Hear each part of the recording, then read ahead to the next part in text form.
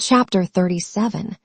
One of the doctors came out of the tent in a blood-stained apron, holding a cigar between the thumb and little finger of one of his small blood-stained hands, so as not to smear it. He raised his head and looked about him, but above the level of the wounded men. He evidently wanted a little respite. After turning his head from right to left for some time, he sighed and looked down. "All right, immediately." He replied to a dresser who pointed Prince Andrew out to him, and he told them to carry him into the tent. Murmurs arose among the wounded who were waiting. It seems that even in the next world only the gentry are to have a chance, remarked one. Prince Andrew was carried in and laid on a table that had only just been cleared, and which a dresser was washing down. Prince Andrew could not make out distinctly what was in that tent. The pitiful groans from all sides and the torturing pain in his thigh, stomach, and back distracted him. All he saw about him merged into a general impression of naked, bleeding human bodies that seemed to fill the whole of the low tent, as a few weeks previously, on that hot August day, such bodies had filled the dirty pond beside the Smolensk road. Yes, it was the same flesh, the same chair a cannon, the sight of which had even then filled him with horror, as by a presentiment. There were 3 operating tables in the tent. 2 were occupied, and on the third they placed Prince Andrew. For a little while he was left alone and involuntarily witnessed what was taking place on the other 2 tables. On the nearest one sat a Tartar, probably a Cossack, judging by the uniform thrown down beside him. 4 soldiers were holding him, and a spectacled doctor was cutting into his muscular brown back. "Ooh, ooh, ooh," grunted the Tartar, and suddenly lifting up his swarthy snub-nosed face with its high cheekbones, and baring his white teeth, he began to wriggle and twitch his body and utter piercing, ringing, and prolonged yells. On the other table, round which many people were crowding, a tall, well-fed man lay on his back with his head thrown back. His curly hair, its color, and the shape of his head seemed strangely familiar to Prince Andrew. Several dressers were pressing on his chest to hold him down. One large, white, plump leg twitched rapidly all the time with a feverish tremor. The man was sobbing and choking convulsively. 2 doctors, one of whom was pale and trembling, were silently doing something to this man's other gory leg. When he had finished with the Tartar, whom they covered with an overcoat, the spectacled doctor came up to Prince Andrew, wiping his hands. He glanced at Prince Andrew's face and quickly turned away. "Undress him. What are you waiting for?" he cried angrily to the dressers.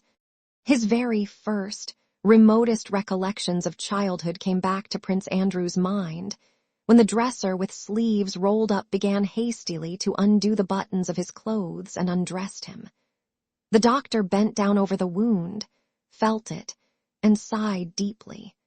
Then he made a sign to someone, and the torturing pain in his abdomen caused Prince Andrew to lose consciousness.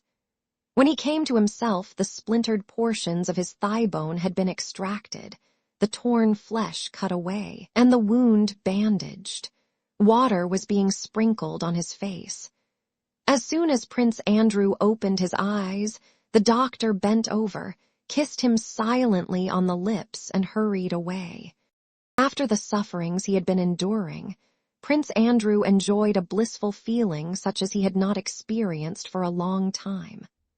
All the best and happiest moments of his life, especially his earliest childhood, when he used to be undressed and put to bed, and when leaning over him his nurse sang him to sleep and he, burying his head in the pillow, felt happy in the mere consciousness of life, returned to his memory, not merely as something past, but as something present. The doctors were busily engaged with the wounded man, the shape of whose head seemed familiar to Prince Andrew. They were lifting him up and trying to quiet him. "Show it to me. Oh, ooh," Oh, oh, ooh. His frightened moans could be heard, subdued by suffering and broken by sobs. Hearing those moans, Prince Andrew wanted to weep. Whether because he was dying without glory, or because he was sorry to part with life, or because of those memories of a childhood that could not return, or because he was suffering and others were suffering, and that man near him was groaning so piteously. He felt like weeping childlike, kindly, and almost happy tears.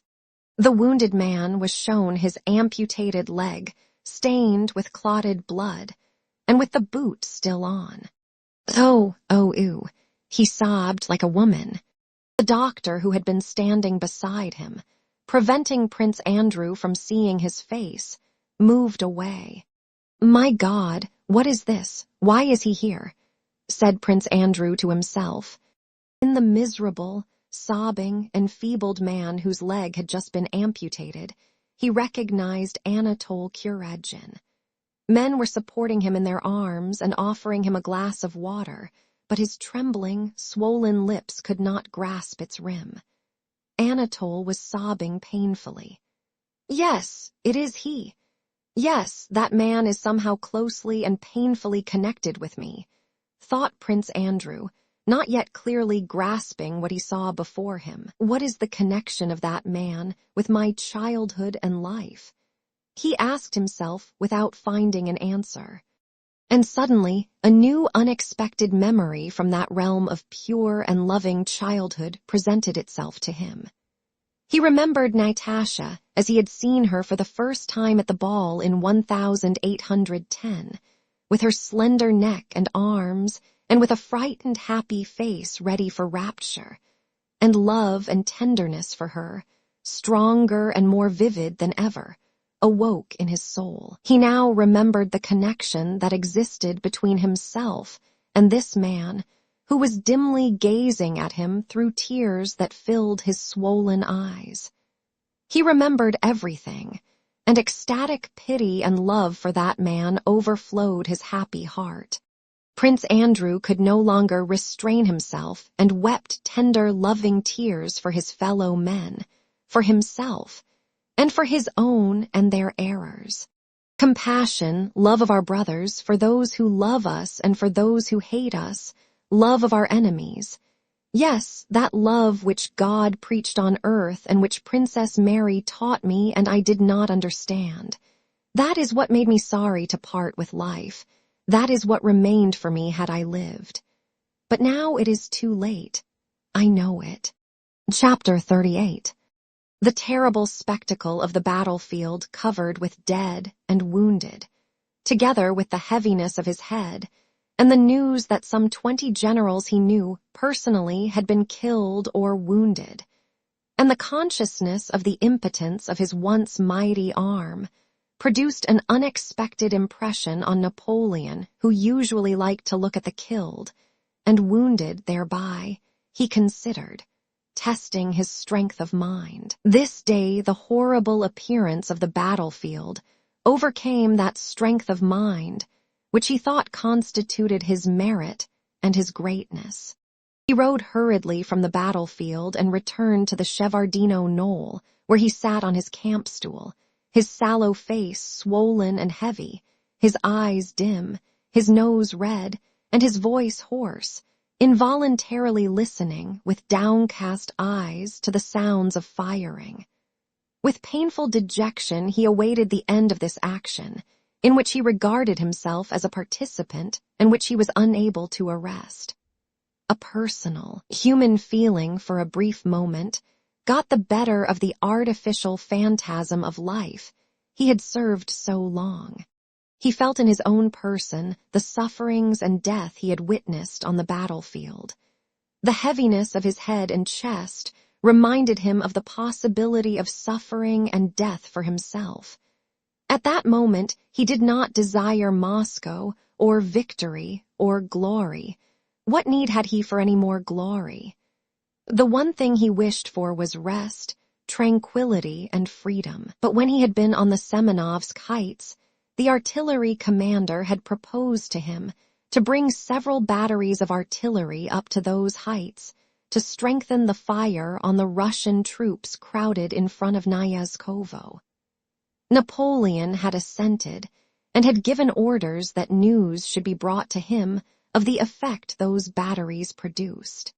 An adjutant came now to inform him that the fire of 200 guns had been concentrated on the Russians, as he had ordered, but that they still held their ground. "Our fire is mowing them down by rows, but still they hold on," said the adjutant. "They want more," said Napoleon in a hoarse voice. "Sire," asked the adjutant who had not heard the remark. "They want more," croaked Napoleon, frowning. "Let them have it." Even before he gave that order, the thing he did not desire, and for which he gave the order only because he thought it was expected of him, was being done. And he fell back into that artificial realm of imaginary greatness, and again, as a horse walking a treadmill thinks it is doing something for itself, he submissively fulfilled the cruel, sad, gloomy, and inhuman role predestined for him. And not for that day and hour alone were the mind and conscience darkened of this man on whom the responsibility for what was happening lay more than on all the others who took part in it.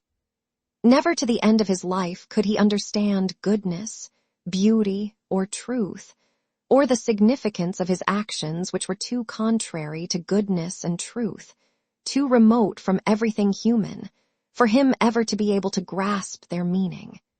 He could not disavow his actions, belauded as they were by half the world, and so he had to repudiate truth, goodness, and all humanity. Not only on that day, as he rode over the battlefield strewn with men killed and maimed, by his will as he believed. Did he reckon as he looked at them how many Russians there were for each Frenchman, and, deceiving himself, find reason for rejoicing in the calculation that there were 5 Russians for every Frenchman? Not on that day alone did he write in a letter to Paris that the battlefield was superb, because 50,000 corpses lay there, but even on the island of St. Helena in the peaceful solitude, where he said he intended to devote his leisure to an account of the great deeds he had done, he wrote, "The Russian war should have been the most popular war of modern times.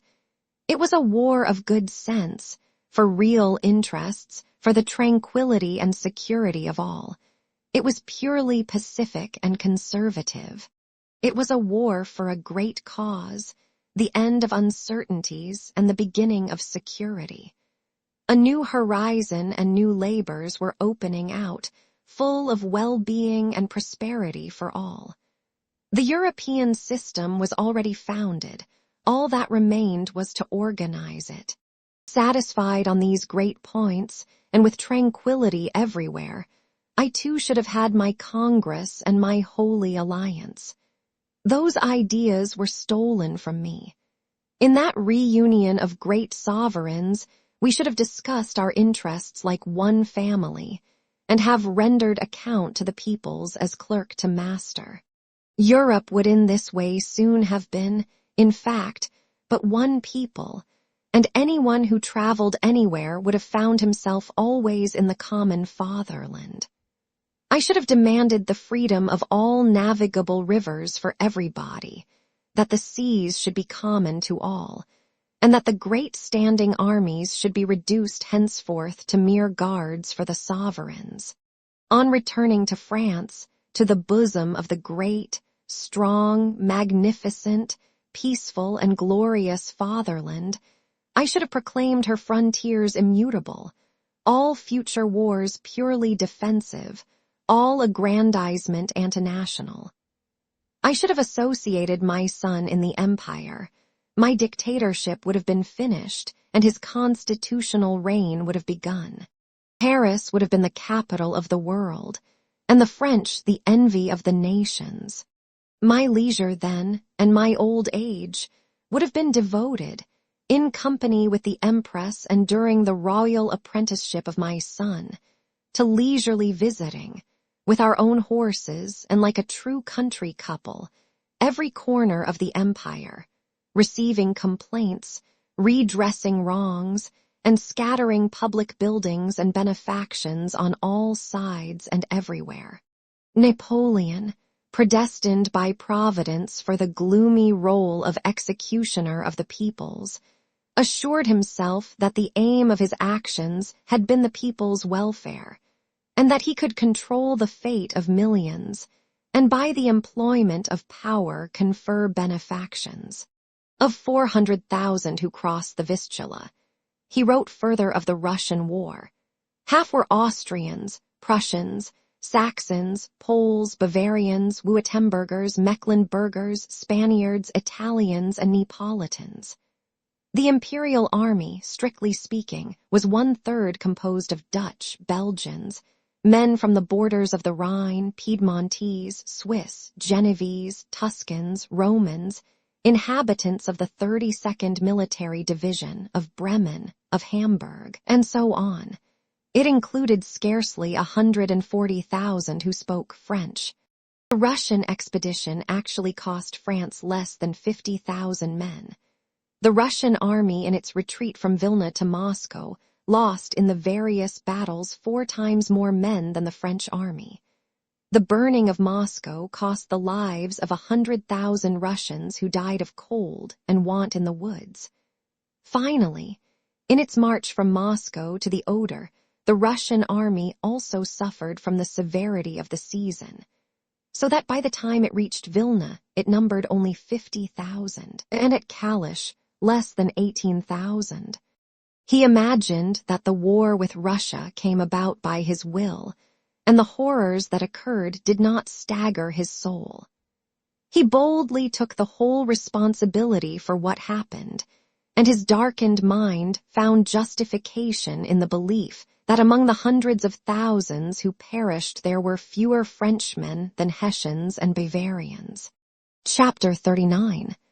Several tens of thousands of the slain lay in diverse postures and various uniforms on the fields and meadows belonging to the Davidov family and to the crown serfs. Those fields and meadows where for hundreds of years the peasants of Borodino, Gorky, Shevardino, and Semenovsk had reaped their harvests and pastured their cattle. At the dressing stations, the grass and earth were soaked with blood for a space of some 3 acres around. Crowds of men of various arms, wounded and unwounded, with frightened faces, dragged themselves back to Mazheysk from the one army and back to Valuevo from the other. Other crowds, exhausted and hungry, went forward led by their officers. Others held their ground and continued to fire. Over the whole field, previously so gaily beautiful with the glitter of bayonets and cloudlets of smoke in the morning sun, there now spread a mist of damp and smoke and a strange acid smell of saltpeter and blood. Clouds gathered and drops of rain began to fall on the dead and wounded, on the frightened, exhausted, and hesitating men, as if to say, "Enough, men! Enough! Cease! Bethink yourselves. What are you doing?"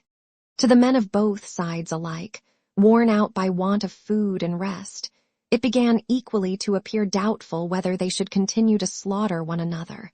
All the faces expressed hesitation, and the question arose in every soul. For what, for whom, must I kill and be killed? You may go and kill whom you please, but I don't want to do so any more. By evening, this thought had ripened in every soul. At any moment, these men might have been seized with horror at what they were doing, and might have thrown up everything and run away anywhere. Though toward the end of the battle, the men felt all the horror of what they were doing, though they would have been glad to leave off, some incomprehensible, mysterious power continued to control them, and they still brought up the charges, loaded, aimed, and applied the match, though only one artilleryman survived out of every 3, and though they stumbled and panted with fatigue, perspiring and stained with blood and powder. The cannon balls flew just as swiftly and cruelly from both sides, crushing human bodies, and that terrible work which was not done by the will of a man, but at the will of him who governs men and worlds continued. Anyone looking at the disorganized rear of the Russian army would have said that, if only the French made one more slight effort, it would disappear. And anyone looking at the rear of the French army would have said that the Russians need only make one more slight effort, and the French would be destroyed. But neither the French nor the Russians made that effort, and the flame of battle burned slowly out. The Russians did not make that effort because they were not attacking the French. At the beginning of the battle, they stood blocking the way to Moscow, and they still did so at the end of the battle as at the beginning. But even had the aim of the Russians been to drive the French from their positions, they could not have made this last effort, for all the Russian troops had been broken up. There was no part of the Russian army that had not suffered in the battle, and though still holding their positions, they had lost one half of their army. The French, with the memory of all their former victories during 15 years, with the assurance of Napoleon's invincibility, with the consciousness that they had captured part of the battlefield, and had lost only a quarter of their men, and still had their guards intact, 20,000 strong, might easily have made that effort. The French who had attacked the Russian army in order to drive it from its position ought to have made that effort. For as long as the Russians continued to block the road to Moscow as before, the aim of the French had not been attained, and all their efforts and losses were in vain. But the French did not make that effort. Some historians say that Napoleon need only have used his old guards, who were intact, and the battle would have been won. To speak of what would have happened had Napoleon sent his guards is like talking of what would happen if autumn became spring. It could not be. Napoleon did not give his guards, not because he did not want to, but because it could not be done. All the generals, officers, and soldiers of the French army knew it could not be done, because the flagging spirit of the troops would not permit it. It was not Napoleon alone who had experienced that nightmare feeling of the mighty arm being stricken powerless, but all the generals and soldiers of his army, whether they had taken part in the battle or not, after all their experience of previous battles, when after 1/10 of such efforts the enemy had fled, experienced a similar feeling of terror before an enemy who, after losing half his men, stood as threateningly at the end as at the beginning of the battle. The moral force of the attacking French army was exhausted. Not that sort of victory which is defined by the capture of pieces of material fastened to sticks, called standards, and of the ground on which the troops had stood and were standing, but a moral victory that convinces the enemy of the moral superiority of his opponent and of his own impotence was gained by the Russians at Borodino. The French invaders, like an infuriated animal that has in its onslaught received a mortal wound, felt that they were perishing, but could not stop, any more than the Russian army, weaker by 1/2, could help swerving. By impetus gained, the French army was still able to roll forward to Moscow. But there, without further effort on the part of the Russians, it had to perish, bleeding from the mortal wound it had received at Borodino. The direct consequence of the Battle of Borodino was Napoleon's senseless flight from Moscow, his retreat along the old Smolensk road, the destruction of the invading army of 500,000 men, and the downfall of Napoleonic France, on which at Borodino, for the first time, the hand of an opponent of stronger spirit had been laid. Book 11, 1812. Chapter 1. Absolute continuity of motion is not comprehensible to the human mind.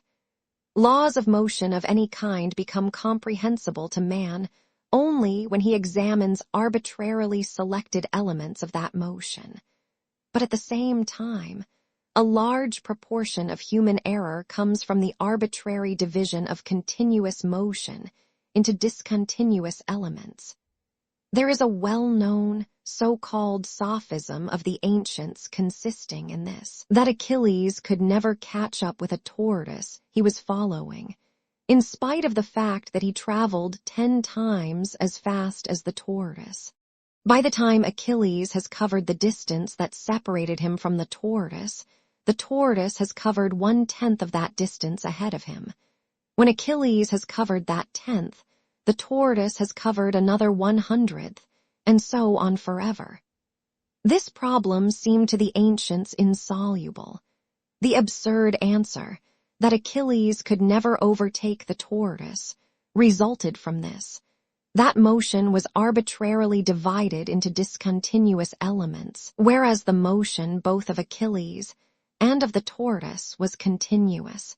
By adopting smaller and smaller elements of motion, we only approach a solution of the problem, but never reach it.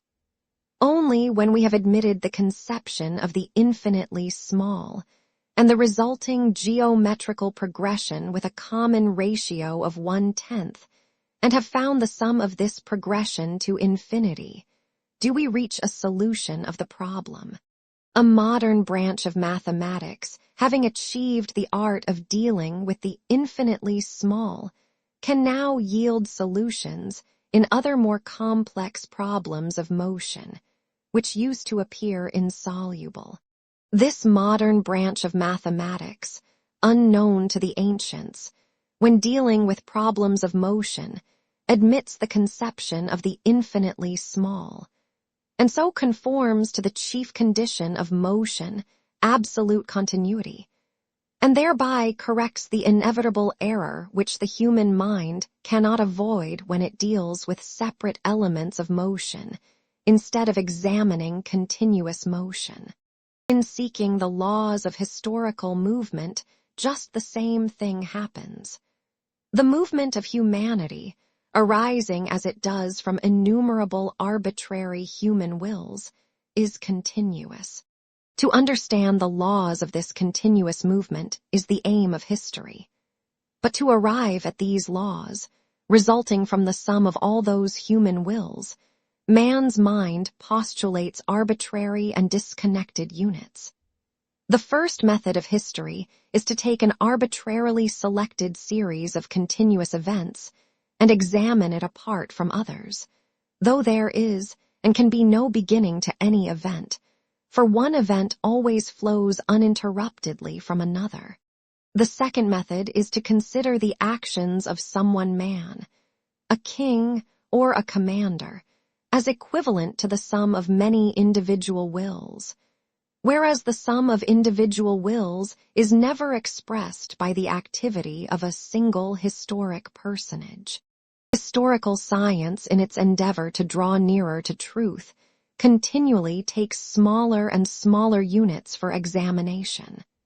But however small the units it takes, we feel that to take any unit disconnected from others, or to assume a beginning of any phenomenon, or to say that the will of many men is expressed by the actions of any one historic personage, is in itself false. It needs no critical exertion to reduce utterly to dust any deductions drawn from history. It is merely necessary to select some larger or smaller unit as the subject of observation, as criticism has every right to do, seeing that whatever unit history observes must always be arbitrarily selected. Only by taking infinitesimally small units for observation, the differential of history, that is, the individual tendencies of men, and attaining to the art of integrating them, that is, finding the sum of these infinitesimals, can we hope to arrive at the laws of history. The first 15 years of the 19th century in Europe present an extraordinary movement of millions of people.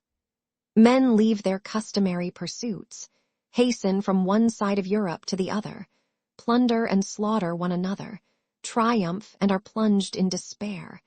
And for some years the whole course of life is altered and presents an intensive movement which first increases and then slackens.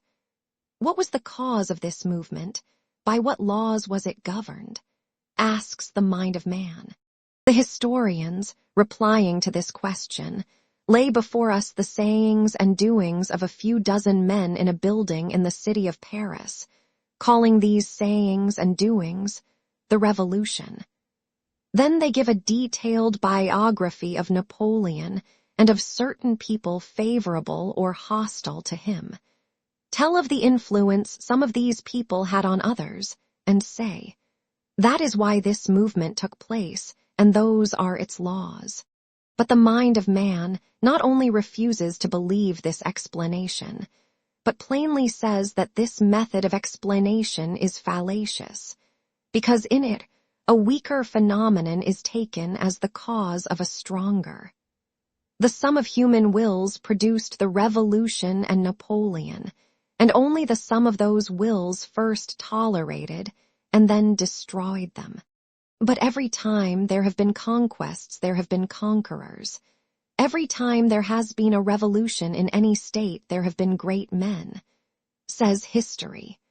And indeed, human reason replies, every time conquerors appear there have been wars, but this does not prove that the conquerors caused the wars, and that it is possible to find the laws of a war in the personal activity of a single man. Whenever I look at my watch, and its hands point to 10, I hear the bells of the neighboring church. But because the bells begin to ring when the hands of the clock reach 10, I have no right to assume that the movement of the bells is caused by the position of the hands of the watch. Whenever I see the movement of a locomotive, I hear the whistle and see the valves opening and wheels turning. But I have no right to conclude that the whistling and the turning of wheels are the cause of the movement of the engine. The peasants say that a cold wind blows in late spring because the oaks are budding, and really every spring cold winds do blow when the oak is budding.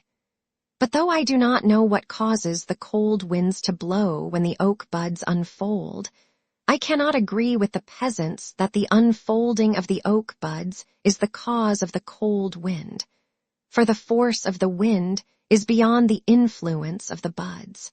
I see only a coincidence of occurrences such as happens with all the phenomena of life, and I see that however much and however carefully I observe the hands of the watch, and the valves and wheels of the engine, and the oak, I shall not discover the cause of the bells ringing, the engine moving, or of the winds of spring. To that I must entirely change my point of view and study the laws of the movement of steam, of the bells, and of the wind. History must do the same, and attempts in this direction have already been made. To study the laws of history, we must completely change the subject of our observation, must leave aside kings, ministers, and generals, and study the common, infinitesimally small elements by which the masses are moved. No one can say in how far it is possible for man to advance in this way toward an understanding of the laws of history. But it is evident that only along that path does the possibility of discovering the laws of history lie, and that as yet not a millionth part as much mental effort has been applied in this direction by historians as has been devoted to describing the actions of various kings, commanders, and ministers, and propounding the historian's own reflections concerning these actions. Chapter 2. The forces of a dozen European nations burst into Russia. The Russian army and people avoided a collision till Smolensk was reached, and again from Smolensk to Borodino. The French army pushed on to Moscow, its goal, its impetus ever increasing as it neared its aim, just as the velocity of a falling body increases as it approaches the earth. Behind it were 700 miles of hunger-stricken, hostile country, Ahead were a few dozen miles separating it from its goal. Every soldier in Napoleon's army felt this, and the invasion moved on by its own momentum. The more the Russian army retreated, the more fiercely a spirit of hatred of the enemy flared up, and while it retreated, the army increased and consolidated. At Borodino, a collision took place. Neither army was broken up, but the Russian army retreated immediately after the collision, as inevitably as a ball recoils after colliding with another having a greater momentum. And with equal inevitability, the ball of invasion that had advanced with such momentum rolled on for some distance, though the collision had deprived it of all its force. The Russians retreated 80 miles to beyond Moscow, and the French reached Moscow and there came to a standstill. For 5 weeks after that, there was not a single battle. The French did not move. As a bleeding, mortally wounded animal licks its wounds, they remained inert in Moscow for 5 weeks, and then suddenly, with no fresh reason, fled back. They made a dash for the Kaluga road, and after a victory, for at Malo-Yaroslavets the field of conflict again remained theirs. Without undertaking a single serious battle, they fled still more rapidly back to Smolensk, beyond the Berezina, beyond Vilna, and farther still. On the evening of the 26th of August, Kutuzov and the whole Russian army were convinced that the Battle of Borodino was a victory. Kutuzov reported so to the emperor. He gave orders to prepare for a fresh conflict to finish the enemy, and did this not to deceive anyone, but because he knew that the enemy was beaten, as everyone who had taken part in the battle knew it. But all that evening and next day reports came in one after another of unheard-of losses, of the loss of half the army, and a fresh battle proved physically impossible.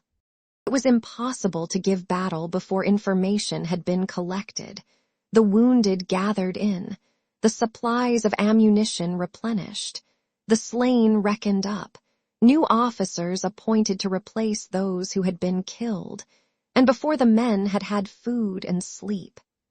And meanwhile, the very next morning after the battle, the French army advanced of itself upon the Russians, carried forward by the force of its own momentum, now seemingly increased in inverse proportion to the square of the distance from its aim. Kutuzov's wish was to attack next day, and the whole army desired to do so. But to make an attack the wish to do so is not sufficient. There must also be a possibility of doing it, and that possibility did not exist. It was impossible not to retreat a day's march, and then in the same way it was impossible not to retreat another and a third day's march. And at last, on the 1st of September, when the army drew near Moscow, despite the strength of the feeling that had arisen in all ranks, the force of circumstances compelled it to retire beyond Moscow, and the troops retired one more, last, day's march, and abandoned Moscow to the enemy. For people accustomed to think that plans of campaign and battles are made by generals, as any one of us sitting over a map in his study may imagine how he would have arranged things in this or that battle, the questions present themselves. Why did Kutuzov during the retreat not do this or that? Why did he not take up a position before reaching Philly? Why did he not retire at once by the Kaluga road, abandoning Moscow? And so on. People accustomed to think in that way forget, or do not know, the inevitable conditions which always limit the activities of any commander-in-chief. The activity of a commander-in-chief does not at all resemble the activity we imagine to ourselves when we sit at ease in our studies examining some campaign on the map, with a certain number of troops on this and that side in a certain known locality, and begin our plans from some given moment. A commander-in-chief is never dealing with the beginning of any event, the position from which we always contemplate it. The commander-in-chief is always in the midst of a series of shifting events, and so he never can at any moment consider the whole import of an event that is occurring. Moment by moment, the event is imperceptibly shaping itself, and at every moment of this continuous, uninterrupted shaping of events, the commander-in-chief is in the midst of a most complex play of intrigues, worries, contingencies, authorities, projects, counsels, threats, and deceptions, and is continually obliged to reply to innumerable questions addressed to him, which constantly conflict with one another. Learned military authorities quite seriously tell us that Kutuzov should have moved his army to the Kaluga road long before reaching Philly, and that somebody actually submitted such a proposal to him. But a commander-in-chief, especially at a difficult moment, has always before him not one proposal, but dozens simultaneously. And all these proposals, based on strategics and tactics, contradict each other. A commander-in-chief's business, it would seem, is simply to choose one of these projects, but even that he cannot do. Events and time do not wait. For instance, on the 28th it is suggested to him to cross to the Kaluga road, but just then an adjutant gallops up from Miloradovich asking whether he is to engage the French or retire. An order must be given him at once, that instant, and the order to retreat carries us past the turn to the Kaluga road. And after the adjutant comes the commissary general asking where the stores are to be taken, and the chief of the hospitals asks where the wounded are to go, and a courier from Petersburg brings a letter from the sovereign which does not admit of the possibility of abandoning Moscow, and the commander-in-chief's rival, the man who is undermining him, and there are always not merely one but several such, presents a new project diametrically opposed to that of turning to the Kaluga road, and the commander-in-chief himself needs sleep and refreshment to maintain his energy, and a respectable general, who has been overlooked in the distribution of rewards, comes to complain, and the inhabitants of the district pray to be defended, and an officer sent to inspect the locality comes in and gives a report quite contrary to what was said by the officer previously sent, and a spy, a prisoner, and a general who has been on reconnaissance all describe the position of the enemy's army differently. People accustomed to misunderstand or to forget these inevitable conditions of a commander-in-chief's actions describe to us, for instance, the position of the army at Philly, and assume that the commander-in-chief could, on the 1st of September, quite freely decide whether to abandon Moscow or defend it, whereas, with the Russian army less than 4 miles from Moscow, no such question existed. When had that question been settled?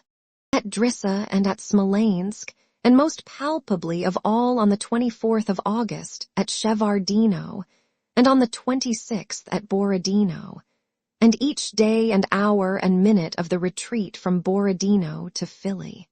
Chapter 3. When Ermolov, having been sent by Kutuzov to inspect the position, told the field marshal that it was impossible to fight there before Moscow, and that they must retreat, Kutuzov looked at him in silence.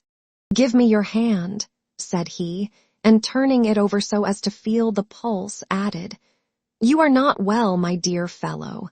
Think what you are saying." Kutuzov could not yet admit the possibility of retreating beyond Moscow without a battle. On the Poklony Hill, 4 miles from the Dorogomilov gate of Moscow, Kutuzov got out of his carriage and sat down on a bench by the roadside. A great crowd of generals gathered round him, and Count Rostopchin, who had come out from Moscow, joined them. This brilliant company separated into several groups who all discussed the advantages and disadvantages of the position, the state of the army, the plans suggested, the situation of Moscow, and military questions generally, though they had not been summoned for the purpose, and though it was not so called, they all felt that this was really a council of war. The conversations all dealt with public questions. If anyone gave or asked for personal news, it was done in a whisper, and they immediately reverted to general matters. No jokes, or laughter, or smiles even, were seen among all these men. They evidently all made an effort to hold themselves at the height the situation demanded. And all these groups, while talking among themselves, tried to keep near the commander-in-chief, whose bench formed the center of the gathering, and to speak so that he might overhear them. The commander-in-chief listened to what was being said, and sometimes asked them to repeat their remarks, but did not himself take part in the conversations or express any opinion. After hearing what was being said by one or other of these groups, he generally turned away with an air of disappointment, as though they were not speaking of anything he wished to hear. Some discussed the position that had been chosen, criticizing not the position itself so much as the mental capacity of those who had chosen it. Others argued that a mistake had been made earlier, and that a battle should have been fought 2 days before. Others again spoke of the Battle of Salamanca, which was described by Crossart, a newly arrived Frenchman in a Spanish uniform. This Frenchman and one of the German princes serving with the Russian army were discussing the siege of Saragossa and considering the possibility of defending Moscow in a similar manner. Count Rostopchin was telling a fourth group that he was prepared to die with the city train bands under the walls of the capital, but that he still could not help regretting having been left in ignorance of what was happening, and that had he known it sooner things would have been different. A fifth group, displaying the profundity of their strategic perceptions, discussed the direction the troops would now have to take. A sixth group was talking absolute nonsense. Kutuzov's expression grew more and more preoccupied and gloomy. From all this talk he saw only one thing, that to defend Moscow was a physical impossibility in the full meaning of those words. That is to say, so utterly impossible that if any senseless commander were to give orders to fight, confusion would result, but the battle would still not take place. It would not take place because the commanders not merely all recognized the position to be impossible, but in their conversations were only discussing what would happen after its inevitable abandonment. How could the commanders lead their troops to a field of battle they considered impossible to hold? The lower-grade officers and even the soldiers, who to reason, also considered the position impossible and therefore could not go to fight, fully convinced as they were of defeat. If Bennigsen insisted on the position being defended and others still discussed it, the question was no longer important in itself, but only as a pretext for disputes and intrigue. This Kutuzov knew well. Bennigsen, who had chosen the position, warmly displayed his Russian patriotism. Kutuzov could not listen to this without wincing, by insisting that Moscow must be defended. His aim was as clear as daylight to Kutuzov. If the defense failed, to throw the blame on Kutuzov, who had brought the army as far as the Sparrow Hills without giving battle. If it succeeded, to claim the success as his own, or if battle were not given, to clear himself of the crime of abandoning Moscow. But this intrigue did not now occupy the old man's mind.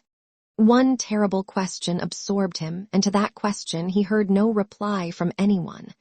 The question for him now was, have I really allowed Napoleon to reach Moscow, and when did I do so?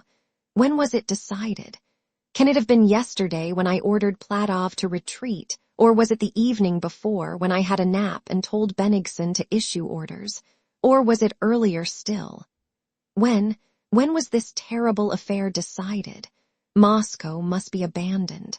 The army must retreat, and the order to do so must be given. To give that terrible order seemed to him equivalent to resigning the command of the army. And not only did he love power to which he was accustomed, the honors awarded to Prince Prozorovsky, under whom he had served in Turkey, galled him.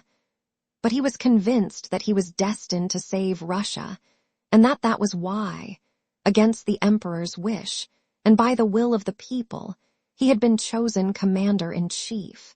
He was convinced that he alone could maintain command of the army in these difficult circumstances, and that in all the world he alone could encounter the invincible Napoleon without fear, and he was horrified at the thought of the order he had to issue.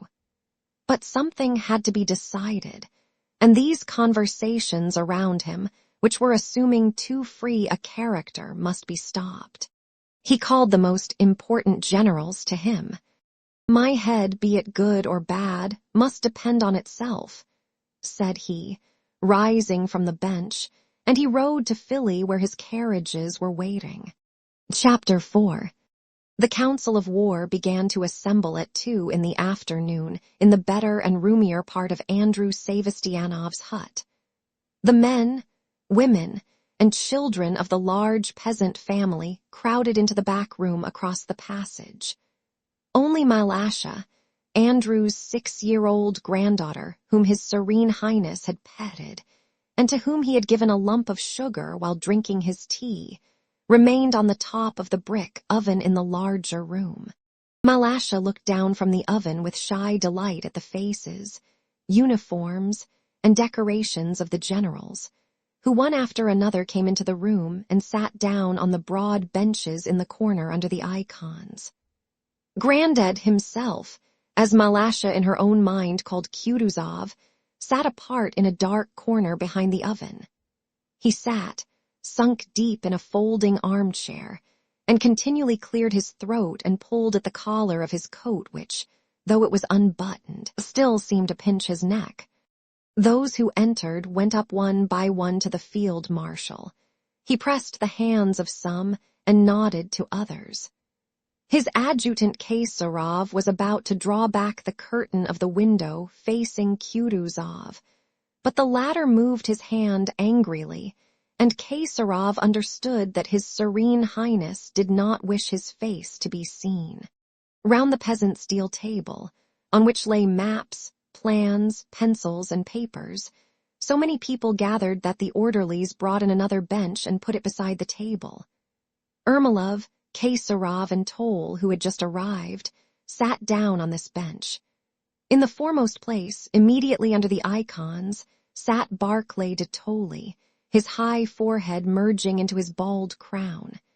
He had a St. George's cross round his neck and looked pale and ill. He had been feverish for 2 days, and was now shivering and in pain.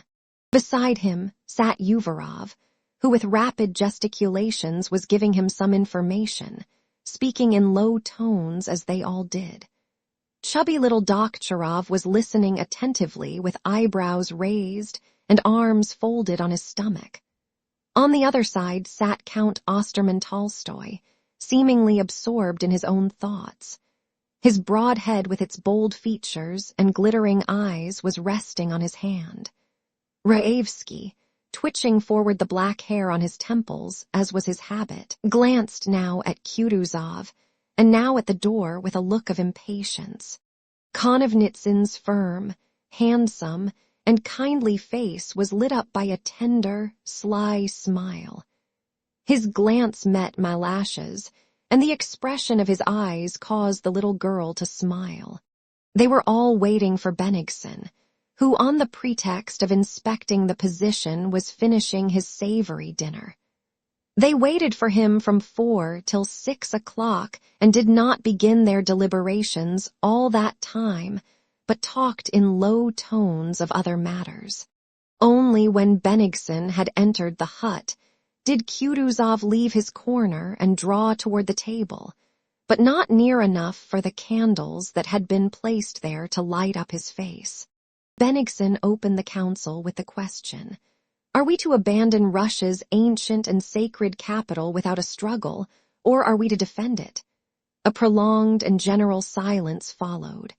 There was a frown on every face, and only Kutuzov's angry grunts and occasional cough broke the silence. All eyes were gazing at him. Malasha, too, looked at Grandad. She was nearest to him and saw how his face puckered. He seemed about to cry, but this did not last long. Russia's ancient and sacred capital, he suddenly said, repeating Bennigsen's words in an angry voice and thereby drawing attention to the false note in them. Allow me to tell you, Your Excellency, that question has no meaning for a Russian. He lurched his heavy body forward. Such a question cannot be put. It is senseless. The question I have asked these gentlemen to meet to discuss is a military one.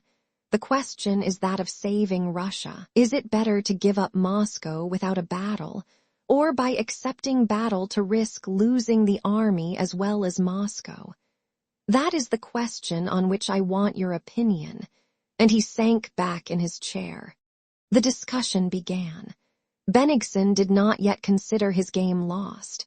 Admitting the view of Barclay and others that a defensive battle at Philly was impossible, but imbued with Russian patriotism and the love of Moscow, he proposed to move troops from the right to the left flank during the night and attack the French right flank the following day. Opinions were divided, and arguments were advanced for and against that project. Ermolov, Dokhtcharov, and Raevsky agreed with Bennigsen. Whether feeling it necessary to make a sacrifice before abandoning the capital or guided by other, personal considerations, these generals seemed not to understand that this council could not alter the inevitable course of events, and that Moscow was in effect already abandoned. The other generals, however, understood it, and leaving aside the question of Moscow, spoke of the direction the army should take in its retreat. Malasha, who kept her eyes fixed on what was going on before her, understood the meaning of the council differently. It seemed to her that it was only a personal struggle between Grandad and Longcoat, as she termed Bennigsen. She saw that they grew spiteful when they spoke to one another, and in her heart she sided with Grandad. In the midst of the conversation she noticed Grandad give Bennigsen a quick, subtle glance, and then to her joy she saw that Grandad said something to Longcoat, which settled him. Bennigsen suddenly reddened and paced angrily up and down the room. What so affected him was Kutuzov's calm and quiet comment on the advantage or disadvantage of Bennigsen's proposal to move troops by night from the right to the left flank, to attack the French right wing. "Gentlemen," said Kutuzov, "I cannot approve of the Count's plan. Moving troops in close proximity to an enemy is always dangerous, and military history supports that view. For instance..." Kutuzov seemed to reflect, searching for an example, then with a clear, naive look at Bennigsen, he added, "Oh yes, take the Battle of Friedland, which I think the Count well remembers and which was not fully successful, only because our troops were rearranged too near the enemy." There followed a momentary pause, which seemed very long to them all. The discussion recommenced, but pauses frequently occurred, and they all felt that there was no more to be said. During one of these pauses, Kutuzov heaved a deep sigh as if preparing to speak. They all looked at him. "Well, gentlemen, I see that it is I who will have to pay for the broken crockery," said he, and rising slowly he moved to the table. "Gentlemen, I have heard your views. Some of you will not agree with me, but he paused, "by the authority entrusted to me by my sovereign and country, order a retreat." After that the generals began to disperse with the solemnity and circumspect silence of people who are leaving, after a funeral. Some of the generals, in low tones and in a strain very different from the way they had spoken during the council, communicated something to their commander-in-chief. Malasha, who had long been expected for supper, climbed carefully backwards down from the oven, her bare little feet catching at its projections, and slipping between the legs of the generals, she darted out of the room. When he had dismissed the generals, Kutuzov sat a long time with his elbows on the table, thinking always of the same terrible question. When did the abandonment of Moscow become inevitable? When was that done which settled the matter, and who was to blame for it? "I did not expect this," said he to his adjutant Schneider when the latter came in late that night. "I did not expect this. I did not think this would happen." "You should take some rest, Your Serene Highness," replied Schneider.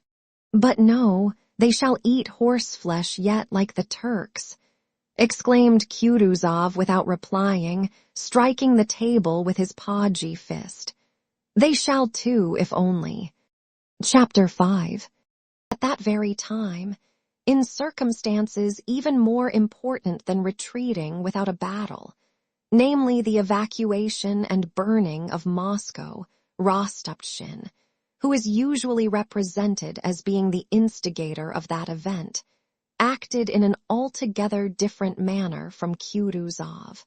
After the Battle of Borodino, the abandonment and burning of Moscow was as inevitable as the retreat of the army beyond Moscow without fighting.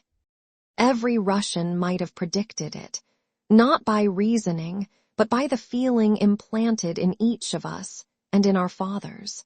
The same thing that took place in Moscow had happened in all the towns and villages on Russian soil beginning with Smolensk, without the participation of Count Rostopchin and his broadsheets. The people awaited the enemy unconcernedly, did not riot or become excited or tear anyone to pieces, but faced its fate, feeling within it the strength to find what it should do at that most difficult moment. And as soon as the enemy drew near, the wealthy classes went away abandoning their property, while the poorer remained and burned and destroyed what was left. The consciousness that this would be so and would always be so was and is present in the heart of every Russian. And a consciousness of this, and a foreboding that Moscow would be taken, was present in Russian Moscow society in 1812. Those who had quitted Moscow already in July and at the beginning of August showed that they expected this. Those who went away, taking what they could and abandoning their houses and half their belongings, did so from the latent patriotism which expresses itself not by phrases or by giving one's children to save the fatherland and similar unnatural exploits, but unobtrusively, simply, organically, and therefore in the way that always produces the most powerful results. It is disgraceful to run away from danger. Only cowards are running away from Moscow, they were told. In his broadsheets, Rostopchin impressed on them that to leave Moscow was shameful. They were ashamed to be called cowards, ashamed to leave, but still they left, knowing it had to be done. Why did they go? It is impossible to suppose that Rostopchin had scared them by his accounts of horrors Napoleon had committed in conquered countries. The first people to go away were the rich, educated people, who knew quite well that Vienna and Berlin had remained intact, and that during Napoleon's occupation, the inhabitants had spent their time pleasantly in the company of the charming Frenchmen whom the Russians, and especially the Russian ladies, then liked so much. They went away because for Russians there could be no question as to whether things would go well or ill under French rule in Moscow. It was out of the question to be under French rule. It would be the worst thing that could happen. They went away even before the Battle of Borodino, and still more rapidly after it, despite Rostopchin's calls to defend Moscow, or the announcement of his intention to take the wonder-working icon of the Iberian Mother of God and go to fight, or of the balloons that were to destroy the French, And despite all the nonsense Rostopchin wrote in his broadsheets, they knew that it was for the army to fight, and that if it could not succeed, it would not do to take young ladies and house serfs to the Three Hills quarter of Moscow to fight Napoleon, and that they must go away, sorry as they were to abandon their property to destruction. They went away without thinking of the tremendous significance of that immense and wealthy city being given over to destruction. For a great city with wooden buildings was certain, when abandoned by its inhabitants, to be burned. They went away each on his own account, and yet it was only in consequence of their going away that the momentous event was accomplished that will always remain the greatest glory of the Russian people. The lady who, afraid of being stopped by Count Rostopchin's orders, had already in June moved with her Negroes and her women jesters from Moscow to her Saratov estate, with a vague consciousness that she was not Bonaparte's servant, was really, simply, and truly carrying out the great work which saved Russia.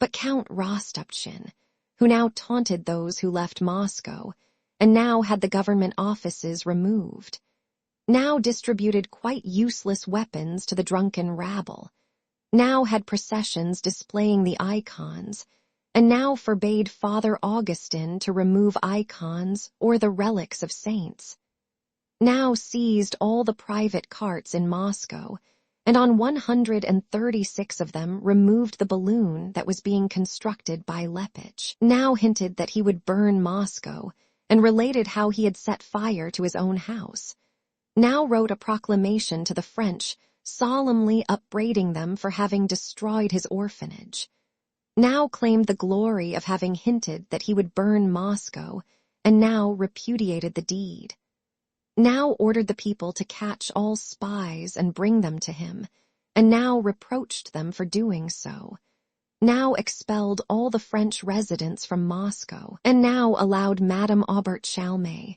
the center of the whole French colony in Moscow, to remain, but ordered the venerable old postmaster Klutcharev to be arrested and exiled for no particular offense, now assembled the people at the Three Hills to fight the French, and now, to get rid of them, handed over to them a man to be killed and himself drove away by a back gate, now declared that he would not survive the fall of Moscow, and now wrote French verses in albums concerning his share in the affair.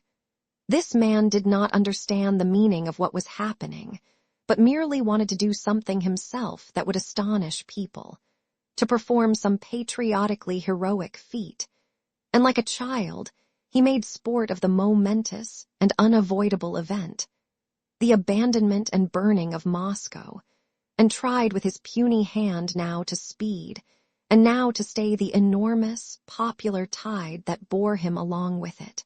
Chapter 6. Helene, having returned with the court from Vilna to Petersburg, found herself in a difficult position.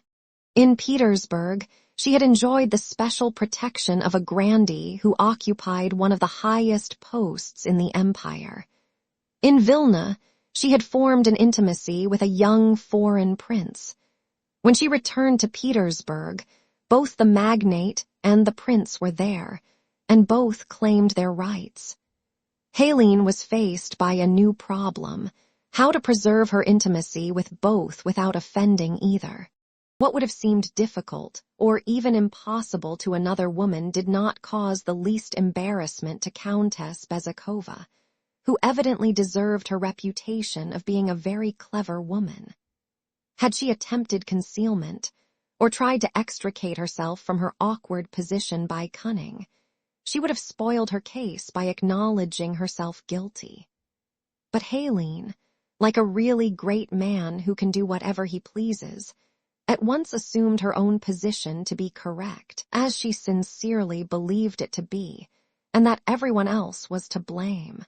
The first time the young foreigner allowed himself to reproach her, she lifted her beautiful head and, half turning to him, said firmly, "That's just like a man, selfish and cruel.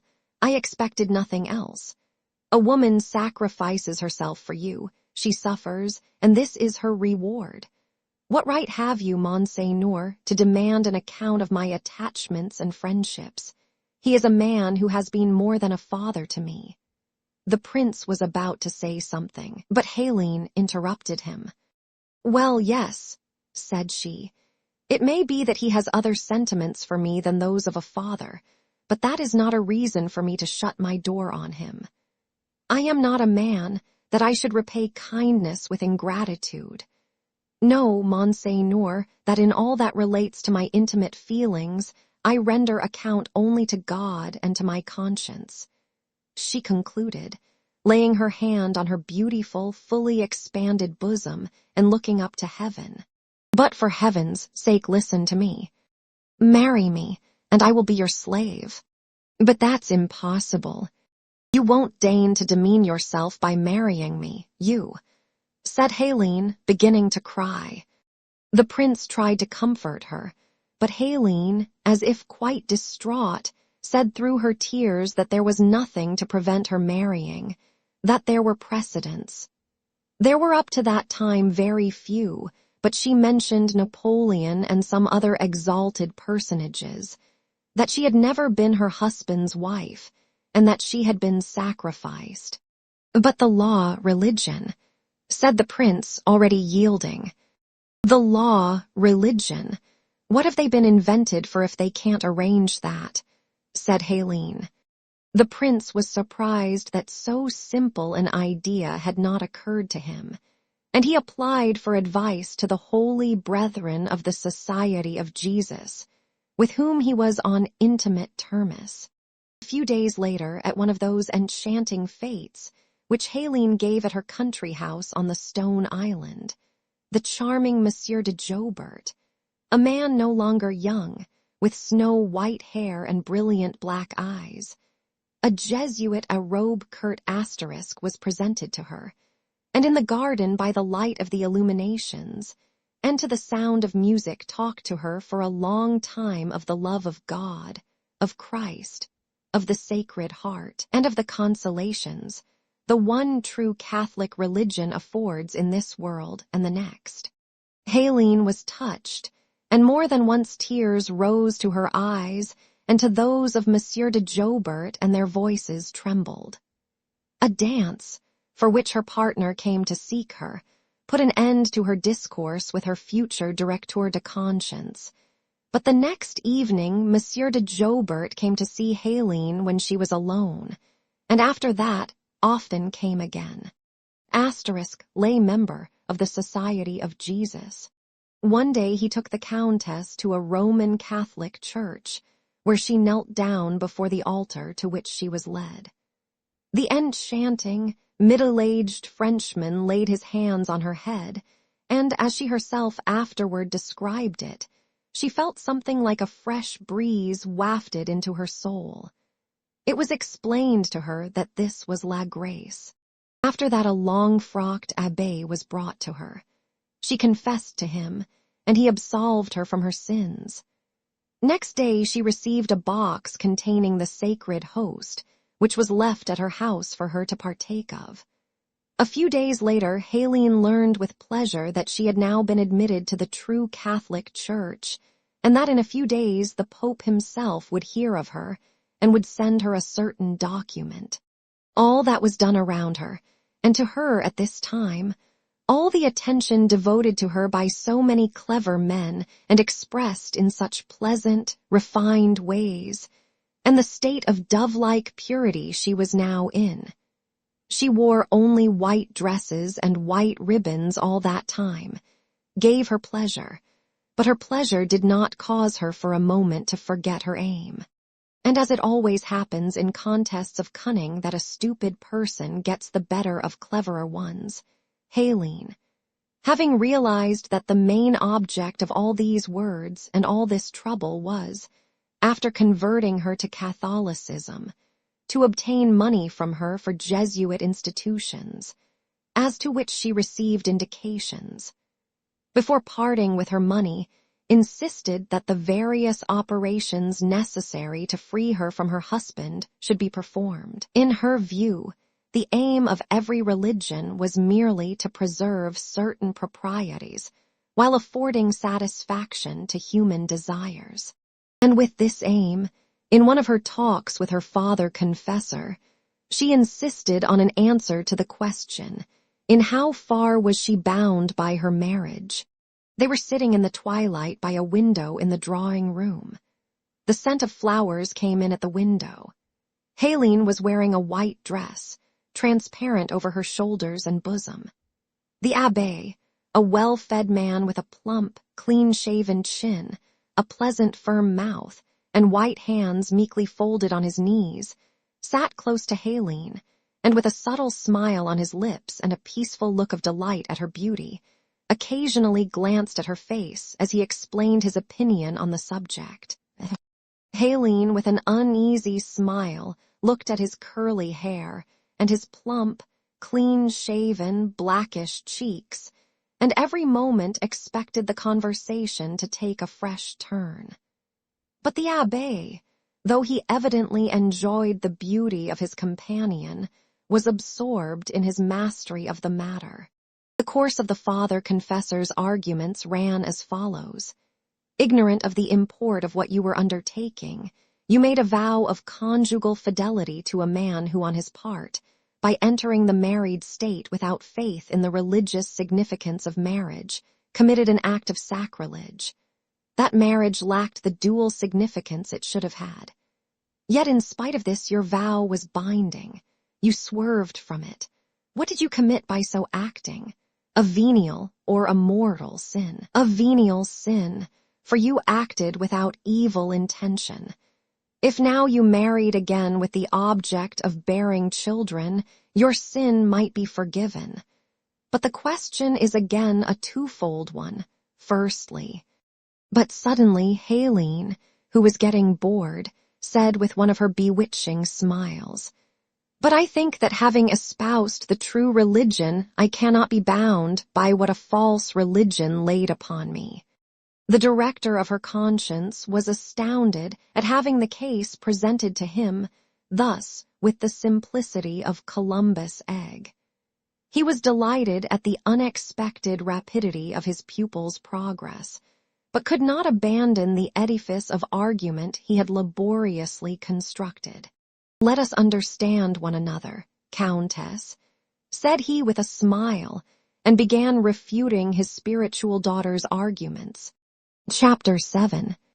Helene understood that the question was very simple and easy from the ecclesiastical point of view, and that her directors were making difficulties only because they were apprehensive as to how the matter would be regarded by the secular authorities. So she decided that it was necessary to prepare the opinion of society. She provoked the jealousy of the elderly magnate and told him what she had told her other suitor. That is, she put the matter so that the only way for him to obtain a right over her was to marry her. The elderly magnate was at first as much taken aback by this suggestion of marriage with a woman whose husband was alive as the younger man had been, but Helene's imperturbable conviction that it was as simple and natural as marrying a maiden had its effect on him too. Had Helene herself shown the least sign of hesitation, shame, or secrecy, her cause would certainly have been lost. But not only did she show no signs of secrecy or shame, on the contrary, with good-natured naivete she told her intimate friends, and these were all Petersburg, that both the prince and the magnate had proposed to her, and that she loved both and was afraid of grieving either. A rumor immediately spread in Petersburg, not that Helene wanted to be divorced from her husband.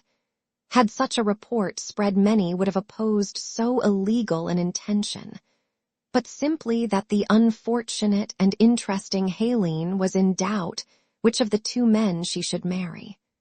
The question was no longer whether this was possible, but only which was the better match and how the matter would be regarded at court. There were, it is true, some rigid individuals unable to rise to the height of such a question, who saw in the project a desecration of the sacrament of marriage, But there were not many such, and they remained silent, while the majority were interested in Helene's good fortune and in the question which match would be the more advantageous. Whether it was right or wrong to remarry, while one had a husband living, they did not discuss, for that question had evidently been settled by people wiser than you or me, as they said, and to doubt the correctness of that decision would be to risk exposing one's stupidity and incapacity to live in society. Only Maria Dmitrievna Akrasimova, who had come to Petersburg that summer to see one of her sons, allowed herself plainly to express an opinion contrary to the general one. Meeting Helene at a ball, she stopped her in the middle of the room and amid general silence said in her gruff voice, "So wives of living men have started marrying again. Perhaps you think you have invented a novelty. You have been forestalled, my dear. It was thought of long ago. It is done in all the brothels." And with these words, Maria Dmitrievna, turning up her wide sleeves with her usual threatening gesture and glancing sternly round, moved across the room. Though people were afraid of Maria Dmitrievna, she was regarded in Petersburg as a buffoon, and so of what she had said they only noticed, and repeated in a whisper, the one coarse word she had used, supposing the whole sting of her remark to lie in that word. Prince Vasily, who of late very often forgot what he had said, and repeated one and the same thing 100 times, remarked to his daughter whenever he chanced to see her, "Helene, I have a word to say to you," and he would lead her aside, drawing her hand downward. "I have heard of certain projects concerning, well, my dear child, you know how your father's heart rejoices to know that you have suffered so much. But, my dear child, consult only your own heart. That is all I have to say." And concealing his unvarying emotion, he would press his cheek against his daughter's and move away. Bilibin, who had not lost his reputation of an exceedingly clever man, and who was one of the disinterested friends so brilliant a woman as Helene always has, men friends who can never change into lovers, once gave her his view of the matter at a small and intimate gathering. "Listen, Bilibin," said Helene. She always called friends of that sort by their surnames, and she touched his coat sleeve with her white, beringed fingers. "Tell me, as you would a sister, what I ought to do. Which of the two?" Bilibin wrinkled up the skin over his eyebrows and pondered, with a smile on his lips. "You are not taking me unawares, said he. "As a true friend, I have thought and thought again about your affair. You see, if you marry the prince," he meant the younger man, and he crooked one finger, "you forever lose the chance of marrying the other, and you will displease the court besides. There is some kind of connection. But if you marry the old count, you will make his last days happy, and as widow of the grand, the prince would no longer be making a mésalliance by marrying you." And Bilibin smoothed out his forehead. "That's a true friend," said Helene, beaming, and again touching Bilibin's sleeve. "But I love them, and don't want to distress either of them. I would give my life for the happiness of them both." Bilibin shrugged his shoulders, as much as to say that not even he could help in that difficulty. "Une maîtresse femme. Asterisk, that's what is called putting things squarely. She would like to be married to all three at the same time," thought he. Asterisk, a masterly woman. "But tell me, how will your husband look at the matter?" Bilibin asked, his reputation being so well established that he did not fear to ask so naive a question.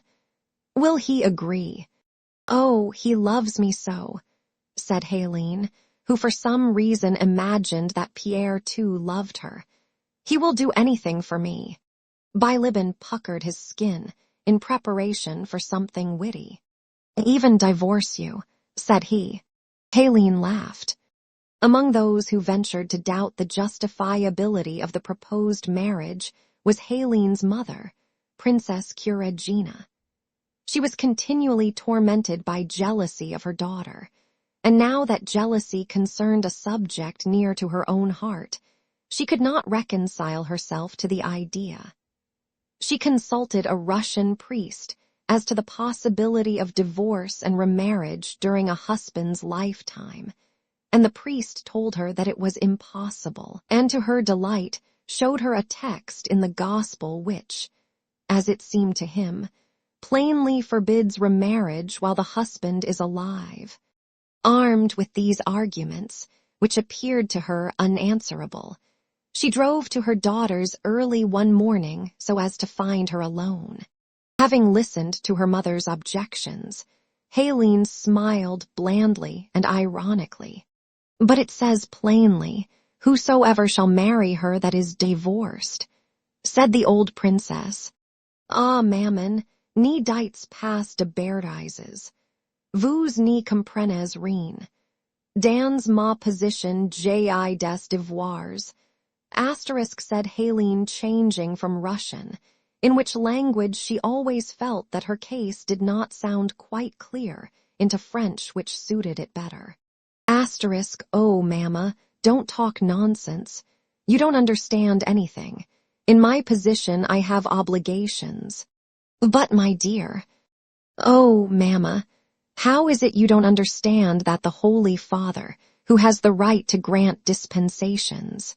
Just then the lady companion who lived with Helene came in to announce that His Highness was in the ballroom and wished to see her. "Non, dites lui quegini vu pas le voir, quegi suis furious contre lui, parce qu'il m'a manqué parole." No, tell him I don't wish to see him. I am furious with him for not keeping his word to me. "Comtesse, a tout péché miséricorde," said a fair-haired young man with a long face and nose, as he entered the room. "Countess, there is mercy for every sin." The old princess rose respectfully and curtsied. The young man who had entered took no notice of her. The princess nodded to her daughter and sidled out of the room. "Yes, she is right," thought the old princess, all her convictions dissipated by the appearance of His Highness. "She is right, but how is it that we in our irrecoverable youth did not know it? Yet it is so simple," she thought as she got into her carriage. By the beginning of August, Helene's affairs were clearly defined, and she wrote a letter to her husband, who, as she imagined, loved her very much, informing him of her intention to marry N, and of her having embraced the one true faith, and asking him to carry out all the formalities necessary for a divorce, which would be explained to him by the bearer of the letter. "And so I pray God to have you, my friend, in His holy and powerful keeping, your friend Helene." This letter was brought to Pierre's house when he was on the field of Borodino. Chapter 8. Toward the end of the Battle of Borodino, Pierre, having run down from Raevski's battery a second time, made his way through a gully to Nyaskovo with a crowd of soldiers, reached the dressing station, and seeing blood and hearing cries and groans hurried on, still entangled in the crowds of soldiers. The one thing he now desired with his whole soul was to get away quickly from the terrible sensations amid which he had lived that day, and return to ordinary conditions of life, and sleep quietly in a room in his own bed. He felt that only in the ordinary conditions of life would he be able to understand himself, and all he had seen and felt. But such ordinary conditions of life were nowhere to be found. Though shells and bullets did not whistle over the road along which he was going, still on all sides there was what there had been on the field of battle. There were still the same suffering, exhausted, and sometimes strangely indifferent faces, the same blood, the same soldiers' overcoats, the same sounds of firing which, though distant now, still aroused terror, and besides this there were the foul air and the dust. Having gone a couple of miles along the Majesk road, Pierre sat down by the roadside. Dusk had fallen, and the roar of guns died away. Pierre lay leaning on his elbow for a long time, gazing at the shadows that moved past him in the darkness. He was continually imagining that a cannon ball was flying toward him with a terrific whiz, and then he shuddered and sat up. He had no idea how long he had been there. In the middle of the night, 3 soldiers, having brought some firewood, settled down near him and began lighting a fire. The soldiers, who threw sidelong glances at Pierre, got the fire to burn and placed an iron pot on it into which they broke some dried bread and put a little dripping. The pleasant odor of greasy viands mingled with the smell of smoke. Pierre sat up and sighed. The 3 soldiers were eating and talking among themselves, taking no notice of him. "And who may you be?" One of them suddenly asked Pierre, evidently meaning what Pierre himself had in mind, namely, "If you want to eat, we'll give you some food, only let us know whether you are an honest man." I, said Pierre, feeling it necessary to minimize his social position as much as possible so as to be nearer to the soldiers and better understood by them. "By rights, I am a militia officer, but my men are not here. I came to the battle and have lost them." "There now," said one of the soldiers. Another shook his head. "Would you like a little mash?" The first soldier asked, and handed Pierre a wooden spoon after licking it clean. Pierre sat down by the fire and began eating the mash, as they called the food in the cauldron, and he thought it more delicious than any food he had ever tasted. As he sat bending greedily over it, helping himself to large spoonfuls and chewing one after another, his face was lit up by the fire, and the soldiers looked at him in silence. "Where have you to go to? Tell us," said one of them. "To Majesk." "You're a gentleman, aren't you?" "Yes." "And what's your name?" "Peter Kirillich." "Well then, Peter Kirillich, come along with us. We'll take you there." In the total darkness, the soldiers walked with Pierre to Majesk. By the time they got near Majesk and began ascending the steep hill into the town, the cocks were already crowing. Pierre went on with the soldiers, quite forgetting that his inn was at the bottom of the hill and that he had already passed it. He would not soon have remembered this, such was his state of forgetfulness, had he not halfway up the hill stumbled upon his groom, who had been to look for him in the town and was returning to the inn. The groom recognized Pierre in the darkness by his white hat. "Your Excellency," he said, "why, we were beginning to despair. How is it you are on foot, and where are you going, please?" "Oh, yes," said Pierre. The soldiers stopped. "So you found your folk," said one of them. "Well, goodbye, Peter Kirillich, isn't it?" "Goodbye, Peter Kirillich," Pierre heard the other voices repeat.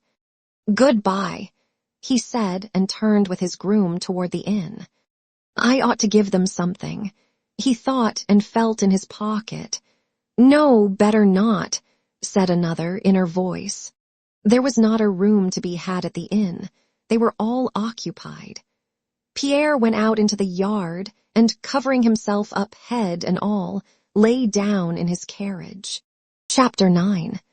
Scarcely had Pierre laid his head on the pillow before he felt himself falling asleep, but suddenly, almost with the distinctness of reality, he heard the boom, boom, boom of firing, the thud of projectiles, groans and cries, and smelled blood and powder, and a feeling of horror and dread of death seized him.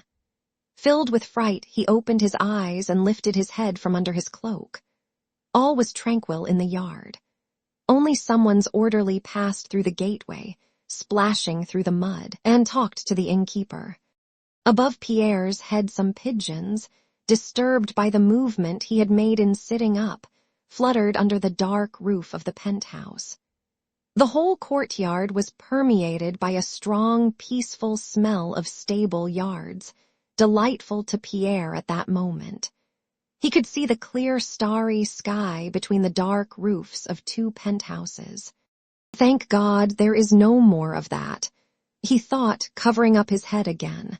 Oh, what a terrible thing is fear, and how shamefully I yielded to it. But they were steady and calm all the time to the end, thought he. They, in Pierre's mind, were the soldiers, those who had been at the battery, those who had given him food, and those who had prayed before the icon.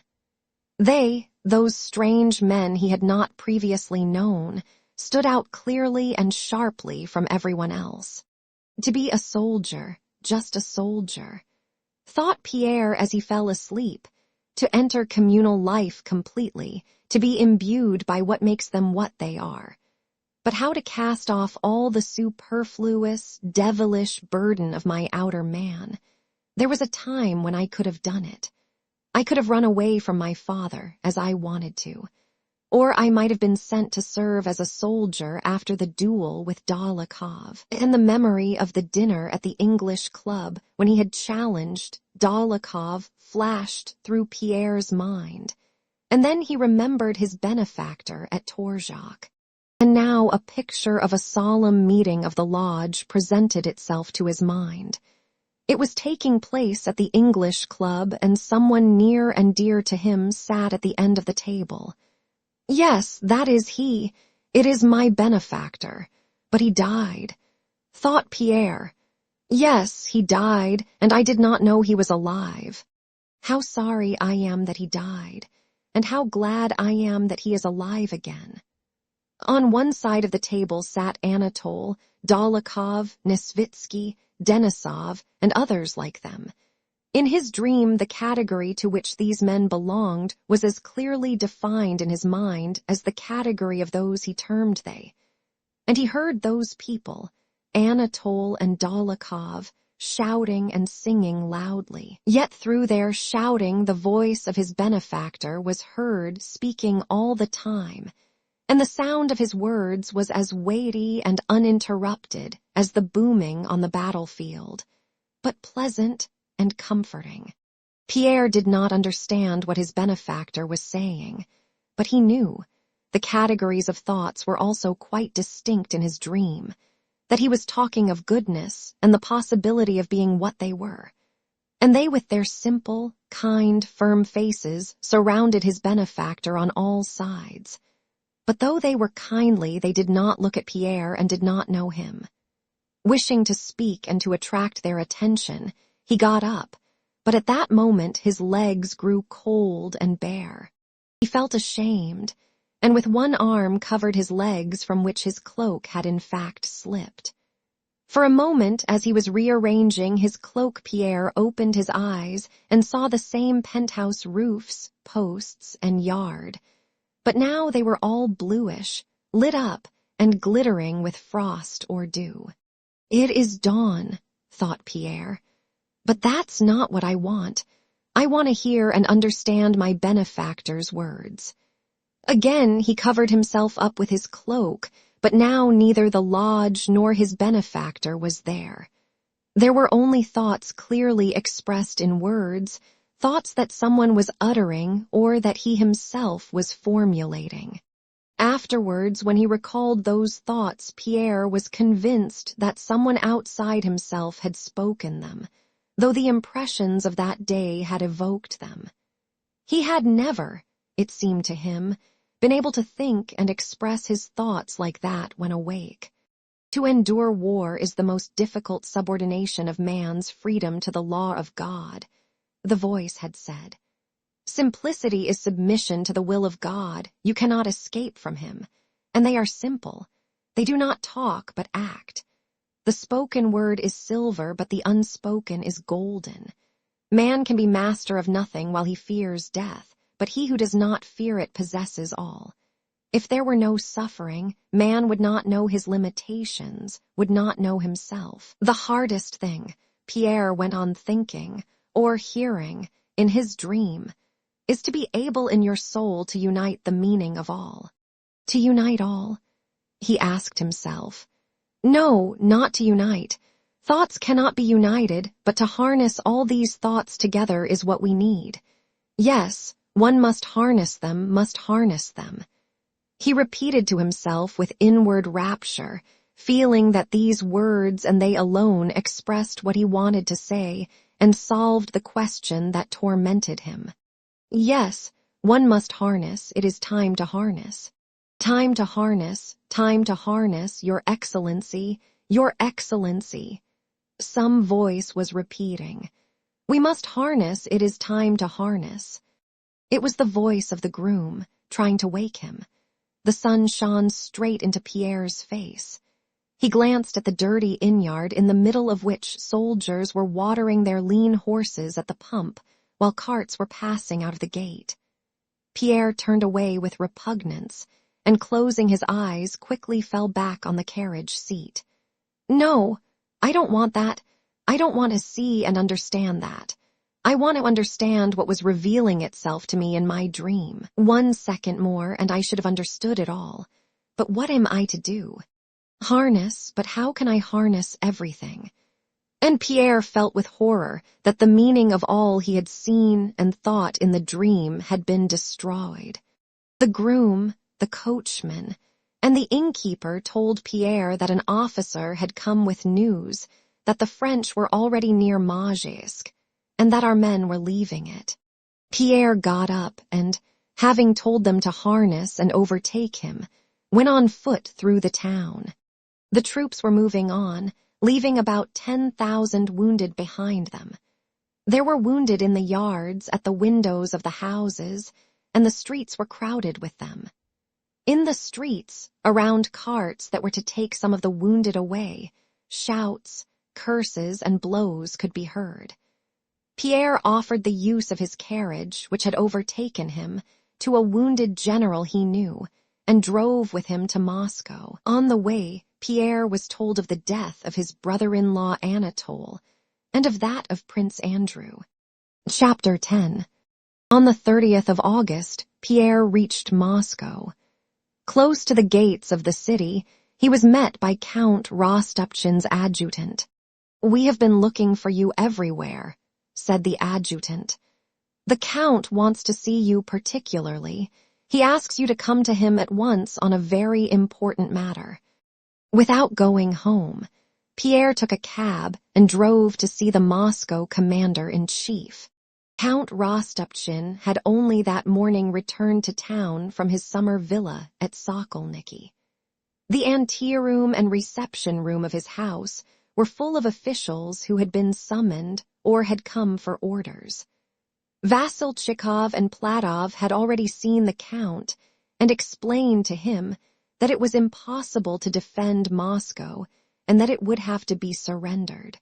Though this news was being concealed from the inhabitants, the officials, the heads of the various government departments, knew that Moscow would soon be in the enemy's hands, just as Count Rostopchin himself knew it, and to escape personal responsibility, they had all come to the governor to ask how they were to deal with their various departments.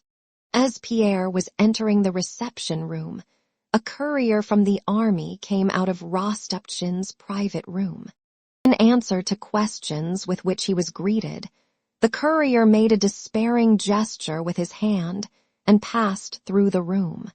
While waiting in the reception room, Pierre, with weary eyes, watched the various officials, old and young, military and civilian, who were there. They all seemed dissatisfied and uneasy. Pierre went up to a group of men, one of whom he knew. After greeting Pierre, they continued their conversation. "If they are sent out and brought back again later on, it will do no harm. But as things are now, one can't answer for anything." "But you see what he writes," said another, pointing to a printed sheet he held in his hand. "That's another matter. That's necessary for the people," said the first. "What is it?" asked Pierre. "Oh, it's a fresh broadsheet." Pierre took it and began reading. "His Serene Highness has passed through Majesc in order to join up with the troops moving toward him, and has taken up a strong position where the enemy will not soon attack him. 48 guns with ammunition have been sent him from here, and His Serene Highness says he will defend Moscow to the last drop of blood and is even ready to fight in the streets. Do not be upset, brothers, that the law courts are closed. Things have to be put in order, and we will deal with villains in our own way. When the time comes, I shall want both town and peasant lads, and will raise the cry a day or two beforehand. But they are not wanted yet, so I hold my peace.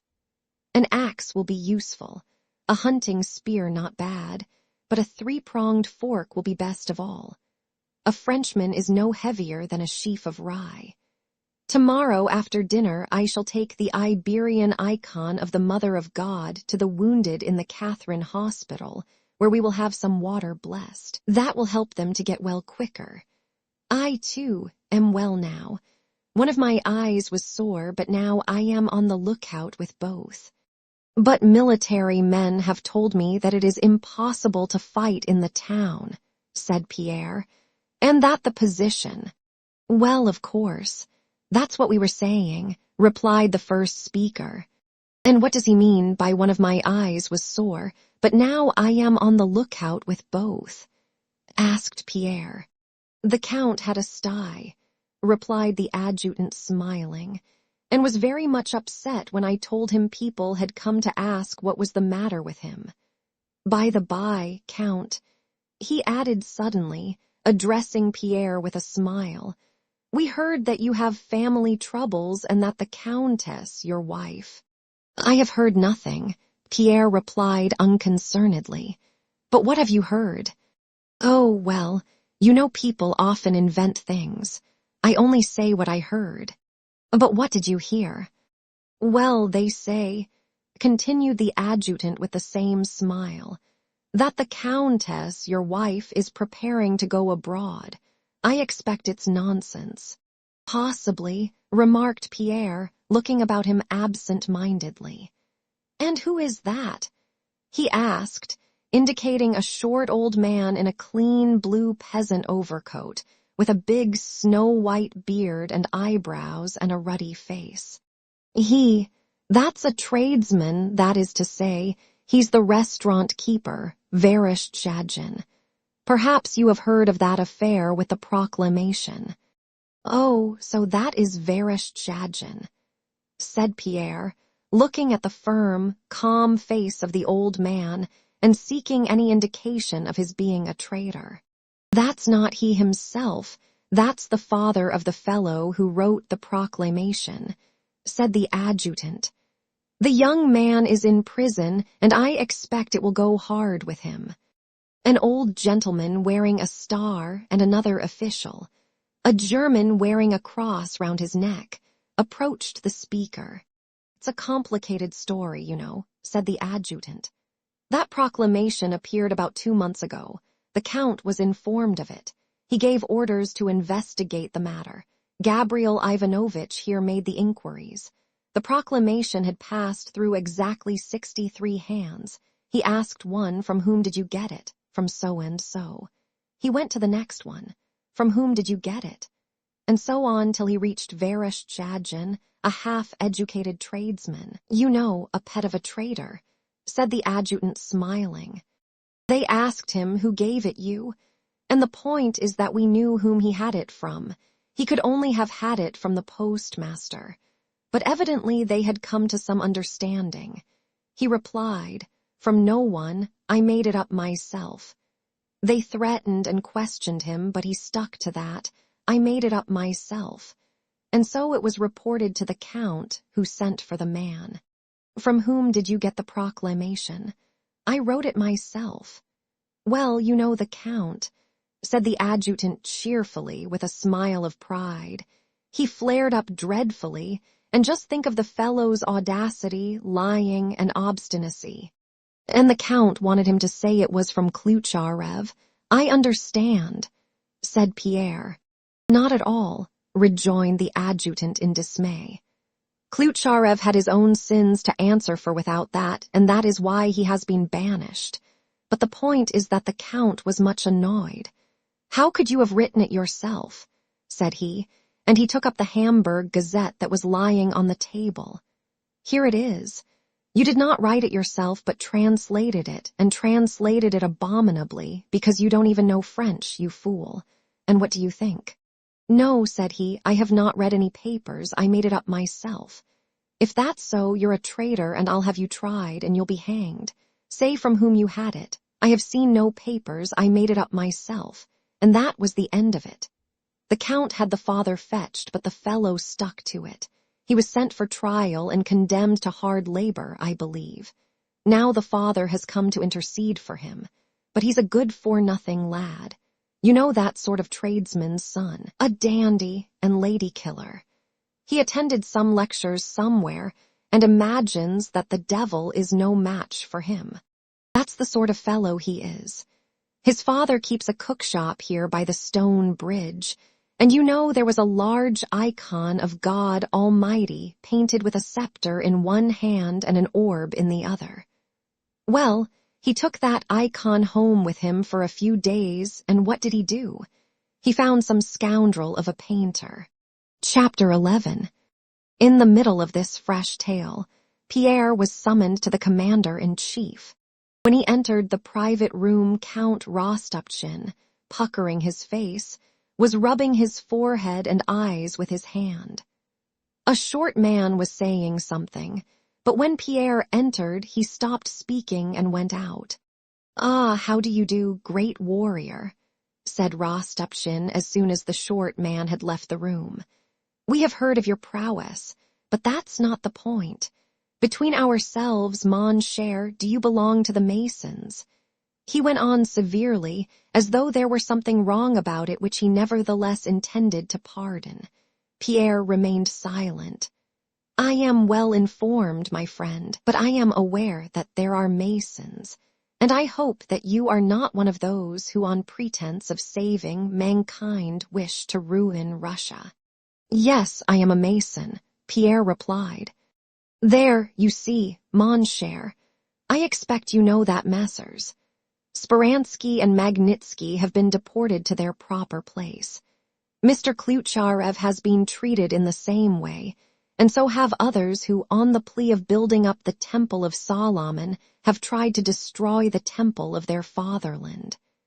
You can understand that there are reasons for this, and that I could not have exiled the postmaster had he not been a harmful person. It has now come to my knowledge that you lent him your carriage for his removal from town, and that you have even accepted papers from him for safe custody. I like you and don't wish you any harm, and, as you are only half my age, I advise you, as a father would, to cease all communication with men of that stamp, and to leave here as soon as possible." "But what did Klucharev do wrong, Count?" asked Pierre. "That is for me to know, but not for you to ask," shouted Rostopchin. "If he is accused of circulating Napoleon's proclamation, it is not proved that he did so," said Pierre without looking at Rostopchin and Vereshchagin. "There we are." Rostopchin shouted at Pierre louder than before, frowning suddenly. "Vereshchagin is a renegade and a traitor who will be punished as he deserves," said he with the vindictive heat with which people speak when recalling an insult. "But I did not summon you to discuss my actions, but to give you advice, or an order if you prefer it. I beg you to leave the town and break off all communication with such men as Klucharev, and I will knock the nonsense out of anybody." But probably realizing that he was shouting at Bezikov, who so far was not guilty of anything, he added, taking Pierre's hand in a friendly manner, "We are on the eve of a public disaster, and I haven't time to be polite to everybody who has business with me. My head is sometimes in a whirl. Well, mon cher, What are you doing personally?" "Why, nothing," answered Pierre without raising his eyes or changing the thoughtful expression of his face. The Count frowned. "A word of friendly advice, mon cher. Be off as soon as you can, that's all I have to tell you. Happy he who has ears to hear. Goodbye, my dear fellow. Oh, by the by," he shouted through the doorway after Pierre, "is it true that the Countess has fallen into the clutches of the Holy Fathers of the Society of Jesus?"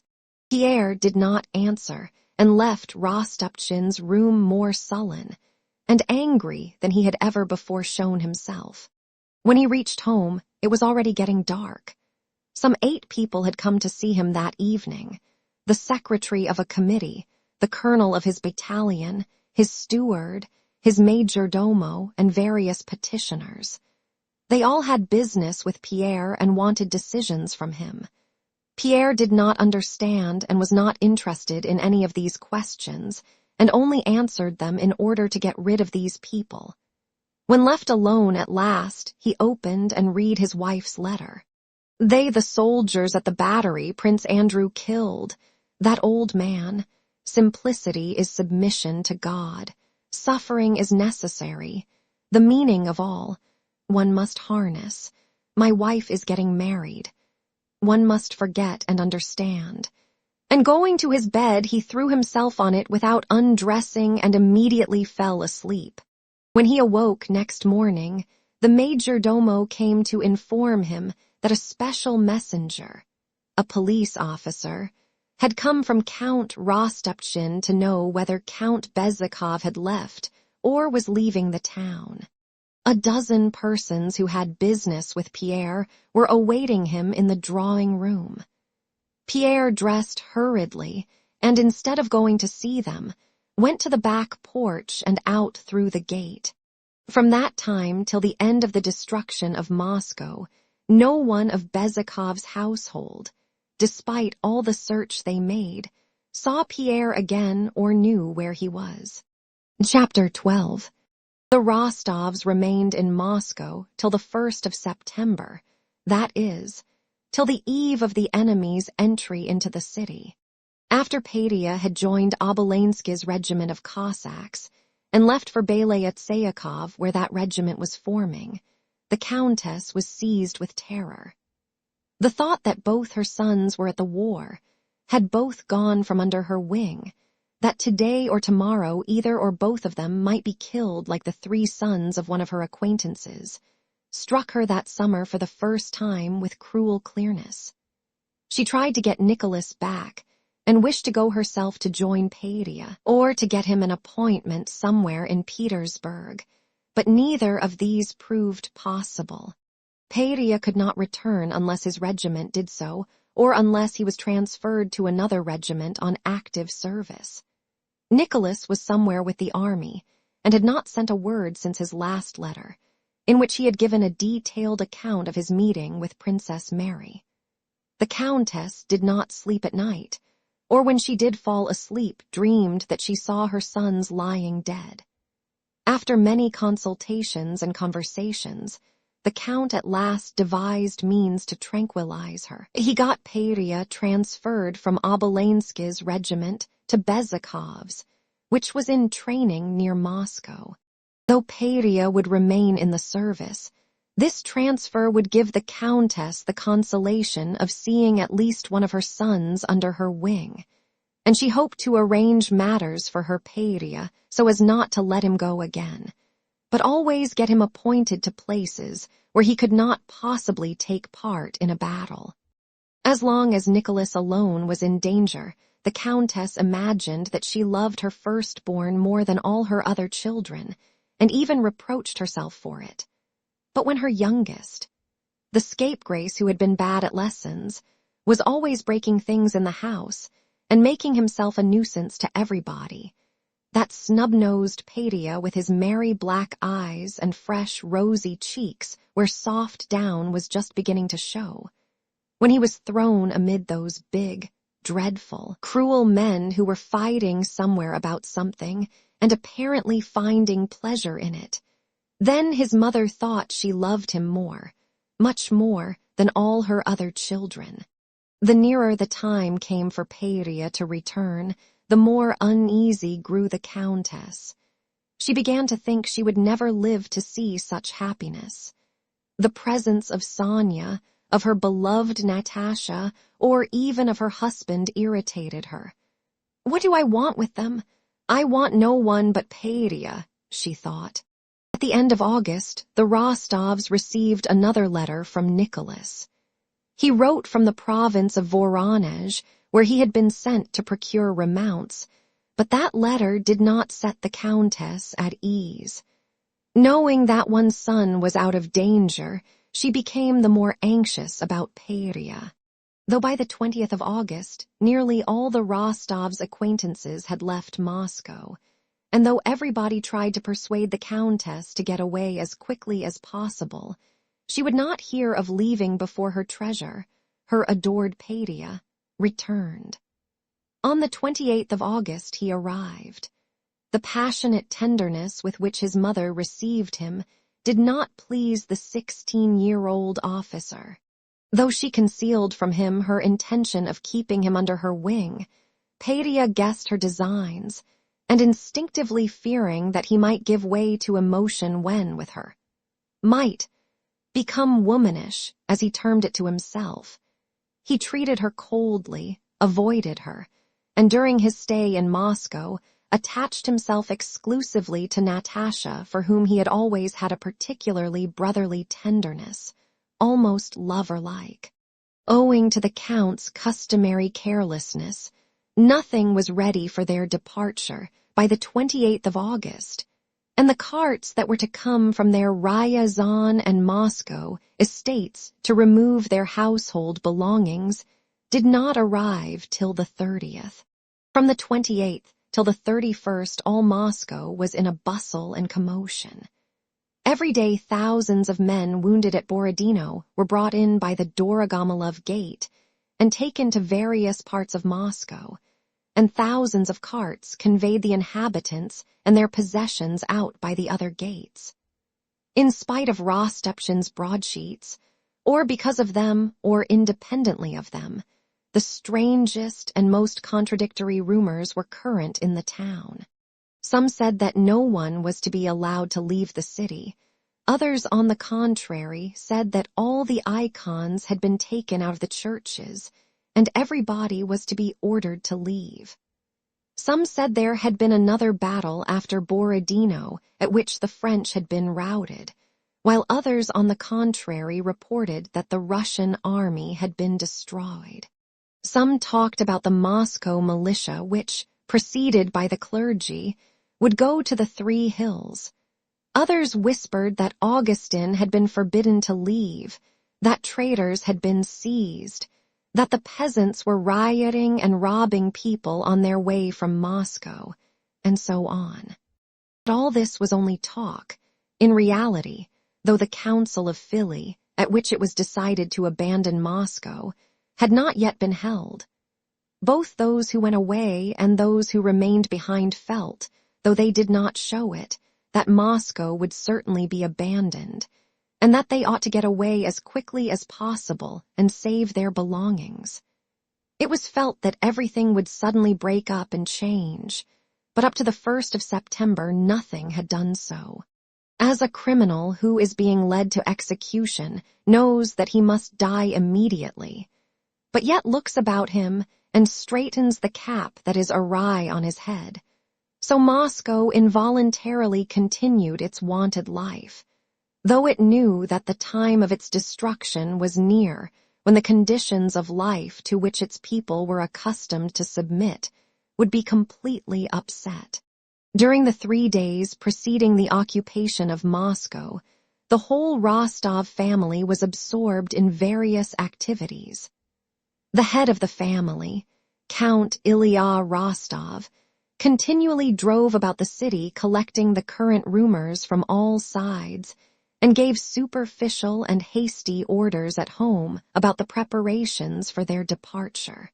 The Countess watched the things being packed, was dissatisfied with everything, was constantly in pursuit of Peria, who was always running away from her, and was jealous of Natasha, with whom he spent all his time.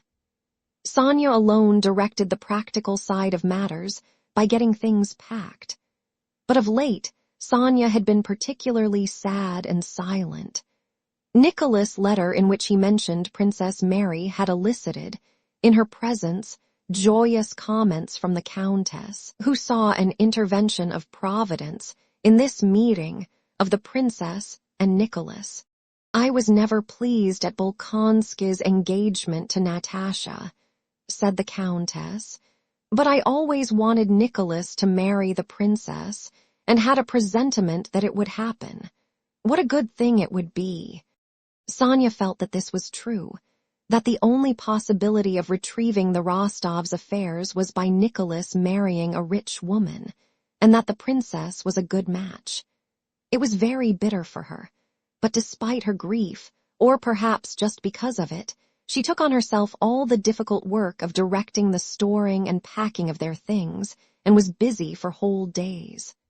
The Count and Countess turned to her when they had any orders to give. Peria and Natasha, on the contrary, far from helping their parents, were generally a nuisance and a hindrance to everyone. Almost all day long the house resounded with their running feet, their cries, and their spontaneous laughter. They laughed and were gay not because there was any reason to laugh, but because gaiety and mirth were in their hearts, and so everything that happened was a cause for gaiety and laughter to them.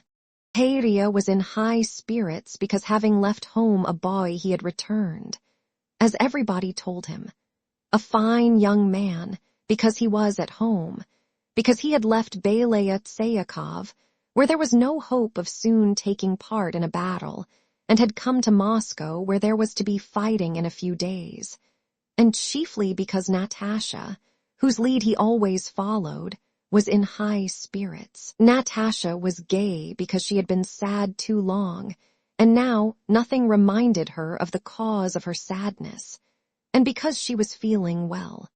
She was also happy because she had someone to adore her. The adoration of others was a lubricant the wheels of her machine needed to make them run freely, and Peria adored her. Above all, they were gay because there was a war near Moscow. There would be fighting at the town gates. Arms were being given out. Everybody was escaping, going away somewhere. And in general, something extraordinary was happening. And that is always exciting, especially to the young. Chapter 13. On Saturday, the 31st of August, everything in the Rostovs' house seemed topsy-turvy. All the doors were open, all the furniture was being carried out or moved about, and the mirrors and pictures had been taken down. There were trunks in the rooms, and hay, wrapping paper, and ropes were scattered about. The peasants and house serfs carrying out the things were treading heavily on the parquet floors. The yard was crowded with peasant carts, some loaded high and already corded up, others still empty. The voices and footsteps of the many servants and of the peasants who had come with the carts resounded as they shouted to one another in the yard and in the house. The Count had been out since morning. The Countess had a headache brought on by all the noise and turmoil, and was lying down in the new sitting room with a vinegar compress on her head. Peria was not at home. He had gone to visit a friend with whom he meant to obtain a transfer from the militia to the active army. Sonia was in the ballroom, looking after the packing of the glass and china.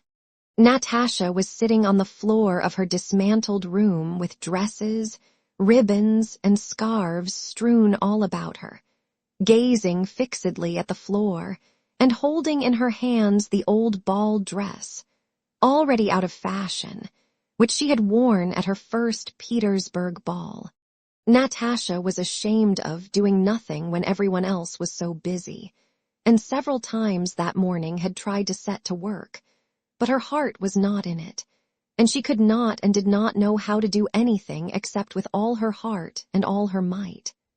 For a while she had stood beside Sonia while the china was being packed and tried to help, but soon gave it up and went to her room to pack her own things. At first, she found it amusing to give away dresses and ribbons to the maids. But when that was done, and what was left had still to be packed, she found it dull. "Dunny Asha, you pack. You will, won't you, dear?" And when Dunny Asha willingly promised to do it all for her, Natasha sat down on the floor, took her old ball dress, and fell into a reverie quite unrelated to what ought to have occupied her thoughts now. She was roused from her reverie by the talk of the maids in the next room, which was theirs, and by the sound of their hurried footsteps going to the back porch. Natasha got up and looked out of the window. An enormously long row of carts, full of wounded men, had stopped in the street. The housekeeper, the old nurse, the cooks, coachmen, maids, footmen, postilions, and scullions stood at the gate, staring at the wounded. Natasha, throwing a clean pocket handkerchief over her hair and holding an end of it in each hand, went out into the street. The former housekeeper, old Mavra Kuzminishna, had stepped out of the crowd by the gate, gone up to a cart with a hood constructed of bast mats, and was speaking to a pale young officer who lay inside. Natasha moved a few steps forward and stopped shyly, still holding her handkerchief, and listened to what the housekeeper was saying. "Then you have nobody in Moscow," she was saying. "You would be more comfortable somewhere in a house. In ours, for instance, the family are leaving." "I don't know if it would be allowed," replied the officer in a weak voice. "Here is our commanding officer. Ask him." And he pointed to a stout major who was walking back along the street past the row of carts. Natasha glanced with frightened eyes at the face of the wounded officer, and at once went to meet the major. "May the wounded men stay in our house?" she asked. The major raised his hand to his cap with a smile. "Which one do you want, ma'amselle?" said he, screwing up his eyes and smiling. Natasha quietly repeated her question, and her face and whole manner were so serious, though she was still holding the ends of her handkerchief, that the major ceased smiling and after some reflection, as if considering in how far the thing was possible, replied in the affirmative. "Oh yes, why not? They may," he said.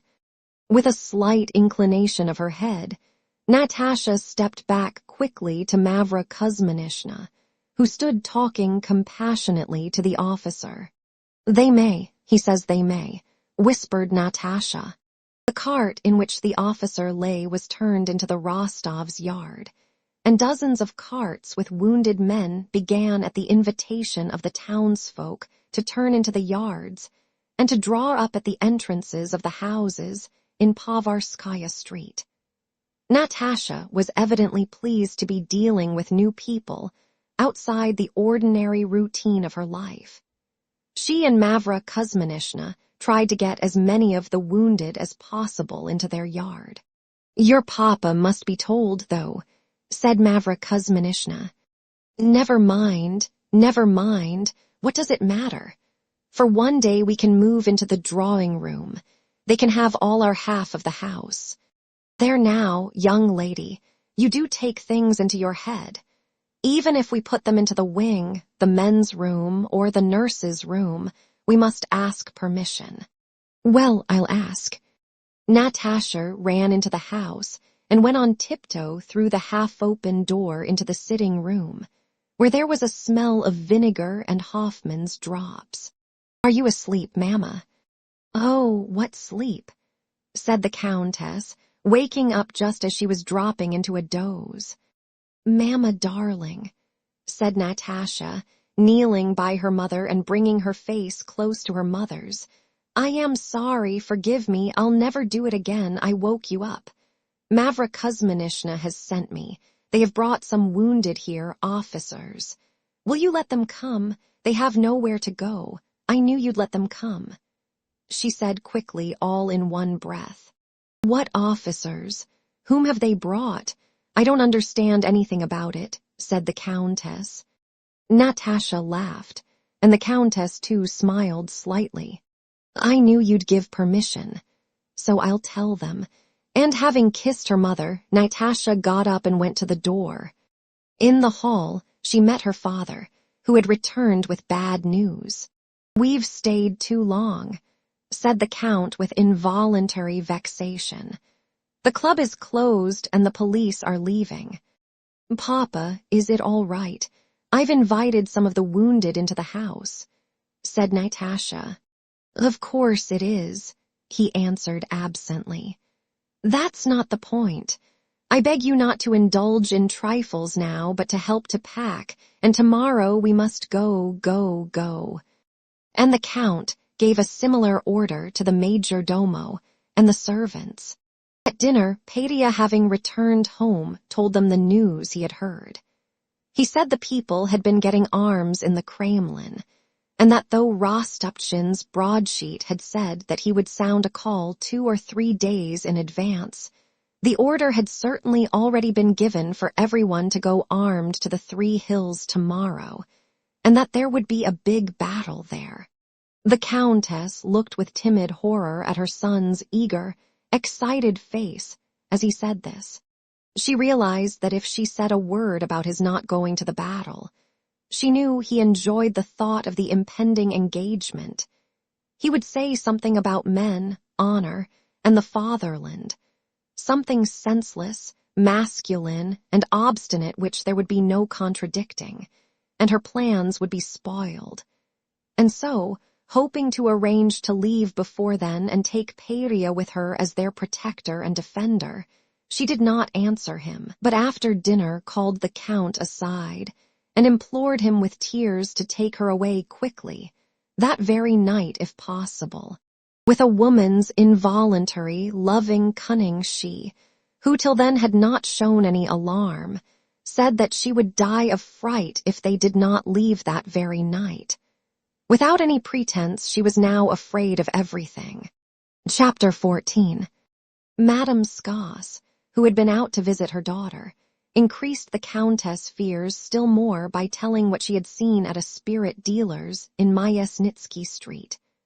When returning by that street, she had been unable to pass because of a drunken crowd rioting in front of the shop. She had taken a cab and driven home by a side street, and the cabman had told her that the people were breaking open the barrels at the drink store, having received orders to do so. After dinner, the whole Rostov household set to work with enthusiastic haste, packing their belongings and preparing for their departure.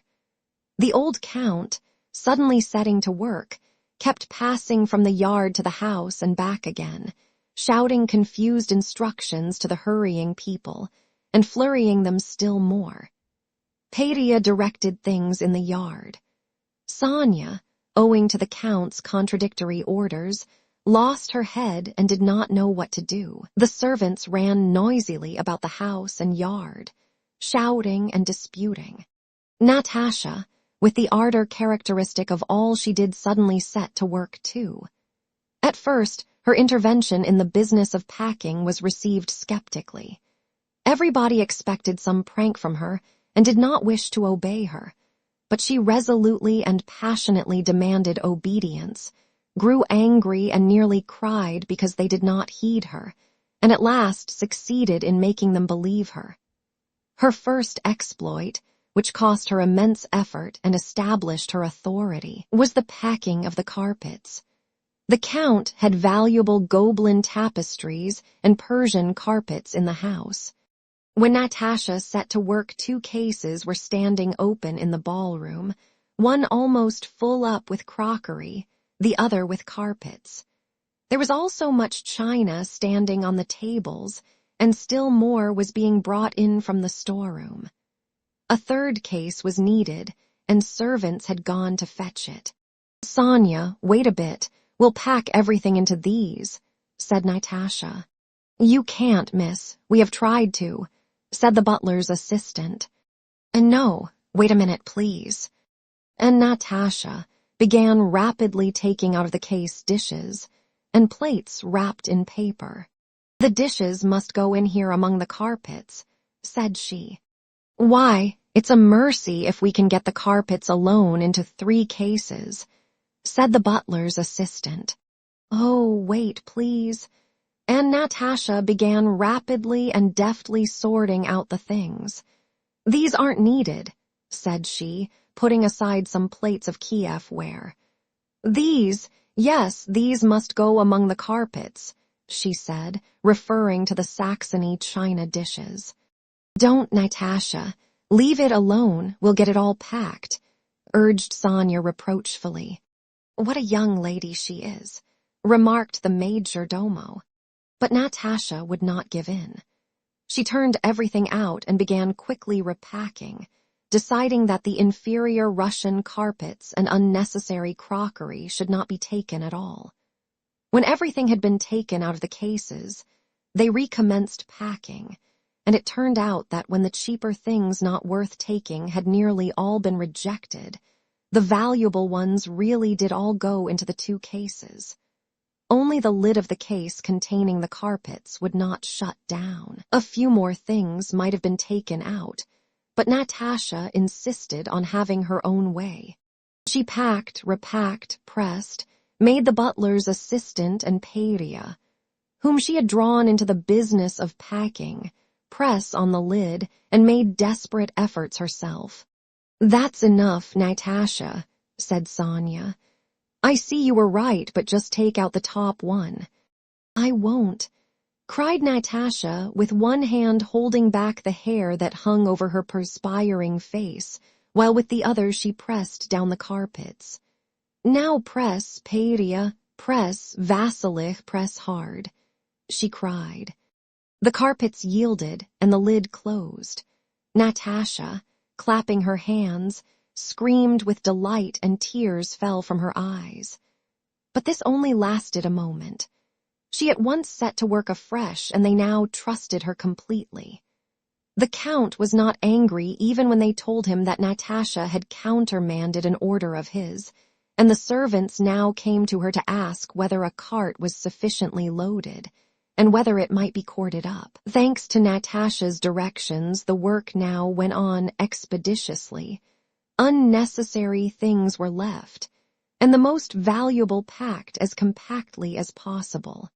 But hard as they all worked till quite late that night, they could not get everything packed. The Countess had fallen asleep, and the Count, having put off their departure till next morning, went to bed.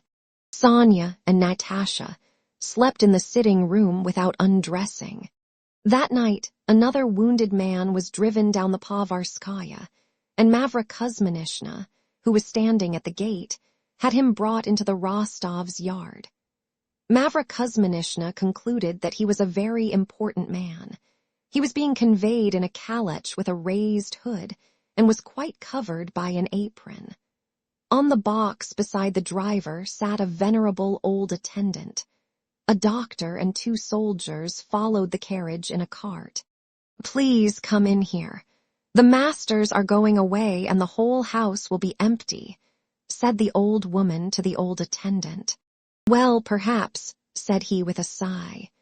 "We don't expect to get him home alive. We have a house of our own in Moscow, but it's a long way from here, and there's nobody living in it. Do us the honor to come in, there's plenty of everything in the master's house." "Come in," said Mavra Kuzminishna. "Is he very ill?" she asked. The attendant made a hopeless gesture. "We don't expect to get him home. We must ask the doctor." And the old servant got down from the box and went up to the cart. "All right," said the doctor. The old servant returned to the calèche, looked into it, shook his head disconsolately, told the driver to turn into the yard, and stopped beside Mavra Kuzminishna. "Oh, Lord Jesus Christ," she murmured. She invited them to take the wounded man into the house. "The masters won't object," she said, but they had to avoid carrying the man upstairs, and so they took him into the wing and put him in the room that had been Madame Skoss. This wounded man, was Prince Andrew Bolkonsky. Chapter 15. Moscow's last day had come. It was a clear, bright autumn day, a Sunday. The church bells everywhere were ringing for service, just as usual on Sundays. Nobody seemed yet to realize what awaited the city. Only two things indicated the social condition of Moscow: the rabble, that is the poor people, and the price of commodities. An enormous crowd of factory hands, house serfs and peasants, with whom some officials, seminarists, and gentry were mingled, had gone early that morning to the Three Hills. Having waited there for Rostopchin, who did not turn up, they became convinced that Moscow would be surrendered, and then dispersed all about the town to the public houses and cookshops. Prices, too, that day indicated the state of affairs. The price of weapons, of gold, of carts and horses kept rising, but the value of paper money and city articles kept falling, so that by midday there were instances of carters removing valuable goods, such as cloth, and receiving in payment a half of what they carted, while peasant horses were fetching 500 rubles each, and furniture, mirrors, and bronzes were being given away for nothing. In the Rostovs' staid, old-fashioned house, the dissolution of former conditions of life was but little noticeable. As to the serfs, the only indication was that 3 out of their huge retinue disappeared during the night, but nothing was stolen. And as to the value of their possessions, the 30 peasant carts that had come in from their estates, and which many people envied, proved to be extremely valuable, and they were offered enormous sums of money for them. Not only were huge sums offered for the horses and carts, but on the previous evening and early in the morning of the 1st of September, orderlies and servants sent by wounded officers came to the Rostovs, and wounded men dragged themselves there from the Rostovs and from neighboring houses where they were accommodated, entreating the servants to try to get them a lift out of Moscow. The major domo, to whom these entreaties were addressed, though he was sorry for the wounded, resolutely refused, saying that he dare not even mention the matter to the count. Pity these wounded men as one might, it was evident that if they were given one cart, there would be no reason to refuse another, or all the carts and one's own carriages as well. 30 carts could not save all the wounded, and in the general catastrophe, one could not disregard oneself and one's own family. So thought the major domo on his master's behalf.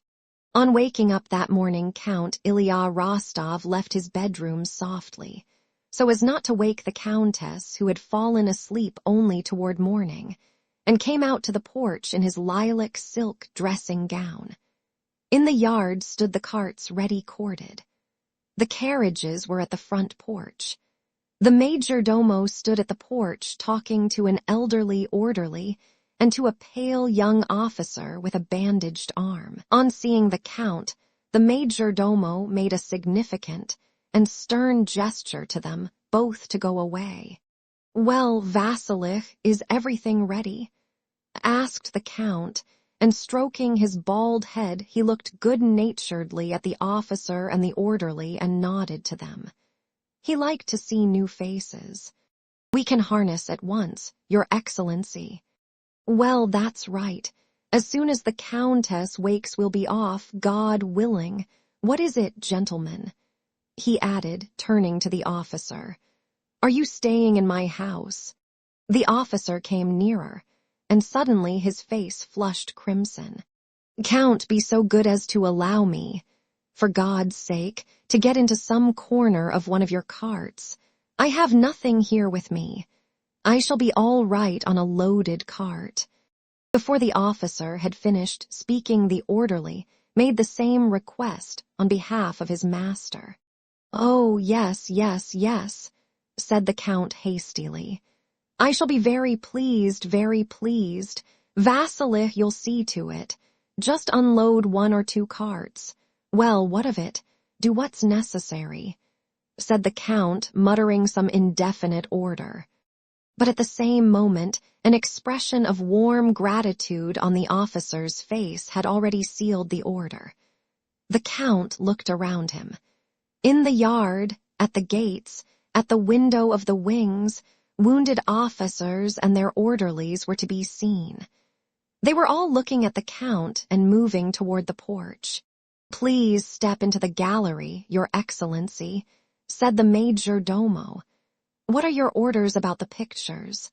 The Count went into the house with him, repeating his order not to refuse the wounded who asked for a lift. "Well, never mind.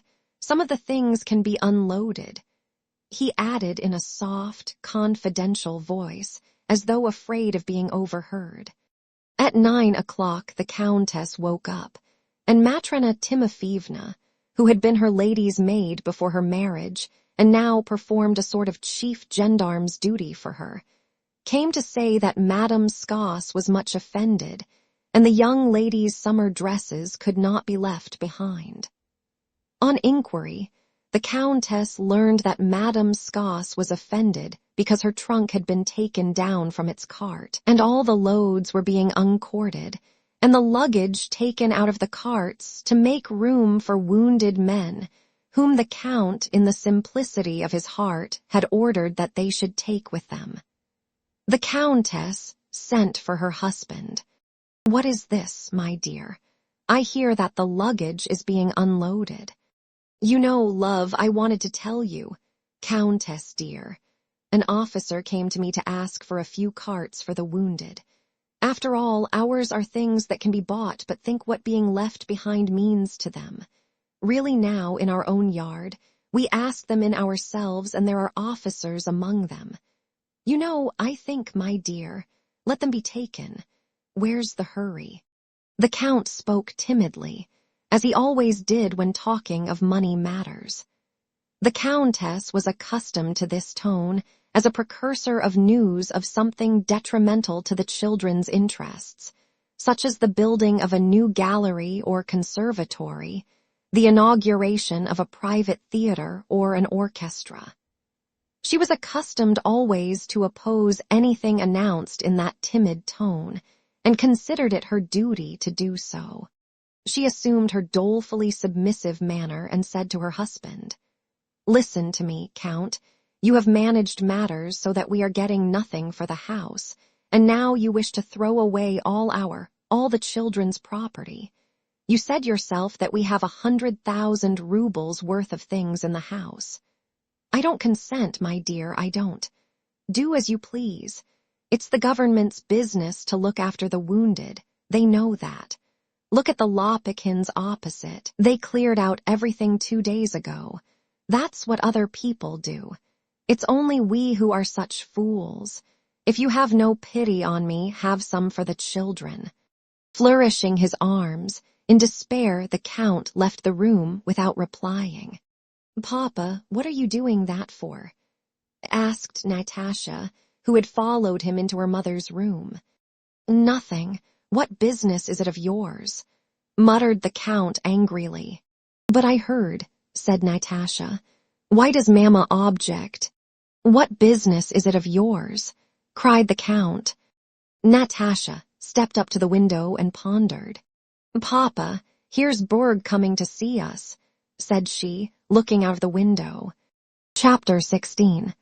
Borg, the Rostovs' son-in-law, was already a colonel wearing the orders of Vladimir and Anna, and he still filled the quiet and agreeable post of assistant to the head of the staff of the assistant commander of the 1st Division of the 2nd Army. On the 1st of September, he had come to Moscow from the army. He had nothing to do in Moscow, but he had noticed that everyone in the army was asking for leave to visit Moscow and had something to do there. So he considered it necessary to ask for leave of absence for family and domestic reasons. Borg drove up to his father-in-law's house in his spruce little trap with a pair of sleek roans, exactly like those of a certain prince. He looked attentively at the carts in the yard, and while going up to the porch took out a clean pocket handkerchief and tied a knot in it. From the anteroom, Borg ran with smooth though impatient steps into the drawing room, where he embraced the Count, kissed the hands of Natasha and Sonia, and hastened to inquire after Mamma's health. "Health at a time like this," said the Count. "Come, tell us the news. Is the army retreating, or will there be another battle? God Almighty alone can decide the fate of our fatherland, Papa," said Borg. "The army is burning with a spirit of heroism, and the leaders, so to say, have now assembled in council. No one knows what is coming.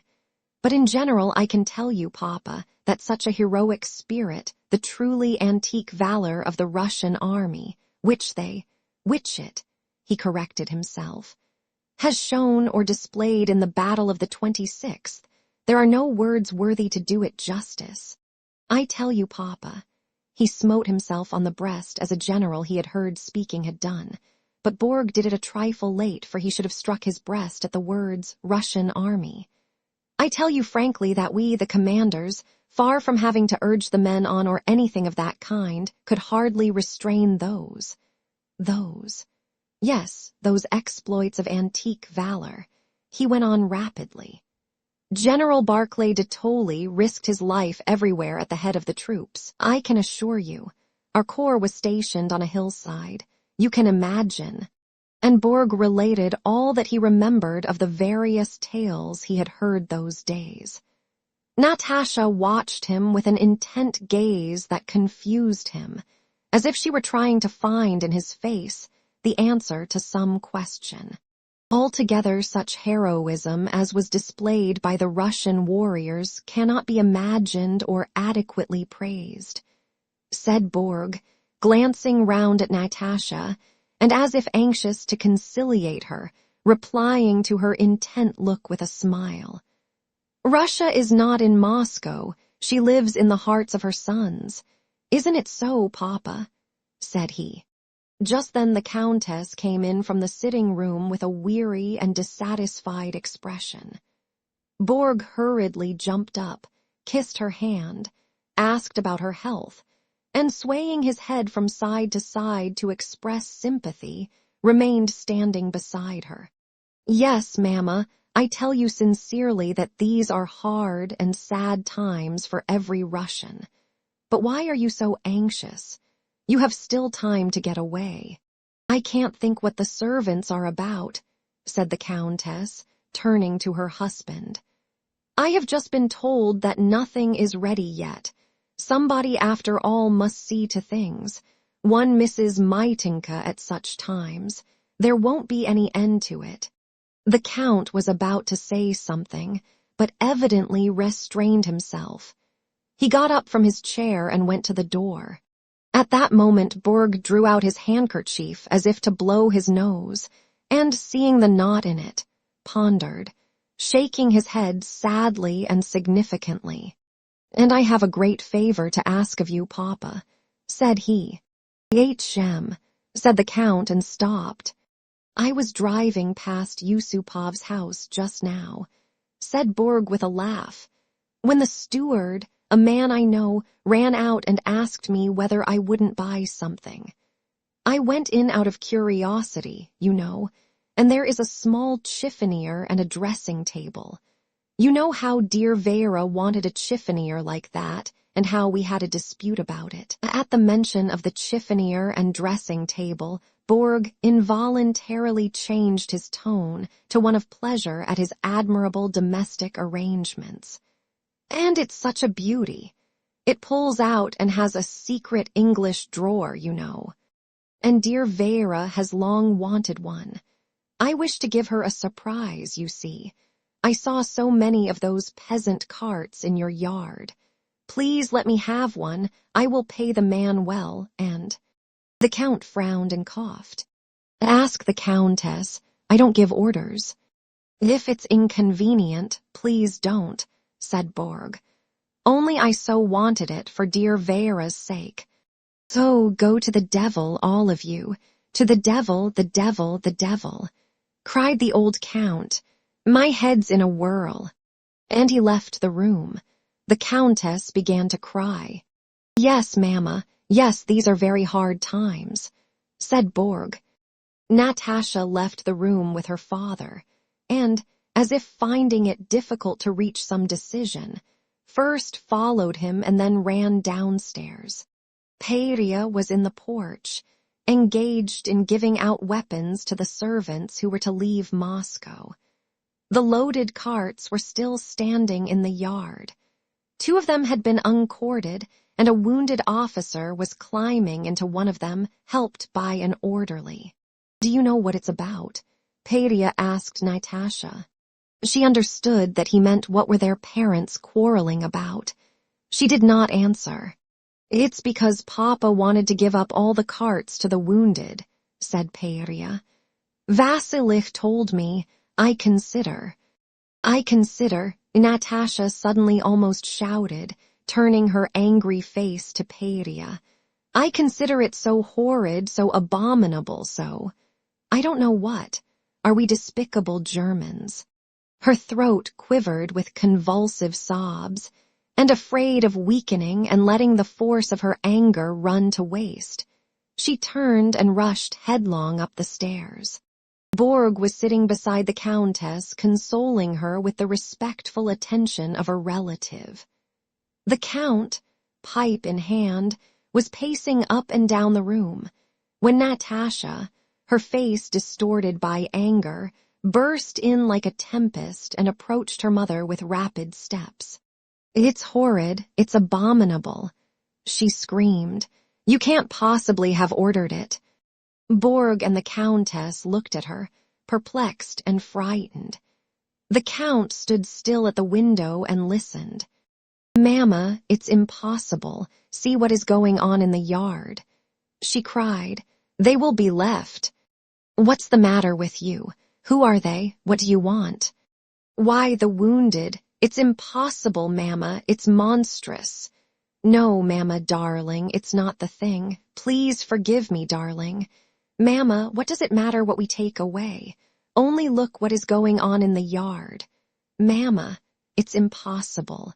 The Count stood by the window and listened without turning round. Suddenly he sniffed and put his face closer to the window. The Countess glanced at her daughter, saw her face full of shame for her mother, saw her agitation, and understood why her husband did not turn to look at her now, and she glanced round quite disconcerted. "Oh, do as you like. Am I hindering anyone?" she said, not surrendering at once. "Mamma, darling, forgive me." But the Countess pushed her daughter away and went up to her husband. "My dear, you order what is right. You know I don't understand about it," said she, dropping her eyes shamefacedly. The eggs are teaching the hen," muttered the Count through tears of joy, and he embraced his wife, who was glad to hide her look of shame on his breast. "Papa, Mamma, may I see to it, may I?" asked Natasha. "We will still take all the most necessary things." The Count nodded affirmatively, and Natasha, at the rapid pace at which she used to run when playing at tag, ran through the ballroom to the anteroom and downstairs into the yard. The servants gathered round Natasha, but could not believe the strange order she brought them until the Count himself, in his wife's name, confirmed the order to give up all the carts to the wounded and take the trunks to the storerooms. When they understood that order, the servants set to work at this new task with pleasure and zeal. It no longer seemed strange to them, but on the contrary, it seemed the only thing that could be done. Just as a quarter of an hour before it had not seemed strange to anyone that the wounded should be left behind and the goods carted away, but that had seemed the only thing to do. The whole household, as if to atone for not having done it sooner, set eagerly to work at the new task of placing the wounded in the carts. The wounded dragged themselves out of their rooms and stood with pale but happy faces round the carts. The news that carts were to be had spread to the neighboring houses, from which wounded men began to come into the Rostovs' yard. Many of the wounded asked them not to unload the carts, but only to let them sit on the top of the things. But the work of unloading, once started, could not be arrested. It seemed not to matter whether all or only half the things were left behind. Cases full of china, bronzes, pictures, and mirrors that had been so carefully packed the night before now lay about the yard, and still they went on searching for and finding possibilities of unloading this or that, and letting the wounded have another, and yet another cart. "We can take 4 more men," said the steward. "They can have my trap, or else what is to become of them?" "Let them have my wardrobe cart," said the Countess. "Dunyasha can go with me in the carriage." They unloaded the wardrobe cart and sent it to take wounded men from a house 2 doors off. The whole household, servants included, was bright and animated. Natasha was in a state of rapturous excitement such as she had not known for a long time. "What could we fasten this onto?" asked the servants, trying to fix a trunk on the narrow footboard behind a carriage. "We must keep at least 1 cart." "What's in it?" asked Natasha. "The Count's books." "Leave it, Vasilich will put it away. It's not wanted."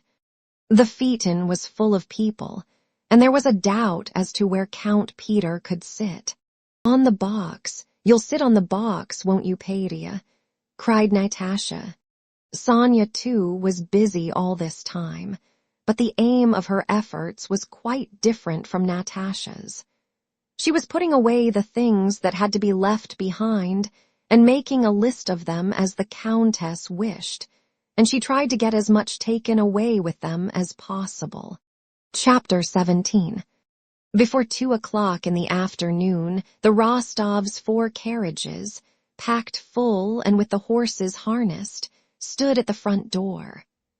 One by one, the carts with the wounded had moved out of the yard. The calèche in which Prince Andrew was being taken attracted Sonia's attention as it passed the front porch. With the help of a maid, she was arranging a seat for the Countess in the huge high coach that stood at the entrance. "Whose calèche is that?" she inquired, leaning out of the carriage window. "Why, didn't you know, miss?" replied the maid. "The wounded prince, he spent the night in our house and is going with us." "But who is it? What's his name?" "It's our intended that was, Prince Bolkonsky himself. They say he is dying," replied the maid with a sigh. Sonia jumped out of the coach and ran to the Countess.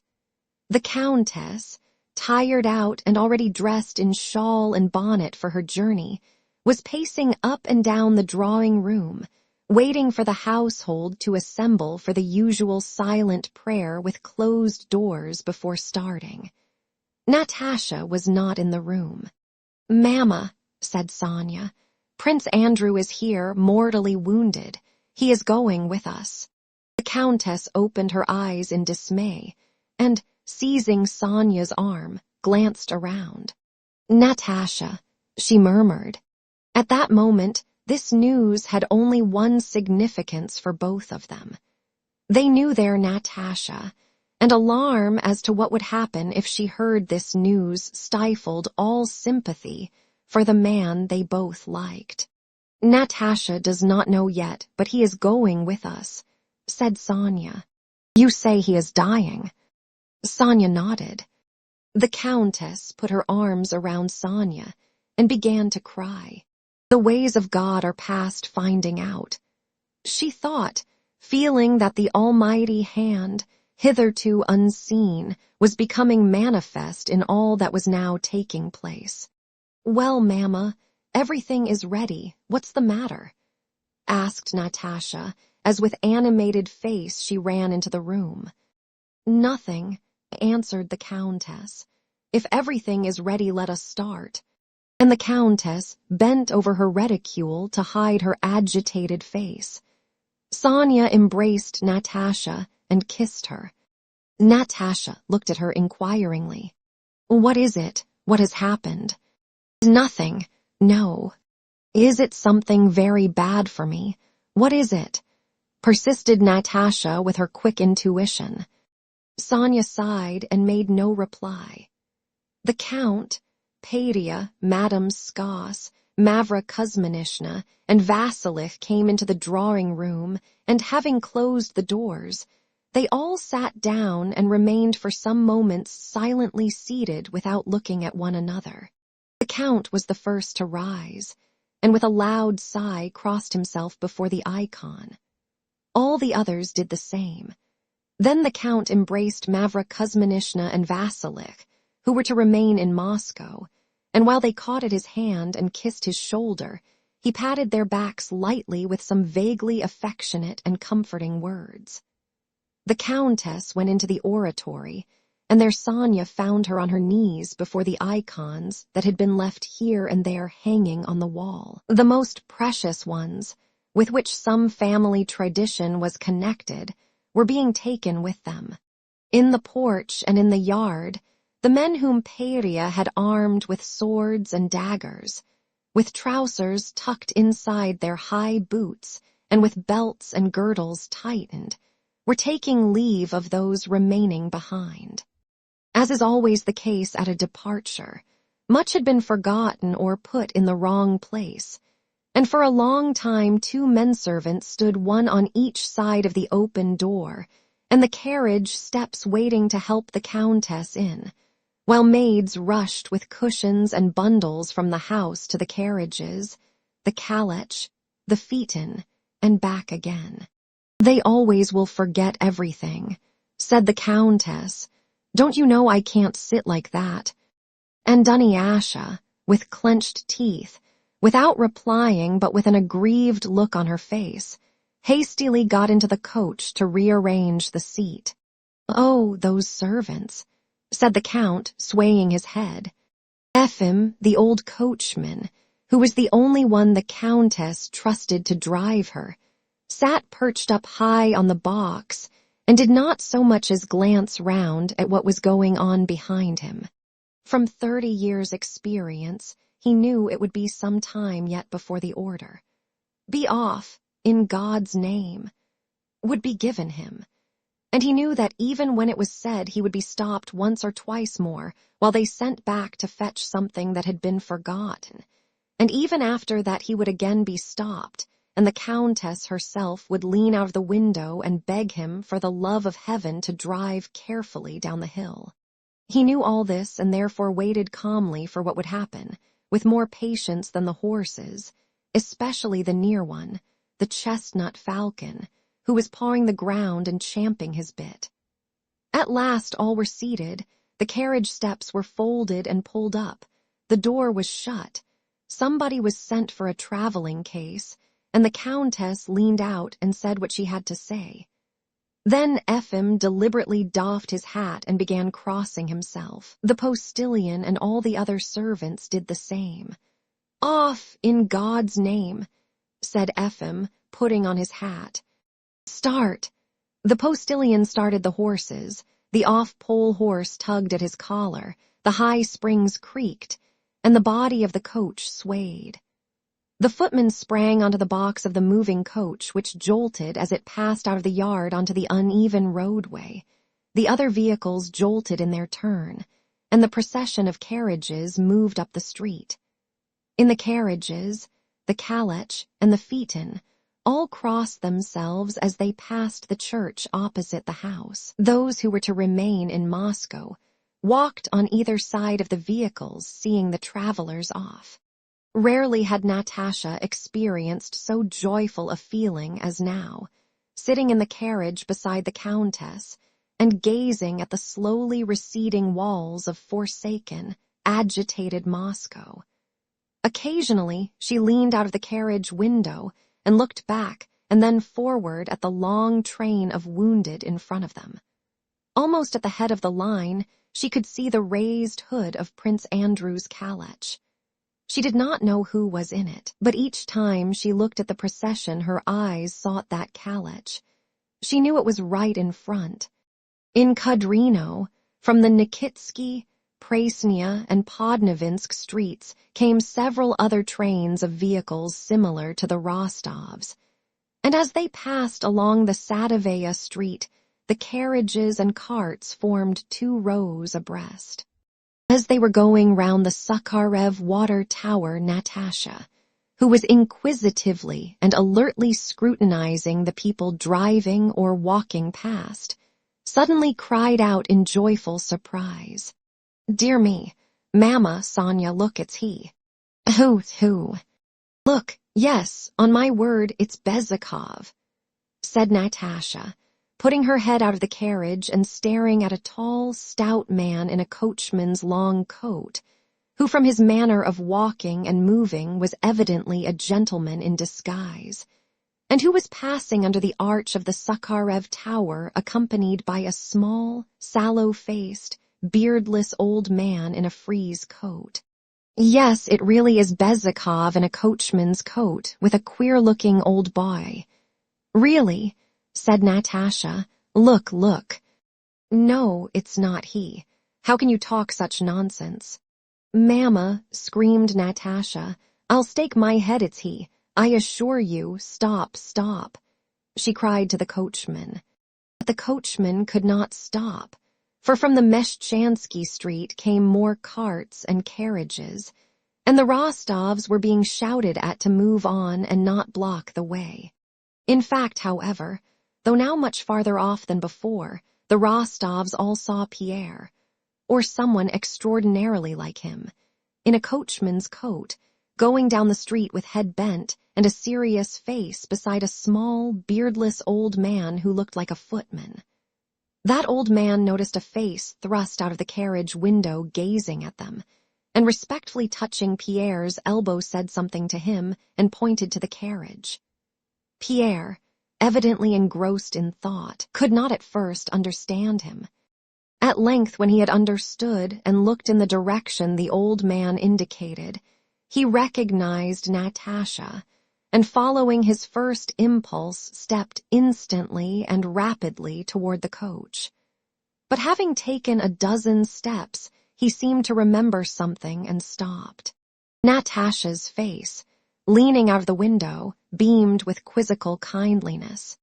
"Peter Kirillovich, come here. We have recognized you. This is wonderful," she cried, holding out her hand to him.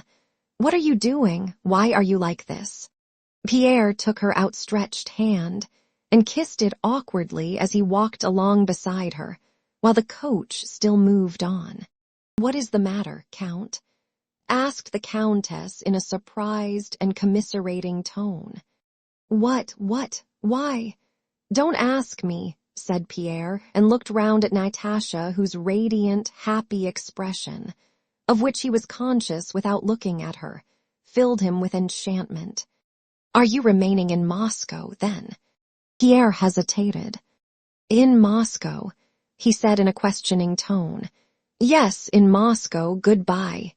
"Ah, if only I were a man, I'd certainly stay with you. How splendid," said Natasha. "Mamma, if you'll let me, I'll stay." Pierre glanced absently at Natasha and was about to say something, but the Countess interrupted him. "You were at the battle, we heard." "Yes, I was," Pierre answered. "There will be another battle tomorrow," he began, but Natasha interrupted him. "But what is the matter with you, Count? You are not like yourself." "Oh, don't ask me. I don't know myself. Tomorrow. But no, goodbye," he muttered. "It's an awful time." And dropping behind the carriage, he stepped onto the pavement. Natasha continued to lean out of the window for a long time, beaming at him with her kindly, slightly quizzical, happy smile. Chapter 18.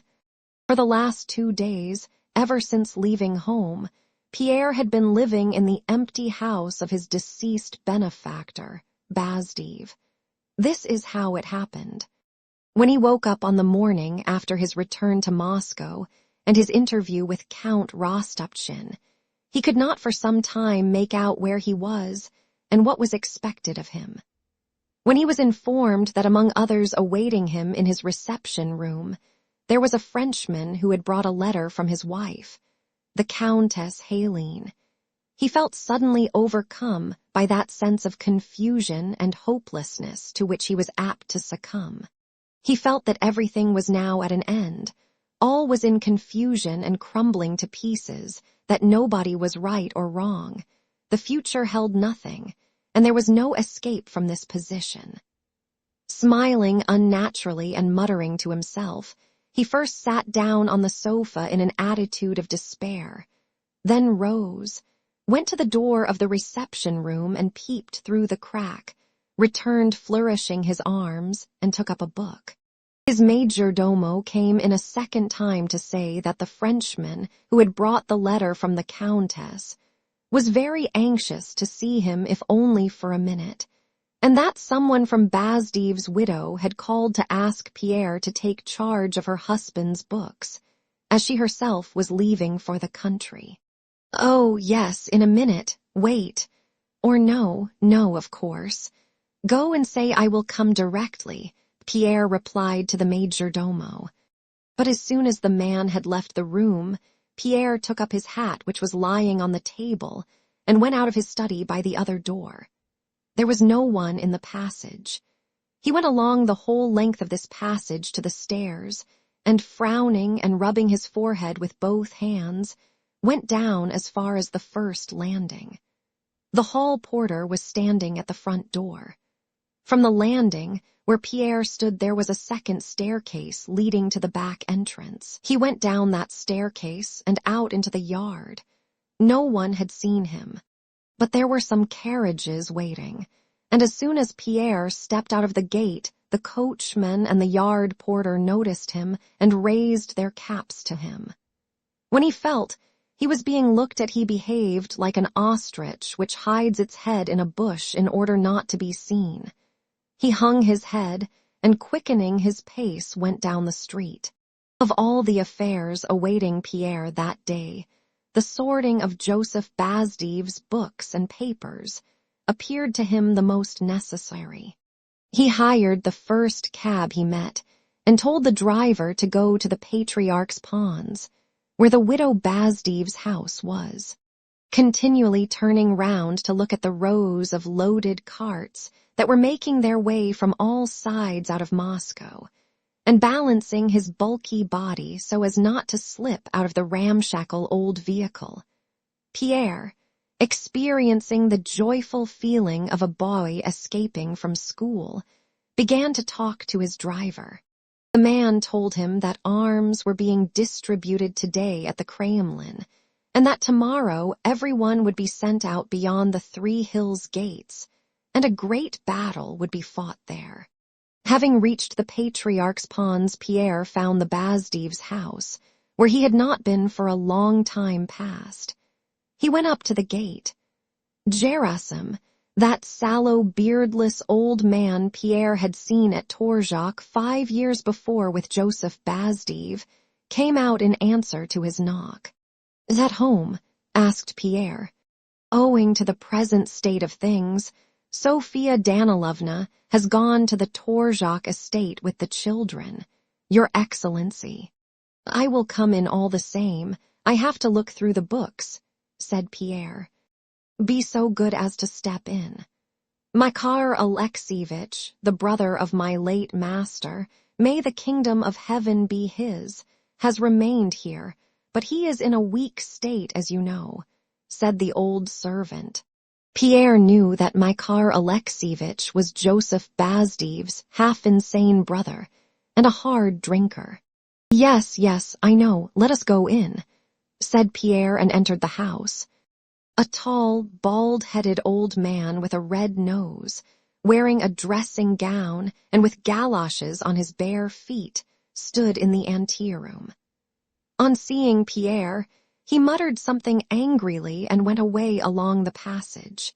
He was a very clever man, but has now grown quite feeble, as your honor sees," said Gerasim. "Will you step into the study?" Pierre nodded. "As it was sealed up, so it has remained, but Sofia Danilovna gave orders that if anyone should come from you, they were to have the books." Pierre went into that gloomy study which he had entered with such trepidation in his benefactor's lifetime. The room, dusty and untouched since the death of Joseph Bazdiv, was now even gloomier. Gerasim opened one of the shutters and left the room on tiptoe. Pierre went round the study, approached the cupboard in which the manuscripts were kept, and took out what had once been one of the most important, the Holy of Holies of the order. This was the authentic Scotch axe with Bazdiv's notes and explanations. He sat down at the dusty writing table, and having laid the manuscripts before him, opened them out, closed them, finally pushed them away, and resting his head on his hand, sank into meditation. Gerasim looked cautiously into the study several times, and saw Pierre always sitting in the same attitude. More than 2 hours passed, and Gerasim took the liberty of making a slight noise at the door to attract his attention, but Pierre did not hear him. "Is the cabman to be discharged, Your Honor?" "Oh, yes," said Pierre, rousing himself and rising hurriedly. "Look here," he added, taking Gerasim by a button of his coat and looking down at the old man with moist, shining, and ecstatic eyes. "I say, do you know that there is going to be a battle tomorrow?" "We heard so," replied the man. "I beg you not to tell anyone who I am, and to do what I ask you." "Yes, Your Excellency," replied Gerasim. "Will you have something to eat?" "No, but I want something else. I want peasant clothes and a pistol," said Pierre, unexpectedly blushing. "Yes, Your Excellency," said Gerasim after thinking for a moment. All the rest of that day Pierre spent alone in his benefactor's study, and Gerasim heard him pacing restlessly from one corner to another and talking to himself. And he spent the night on a bed made up for him there. Gerasim, being a servant who in his time had seen many strange things, accepted Pierre's taking up his residence in the house without surprise, and seemed pleased to have someone to wait on. That same evening, without even asking himself what they were wanted for, he procured a coachman's coat and cap for Pierre, and promised to get him the pistol next day. Makar Alexievich came twice that evening, shuffling along in his galoshes as far as the door, and stopped and looked ingratiatingly at Pierre. But as soon as Pierre turned toward him, he wrapped his dressing gown around him with a shamefaced and angry look and hurried away. It was when Pierre, wearing the coachman's coat which Gerasim had procured for him and had disinfected by steam, was on his way with the old man to buy the pistol at the Sakharev market that he met the Rostovs. Chapter 19. Kutuzov's order to retreat through Moscow to the Ryazan road was issued at night on the 1st of September. The first troops started at once, and during the night they marched slowly and steadily without hurry. At daybreak, however, those nearing the town at the Dorogomilov bridge saw ahead of them masses of soldiers crowding and hurrying across the bridge, ascending on the opposite side and blocking the streets and alleys, while endless masses of troops were bearing down on them from behind, and an unreasoning hurry and alarm overcame them. They all rushed forward to the bridge, onto it, and to the fords and the boats. Kutuzov himself had driven round by side streets to the other side of Moscow. By 10 o'clock in the morning of the 2nd of September, only the rear guard remained in the Dorogomilov suburb, where they had ample room. The main army was on the other side of Moscow, or beyond it. At that very time, at 10 in the morning of the 2nd of September, Napoleon was standing among his troops on the Poklony Hill, looking at the panorama spread out before him.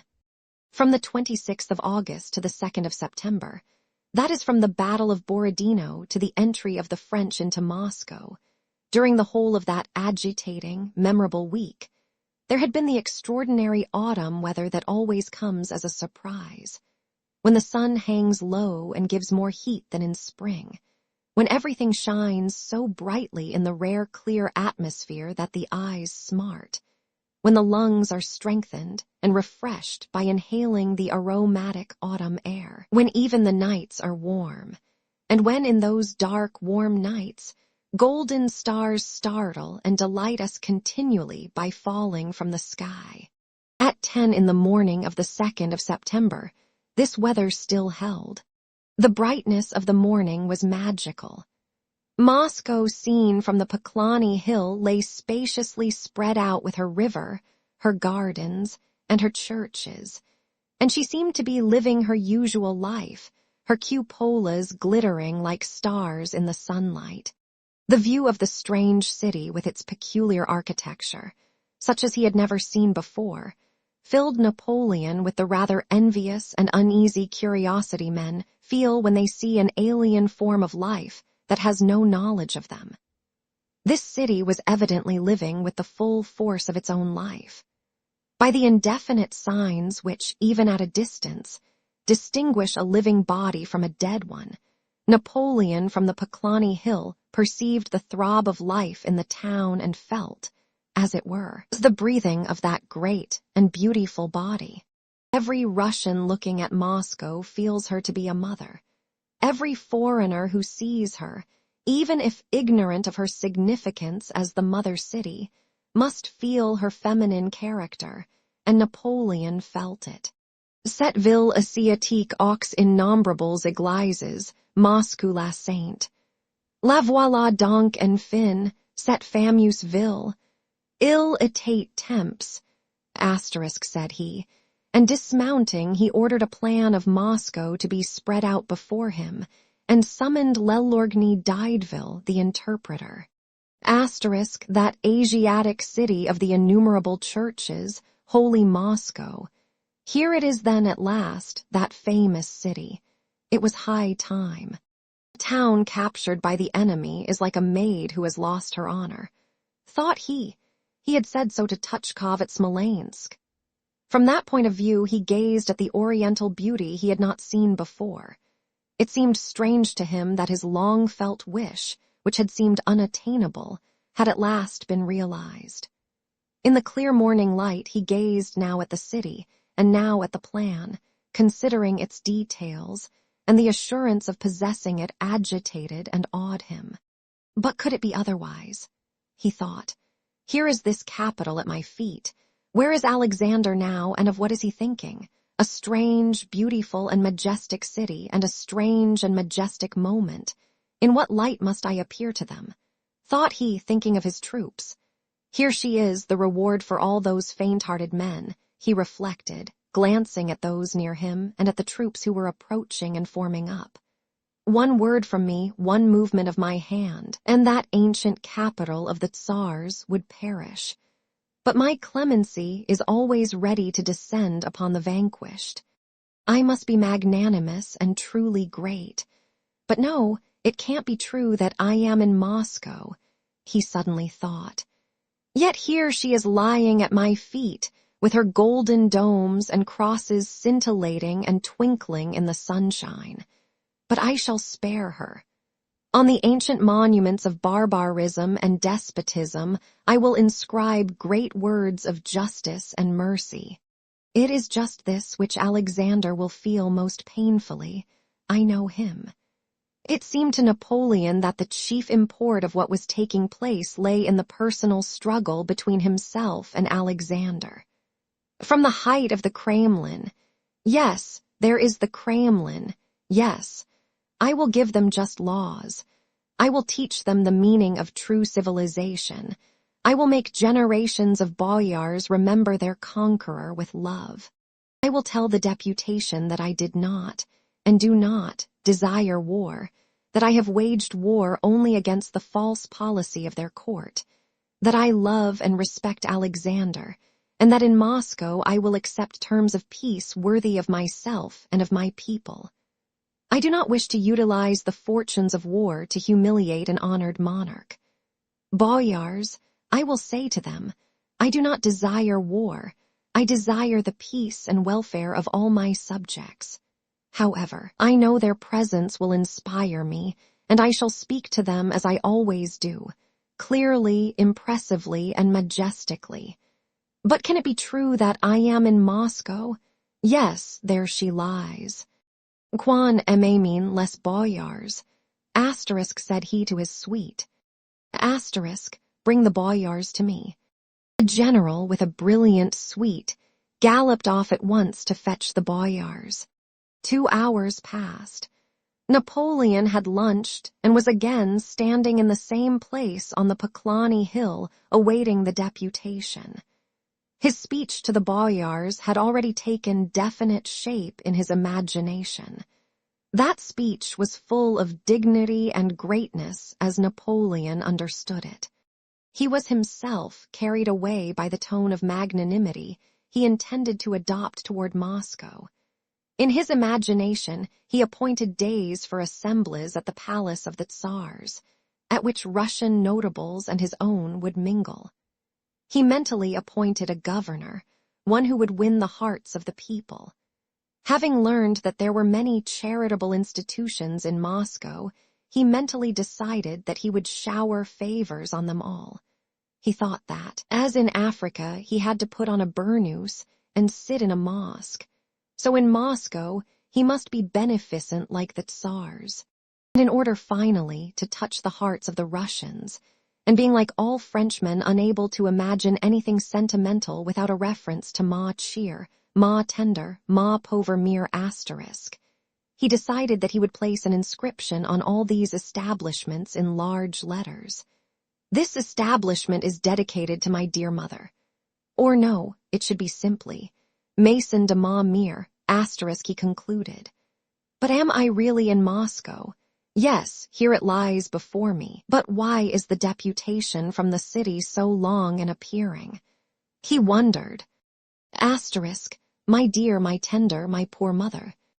Asterisk, house of my mother. Meanwhile, an agitated consultation was being carried on in whispers among his generals and marshals at the rear of his suite. Those sent to fetch the deputation had returned with the news that Moscow was empty, that everyone had left it. The faces of those who were not conferring together were pale and perturbed. They were not alarmed by the fact that Moscow had been abandoned by its inhabitants, grave as that fact seemed, but by the question how to tell the emperor, without putting him in the terrible position of appearing ridiculous, that he had been awaiting the boyars so long in vain, that there were drunken mobs left in Moscow, but no one else. Some said that a deputation of some sort must be scraped together. Others disputed that opinion, and maintained that the emperor should first be carefully and skillfully prepared, and then told the truth. He will have to be told all the same, said some gentlemen of the suite. But, gentlemen, the position was the more awkward because the emperor, meditating upon his magnanimous plans, was pacing patiently up and down before the outspread map, occasionally glancing along the road to Moscow from under his lifted hand with a bright and proud smile. But it's impossible, declared the gentlemen of the suite, shrugging their shoulders but not venturing to utter the implied word. Le ridicule. At last the emperor, tired of futile expectation, his actor's instinct suggesting to him that the sublime moment having been too long drawn out was beginning to lose its sublimity, gave a sign with his hand. A single report of a signaling gun followed, and the troops, who were already spread out on different sides of Moscow, moved into the city through the Tver, Kaluga, and Dorogomilov gates. Faster and faster, vying with one another, they moved at the double or at a trot, vanishing amid the clouds of dust they raised, and making the air ring with a deafening roar of mingling shouts. Drawn on by the movement of his troops, Napoleon rode with them as far as the Dorogomiloff gate, but there again stopped, and, dismounting from his horse, paced for a long time by the Kammerkalayski rampart, awaiting the deputation. Chapter 20. Meanwhile, Moscow was empty. There were still people in it. Perhaps a 50th part of its former inhabitants had remained, but it was empty. It was empty in the sense that a dying, queenless hive is empty. In a queenless hive, no life is left, though to a superficial glance, it seems as much alive as other hives. The bees circle round a queenless hive in the hot beams of the midday sun as gaily as around the living hives. From a distance, it smells of honey like the others, and bees fly in and out in the same way. But one has only to observe that hive to realize that there is no longer any life in it. The bees do not fly in the same way. The smell and the sound that meet the beekeeper are not the same. To the beekeeper's tap on the wall of the sick hive, instead of the former instant unanimous humming of tens of thousands of bees with their abdomens threateningly compressed, and producing by the rapid vibration of their wings an aerial living sound, the only reply is a disconnected buzzing from different parts of the deserted hive. From the alighting board, instead of the former spirituous, fragrant smell of honey and venom, and the warm whiffs of crowded life, comes an odor of emptiness, and decay mingling with the smell of honey. There are no longer sentinels sounding the alarm with their abdomens raised, and ready to die in defense of the hive. There is no longer the measured, quiet sound of throbbing activity, like the sound of boiling water, but diverse, discordant sounds of disorder. In and out of the hive, long black robber bees smeared with honey fly timidly and shiftily. They do not sting, but crawl away from danger. Formerly, only bees laden with honey flew into the hive, and they flew out empty. Now they fly out laden. The beekeeper opens the lower part of the hive and peers in. Instead of black, glossy bees, tamed by toil, clinging to one another's legs and drawing out the wax with a ceaseless hum of labor, that used to hang in long clusters down to the floor of the hive, drowsy, shriveled bees crawl about separately in various directions on the floor and walls of the hive. Instead of a neatly glued floor, swept by the bees with the fanning of their wings, there is a floor littered with bits of wax, excrement, dying bees scarcely moving their legs, and dead ones that have not been cleared away. The beekeeper opens the upper part of the hive and examines the super. Instead of serried rows of bees sealing up every gap in the combs and keeping the brood warm, he sees the skillful, complex structures of the combs, but no longer in their former state of purity. All is neglected and foul. Black robber bees are swiftly and stealthily prowling about the combs, and the short home bees, shriveled and listless as if they were old, creep slowly about without trying to hinder the robbers, having lost all motive and all sense of life. Drones, bumblebees, wasps, and butterflies knock awkwardly against the walls of the hive in their flight. Here and there among the cells containing dead brood and honey, an angry buzzing can sometimes be heard. Here and there a couple of bees, by force of habit and custom cleaning out the brood cells, with efforts beyond their strength, laboriously drag away a dead bee or bumblebee without knowing why they do it.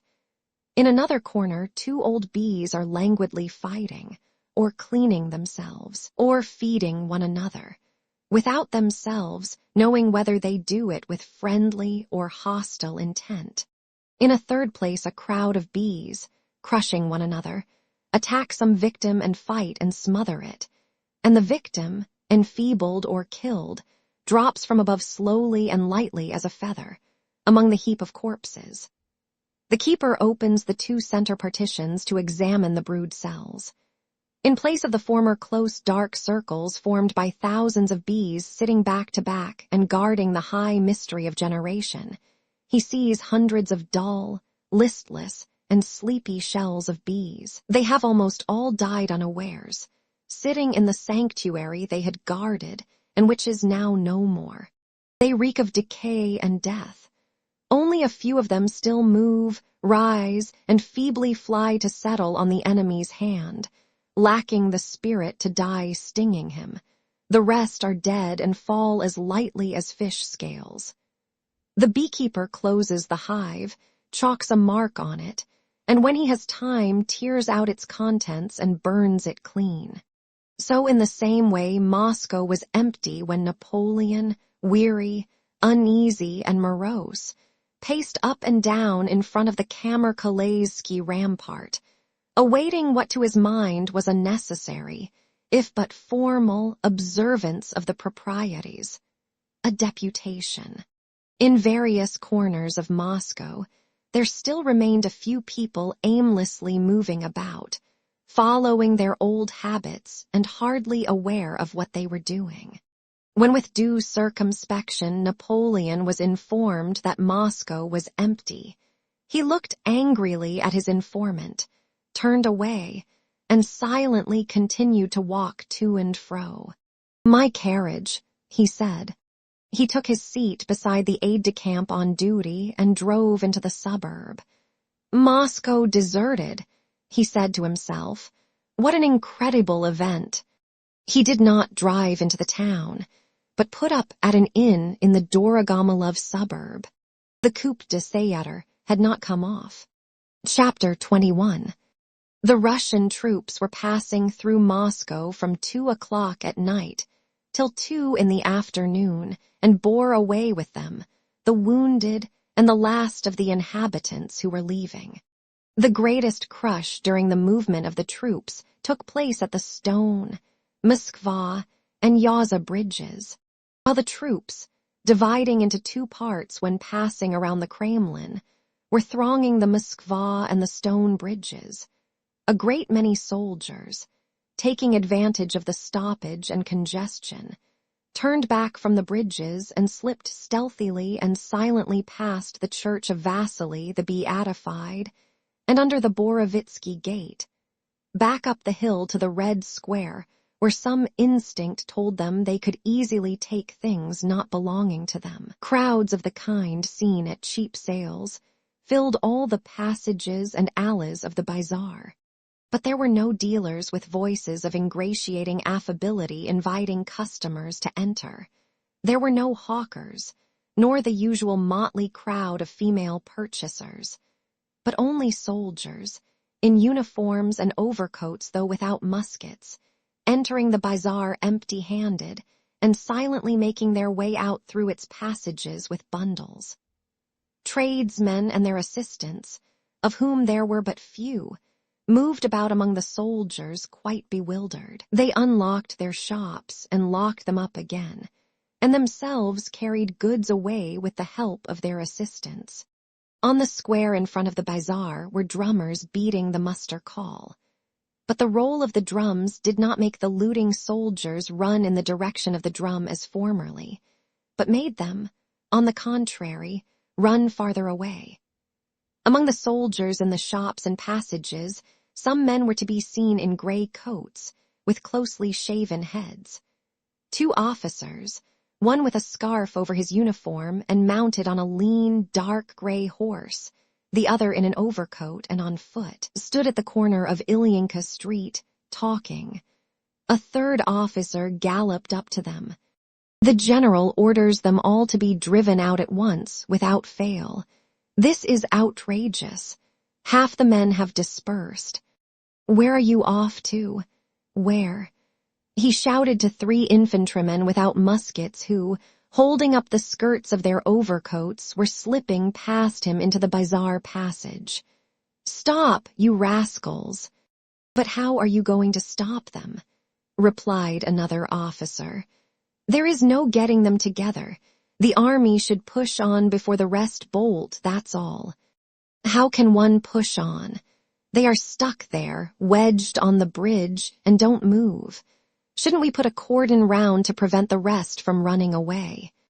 Come, go in there and drive them out, shouted the senior officer. The officer in the scarf dismounted, called up a drummer, and went with him into the arcade. Some soldiers started running away in a group. A shopkeeper with red pimples on his cheeks near the nose, and a calm, persistent, calculating expression on his plump face, hurriedly and ostentatiously approached the officer, swinging his armis. "Your Honor," said he, "be so good as to protect us. We won't grudge trifles. You are welcome to anything. We shall be delighted. Pray. I'll fetch a piece of cloth at once for such an honorable gentleman, or even 2 pieces with pleasure. For we feel how it is. But what's all this? Sheer robbery. If you please, could not guards be placed if only to let us close the shop?" Several shopkeepers crowded round the officer. What twaddle," said one of them, a thin, stern-looking man. "When one's head is gone, one doesn't weep for one's hair. Take what any of you like." And flourishing his arm energetically, he turned sideways to the officer. "It's all very well for you, Ivan Sidorich, to talk," said the first tradesman angrily. "Please step inside, Your Honor." "Talk indeed," cried the thin one. "In my 3 shops here I have 100,000 rubles worth of goods. Can they be saved when the army has gone? What people? Against God's might our hands can't fight." "Come inside, Your Honor," repeated the tradesman, bowing. The officer stood perplexed, and his face showed indecision. "It's not my business," he exclaimed, and strode on quickly down one of the passages. From one open shop came the sound of blows and vituperation, and just as the officer came up to it, a man in a gray coat with a shaven head was flung out violently. This man, bent double, rushed past the tradesman and the officer. The officer pounced on the soldiers who were in the shops, but at that moment fearful screams reached them from the huge crowd on the Moskva bridge, and the officer ran out into the square. "What is it? What is it?" he asked, but his comrade was already galloping off past Vasily the Beatified in the direction from which the screams came. The officer mounted his horse and rode after him. When he reached the bridge, he saw 2 unlimbered guns, the infantry crossing the bridge, several overturned carts, and frightened and laughing faces among the troops. Beside the cannon, a cart was standing to which 2 horses were harnessed. 4 bourgeois with collars were pressing close to the wheels.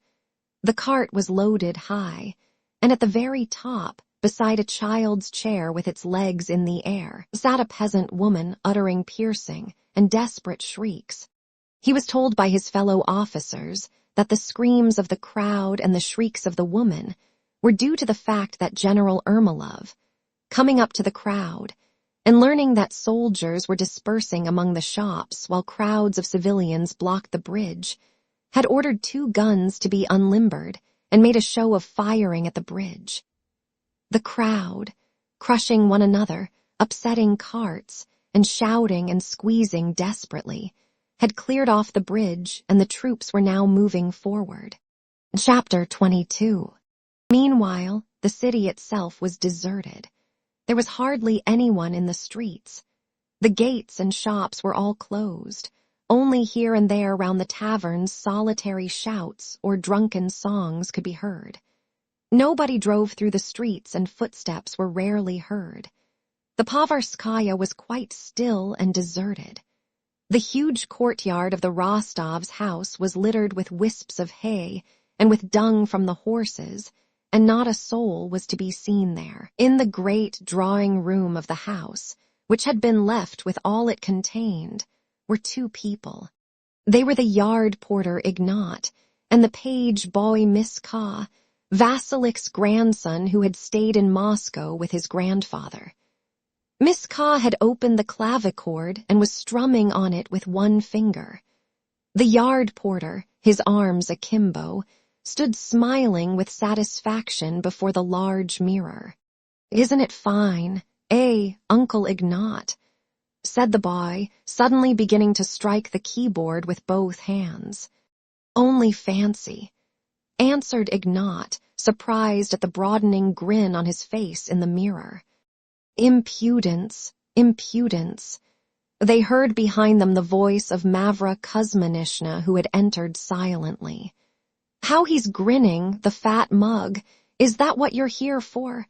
Nothing's cleared away down there, and Vasilik is worn out. Just you wait a bit." Ignat left off smiling, adjusted his belt, and went out of the room with meekly downcast eyes. "Aunt, I did it gently," said the boy. "I'll give you something gently, you monkey you," cried Mavra Kuzminishna, raising her arm threateningly. "Go and get the samovar to boil for your grandfather." Mavra Kuzminishna flicked the dust off the clavichord and closed it, and with a deep sigh left the drawing room and locked its main door. Going out into the yard, she paused to consider where she should go next. To drink tea in the servants' wing with Vasilif, or into the storeroom to put away what still lay about. She heard the sound of quick footsteps in the quiet street. Someone stopped at the gate, and the latch rattled as someone tried to open it. Mavra Kuzminishna went to the gate. "Who do you want?" "The Count, Count Ilya Andreevich Rostov." "And who are you?" "An officer. I have to see him," came the reply in a pleasant, well-bred Russian voice. Mavra Kuzminishna opened the gate, and an officer of 18, with the round face of a Rostov, entered the yard. "They have gone away, sir.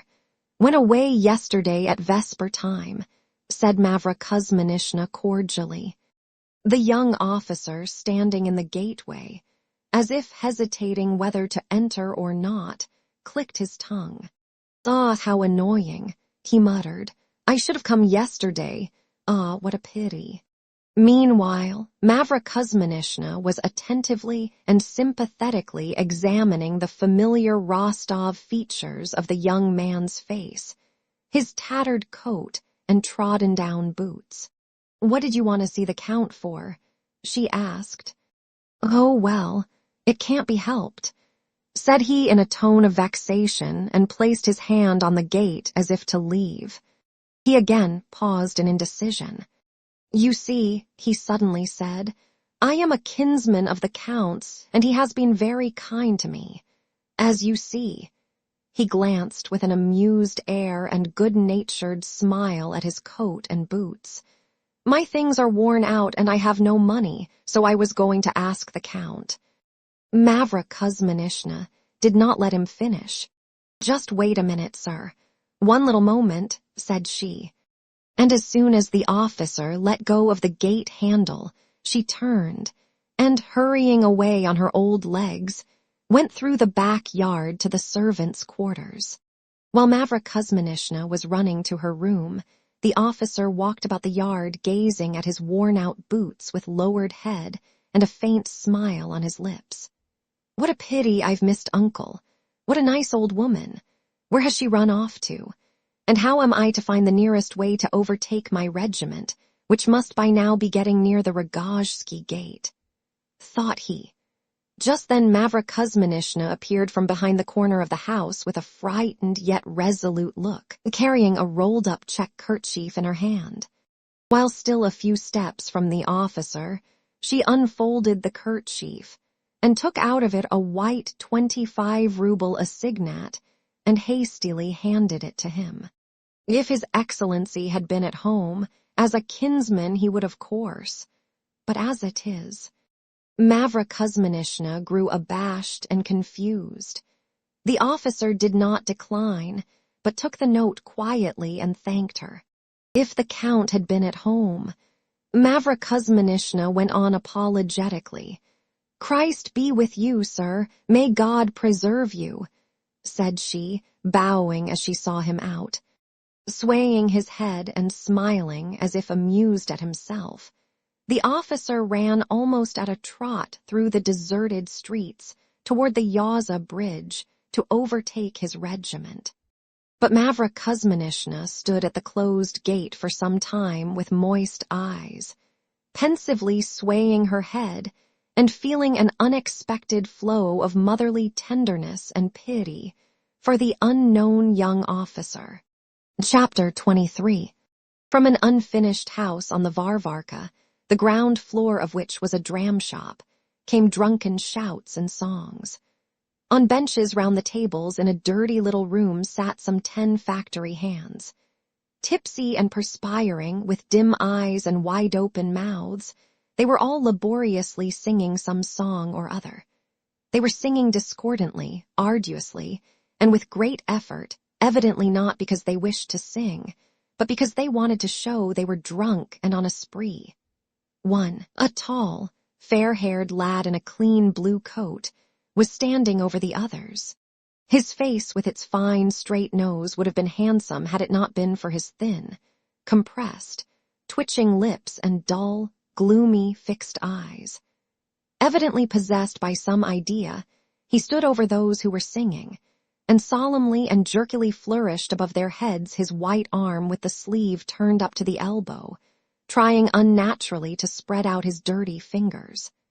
The sleeve of his coat kept slipping down, and he always carefully rolled it up again with his left hand, as if it were most important that the sinewy white arm he was flourishing should be bare. In the midst of the song cries were heard, and fighting and blows in the passage and porch. The tall lad waved his arm. "Stop it," he exclaimed peremptorily. "There's a fight, lads." And still rolling up his sleeve, he went out to the porch. The factory hands followed him. These men, who under the leadership of the tall lad were drinking in the dram shop that morning, had brought the publican some skins from the factory, and for this had had drink served them. The blacksmiths from a neighboring smithy, hearing the sounds of revelry in the tavern and supposing it to have been broken into, wished to force their way in too, and a fight in the porch had resulted. The publican was fighting one of the smiths at the door, and when the workmen came out, the smith, wrenching himself free from the tavern keeper, fell face downward on the pavement. Another smith tried to enter the doorway, pressing against the publican with his chest. The lad with the turned-up sleeve gave the smith a blow in the face and cried wildly, "They are fighting us, lads." At that moment the first smith got up and, scratching his bruised face to make it bleed, shouted in a tearful voice, "Police! Murder! They've killed a man, lads." "Oh, gracious me, a man beaten to death, killed," screamed a woman coming out of a gate close by. A crowd gathered round the blood-stained smith. "Haven't you robbed people enough, taking their last shirts?" said a voice addressing the publican. "What have you killed a man for, you thief?" The tall lad, standing in the porch, turned his bleared eyes from the publican to the smith and back again, as if considering whom he ought to fight now. "Murderer," he shouted suddenly to the publican. "Bind him, lads." "I dare say you would like to bind me," shouted the publican, pushing away the men advancing on him, and snatching his cap from his head, he flung it on the ground. As if this action had some mysterious and menacing significance, the workmen surrounding the publican paused in indecision. "I know the law very well, mates. I'll take the matter to the captain of police. You think I won't get to him? Robbery is not permitted to anybody nowadays," shouted the publican, picking up his cap. "Come along then. Come along then." The publican and the tall young fellow repeated one after the other, and they moved up the street together. The blood-stained smith went beside them. The factory hands and others followed behind, talking and shouting. At the corner of the Morrisaica, opposite a large house with closed shutters and bearing a bootmaker's signboard, stood a score of thin, worn-out, gloomy-faced bootmakers, wearing overalls and long, tattered coats. He should pay folks off properly. A thin workingman, with frowning brows and a straggly beard, was saying. But he sucked our blood, and now he thinks he's quit of us. He's been misleading us all the week, and now that he's brought us to this pass, he's made off. On seeing the crowd and the blood-stained man, the workmen ceased speaking, and with eager curiosity, all the bootmakers joined the moving crowd. Where are all the folks going?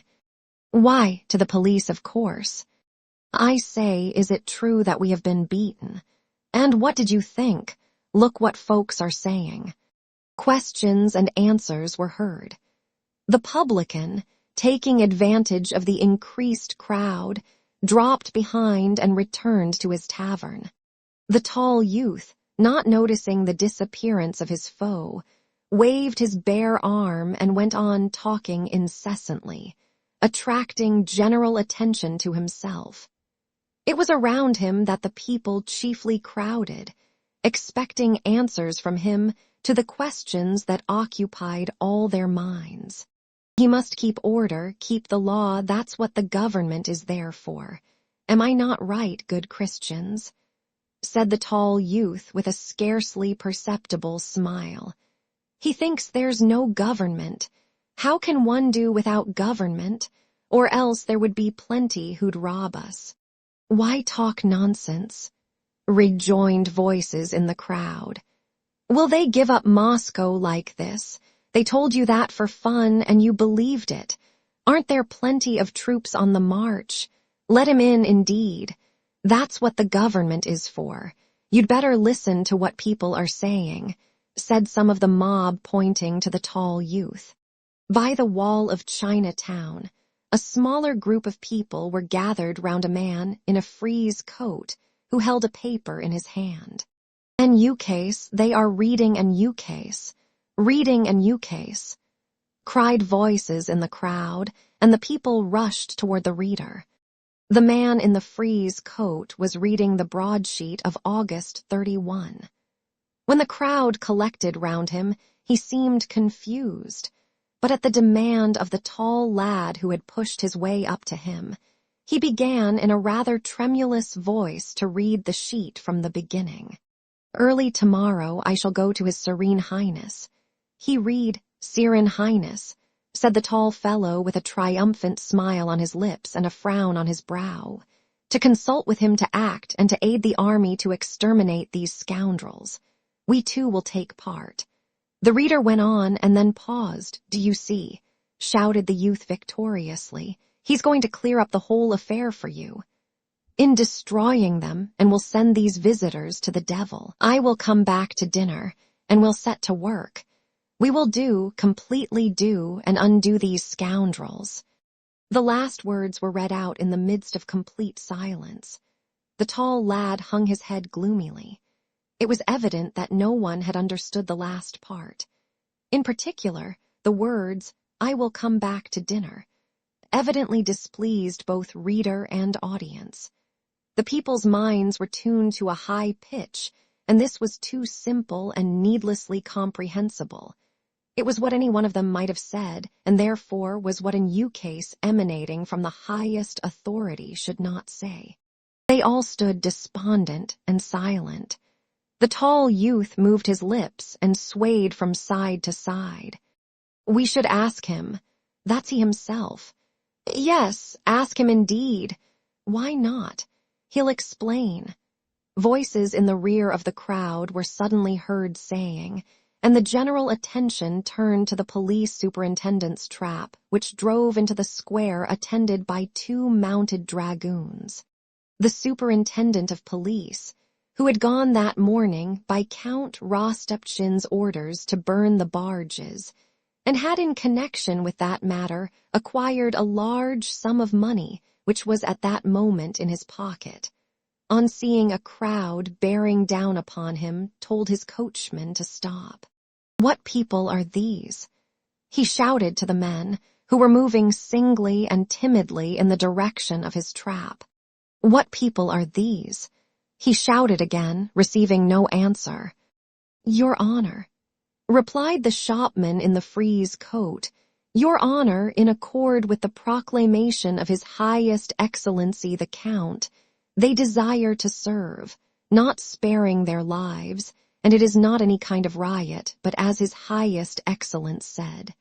The Count has not left, he is here, and an order will be issued concerning you, said the superintendent of police. Go on, he ordered his coachman. The crowd halted, pressing around those who had heard what the superintendent had said, and looking at the departing trap. The superintendent of police turned round at that moment with a scared look, said something to his coachman, and his horses increased their speed. It's a fraud, lads. Lead the way to him himself, shouted the tall youth. Don't let him go, lads. Let him answer us. Keep him, shouted different people, and the people dashed in pursuit of the trap, following the superintendent of police, and talking loudly. The crowd went in the direction of the Lubyanka Street. There now, the gentry and merchants have gone away and left us to perish. Do they think we're dogs? Voices in the crowd were heard saying more and more frequently. Chapter 24. On the evening of the 1st of September, after his interview with Kutuzov, Count Rostopchin had returned to Moscow mortified and offended because he had not been invited to attend the council of war, and because Kutuzov had paid no attention to his offer to take part in the defense of the city. Amazed also at the novel outlook revealed to him at the camp, which treated the tranquility of the capital and its patriotic fervor as not merely secondary, but quite irrelevant and unimportant matters. Distressed, offended, and surprised by all this, Rostopchin had returned to Moscow. After supper, he lay down on a sofa without undressing, and was awakened soon after midnight by a courier bringing him a letter from Kutuzov. This letter requested the Count to send police officers to guide the troops through the town, as the army was retreating to the Ryazan road beyond Moscow. This was not news to Rostopchin. He had known that Moscow would be abandoned, not merely since his interview the previous day with Kutuzov on the Poklony Hill, but ever since the Battle of Borodino. For all the generals who came to Moscow after that battle had said unanimously that it was impossible to fight another battle, and since then the government property had been removed every night, and half the inhabitants had left the city with Rostopchin's own permission. Yet all the same this information astonished and irritated the Count, coming as it did in the form of a simple note with an order from Kutuzov, and received at night, breaking in on his beauty sleep.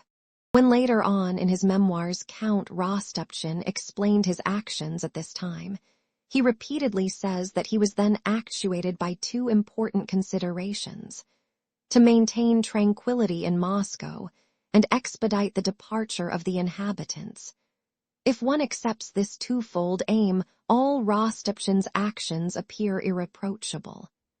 Why were the holy relics, the arms, ammunition, gunpowder, and stores of corn not removed? Why were thousands of inhabitants deceived into believing that Moscow would not be given up, and thereby ruined?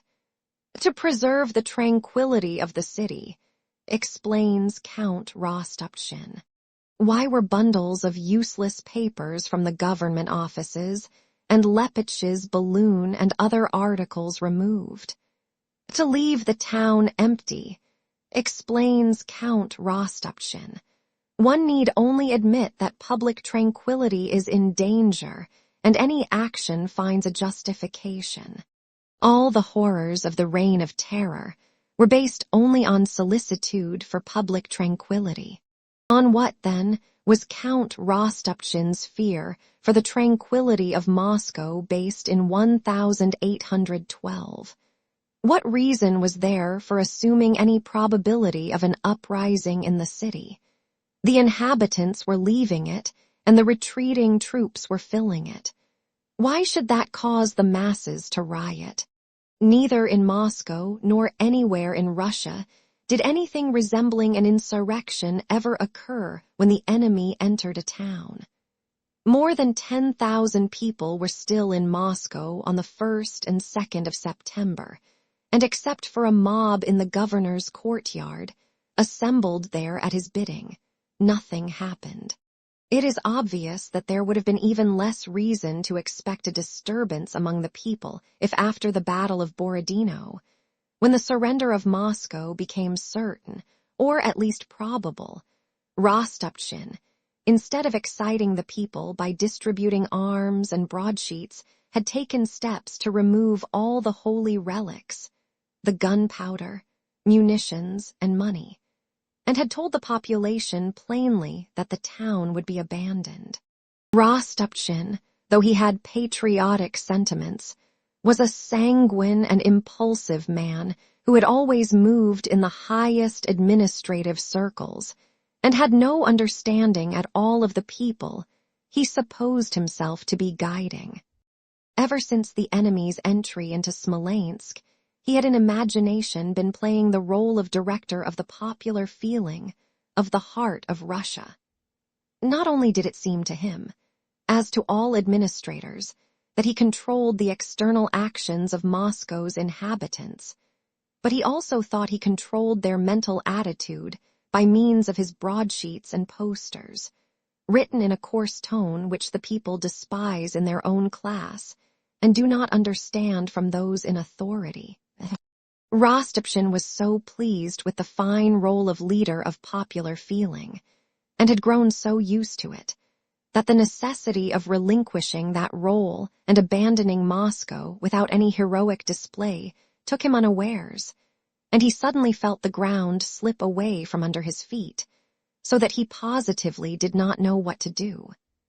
Though he knew it was coming, he did not till the last moment wholeheartedly believe that Moscow would be abandoned, and did not prepare for it. The inhabitants left against his wishes. If the government offices were removed, this was only done on the demand of officials to whom the Count yielded reluctantly. He was absorbed in the role he had created for himself. As is often the case with those gifted with an ardent imagination, though he had long known that Moscow would be abandoned, he knew it only with his intellect. He did not believe it in his heart, and did not adapt himself mentally to this new position of affairs.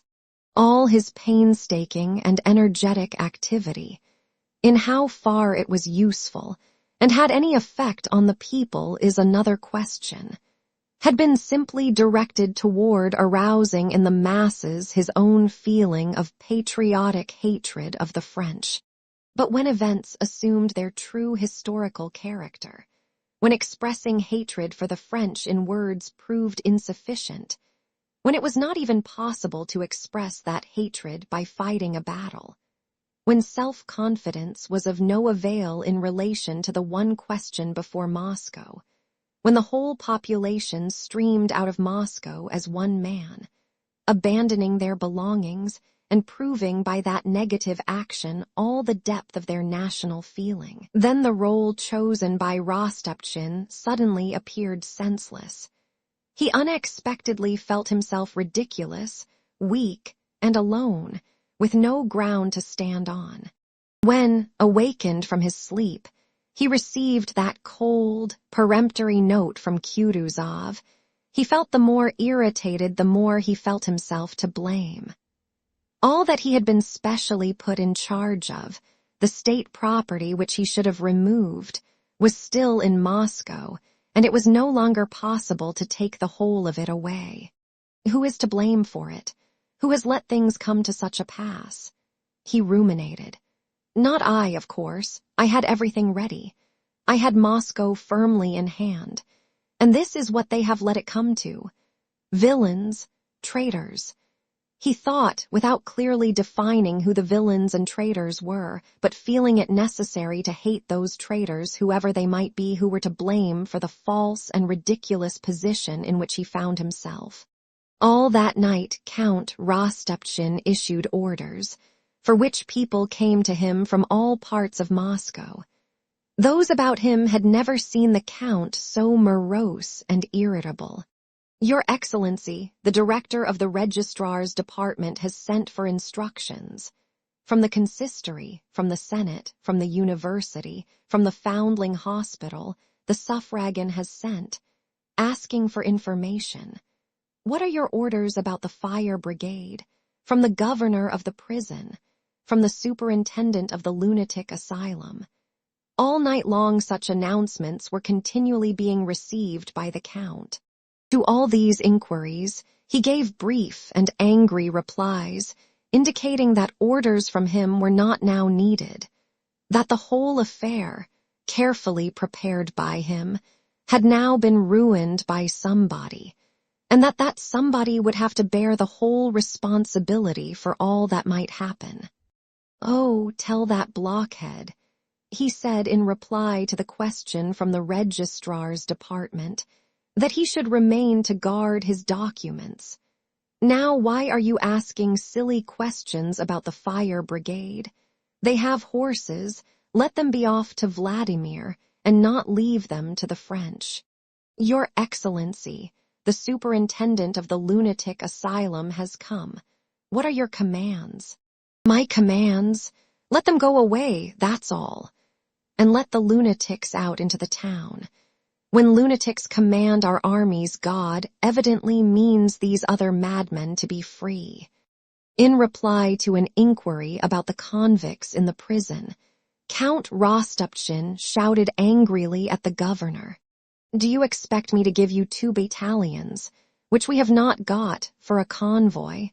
Release them, that's all about it. Your Excellency, there are some political prisoners, Meshkov, Vereshchagin." "Vereshchagin? Hasn't he been hanged yet?" shouted Rostopchin. "Bring him to me." Chapter 25. Toward 9 o'clock in the morning, when the troops were already moving through Moscow, nobody came to the Count any more for instructions. Those who were able to get away were going of their own accord. Those who remained behind decided for themselves what they must do. The Count ordered his carriage that he might drive to Sokolniki, and sat in his study with folded hands, morose, sallow, and taciturn. In quiet and untroubled times, it seems to every administrator that it is only by his efforts that the whole population under his rule is kept going. And in this consciousness of being indispensable, every administrator finds the chief reward of his labor and efforts. While the sea of history remains calm, the ruler-administrator in his frail bark, holding on with a boat hook to the ship of the people and himself moving, naturally imagines that his efforts move the ship he is holding on to. But as soon as a storm arises and the sea begins to heave, and the ship to move, such a delusion is no longer possible. The ship moves independently with its own enormous motion. The boat hook no longer reaches the moving vessel, and suddenly the administrator, instead of appearing a ruler and a source of power, becomes an insignificant, useless, feeble man. Rostopchin felt this, and it was this which exasperated him. The superintendent of police, whom the crowd had stopped, went in to see him at the same time as an adjutant who informed the Count that the horses were harnessed. They were both pale, and the superintendent of police, after reporting that he had executed the instructions he had received, informed the Count that an immense crowd had collected in the courtyard and wished to see him. Without saying a word, Rostopchin rose and walked hastily to his light, luxurious drawing-room, went to the balcony door, took hold of the handle, let it go again, and went to the window from which he had a better view of the whole crowd. The tall lad was standing in front, flourishing his arm and saying something with a stern look. The blood-stained Smith stood beside him with a gloomy face. A drone of voices was audible through the closed window. "Is my carriage ready?" asked Rostopchin, stepping back from the window. "It is, Your Excellency," replied the adjutant. Rostopchin went again to the balcony door. "But what do they want?" he asked the superintendent of police. "Your Excellency, they say they have got ready, according to your orders, to go against the French, and they shouted something about treachery. But it is a turbulent crowd, Your Excellency. I hardly managed to get away from it. Your Excellency, I venture to suggest." "You may go. I don't need you to tell me what to do," exclaimed Rostopchin angrily. He stood by the balcony door, looking at the crowd. "This is what they have done with Russia. This is what they have done with me," thought he, full of an irrepressible fury that welled up within him against the someone to whom what was happening might be attributed. As often happens with passionate people, he was mastered by anger but was still seeking an object on which to vent it. "Here is that mob, the dregs of the people," he thought as he gazed at the crowd.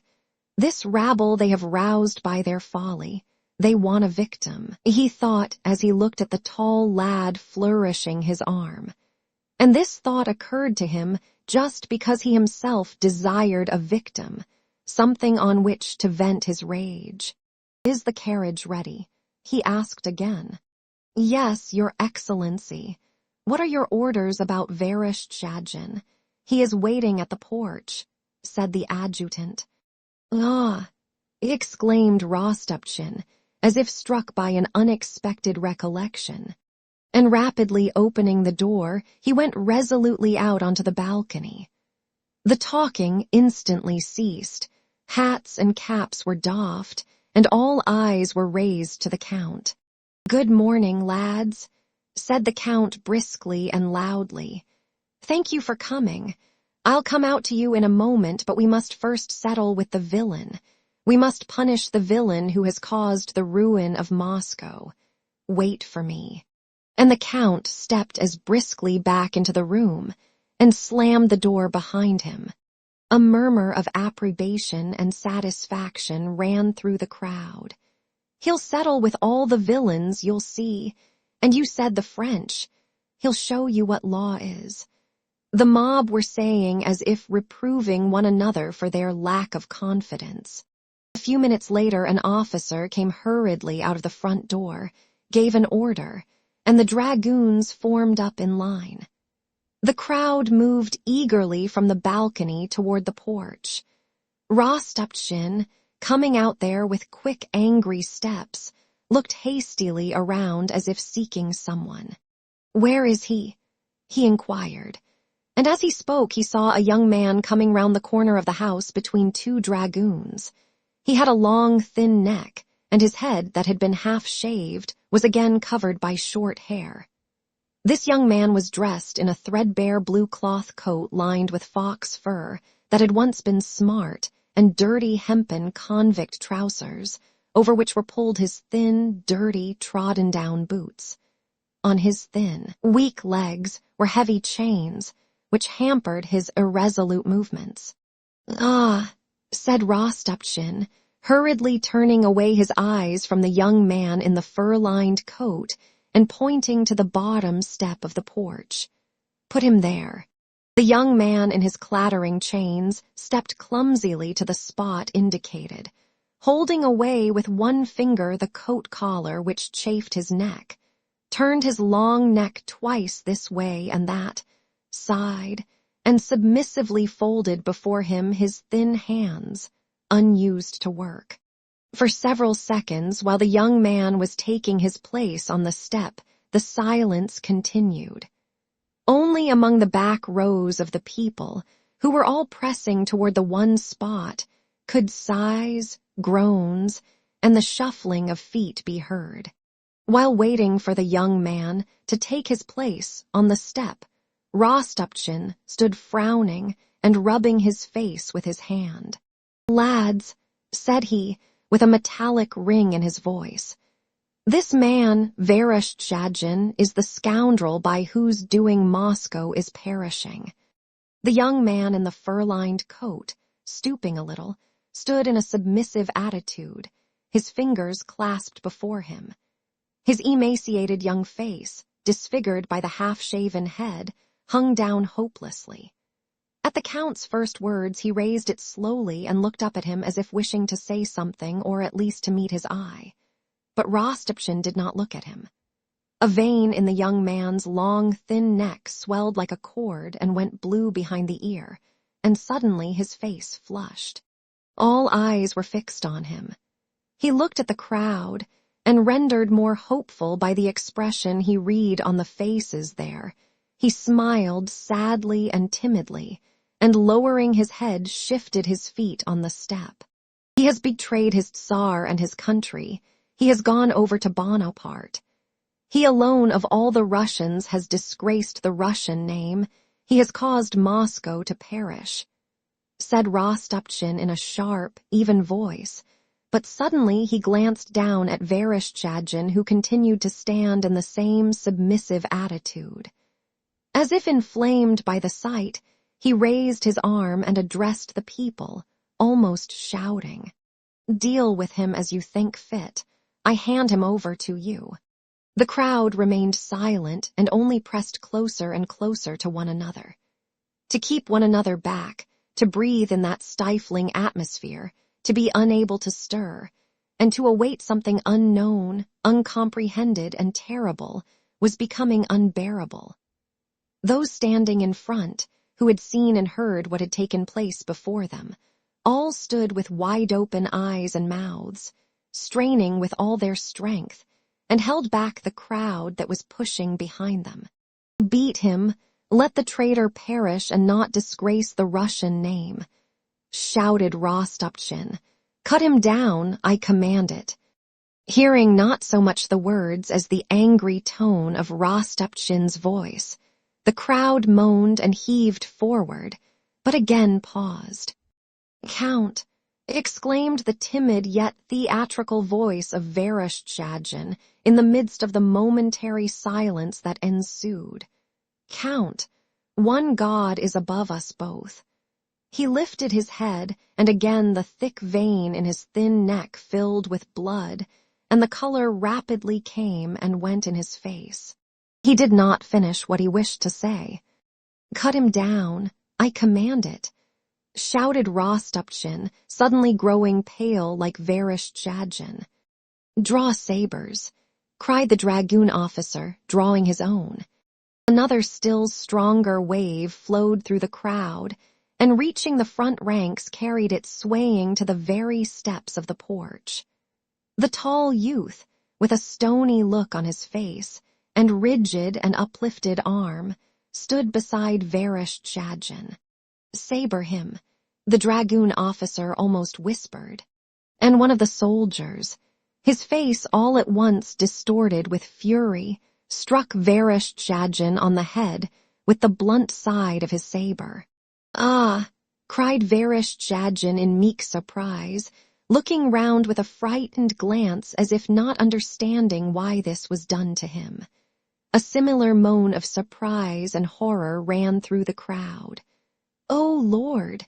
exclaimed a sorrowful voice. But after the exclamation of surprise that had escaped from Vereshchagin, he uttered a plaintive cry of pain, and that cry was fatal. The barrier of human feeling, strained to the utmost, that had held the crowd in check suddenly broke. The crime had begun and must now be completed. The plaintive moan of reproach was drowned by the threatening and angry roar of the crowd. Like the seventh and last wave that shatters a ship, that last irresistible wave burst from the rear and reached the front ranks, carrying them off their feet and engulfing them all. The dragoon was about to repeat his blow. Vereshchagin, with a cry of horror, covering his head with his hands, rushed toward the crowd.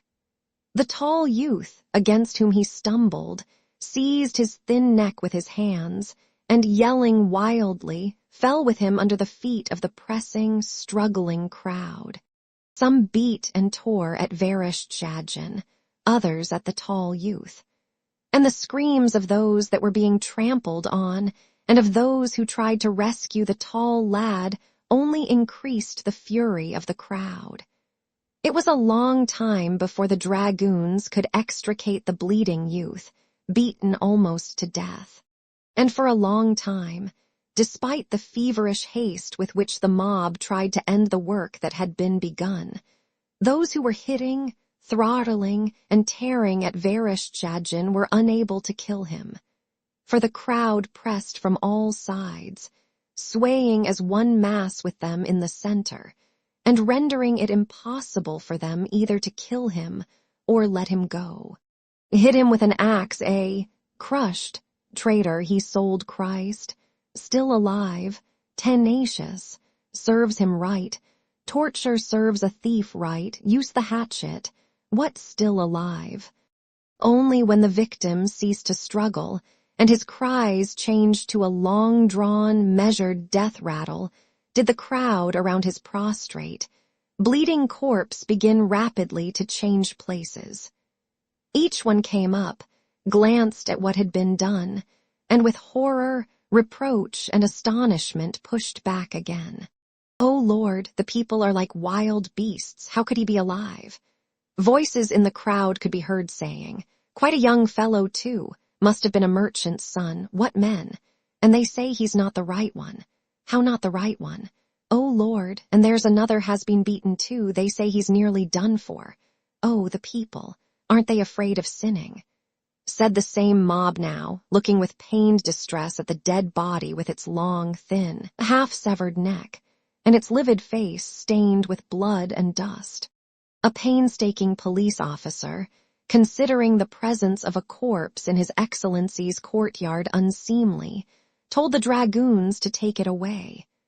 2 dragoons took it by its distorted legs and dragged it along the ground. The gory, dust-stained, half-shaven head with its long neck trailed twisting along the ground. The crowd shrank back from it. At the moment when Vereshchagin fell and the crowd closed in with savage yells and swayed about him, Rostopchin suddenly turned pale, and instead of going to the back entrance where his carriage awaited him, went with hurried steps and bent head, not knowing where and why, along the passage leading to the rooms on the ground floor. The Count's face was white, and he could not control the feverish twitching of his lower jaw. "This way, Your Excellency. Where are you going?" "This way, please," said a trembling, frightened voice behind him. Count Rostopchin was unable to reply and, turning obediently, went in the direction indicated. At the back entrance stood his calèche. The distant roar of the yelling crowd was audible even there. He hastily took his seat and told the coachman to drive him to his country house in Sokolniki. When they reached the Myasnitsky Street and could no longer hear the shouts of the mob, the Count began to repent. He remembered with dissatisfaction the agitation and fear he had betrayed before his subordinates. "The mob is terrible, disgusting," he said to himself in French. "They are like wolves whom nothing but flesh can appease. Count, one God is above us both." Vereshchagin's words suddenly recurred to him, and a disagreeable shiver ran down his back. But this was only a momentary feeling, and Count Rostopchin smiled disdainfully at himself. "I had other duties," thought he. "The people had to be appeased. Many other victims have perished and are perishing for the public good." And he began thinking of his social duties to his family, and to the city entrusted to him, and of himself. Not himself as Theodore Vassilievich Rostopchin. He fancied that Theodore Vassilievich Rostopchin was sacrificing himself for the public good, but himself as governor, the representative of authority and of the Tsar. Had I been simply Theodore Vassilievich, my course of action would have been quite different. but it was my duty to safeguard my life and dignity as commander-in-chief. Lightly swaying on the flexible springs of his carriage, and no longer hearing the terrible sounds of the crowd, Rostopchin grew physically calm, and, as always happens, as soon as he became physically tranquil, his mind devised reasons why he should be mentally tranquil too. The thought which tranquilized Rostopchin was not a new one. Since the world began and men have killed one another, no one has ever committed such a crime against his fellow man without comforting himself with this same idea. This idea is le bien public, the hypothetical welfare of other people.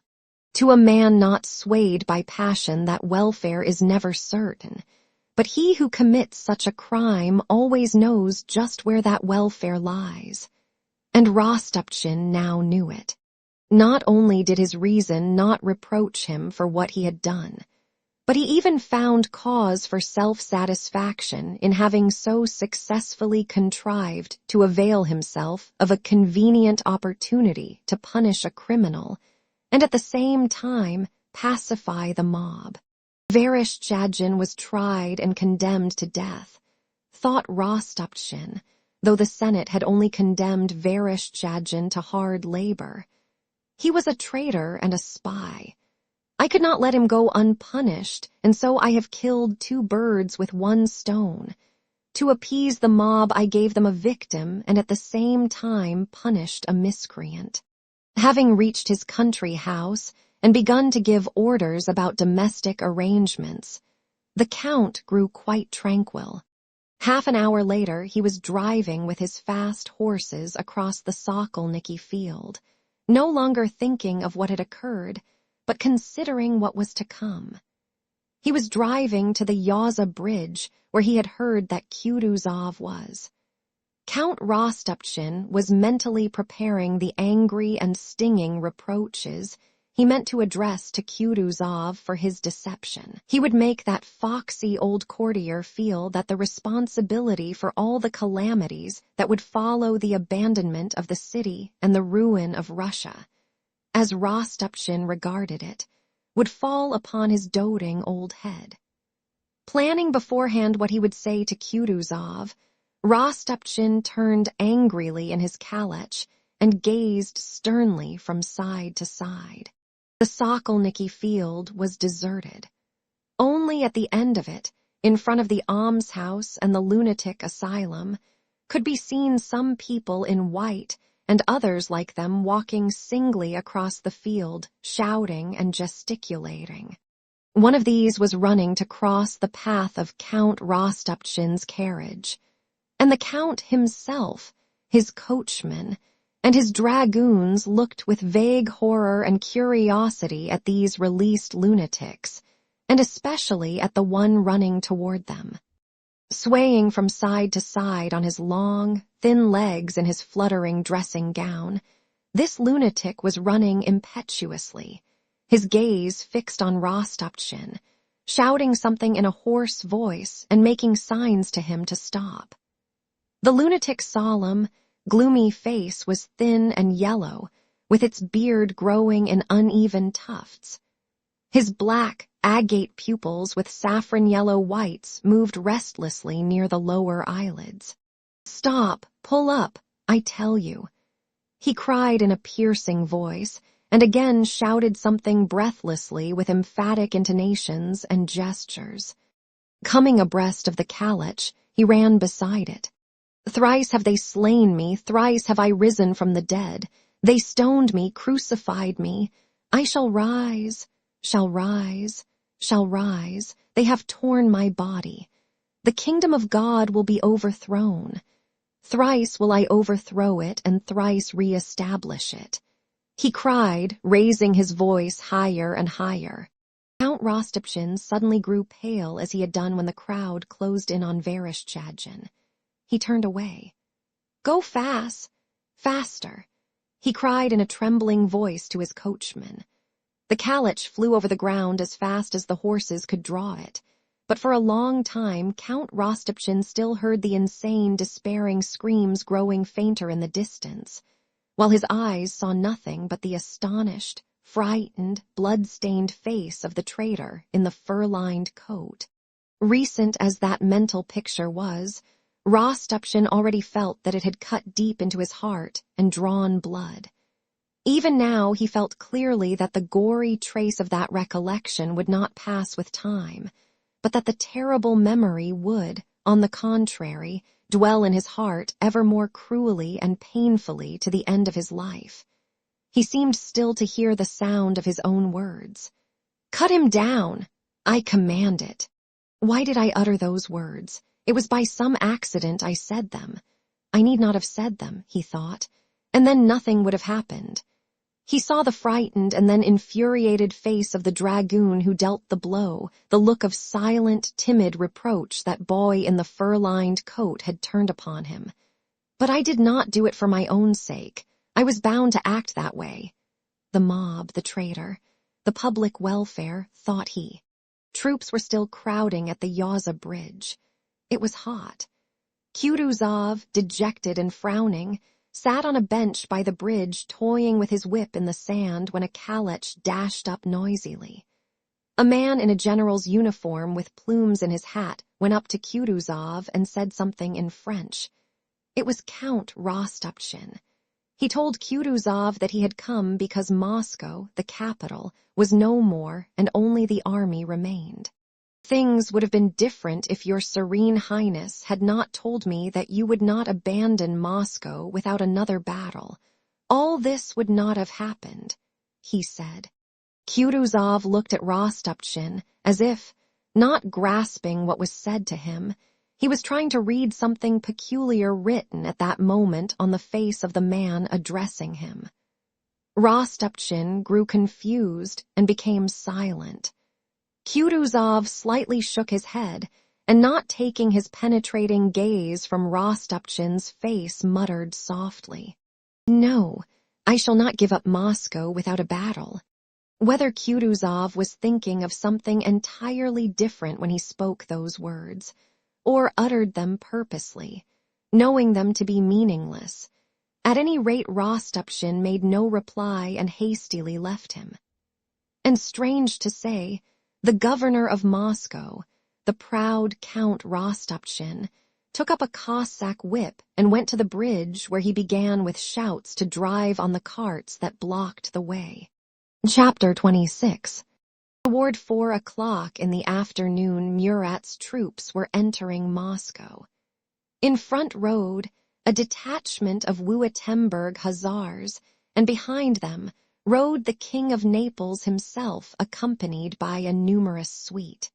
About the middle of the Arbat Street, near the church of the miraculous icon of St. Nicholas, Murat halted to await news from the advanced detachment as to the condition in which they had found the citadel, Le Kremlin.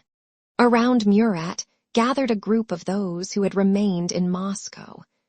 They all stared in timid bewilderment at the strange, long-haired commander dressed up in feathers and gold. "Is that their Tsar himself? He's not bad," low voices could be heard saying. An interpreter rode up to the group. "Take off your cap, your caps." These words went from one to another in the crowd. The interpreter addressed an old porter and asked if it was far to the Kremlin. The porter, listening in perplexity to the unfamiliar Polish accent and not realizing that the interpreter was speaking Russian, did not understand what was being said to him and slipped behind the others. Murat approached the interpreter and told him to ask where the Russian army was. One of the Russians understood what was asked, and several voices at once began answering the interpreter. A French officer, returning from the advance detachment, rode up to Murat and reported that the gates of the citadel had been barricaded and that there was probably an ambuscade there. "Good," said Murat, and turning to one of the gentlemen in his suite, ordered 4 light guns to be moved forward to fire at the gates. The guns emerged at a trot from the column following Murat and advanced up the Arbat. When they reached the end of the Vozdvizenka Street, they halted and drew in the square. Several French officers superintended the placing of the guns and looked at the Kremlin through field glasses. The bells in the Kremlin were ringing for vespers, and this sound troubled the French. They imagined it to be a call to arms. A few infantrymen ran to the Kutafiev gate. Beams and wooden screens had been put there, and 2 musket shots rang out from under the gate as soon as an officer and men began to run toward it. A general who was standing by the guns shouted some words of command to the officer, and the latter ran back again with his men. The sound of 3 more shots came from the gate. One shot struck a French soldier's foot, and from behind the screens came the strange sound of a few voices shouting. Instantly, as at a word of command, the expression of cheerful serenity on the faces of the French general, officers, and men changed to one of determined, concentrated readiness for strife and suffering. To all of them, from the marshal to the least soldier, that place was not the Vozdvizenka, Makhavaya, or Kutafiev Street, nor the Troitsa Gate, places familiar in Moscow, but a new battlefield which would probably prove sanguinary, and all made ready for that battle. The cries from the gates ceased. The guns were advanced, the artillerymen blew the ash off their linstocks, and an officer gave the word fire. This was followed by 2 whistling sounds of canister shot, one after another. The shot rattled against the stone of the gate and upon the wooden beams and screens, and 2 wavering clouds of smoke rose over the square. A few instants after the echo of the reports resounding over the stone-built Kremlin had died away, the French heard a strange sound above their head. Thousands of crows rose above the walls and circled in the air, cawing and noisily flapping their wings. Together with that sound came a solitary human cry from the gateway, and amid the smoke appeared the figure of a bareheaded man in a peasant's coat. He grasped a musket and took aim at the French. "Fire!" repeated the officer once more, and the reports of a musket and of 2 cannon shots were heard simultaneously. The gate was again hidden by smoke. Nothing more stirred behind the screens, and the French infantry soldiers and officers advanced to the gate. In the gateway lay 3 wounded and 4 dead. 2 men in peasant coats ran away at the foot of the wall toward the Znamenka. "Clear that away," said the officer, pointing to the beams and the corpses, and the French soldiers, after dispatching the wounded, threw the corpses over the parapet. Who these men were nobody knew. "Clear that away" was all that was said of them, and they were thrown over the parapet and removed later on that they might not stink. Thiers alone dedicates a few eloquent lines to their memory. These wretches had occupied the sacred citadel, having supplied themselves with guns from the arsenal, and fired, the wretches, at the French. Some of them were sabred, and the Kremlin was purged of their presence. Murat was informed that the way had been cleared. The French entered the gates and began pitching their camp in the Senate Square. Out of the windows of the Senate House, the soldiers threw chairs into the square for fuel and kindled fires there. Other detachments passed through the Kremlin and encamped along the Moroseivka, the Lubyanka, and Pokrovka streets. Others quartered themselves along the Vozdvizenka, the Nikolsky, and the Tverskoy streets. No masters of the houses being found anywhere, the French were not billeted on the inhabitants as is usual in towns, but lived in it as in a camp. Though tattered, hungry, worn out, and reduced to 1/3 of their original number, the French entered Moscow in good marching order. It was a weary and famished, but still a fighting and menacing army. But it remained an army only until its soldiers had dispersed into their different lodgings. As soon as the men of the various regiments began to disperse among the wealthy and deserted houses, the army was lost forever, and there came into being something nondescript, neither citizens nor soldiers, but what are known as marauders. When 5 weeks later these same men left Moscow, they no longer formed an army. They were a mob of marauders, each carrying a quantity of articles which seemed to him valuable or useful. The aim of each man when he left Moscow was no longer, as it had been, to conquer, but merely to keep what he had acquired. Like a monkey which puts its paw into the narrow neck of a jug, and having seized a handful of nuts will not open its fist for fear of losing what it holds, and therefore perishes, the French, when they left Moscow, had inevitably to perish because they carried their loot with them. Yet to abandon what they had stolen was as impossible for them as it is for the monkey to open its paw and let go of its nuts. 10 minutes after each regiment had entered a Moscow district, not a soldier or officer was left. Men in military uniforms and Hessian boots could be seen through the windows. Laughing and walking through the rumus in cellars and storerooms, similar men were busy among the provisions, and in the yards unlocking or breaking open coach house and stable doors, lighting fires in kitchens and kneading and baking bread with rolled-up sleeves, and cooking, or frightening, amusing, or caressing women and children. There were many such men both in the shops and houses, but there was no army. Order after order was issued by the French commanders that day forbidding the men to disperse about the town, sternly forbidding any violence to the inhabitants or any looting, and announcing a roll call for that very evening. But despite all these measures, the men, who had till then constituted an army, flowed all over the wealthy, deserted city with its comforts and plentiful supplies. As a hungry herd of cattle keeps well together when crossing a barren field, but gets out of hand and at once disperses uncontrollably as soon as it reaches rich pastures, so did the army disperse all over the wealthy city. No residents were left in Moscow, and the soldiers, like water percolating through sand, spread irresistibly through the city in all directions from the Kremlin into which they had first marched.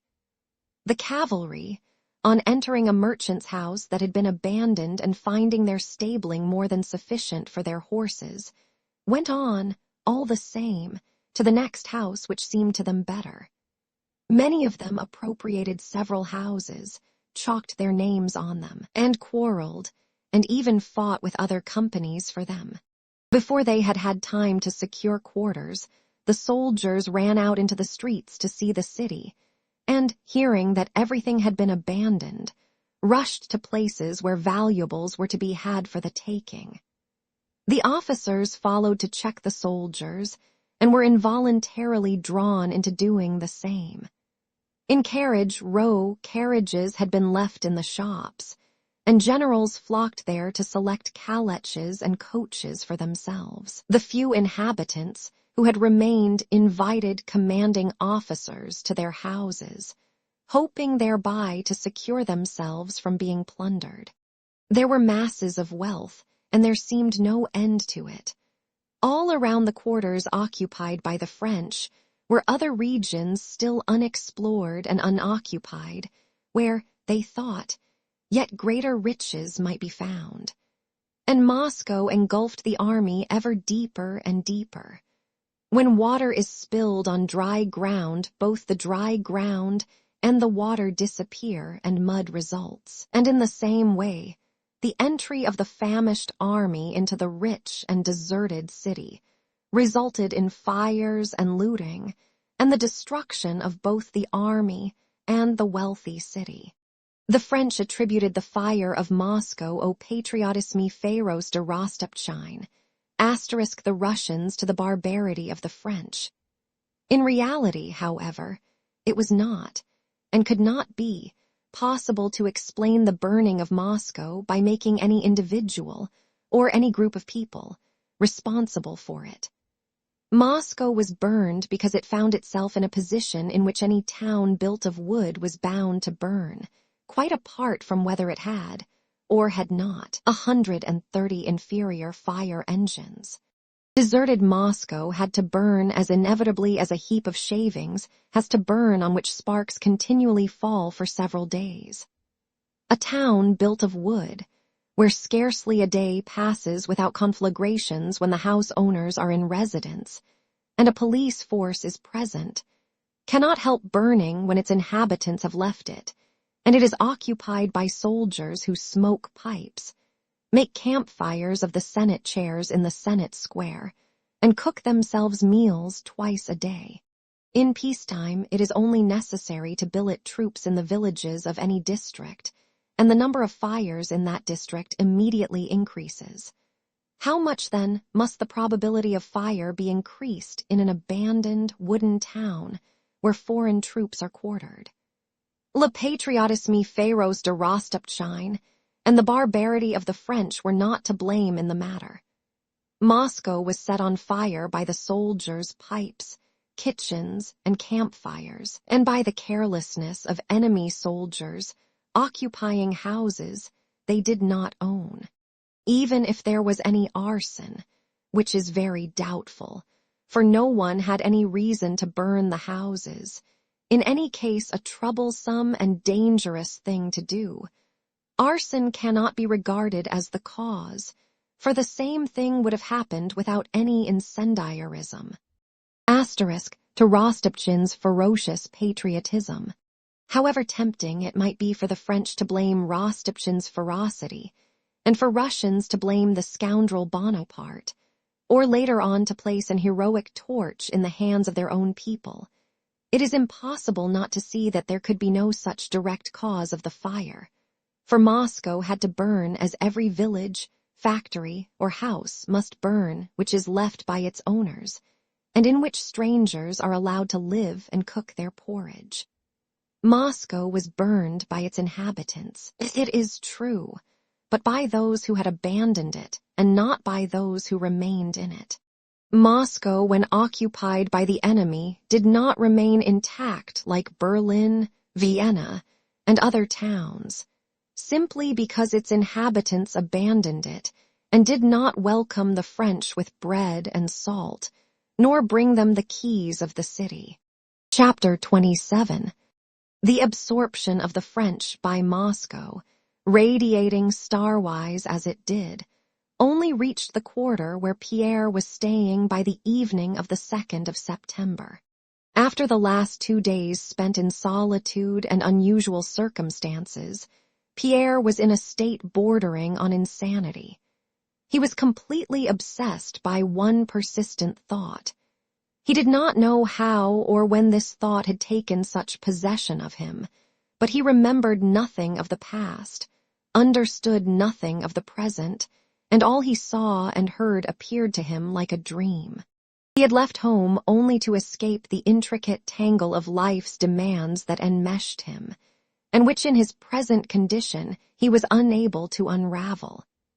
He had gone to Joseph Alexeyevitch's house, on the plea of sorting the deceased's books and papers, only in search of rest from life's turmoil, for in his mind the memory of Joseph Alexeyevitch was connected with a world of eternal, solemn, and calm thoughts, quite contrary to the restless confusion into which he felt himself being drawn. He sought a quiet refuge, and in Joseph Alexeyevitch's study he really found it. When he sat with his elbows on the dusty writing table in the death-like stillness of the study, calm and significant memories of the last few days rose one after another in his imagination, particularly of the Battle of Borodino, and of that vague sense of his own insignificance and insincerity, compared with the truth, simplicity, and strength of the class of men he mentally classed as they. When Gerasim roused him from his reverie, the idea occurred to him of taking part in the popular defense of Moscow, which he knew was projected. And with that object, he had asked Gerasim to get him a peasant's coat and a pistol, confiding to him his intentions of remaining in Joseph Alexeyevitch's house and keeping his name secret. Then, during the first day spent in inaction and solitude, he tried several times to fix his attention on the Masonic manuscripts, but was unable to do so. The idea that had previously occurred to him of the Kabbalistic significance of his name, in connection with Bonaparte's, more than once vaguely presented itself. The idea that he, Elrus Besuhoff, was destined to set a limit to the power of the beast was as yet only one of the fancies that often passed through his mind and left no trace behind. When, having bought the coat merely with the object of taking part among the people in the defense of Moscow, Pierre had met the Rostovs and Natasha had said to him, "Are you remaining in Moscow? How splendid." The thought flashed into his mind that it really would be a good thing, even if Moscow were taken, for him to remain there and do what he was predestined to do. Next day, with the sole idea of not sparing himself and not lagging in any way behind them, Pierre went to the Three Hills gate.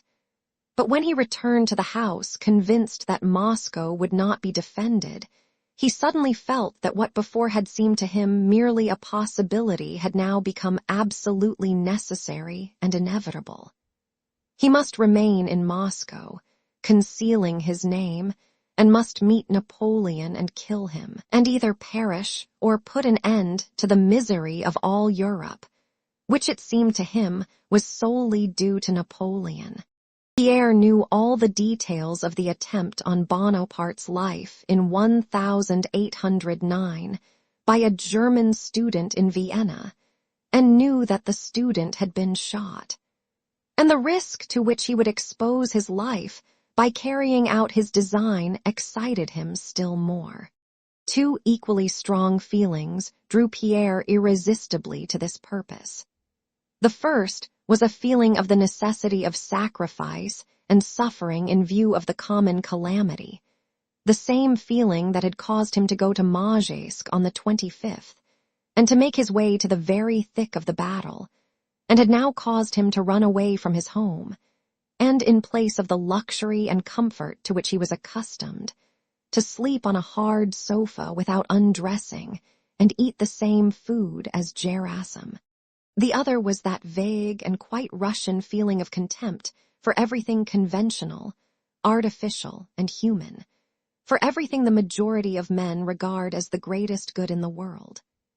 Pierre had first experienced this strange and fascinating feeling at the Sloboda Palace, when he had suddenly felt that wealth, power, and life, all that men so painstakingly acquire and guard, if it has any worth, has so only by reason of the joy with which it can all be renounced.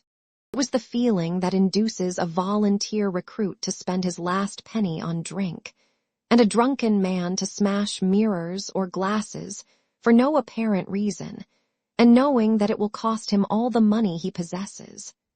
The feeling which causes a man to perform actions which from an ordinary point of view are insane, to test, as it were, his personal power and strength, affirming the existence of a higher, non-human criterion of life.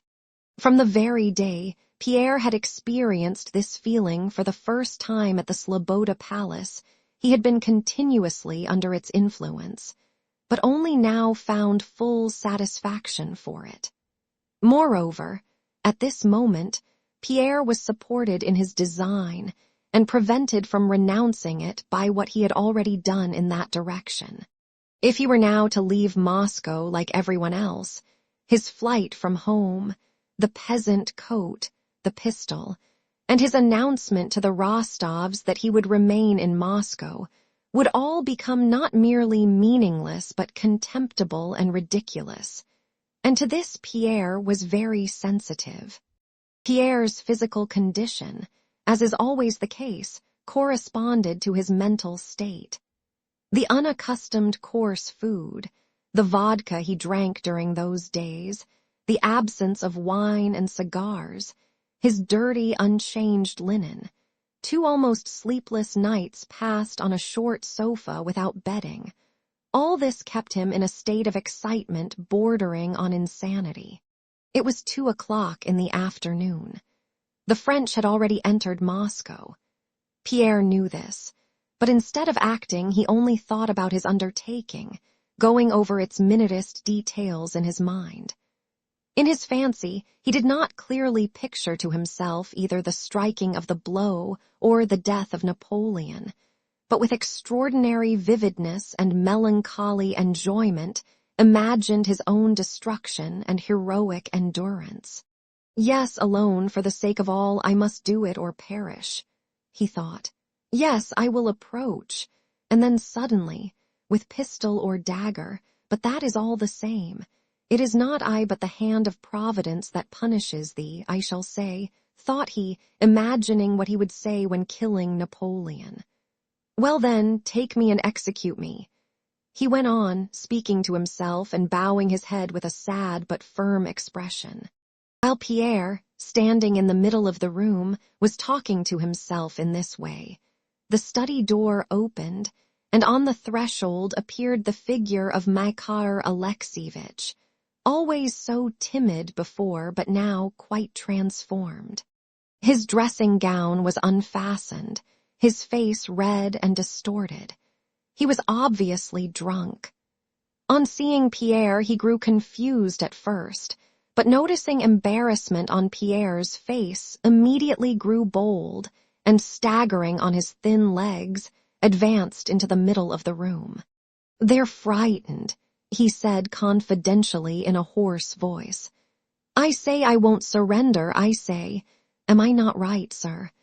He paused, and then suddenly seeing the pistol on the table seized it with unexpected rapidity and ran out into the corridor. Gerasim and the porter, who had followed Makar Alexievich, stopped him in the vestibule and tried to take the pistol from him. Pierre, coming out into the corridor, looked with pity and repulsion at the half-crazy old man. Makar Alexievich, frowning with exertion, held on to the pistol and screamed hoarsely, evidently with some heroic fancy in his head. "To arms, board them. No, you shan't get it," he yelled. "That will do, please, that will do. Have the goodness, please, sir, to let go. Please, sir," pleaded Gerasim, trying carefully to steer Makar Alexievich by the elbows back to the door. "Who are you, Bonaparte?" shouted Makar Alexievich. "That's not right, sir. Come to your room, please, and rest. Allow me to have the pistol. Be off, thou base slave. Touch me not, see this," shouted Makar Alexievich, brandishing the pistol. "Board them." "Catch hold," whispered Gerasim to the porter. They seized Makar Alexievich by the arms and dragged him to the door. The vestibule was filled with the discordant sounds of a struggle and of a tipsy, hoarse voice.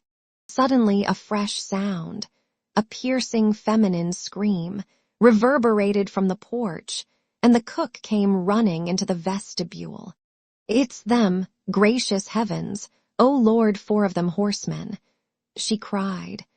Gerasim and the porter let Makar Alexievich go, and in the now silent corridor, the sound of several hands knocking at the front door could be heard. Chapter 28. Pierre, having decided that, until he had carried out his design, he would disclose neither his identity nor his knowledge of French, stood at the half-open door of the corridor, intending to conceal himself as soon as the French entered. But the French entered, and still Pierre did not retire. An irresistible curiosity kept him there. There were 2 of them. One was an officer, a tall, soldierly, handsome man, the other evidently a private or an orderly, sunburned, short and thin, with sunken cheeks and a dull expression. The officer walked in front, leaning on a stick and slightly limping. When he had advanced a few steps, he stopped, having apparently decided that these were good quarters, turned round to the soldiers standing at the entrance, and in a loud voice of command ordered them to put up the horses. Having done that, the officer, lifting his elbow with a smart gesture, stroked his mustache and lightly touched his hat. "Bonjour, la compagnie," Asterisk said he gaily, smiling and looking about him. Asterisk, "Good day, everybody." No one gave any reply. "Vous êtes le bourgeois?" Asterisk, the officer asked Gerasim. Asterisk, "Are you the master here?" Gerasim gazed at the officer with an alarmed and inquiring look. "Courtier, logement," said the officer, looking down at the little man with a condescending and good-natured smile. "Les Français sont de bons enfants. Que diable, voyons, ni nous fatchons pas mon via." Asterisk, added he, clapping the scared and silent Gerasim on the shoulder. "Well, does no one speak French in this establishment?" he asked again in French, looking around and meeting Pierre's eyes. Pierre moved away from the door. Asterisk, quarters, lodgings. The French are good fellows. What the devil? There, don't let us be cross, old fellow. Again, the officer turned to Gerasim and asked him to show him the rooms in the house. "Master, not here. Don't understand." "Me, you," said Gerasim, trying to render his words more comprehensible by contorting them. Still smiling, the French officer spread out his hands before Gerasim's nose, intimating that he did not understand him either, and moved, limping, to the door at which Pierre was standing. Pierre wished to go away and conceal himself, but at that moment he saw Makar Alexievich appearing at the open kitchen door with the pistol in his hand. With a madman's cunning, Makar Alexievich eyed the Frenchman, raised his pistol, and took aim. "Board them," yelled the tipsy man, trying to press the trigger. Hearing the yell, the officer turned round, and at the same moment Pierre threw himself on the drunkard. Just when Pierre snatched at and struck up the pistol, Makar Alexievich at last got his fingers on the trigger. There was a deafening report, and all were enveloped in a cloud of smoke.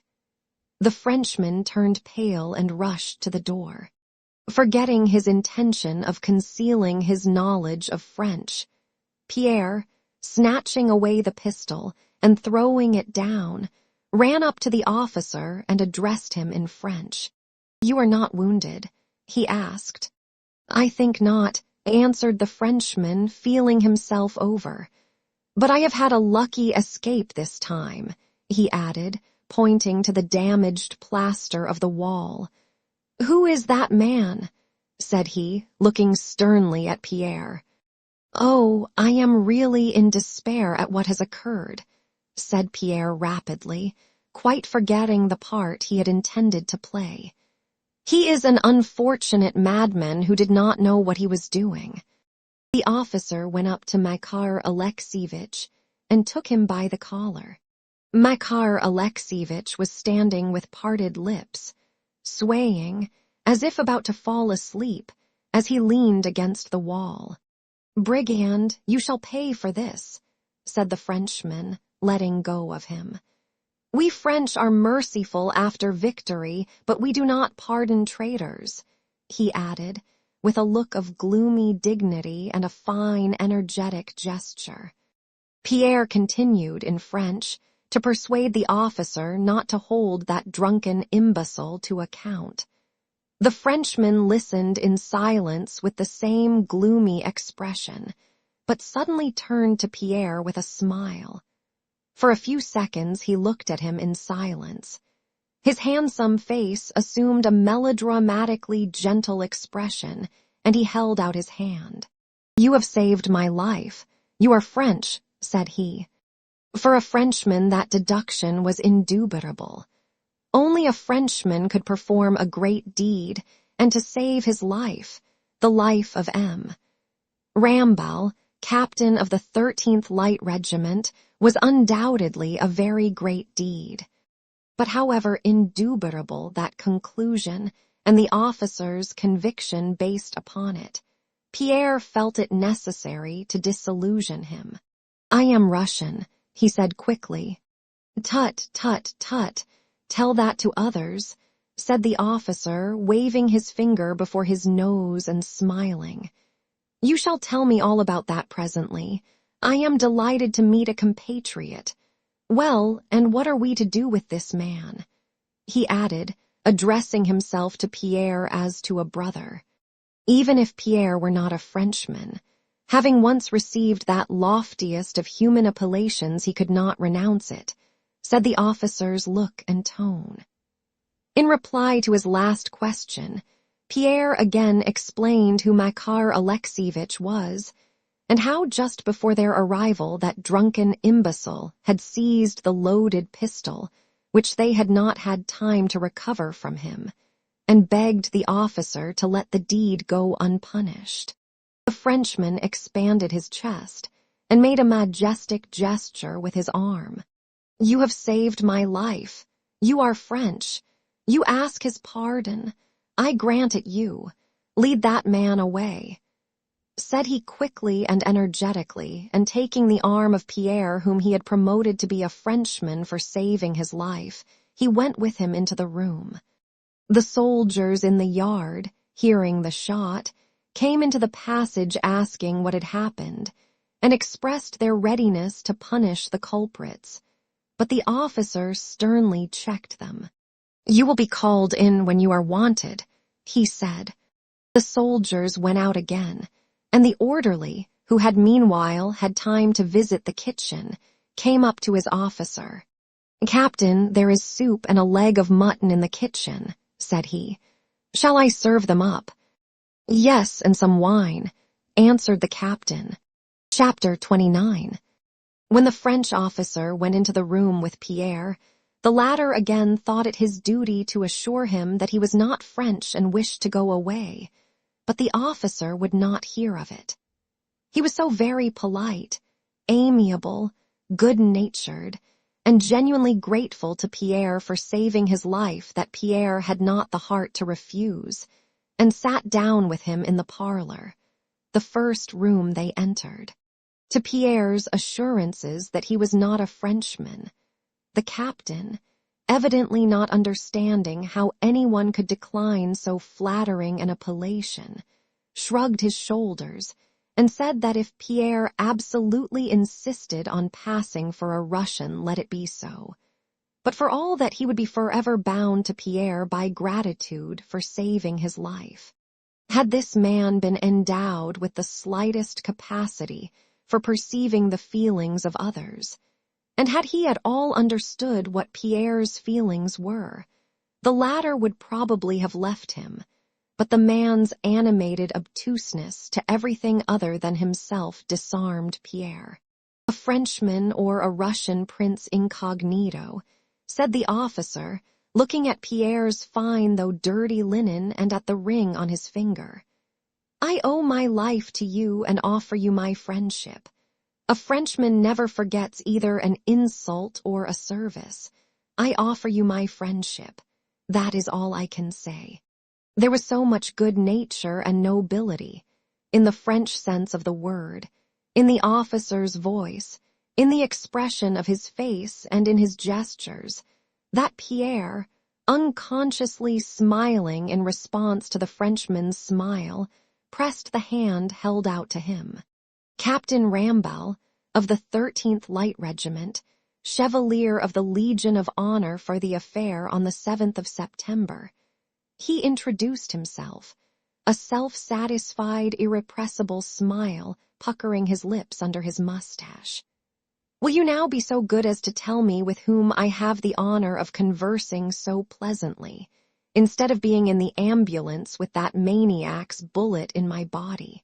Pierre replied that he could not tell him his name, and, blushing, began to try to invent a name, and to say something about his reason for concealing it, but the Frenchman hastily interrupted him. "Oh, please," said he. "I understand your reasons. You are an officer, a superior officer, perhaps. You have borne arms against us. That's not my business. I owe you my life. That is enough for me. I am quite at your service. You belong to the gentry." He concluded with a shade of inquiry in his tone.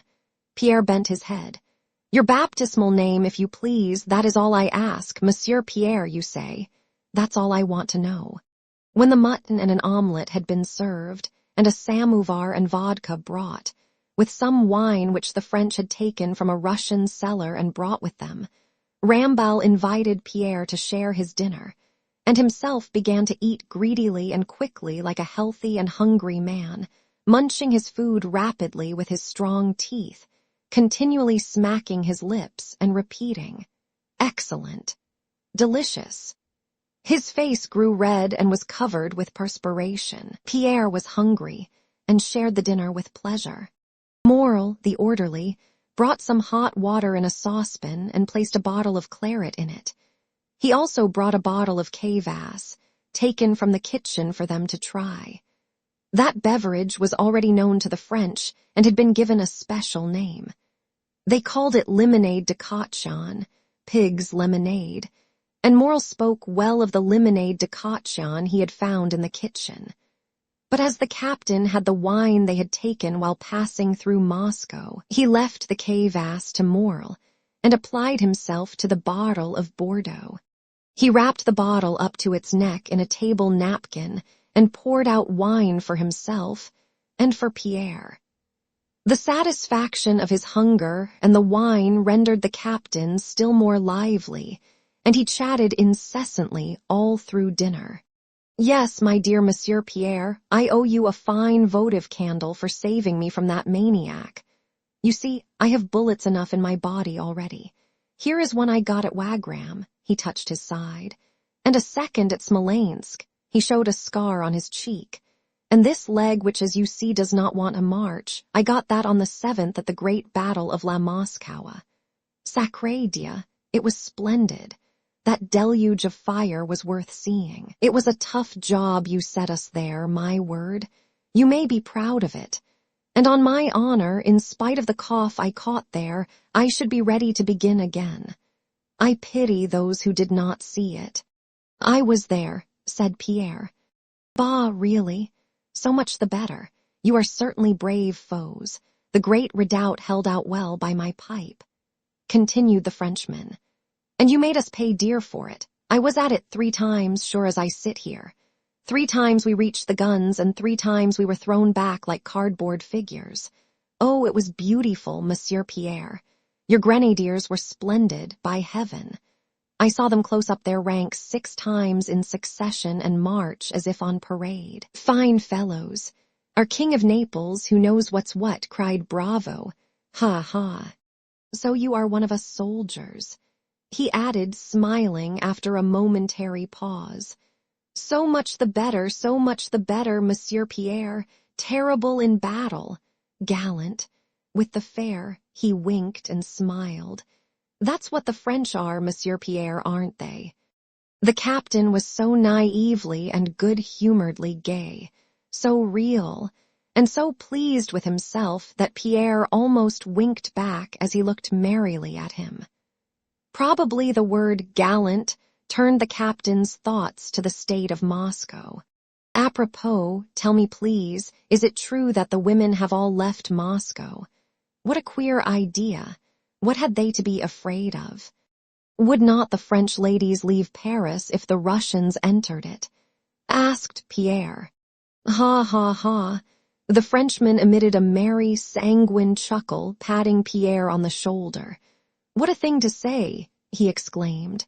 "Paris, but Paris, Paris. Paris, the capital of the world."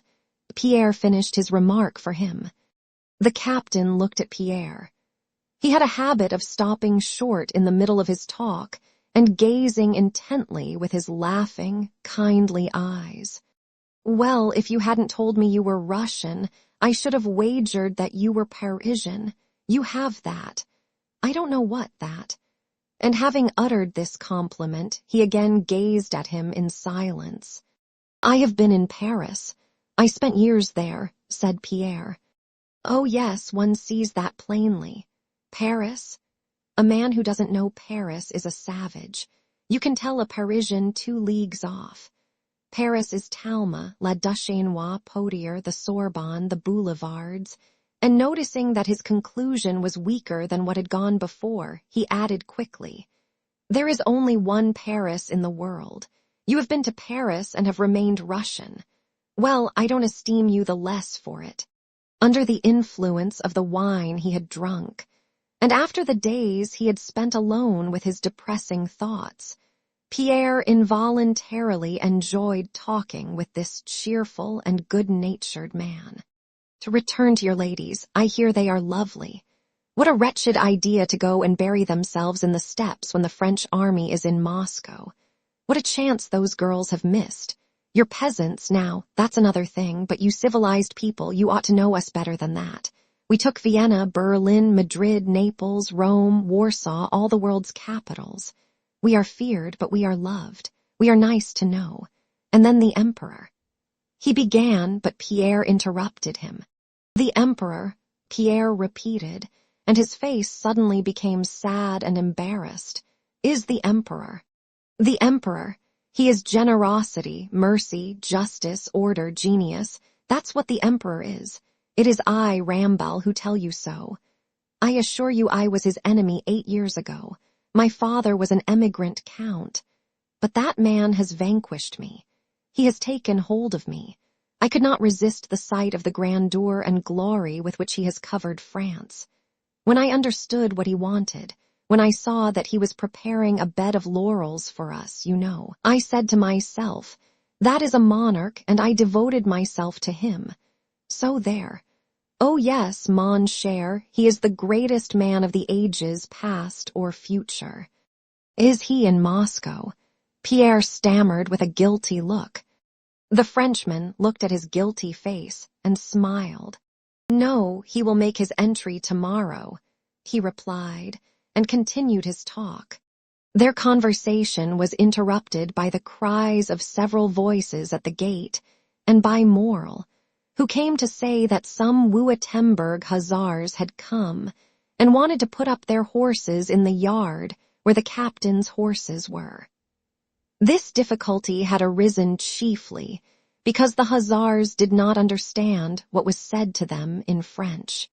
The captain had their senior sergeant called in, and in a stern voice asked him to what regiment he belonged, who was his commanding officer, and by what right he allowed himself to claim quarters that were already occupied. The German, who knew little French, answered the 2 first questions by giving the names of his regiment and of his commanding officer, but in reply to the 3rd question, which he did not understand, said, introducing broken French into his own German, that he was the quartermaster of the regiment, and his commander had ordered him to occupy all the houses one after another. Pierre, who knew German, translated what the German said to the captain, and gave the captain's reply to the Wurtemberg hussar in German. When he had understood what was said to him, the German submitted and took his men elsewhere. The captain went out into the porch and gave some orders in a loud voice. When he returned to the room, Pierre was sitting in the same place as before, with his head in his hands. His face expressed suffering. He really was suffering at that moment. When the captain went out and he was left alone, suddenly he came to himself and realized the position he was in. It was not that Moscow had been taken or that the happy conquerors were masters in it and were patronizing him. Painful as that was, it was not that which tormented Pierre at the moment. He was tormented by the consciousness of his own weakness. The few glasses of wine he had drunk and the conversation with this good-natured man had destroyed the mood of concentrated gloom in which he had spent the last few days, and which was essential for the execution of his design. The pistol, dagger, and peasant coat were ready. Napoleon was to enter the town next day. Pierre still considered that it would be a useful and worthy action to slay the evildoer, but now he felt that he would not do it. He did not know why, but he felt a foreboding that he would not carry out his intention. He struggled against the confession of his weakness, but dimly felt that he could not overcome it, and that his former gloomy frame of mind, concerning vengeance, killing, and self-sacrifice, had been dispersed like dust by contact with the first man he met. The captain returned to the room, limping slightly and whistling a tune. The Frenchman's chatter, which had previously amused Pierre, now repelled him. The tune he was whistling, his gait, and the gesture with which he twirled his mustache, all now seemed offensive. "I will go away immediately. I won't say another word to him," thought Pierre. He thought this, but still sat in the same place. A strange feeling of weakness tied him to the spot. He wished to get up and go away, but could not do so. The captain, on the other hand, seemed very cheerful. He paced up and down the room twice. His eyes shone and his mustache twitched as if he were smiling to himself at some amusing thought. "The colonel of those Wurtembergers is delightful," he suddenly said. "He's a German, but a nice fellow all the same. But he's a German." He sat down facing Pierre. "By the way, you know German, then?" Pierre looked at him in silence. "What is the German for shelter?" "Shelter," Pierre repeated. "The German for shelter is Unterkunft." "How do you say it?" the captain asked quickly and doubtfully. "Unterkunft," Pierre repeated. "Unterkopf," said the captain, and looked at Pierre for some seconds with laughing eyes. "These Germans are first-rate fools. Don't you think so, Monsieur Pierre?" he concluded. "Well, let's have another bottle of this Moscow Bordeaux, shall we?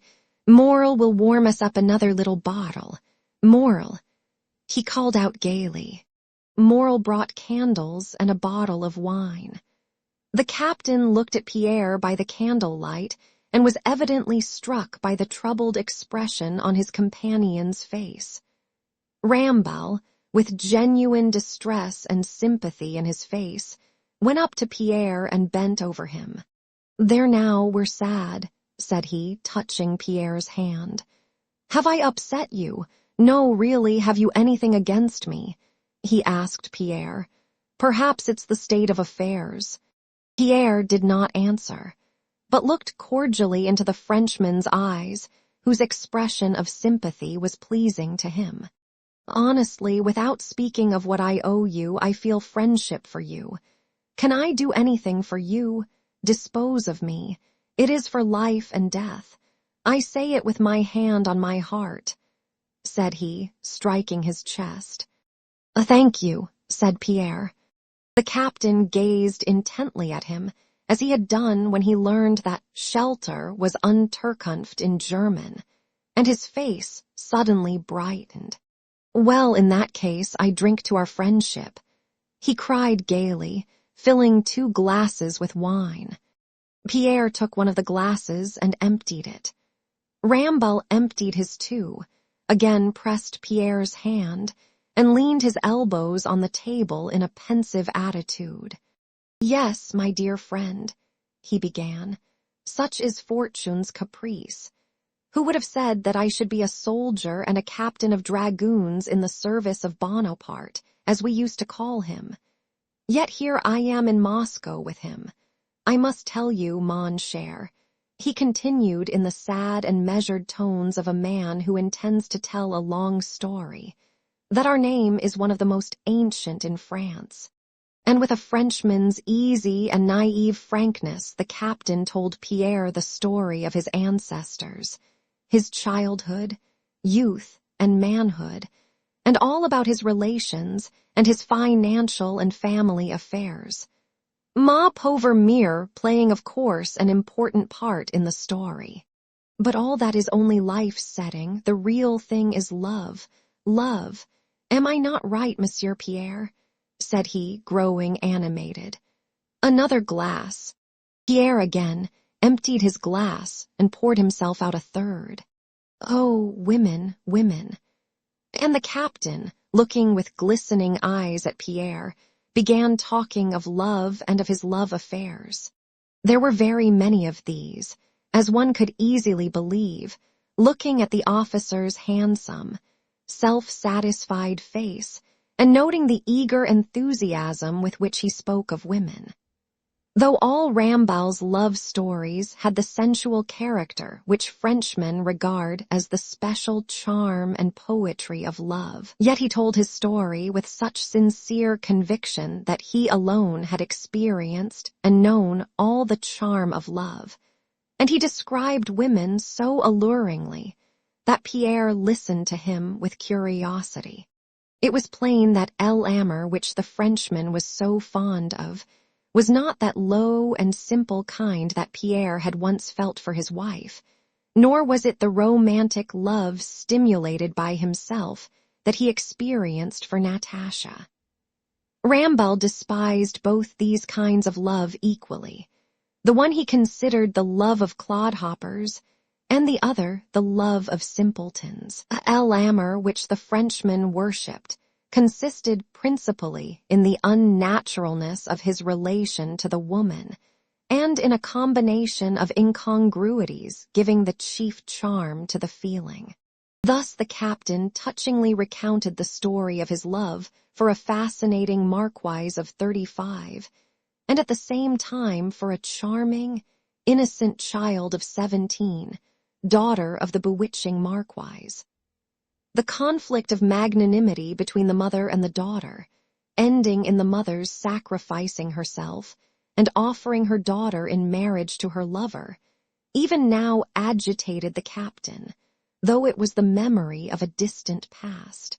Then he recounted an episode in which the husband played the part of the lover, and he, the lover, assumed the role of the husband, as well as several droll incidents from his recollections of Germany, where shelter is called Unterkunft, and where the husbands eat sauerkraut and the young girls are too blonde. Finally, the latest episode in Poland still fresh in the captain's memory, and which he narrated with rapid gestures and glowing face, was of how he had saved the life of a Pole in general. The saving of life continually occurred in the captain's stories, and the Pole had entrusted to him his enchanting wife, Parisian de Coeur, while himself entering the French service. The captain was happy. The enchanting Polish lady wished to elope with him, but prompted by magnanimity, the captain restored the wife to the husband, saying as he did so, "I have saved your life, and I save your honor." Having repeated these words, the captain wiped his eyes and gave himself a shake, as if driving away the weakness which assailed him at this touching recollection. Listening to the captain's tales, Pierre, as often happens late in the evening and under the influence of wine, followed all that was told him, understood it all, and at the same time followed a train of personal memories which, he knew not why, suddenly arose in his mind. While listening to these love stories, his own love for Natasha unexpectedly rose to his mind, and going over the pictures of that love in his imagination, he mentally compared them with Rambal's tales. Listening to the story of the struggle between love and duty, Pierre saw before his eyes every minutest detail of his last meeting with the object of his love at the Sakharev water tower. At the time of that meeting, it had not produced an effect upon him. He had not even once recalled it. But now it seemed to him that that meeting had had in it something very important and poetic. "Peter Kirillovitch, come here. We have recognized you." He now seemed to hear the words she had uttered and to see before him her eyes, her smile, her traveling hood, and a stray lock of her hair. And there seemed to him something pathetic and touching in all this. Having finished his tale about the enchanting Polish lady, the captain asked Pierre if he had ever experienced a similar impulse to sacrifice himself for love, and a feeling of envy, of the legitimate husband. Challenged by this question, Pierre raised his head and felt a need to express the thoughts that filled his mind. He began to explain that he understood love for a woman somewhat differently. He said that in all his life he had loved and still loved only one woman, and that she could never be his. "Tines," said the captain. Pierre then explained that he had loved this woman from his earliest years, but that he had not dared to think of her because she was too young, and because he had been an illegitimate son without a name. Afterwards, when he had received a name and wealth, he dared not think of her because he loved her too well, placing her far above everything in the world, and especially therefore above himself. When he had reached this point, Pierre asked the captain whether he understood that. The captain made a gesture, signifying that even if he did not understand it, he begged Pierre to continue. "Platonic love clouds," he muttered. Whether it was the wine he had drunk, or an impulse of frankness, or the thought that this man did not, and never would, know any of those who played a part in his story, or whether it was all these things together, something loosened Pierre's tongue. Speaking thickly and with a far-away look in his shining eyes, he told the whole story of his life. His marriage, Natasha's love for his best friend, her betrayal of him, and all his own simple relations with her. Urged on by Rambal's questions, he also told what he had at first concealed, his own position and even his name. More than anything else in Pierre's story, the captain was impressed by the fact that Pierre was very rich, had 2 mansions in Moscow, and that he had abandoned everything and not left the city, but remained there concealing his name and station. When it was late at night, they went out together into the street. The night was warm and light. To the left of the house on the Pokrovka, a fire glowed, the first of those that were beginning in Moscow. To the right and high up in the sky was the sickle of the waning moon, and opposite to it hung that bright comet which was connected in Pierre's heart with his love. At the gate stood Gerasim, the cook, and 2 Frenchmen. Their laughter and their mutually incomprehensible remarks in 2 languages could be heard. They were looking at the glow scene in the town. There was nothing terrible in the one small, distant fire in the immense city. Gazing at the high starry sky, at the moon, at the comet, and at the glow from the fire, Pierre experienced a joyful emotion. "There now, how good it is, what more does one need?" thought he, and suddenly remembering his intention, he grew dizzy and felt so faint that he leaned against the fence to save himself from falling. Without taking leave of his new friend, Pierre left the gate with unsteady steps, and returning to his room lay down on the sofa and immediately fell asleep. Chapter 30. The glow of the first fire that began on the 2nd of September was watched from the various roads by the fugitive Muscovites and by the retreating troops, with many different feelings. The Rostov party spent the night at Mytishchi, 14 miles from Moscow. They had started so late on the 1st of September, the road had been so blocked by vehicles and troops, so many things had been forgotten for which servants were sent back, that they had decided to spend that night at a place 3 miles out of Moscow.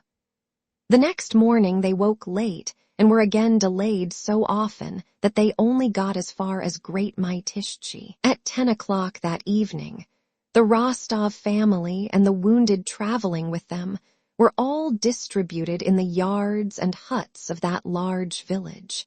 The Rostov's servants and coachmen and the orderlies of the wounded officers, after attending to their masters, had supper, fed the horses, and came out into the porches. In a neighboring hut lay Raevski's adjutant with a fractured wrist. The awful pain he suffered made him moan incessantly and piteously, and his moaning sounded terrible in the darkness of the autumn night. He had spent the first night in the same yard as the Rostovs. The Countess said she had been unable to close her eyes on account of his moaning, and at Maitishchi, she moved into a worse hut simply to be farther away from the wounded man. In the darkness of the night, one of the servants noticed, above the high body of a coach standing before the porch, the small glow of another fire. One glow had long been visible, and everybody knew that it was little Maitishchi burning, set on fire by Mamonov's Cossacks. "But look here, brothers, there's another fire," remarked an orderly. All turned their attention to the glow. "But they told us little Maitishchi had been set on fire by Mamonov's Cossacks." "But that's not Maitishchi, it's farther away." "Look, it must be in Moscow." Two of the gazers went round to the other side of the coach and sat down on its steps. "It's more to the left. Why, little Maitishchi is over there, and this is right on the other side." Several men joined the first two. "See how it's flaring," said one. "That's a fire in Moscow, either in the Sashevsky or the Rogozhsky quarter." No one replied to this remark, and for some time they all gazed silently at the spreading flames of the second fire in the distance. Old Daniel Terentich, the Count's valet, as he was called, came up to the group and shouted at Miss Ka. "What are you staring at, you good-for-nothing? The Count will be calling and there's nobody there. Go and gather the clothes together." "I only ran out to get some water," said Miss Ka. "But what do you think, Daniel Terentich? Doesn't it look as if that glow were in Moscow?" remarked one of the footmen. Daniel Terentich made no reply, and again for a long time they were all silent. The glow spread, rising and falling, farther and farther still. "God have mercy, it's windy and dry," said another voice. "Just look, see what it's doing now. Oh, Lord, you can even see the crows flying. Lord have mercy on us sinners." "They'll put it out, no fear." "Who's to put it out?" Daniel Terentich, who had hitherto been silent, was heard to say. His voice was calm and deliberate. "Moscow it is, brothers," said he. "Mother Moscow, the White." His voice faltered, and he gave way to an old man's sob. And it was as if they had all only waited for this to realize the significance for them of the glow they were watching. Sighs were heard, words of prayer, and the sobbing of the Count's old valet. Chapter 31. The valet, returning to the cottage, informed the Count that Moscow was burning. The Count donned his dressing gown and went out to look. Sonia and Madame Skoss, who had not yet undressed, went out with him. Only Natasha and the Countess remained in the room.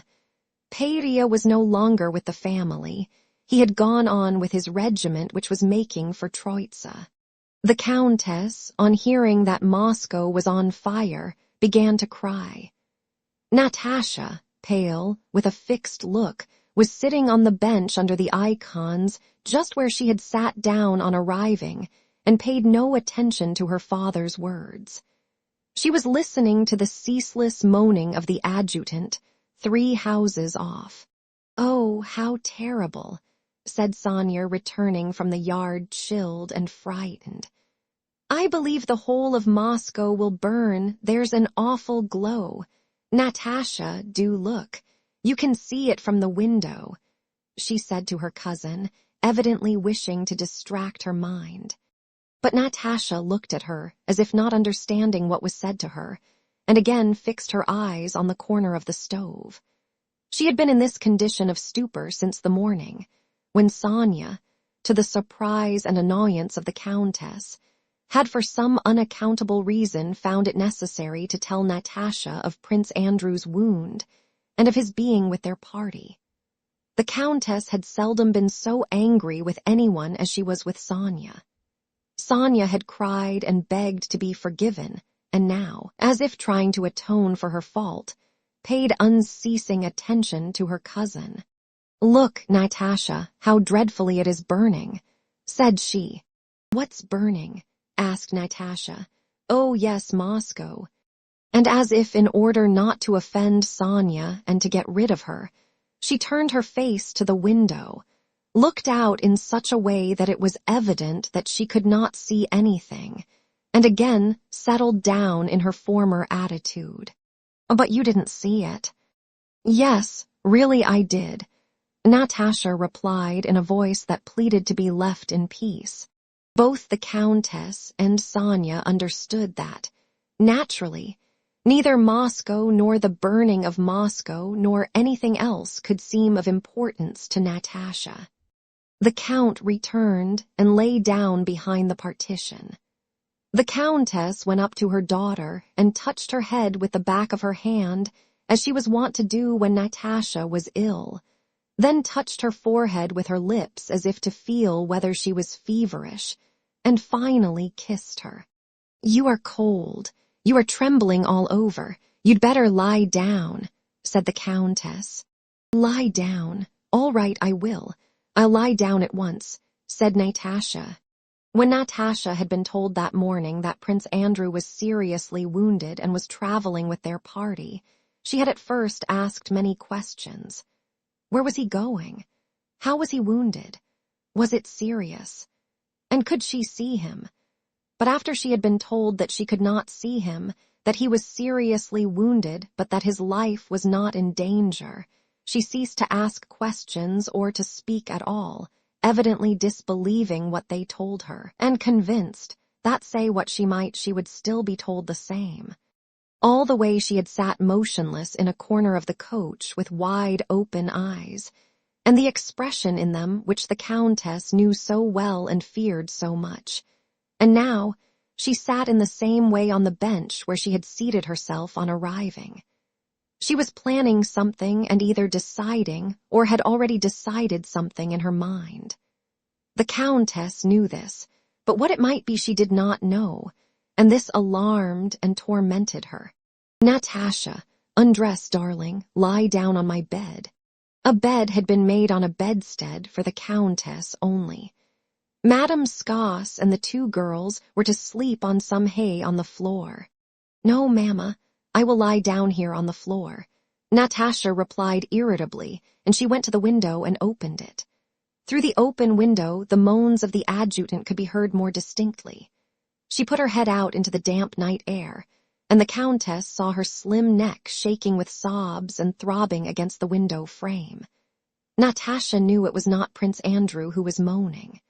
She knew Prince Andrew was in the same yard as themselves, and in a part of the hut across the passage. But this dreadful, incessant moaning made her sob. The Countess exchanged a look with Sonia. "Lie down, darling, lie down, my pet," said the Countess, softly touching Natasha's shoulders. "Come, lie down." "Oh, yes, I'll lie down at once," said Natasha, and began hurriedly undressing, tugging at the tapes of her petticoat. When she had thrown off her dress and put on a dressing jacket, she sat down with her foot under her on the bed that had been made up on the floor, jerked her thin and rather short plait of hair to the front, and began replaiting it. Her long, thin, practiced fingers rapidly unplaited, replaited, and tied up her plait. Her head moved from side to side from habit, but her eyes, feverishly wide, looked fixedly before her. When her toilet for the night was finished, she sank gently onto the sheet spread over the hay on the side nearest the door. "Natasha, you'd better lie in the middle," said Sonia. "I'll stay here," muttered Natasha. "Do lie down," she added crossly and buried her face in the pillow. The Countess, Madame Schoss, and Sonia undressed hastily and lay down. The small lamp in front of the icons was the only light left in the room. But in the yard, there was a light from the fire at Little Mytishchi 1.5 miles away, and through the night came the noise of people shouting at a tavern Mamonov's Cossacks had set up across the street, and the adjutant's unceasing moans could still be heard.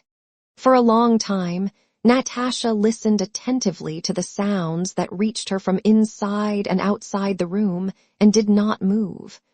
First, she heard her mother praying and sighing, and the creaking of her bed under her, then Madame Scott's familiar whistling snore and Sonia's gentle breathing. Then the Countess called to Natasha. Natasha did not answer. "I think she's asleep, Mamma," said Sonia softly. After a short silence, the Countess spoke again, but this time no one replied. Soon after that, Natasha heard her mother's even breathing. Natasha did not move, though her little bare foot, thrust out from under the quilt, was growing cold on the bare floor. As if to celebrate a victory over everybody, a cricket chirped in a crack in the wall. A cock crowed far off and another replied nearby. The shouting in the tavern had died down. Only the moaning of the adjutant was heard. Natasha sat up. "Sonia, are you asleep? Mamma," she whispered. No one replied.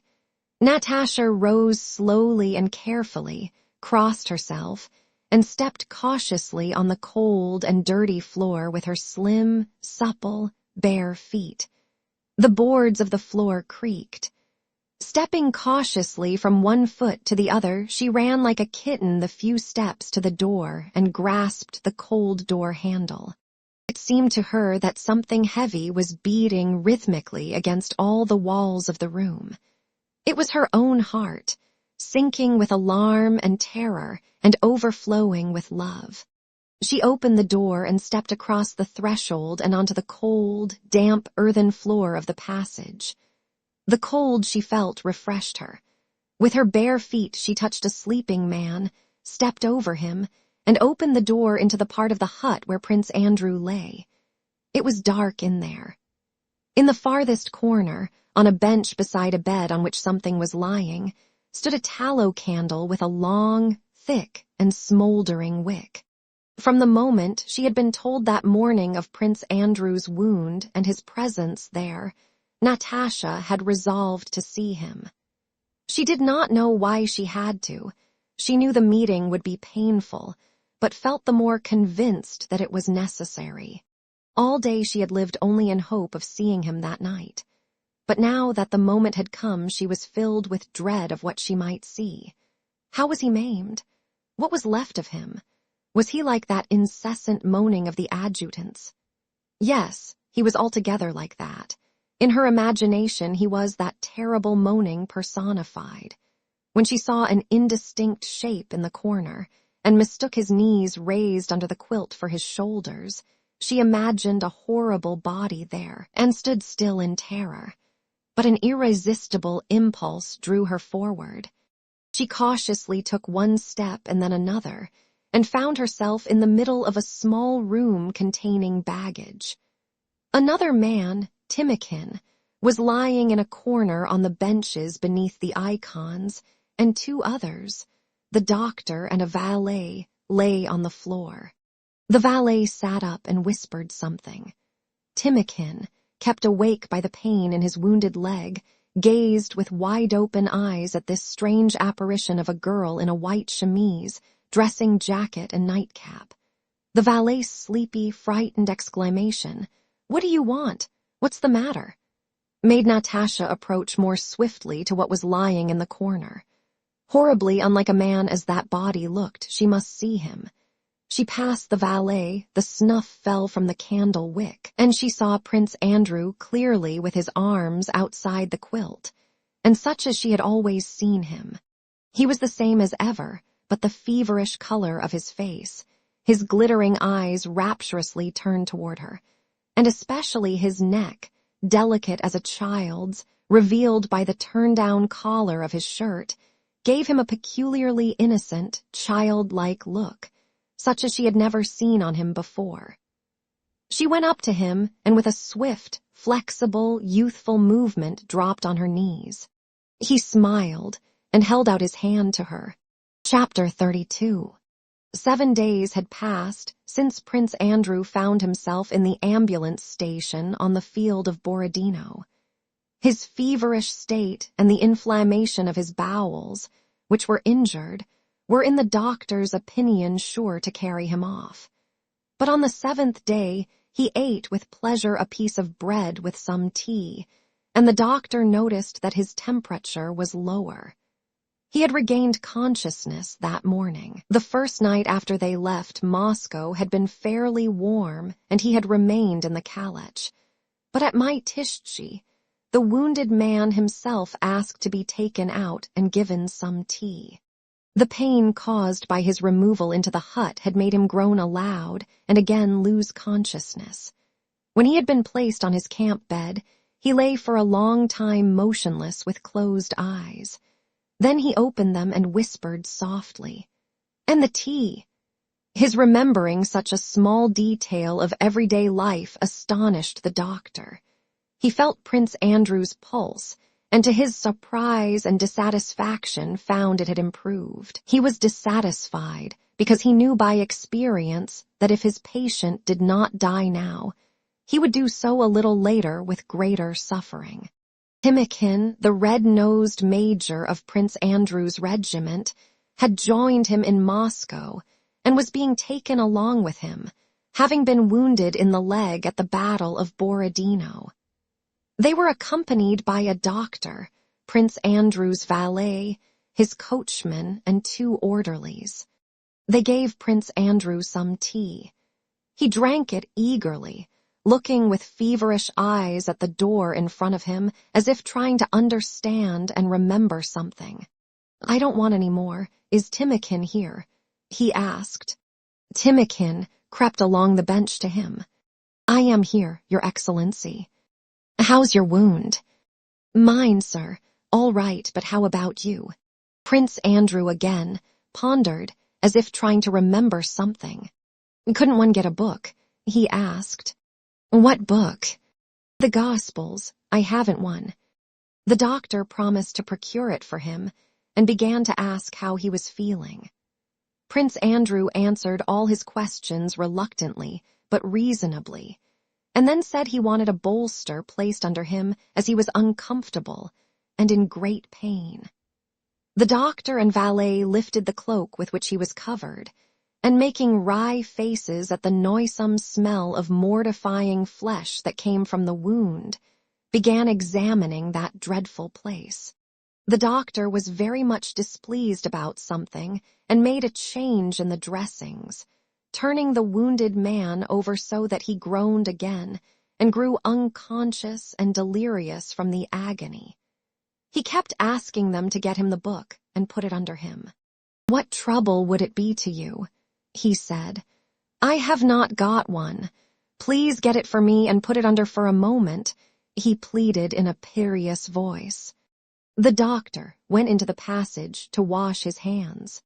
"You fellows have no conscience," said he to the valet who was pouring water over his hands.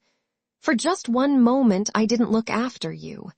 It's such pain, you know, that I wonder how he can bear it. By the Lord Jesus Christ, I thought we had put something under him," said the valet.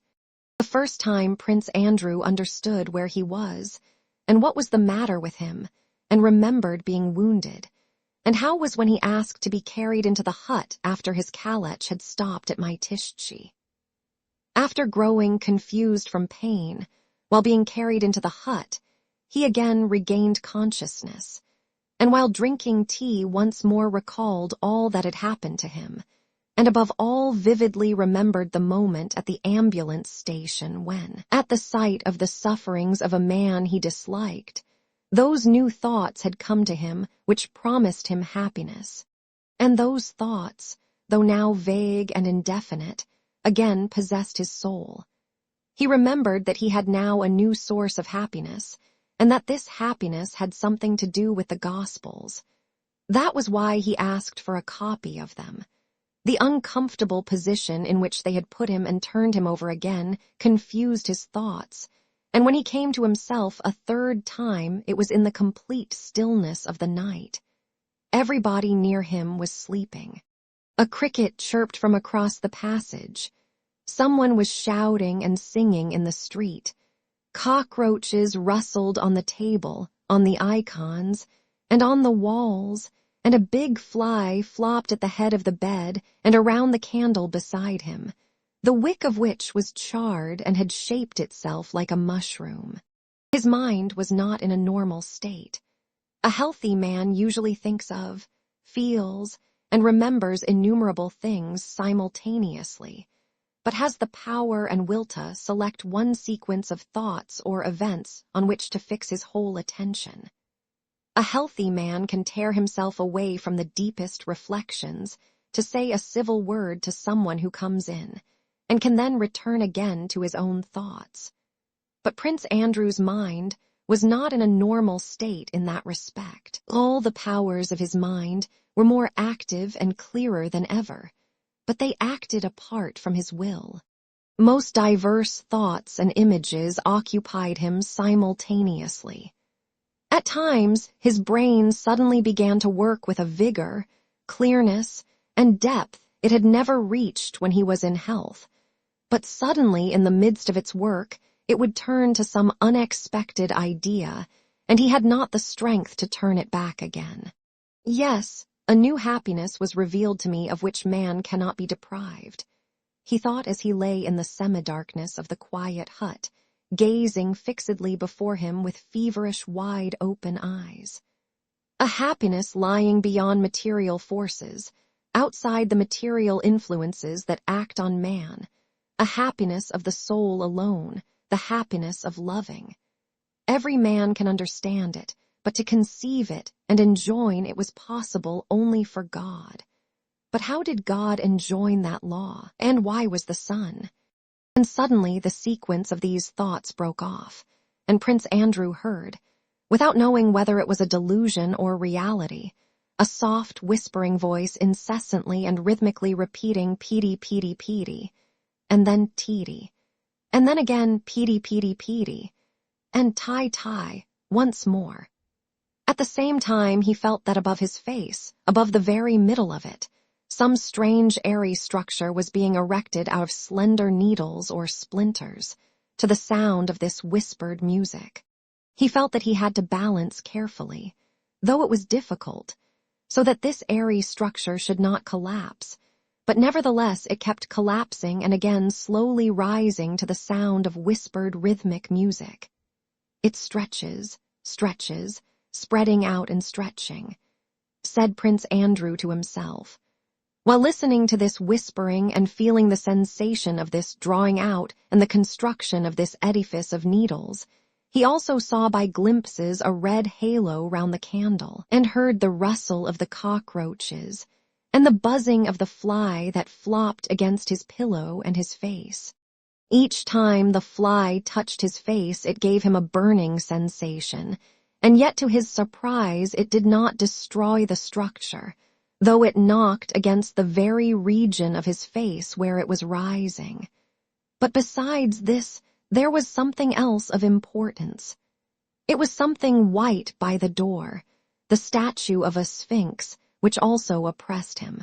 But perhaps that's my shirt on the table, he thought, and that's my legs, and that is the door, but why is it always stretching and drawing itself out, and Petey, Petey, Petey, and Tai, Tai, and Petey, Petey, Petey?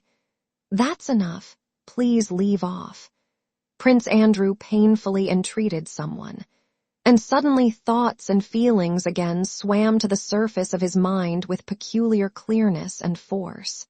Yes, love, he thought again quite clearly, but not love which loves for something, for some quality, for some purpose, or for some reason, but the love which I, while dying, first experienced when I saw my enemy and yet loved him. I experienced that feeling of love which is the very essence of the soul and does not require an object. Now again I feel that bliss.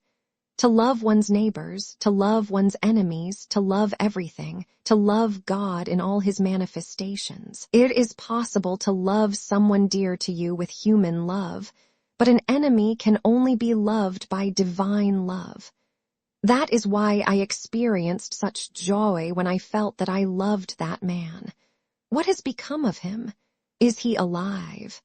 When loving with human love, one may pass from love to hatred, but divine love cannot change. No, neither death nor anything else can destroy it. It is the very essence of the soul. Yet how many people have I hated in my life?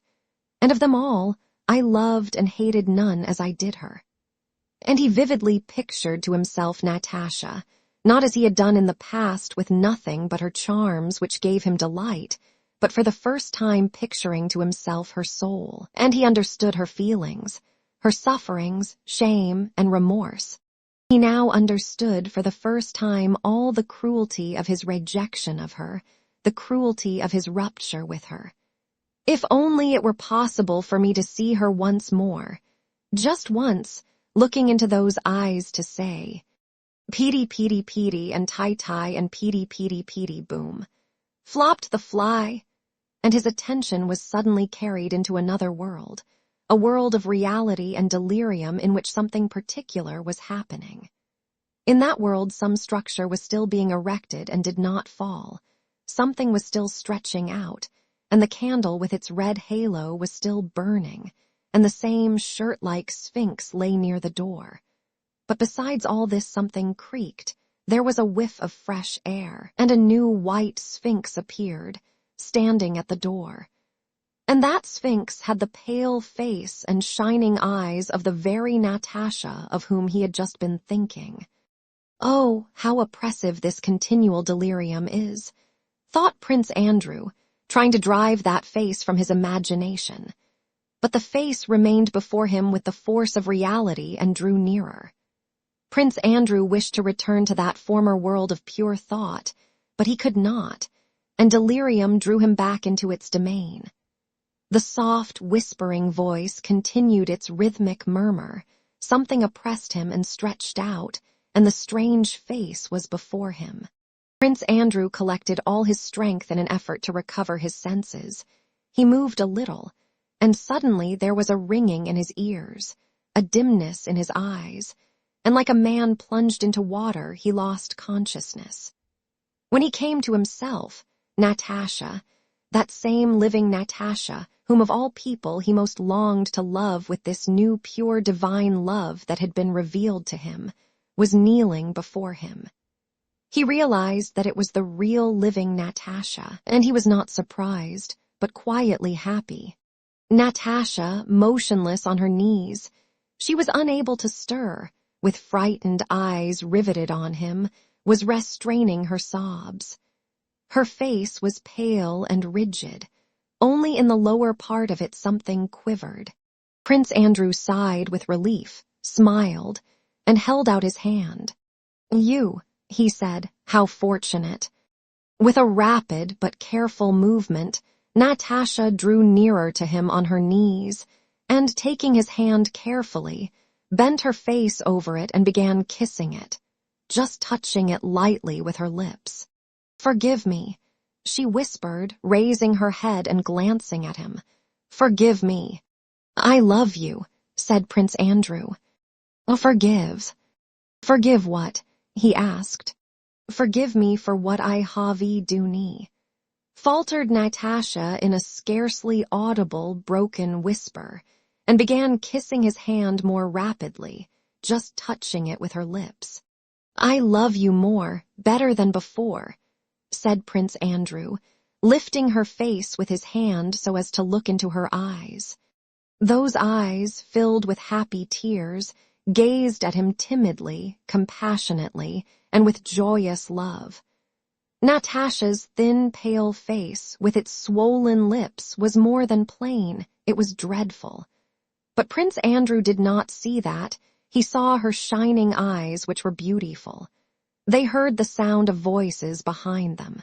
Peter the valet, who was now wide awake, had roused the doctor, Timokhin, who had not slept at all because of the pain in his leg, had long been watching all that was going on, carefully covering his bare body with the sheet as he huddled up on his bench. "What's this?" said the doctor, rising from his bed. "Please go away, madam." At that moment, a maid sent by the Countess, who had noticed her daughter's absence, knocked at the door.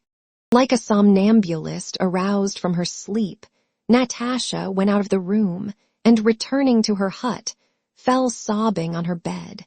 From that time, during all the rest of the Rostovs' journey, at every halting place and wherever they spent a night, Natasha never left the wounded Bolkonsky, and the doctor had to admit that he had not expected from a young girl either such firmness or such skill in nursing a wounded man. Dreadful as the Countess imagined it would be should Prince Andrew die in her daughter's arms during the journey, as, judging by what the doctor said, it seemed might easily happen, she could not oppose Natasha.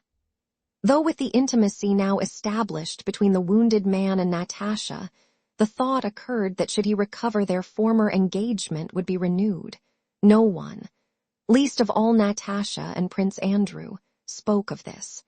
The unsettled question of life and death, which hung not only over Bolkonsky, but over all Russia, shut out all other considerations. Chapter 33. On the 3rd of September, Pierre awoke late. His head was aching. The clothes in which he had slept without undressing felt uncomfortable on his body, and his mind had a dim consciousness of something shameful he had done the day before. That something shameful was his yesterday's conversation with Captain Rambal. It was 11 by the clock, but it seemed peculiarly dark out of doors. Pierre rose, rubbed his eyes, and seeing the pistol with an engraved stock which Gerasim had replaced on the writing table, he remembered where he was and what lay before him that very day. "Am I not too late?" he thought. "No, probably he won't make his entry into Moscow before noon." Pierre did not allow himself to reflect on what lay before him, but hastened to act. After arranging his clothes, he took the pistol and was about to go out. But it then occurred to him for the first time that he certainly could not carry the weapon in his hand through the streets. It was difficult to hide such a big pistol even under his wide coat. He could not carry it unnoticed in his belt or under his arm. Besides, it had been discharged, and he had not had time to reload it. "No matter, the dagger will do," he said to himself, though when planning his design he had more than once come to the conclusion that the chief mistake made by the student in 1809 had been to try to kill Napoleon with a dagger. But as his chief aim consisted not in carrying out his design, but in proving to himself that he would not abandon his intention, and was doing all he could to achieve it, Pierre hastily took the blunt, jagged dagger in a green sheath which he had bought at the Sakharev market with the pistol, and hid it under his waistcoat. Having tied a girdle over his coat and pulled his cap low on his head, Pierre went down the corridor, trying to avoid making a noise or meeting the captain, and passed out into the street. The conflagration, at which he had looked with so much indifference the evening before, had greatly increased during the night. Moscow was on fire in several places. The buildings in Carriage Row, across the river, in the Bazaar and the Povarskoy, as well as the barges on the Moskva River and the timber yards by the Dorogomilov Bridge, were all ablaze. Pierre's way led through side streets to the Povarskoy, and from there to the church of St. Nicholas on the Arbat, where he had long before decided that the deed should be done. The gates of most of the houses were locked and the shutters up. The streets and lanes were deserted. The air was full of smoke and the smell of burning. Now and then he met Russians with anxious and timid faces, and Frenchmen with an air not of the city but of the camp, walking in the middle of the streets. Both the Russians and the French looked at Pierre with surprise. Besides his height and stoutness, and the strange morose look of suffering in his face and whole figure, The Russians stared at Pierre because they could not make out to what class he could belong. The French followed him with astonishment in their eyes, chiefly because Pierre, unlike all the other Russians who gazed at the French with fear and curiosity, paid no attention to them. At the gate of one house, 3 Frenchmen, who were explaining something to some Russians who did not understand them, stopped Pierre asking if he did not know French. Pierre shook his head and went on. In another side street, a sentinel standing beside a green caisson shouted at him, but only when the shout was threateningly repeated, and he heard the click of the man's musket as he raised it did Pierre understand that he had to pass on the other side of the street. He heard nothing and saw nothing of what went on around him. He carried his resolution within himself in terror and haste, like something dreadful and alien to him, for, after the previous night's experience, he was afraid of losing it. But he was not destined to bring his mood safely to his destination. And even had he not been hindered by anything on the way, his intention could not now have been carried out, for Napoleon had passed the Arbat more than 4 hours previously on his way from the Dorogomilov suburb to the Kremlin, and was now sitting in a very gloomy frame of mind in a royal study in the Kremlin, giving detailed and exact orders as to measures to be taken immediately to extinguish the fire, to prevent looting, and to reassure the inhabitants. Pierre did not know this. He was entirely absorbed in what lay before him and was tortured, as those are who obstinately undertake a task that is impossible for them not because of its difficulty, but because of its incompatibility with their natures, by the fear of weakening at the decisive moment and so losing his self-esteem. Though he heard and saw nothing around him, he found his way by instinct and did not go wrong in the side streets that led to the Povarskoy. As Pierre approached that street, the smoke became denser and denser. He even felt the heat of the fire. Occasionally, curly tongues of flame rose from under the roofs of the houses. He met more people in the streets, and they were more excited. But Pierre, though he felt that something unusual was happening around him, did not realize that he was approaching the fire, as he was going along a footpath across a wide-open space, adjoining the Povarskoy on one side and the gardens of Prince Gruzinski's house on the other. Pierre suddenly heard the desperate weeping of a woman close to him. He stopped as if awakening from a dream and lifted his head. By the side of the path, on the dusty, dry grass, all sorts of household goods lay in a heap: feather beds, a samovar, icons, and trunks. On the ground beside the trunks sat a thin woman no longer young, with long, prominent upper teeth, and wearing a black cloak and cap.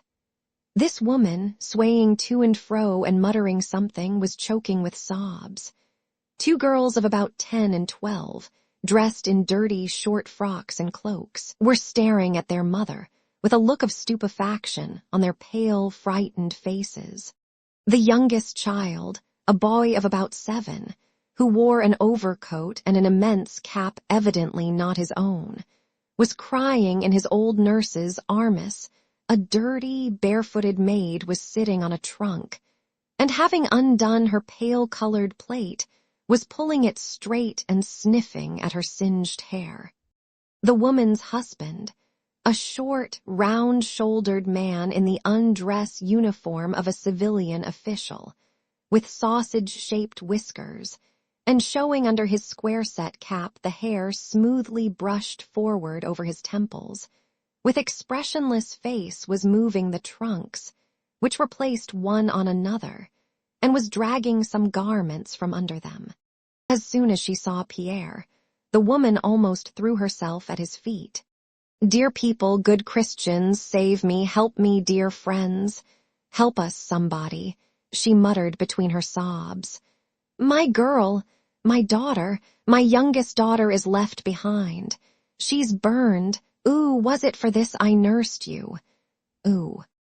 Don't, Mary Nikolaevna, said her husband to her in a low voice, evidently only to justify himself before the stranger.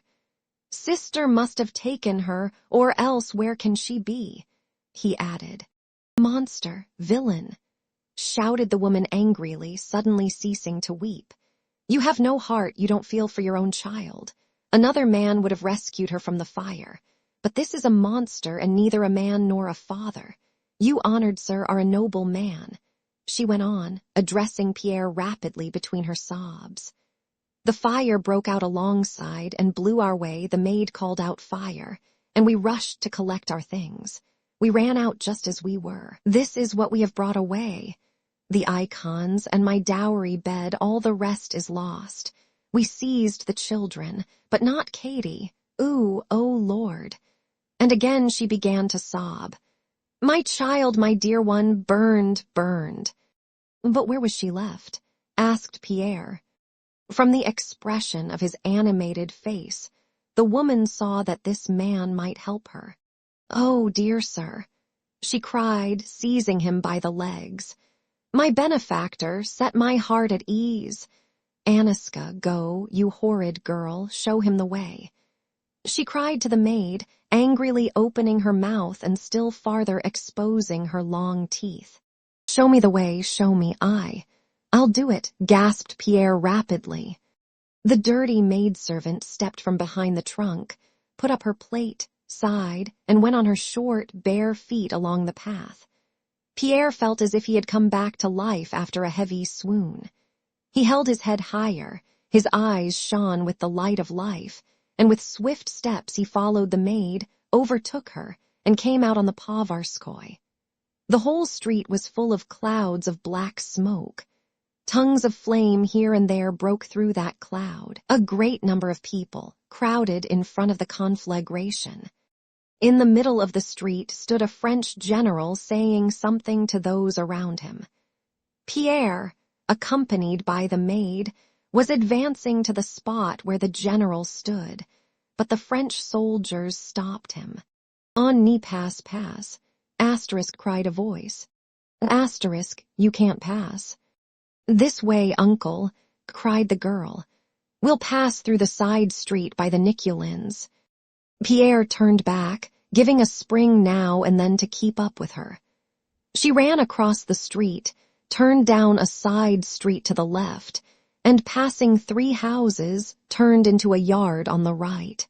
It's here, close by, said she, and running across the yard, opened a gate in a wooden fence, and stopping, pointed out to him a small wooden wing of the house, which was burning brightly and fiercely. One of its sides had fallen in, another was on fire, and bright flames issued from the openings of the windows and from under the roof. As Pierre passed through the fence gate, he was enveloped by hot air and involuntarily stopped. Which is it? Which is your house? He asked. Ooh, wailed the girl, pointing to the wing. That's it, that was our lodging. You've burned to death our treasure, Katie, my precious little missy. Ooh, lamented Aniska, who at the sight of the fire felt that she too must give expression to her feelings. Pierre rushed to the wing, but the heat was so great that he involuntarily passed round in a curve, and came upon the large house that was as yet burning only at one end, just below the roof, and around which swarmed a crowd of Frenchmen. At first, Pierre did not realize what these men, who were dragging something out, were about, but seeing before him a Frenchman hitting a peasant with a blunt saber and trying to take from him a fox fur coat, he vaguely understood that looting was going on there, but he had no time to dwell on that idea. The sounds of crackling and the din of falling walls and ceilings, the whistle and hiss of the flames, the excited shouts of the people, and the sight of the swaying smoke, now gathering into thick black clouds, and now soaring up with glittering sparks, with here and there dense sheaves of flame, now red and now like golden fish scales creeping along the walls. and the heat and smoke and rapidity of motion produced on Pierre the usual animating effects of a conflagration. It had a peculiarly strong effect on him, because at the sight of the fire he felt himself suddenly freed from the ideas that had weighed him down. He felt young, bright, adroit, and resolute. He ran round to the other side of the lodge and was about to dash into that part of it which was still standing, when just above his head he heard several voices shouting, and then a cracking sound, and the ring of something heavy falling close beside him. Pierre looked up and saw at a window of the large house some Frenchmen who had just thrown out the drawer of a chest filled with metal articles. Other French soldiers standing below went up to the drawer. "What does this fellow want?" shouted one of them, referring to Pierre. "There's a child in that house. Haven't you seen a child?" cried Pierre. "What's he talking about? Get along," said several voices, and one of the soldiers, evidently afraid that Pierre might want to take from them some of the plate and bronzes that were in the drawer, moved threateningly toward him. "A child?" shouted a Frenchman from above. "I did hear something squealing in the garden. Perhaps it's his brat that the fellow is looking for. After all, one must be human, you know." "Where is it? Where?" said Pierre. There, shouted the Frenchman at the window, pointing to the garden at the back of the house. "Wait a bit, I'm coming down." And a minute or two later the Frenchman, a black-eyed fellow with a spot on his cheek, in shirt sleeves, really did jump out of a window on the ground floor, and clapping Pierre on the shoulder ran with him into the garden. "Hurry up, you others," he called out to his comrades. "It's getting hot." When they reached a gravel path behind the house, the Frenchman pulled Pierre by the arm and pointed to a round, gravelled space where a 3-year-old girl in a pink dress was lying under a seat. "There is your child. Oh, a girl, so much the better," said the Frenchman. "Goodbye, fatty. We must be human. We are all mortal, you know." And the Frenchman with the spot on his cheek ran back to his comrades. Breathless with joy, Pierre ran to the little girl and was going to take her in his arms, but seeing a stranger, the sickly, scrofulous-looking child, unattractively like her mother, began to yell and run away. Pierre, however, seized her and lifted her in his arms. She screamed desperately and angrily, and tried with her little hands to pull Pierre's hands away and to bite them with her slobbering mouth. Pierre was seized by a sense of horror and repulsion, such as he had experienced when touching some nasty little animal. But he made an effort not to throw the child down and ran with her to the large house. It was now, however, impossible to get back the way he had come. The maid, Aniska, was no longer there, and Pierre, with a feeling of pity and disgust, pressed the wet, painfully sobbing child to himself as tenderly as he could and ran with her through the garden, seeking another way out. Chapter 34. Having run through different yards and side streets, Pierre got back with his little burden to the Gruzinski garden at the corner of the Povarskoy. He did not at first recognize the place from which he had set out to look for the child. So crowded was it now with people and goods that had been dragged out of the houses. Besides Russian families who had taken refuge here from the fire with their belongings, there were several French soldiers in a variety of clothing. Pierre took no notice of them. He hurried to find the family of that civil servant in order to restore the daughter to her mother and go to save someone else. Pierre felt that he had still much to do and to do quickly. Glowing with the heat and from running, he felt at that moment more strongly than ever the sense of youth, animation, and determination that had come on him when he ran to save the child. She had now become quiet, and clinging with her little hands to Pierre's coat, sat on his arm gazing about her like some little wild animal. He glanced at her occasionally with a slight smile. He fancied he saw something pathetically innocent in that frightened, sickly little face. He did not find the civil servant or his wife where he had left them. He walked among the crowd with rapid steps, scanning the various faces he met. Involuntarily, he noticed a Georgian or Armenian family consisting of a very handsome old man of Oriental type, wearing a new, cloth-covered sheepskin coat and new boots, an old woman of similar type, and a young woman.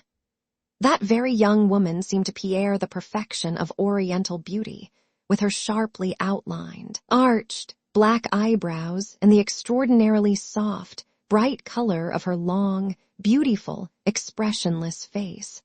Amid the scattered property and the crowd on the open space, she, in her rich satin cloak with a bright lilac shawl on her head, suggested a delicate exotic plant thrown out onto the snow.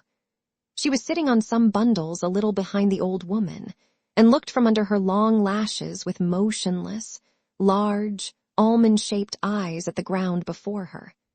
Evidently she was aware of her beauty and fearful because of it. Her face struck Pierre, and hurrying along by the fence, he turned several times to look at her. When he had reached the fence, still without finding those he sought, he stopped and looked about him.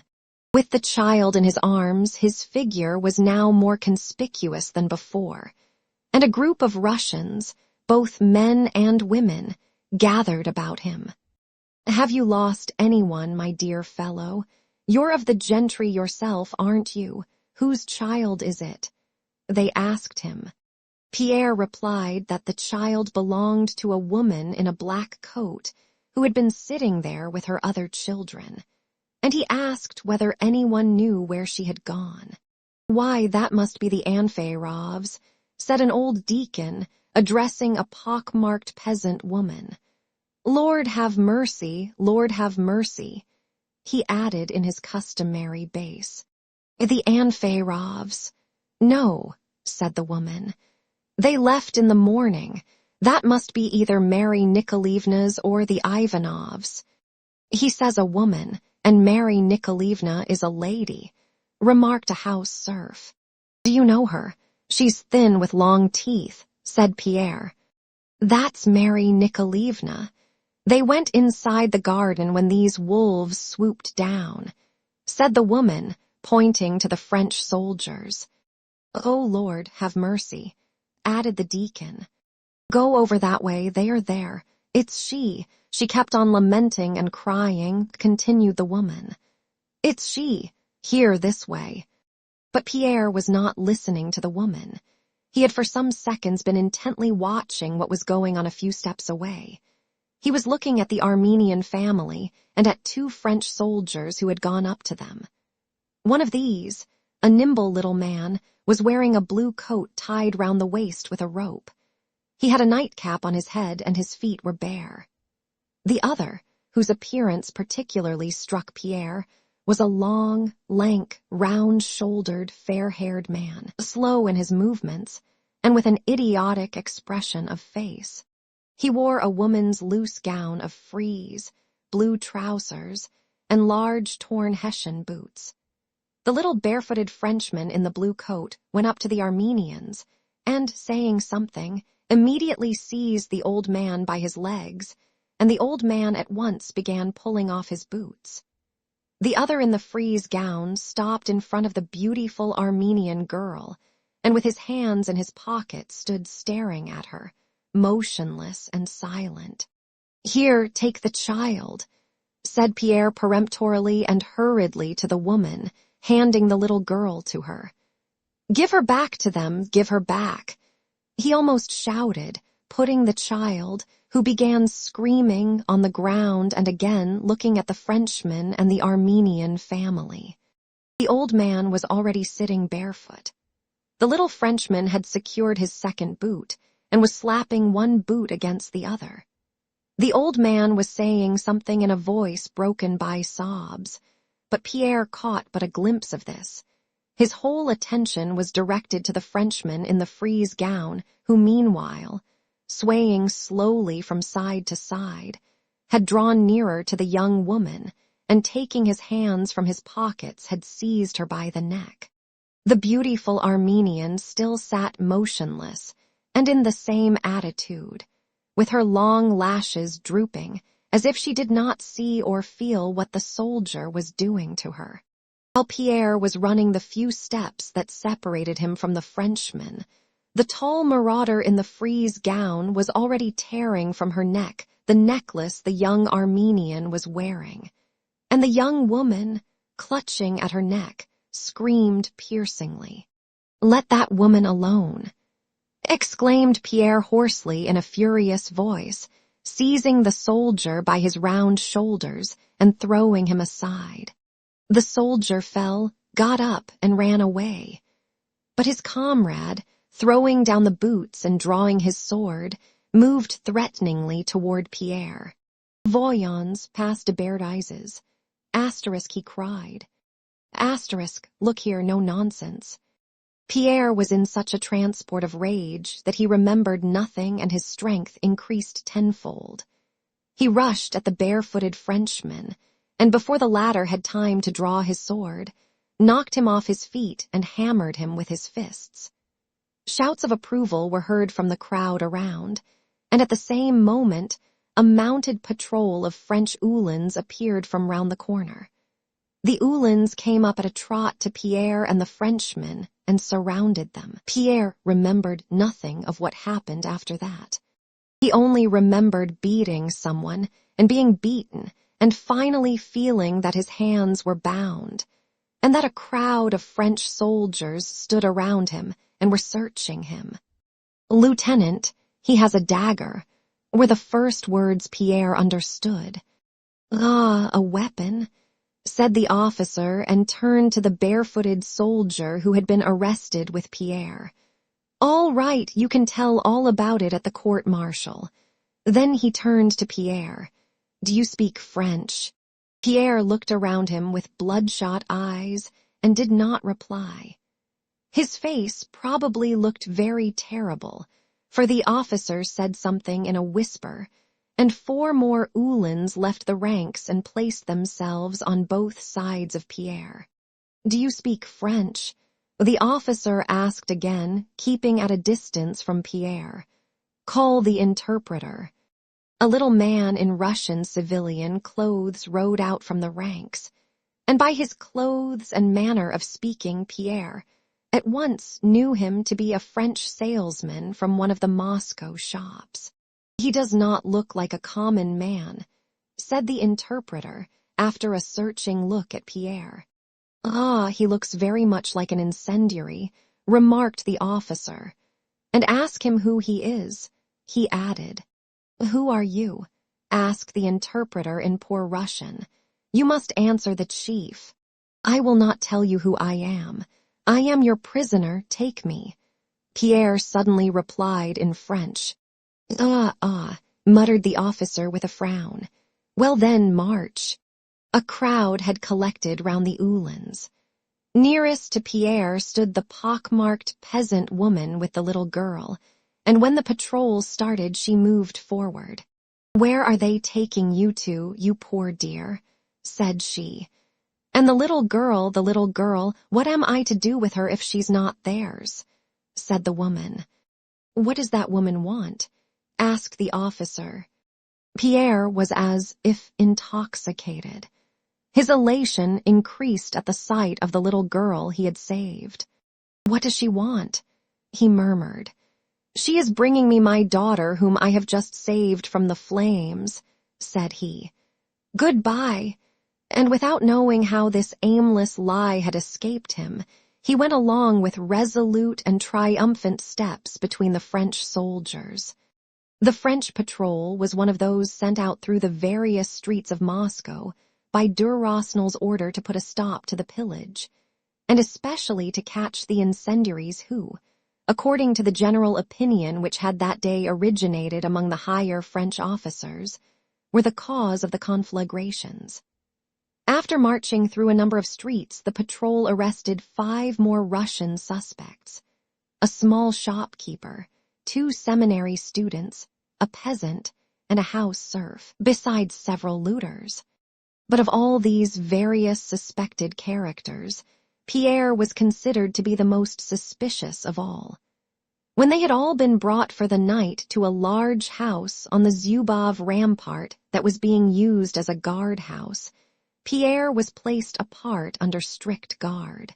Book 12, 1812, Chapter 1.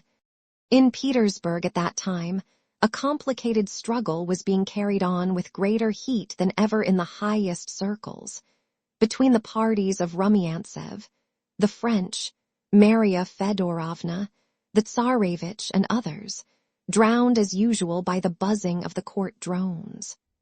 But the calm, luxurious life of Petersburg, concerned only about phantoms and reflections of real life, went on in its old way and made it hard, except by a great effort, to realize the danger and the difficult position of the Russian people. There were the same receptions and balls, the same French theater, the same court interests and service interests and intrigues as usual.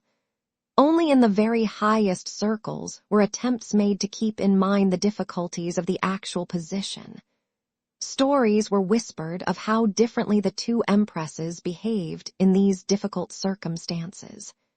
The Empress Maria, concerned for the welfare of the charitable and educational institutions under her patronage, had given directions that they should all be removed to Kazan, and the things belonging to these institutions had already been packed up. The Empress Elizabeth, however, when asked what instructions she would be pleased to give, with her characteristic Russian patriotism, had replied that she could give no directions about state institutions, for that was the affair of the sovereign. But as far as she personally was concerned, she would be the last to quit Petersburg. At Anna Pavlovna's on the 26th of August, the very day of the Battle of Borodino, there was a soiree, the chief feature of which was to be the reading of a letter from his lordship, the bishop, when sending the emperor an icon of the venerable Sergius. It was regarded as a model of ecclesiastical, patriotic eloquence. Prince Vasily himself, famed for his elocution, was to read it. He used to read at the Empress. The art of his reading was supposed to lie in rolling out the words, quite independently of their meaning, in a loud and sing-song voice alternating between a despairing wail and a tender murmur, so that the wail fell quite at random on one word and the murmur on another. This reading, as was always the case at Anna Pavlovna's soirees, had a political significance. That evening she expected several important personages who had to be made ashamed of their visits to the French theater and aroused to a patriotic temper. A good many people had already arrived, but Anna Pavlovna, not yet seeing all those whom she wanted in her drawing-room, did not let the reading begin but wound up the springs of a general conversation. The news of the day in Petersburg was the illness of Countess Bezakova. She had fallen ill unexpectedly a few days previously, had missed several gatherings of which she was usually the ornament, and was said to be receiving no one, and instead of the celebrated Petersburg doctors who usually attended her, had entrusted herself to some Italian doctor who was treating her in some new and unusual way. They all knew very well that the enchanting Countess' illness arose from an inconvenience resulting from marrying 2 husbands at the same time, and that the Italian's cure consisted in removing such inconvenience. But in Anna Pavlovna's presence, no one dared to think of this, or even appear to know it. They say the poor Countess is very ill.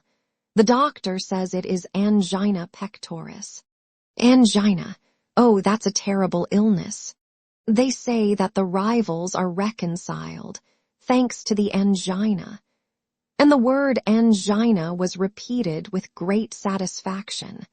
The Count is pathetic, they say. He cried like a child when the doctor told him the case was dangerous. Oh, it would be a terrible loss. She is an enchanting woman. You are speaking of the poor Countess, said Anna Pavlovna, coming up just then. I sent to ask for news and hear that she is a little better. Oh, she is certainly the most charming woman in the world. She went on, with a smile at her own enthusiasm. We belong to different camps, but that does not prevent my esteeming her as she deserves. She is very unfortunate, added Anna Pavlovna. Supposing that by these words Anna Pavlovna was somewhat lifting the veil from the secret of the Countess' malady. An unwary young man ventured to express surprise that well-known doctors had not been called in, and that the Countess was being attended by a charlatan who might employ dangerous remedies. Your information may be better than mine, Anna Pavlovna suddenly and venomously retorted on the inexperienced young man. But I know on good authority that this doctor is a very learned and able man. He is private physician to the Queen of Spain. And having thus demolished the young man, Anna Pavlovna turned to another group where Bilibin was talking about the Austrians. Having wrinkled up his face, he was evidently preparing to smooth it out again and utter one of his mots. I think it is delightful, he said, referring to a diplomatic note that had been sent to Vienna with some Austrian banners captured from the French by Wittgenstein. The hero of Petropol, as he was then called in Petersburg. What's that? Asked Anna Pavlovna, securing silence for the mot which she had heard before. And Bilibin repeated the actual words of the diplomatic dispatch, which he had himself composed. The Emperor returns these Austrian banners, said Bilibin. Friendly banners gone astray and found on a wrong path, and his brow became smooth again. Charming, charming, observed Prince Vasily. The path to Warsaw, perhaps. Prince Hippolyte remarked loudly and unexpectedly. Everybody looked at him, understanding what he meant. Prince Hippolyte himself glanced around with amused surprise. He knew no more than the others what his words meant. During his diplomatic career, he had more than once noticed that such utterances were received as very witty, and at every opportunity he uttered in that way the first words that entered his head. It may turn out very well, he thought, but if not, they'll know how to arrange matters. And really, during the awkward silence that ensued, that insufficiently patriotic person entered whom Anna Pavlovna had been waiting for and wished to convert, and she, smiling and shaking a finger at Hippolyte, invited Prince Vasily to the table, and bringing him 2 candles and the manuscript begged him to begin. Everyone became silent. Most gracious sovereign and emperor, Prince Vasily sternly declaimed, looking round at his audience as if to inquire whether anyone had anything to say to the contrary. But no one said anything. Moscow, our ancient capital, the New Jerusalem, receives her Christ. He placed a sudden emphasis on the word her. As a mother receives her zealous sons into her arms, and through the gathering mists, foreseeing the brilliant glory of thy rule, sings in exultation Hosanna, blessed is he that cometh.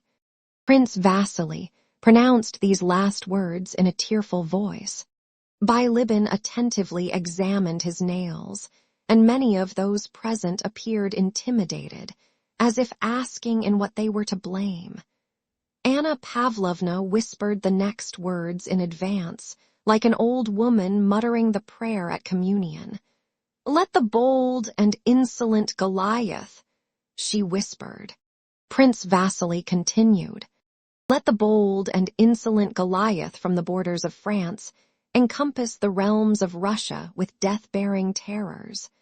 Humble faith, the sling of the Russian David, shall suddenly smite his head in his bloodthirsty pride.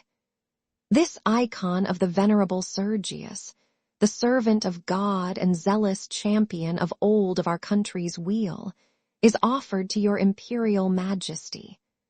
I grieve that my waning strength prevents rejoicing in the sight of your most gracious presence. I raise fervent prayers to heaven that the Almighty may exalt the race of the just, and mercifully fulfill the desires of your majesty.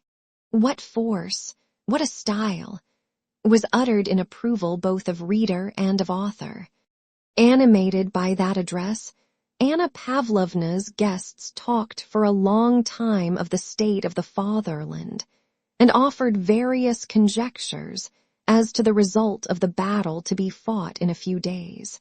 "You will see," said Anna Pavlovna, "that tomorrow on the Emperor's birthday we shall receive news. I have a favorable presentiment." Chapter 2. Anna Pavlovna's presentiment was in fact fulfilled. Next day during the service at the palace church in honor of the Emperor's birthday, Prince Volkonsky was called out of the church and received a dispatch from Prince Kutuzov. It was Kutuzov's report, written from Tatarinova on the day of the battle. Kutuzov wrote that the Russians had not retreated a step, that the French losses were much heavier than ours, and that he was riding in haste from the field of battle before collecting full information.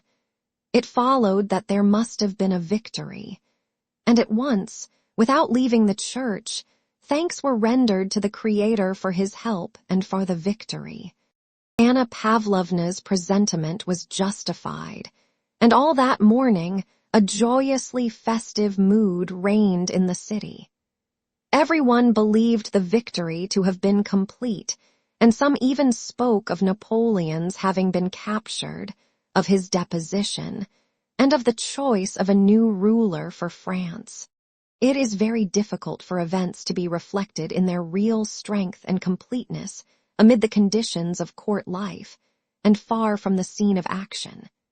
General events involuntarily group themselves around some particular incident. So now the courtiers' pleasure was based as much on the fact that the news had arrived on the Emperor's birthday as on the fact of the victory itself. It was like a successfully arranged surprise. Mention was made in Kutuzov's report of the Russian losses, among which figured the names of Tuchkov, Bagration, and Kutuzov. In the Petersburg world, this sad side of the affair again involuntarily centered round a single incident, Kutuzov's death. Everybody knew him, the emperor liked him, and he was young and interesting. That day everyone met with the words, "What a wonderful coincidence," just during the service, but what a loss Kutuzov is, how sorry I am. What did I tell about Kutuzov? Prince Vasily now said with a prophet's pride. I always said he was the only man capable of defeating Napoleon. But next day no news arrived from the army, and the public mood grew anxious. The courtiers suffered, because of the suffering the suspense occasioned the emperor. Fancy the emperor's position, said they, and instead of extolling Kutuzov as they had done the day before, they condemned him as the cause of the emperor's anxiety. That day Prince Vasily no longer boasted of his protege Kutuzov, but remained silent when the commander-in-chief was mentioned. Moreover, toward evening, as if everything conspired to make Petersburg society anxious and uneasy, a terrible piece of news was added. Countess Helene Bezzakova had suddenly died of that terrible malady it had been so agreeable to mention. Officially, at large gatherings, everyone said that Countess Bezzakova had died of a terrible attack of angina pectoris. But in intimate circles, details were mentioned of how the private physician of the Queen of Spain had prescribed small doses of a certain drug to produce a certain effect. But Helene, tortured by the fact that the old count suspected her, and that her husband to whom she had written, that wretched, profligate Pierre, had not replied, had suddenly taken a very large dose of the drug, and had died in agony before assistance could be rendered her. It was said that Prince Vasily and the old Count had turned upon the Italian, but the latter had produced such letters from the unfortunate deceased that they had immediately let the matter drop. Talk in general centered round three melancholy facts: the emperor's lack of news, the loss of Kutuzov, and the death of Helene. On the third day after Kutuzov's report, a country gentleman arrived from Moscow, and news of the surrender of Moscow to the French spread through the whole town. This was terrible. What a position for the emperor to be in! Kutuzov was a traitor, and Prince Vasily, during the visits of condolence paid to him on the occasion of his daughter's death, said of Kutuzov, whom he had formerly praised, it was excusable for him in his grief to forget what he had said, that it was impossible to expect anything else from a blind and depraved old man. I only wonder that the fate of Russia could have been entrusted to such a man. As long as this news remained unofficial, it was possible to doubt it. But the next day the following communication was received from Count Rostopchin. Prince Kutuzov's adjutant has brought me a letter in which he demands police officers to guide the army to the Ryazan road. He writes that he is regretfully abandoning Moscow. Sire, Kutuzov's action decides the fate of the capital and of your empire. Russia will shudder to learn of the abandonment of the city in which her greatness is centered, and in which lie the ashes of your ancestors. I shall follow the army. I have had everything removed, and it only remains for me to weep over the fate of my fatherland. On receiving this dispatch, the emperor sent Prince Volkonsky to Kutuzov with the following rescript: Prince Michael Illarionovich, since the 29th of August I have received no communication from you, yet on the 1st of September I received from the commander-in-chief of Moscow, via Yaroslavl, the sad news that you, with the army, have decided to abandon Moscow. You can yourself imagine the effect this news has had on me, and your silence increases my astonishment. I am sending this by Adjutant General Prince Volkonsky to hear from you the situation of the army and the reasons that have induced you to take this melancholy decision. Chapter 3. 9 days after the abandonment of Moscow, a messenger from Kutuzov reached Petersburg with the official announcement of that event.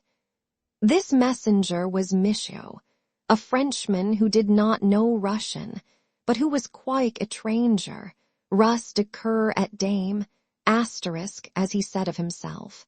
Asterisk, though a foreigner, Russian in heart and soul. The emperor at once received this messenger in his study at the palace on Stone Island. Michaud, who had never seen Moscow before the campaign and who did not know Russian, yet felt deeply moved, as he wrote, when he appeared before Notre Tres Gracia Souverain asterisk with the news of the burning of Moscow, don't less flammes éclairant sa route. Asterisk. Asterisk, our most gracious sovereign. Asterisk, whose flames illumined his route. Though the source of M. Michaud's chagrin must have been different from that which caused Russians to grieve. He had such a sad face when shown into the emperor's study that the latter at once asked, "Have you brought me sad news, Colonel?" "Very sad, sire," replied Michaud, lowering his eyes with a sigh. "The abandonment of Moscow. Have they surrendered my ancient capital without a battle?" asked the emperor quickly, his face suddenly flushing.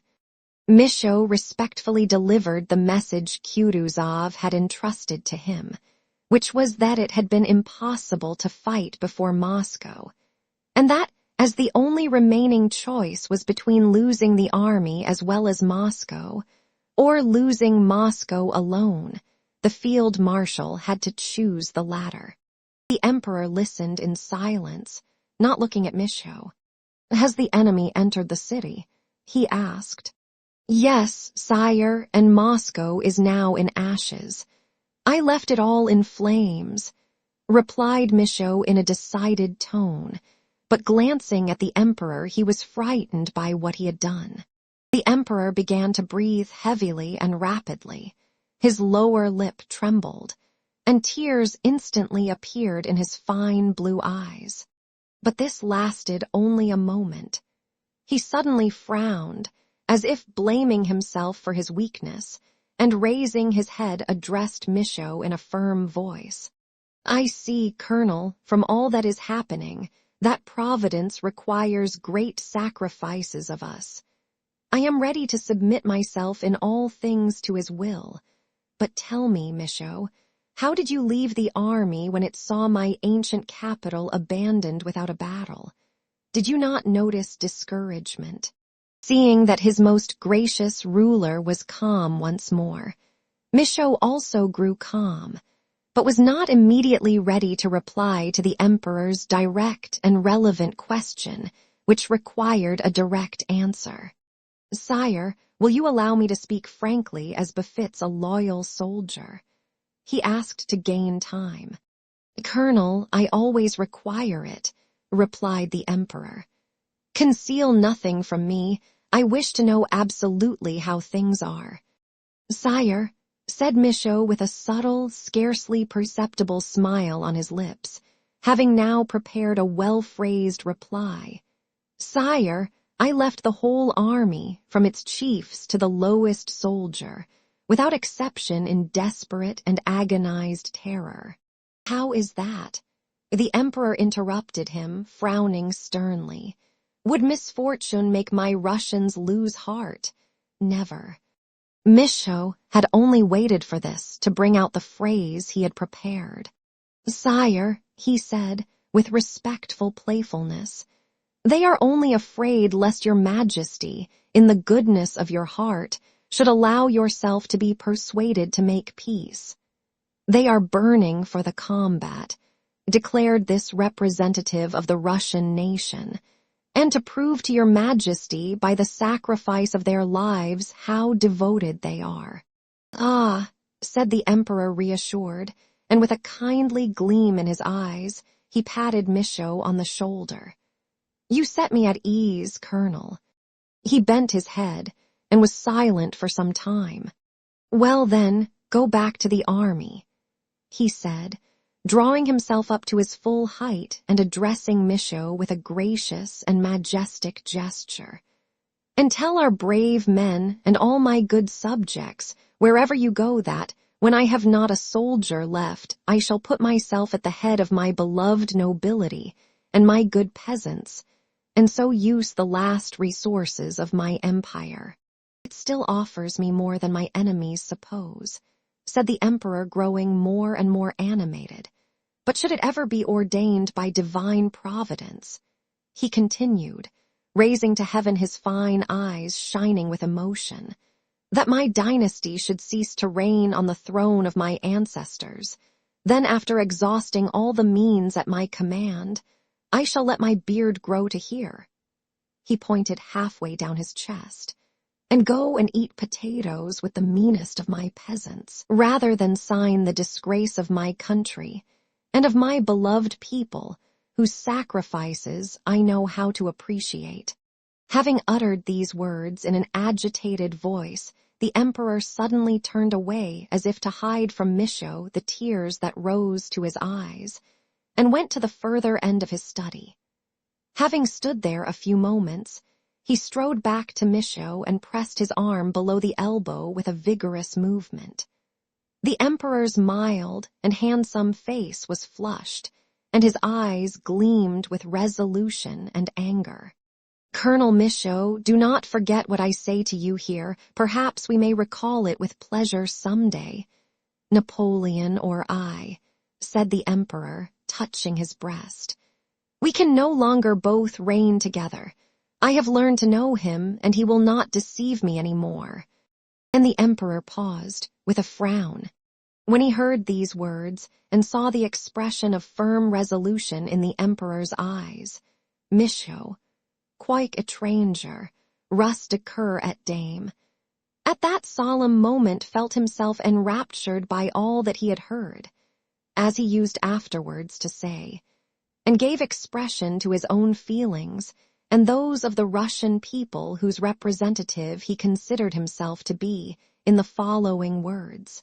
"Sire," said he, "Your Majesty is at this moment signing the glory of the nation and the salvation of Europe." With an inclination of the head, the Emperor dismissed him. Chapter 4. It is natural for us who were not living in those days to imagine that when half Russia had been conquered, and the inhabitants were fleeing to distant provinces, and one levy after another was being raised for the defense of the fatherland, all Russians from the greatest to the least were solely engaged in sacrificing themselves, saving their fatherland, or weeping over its downfall.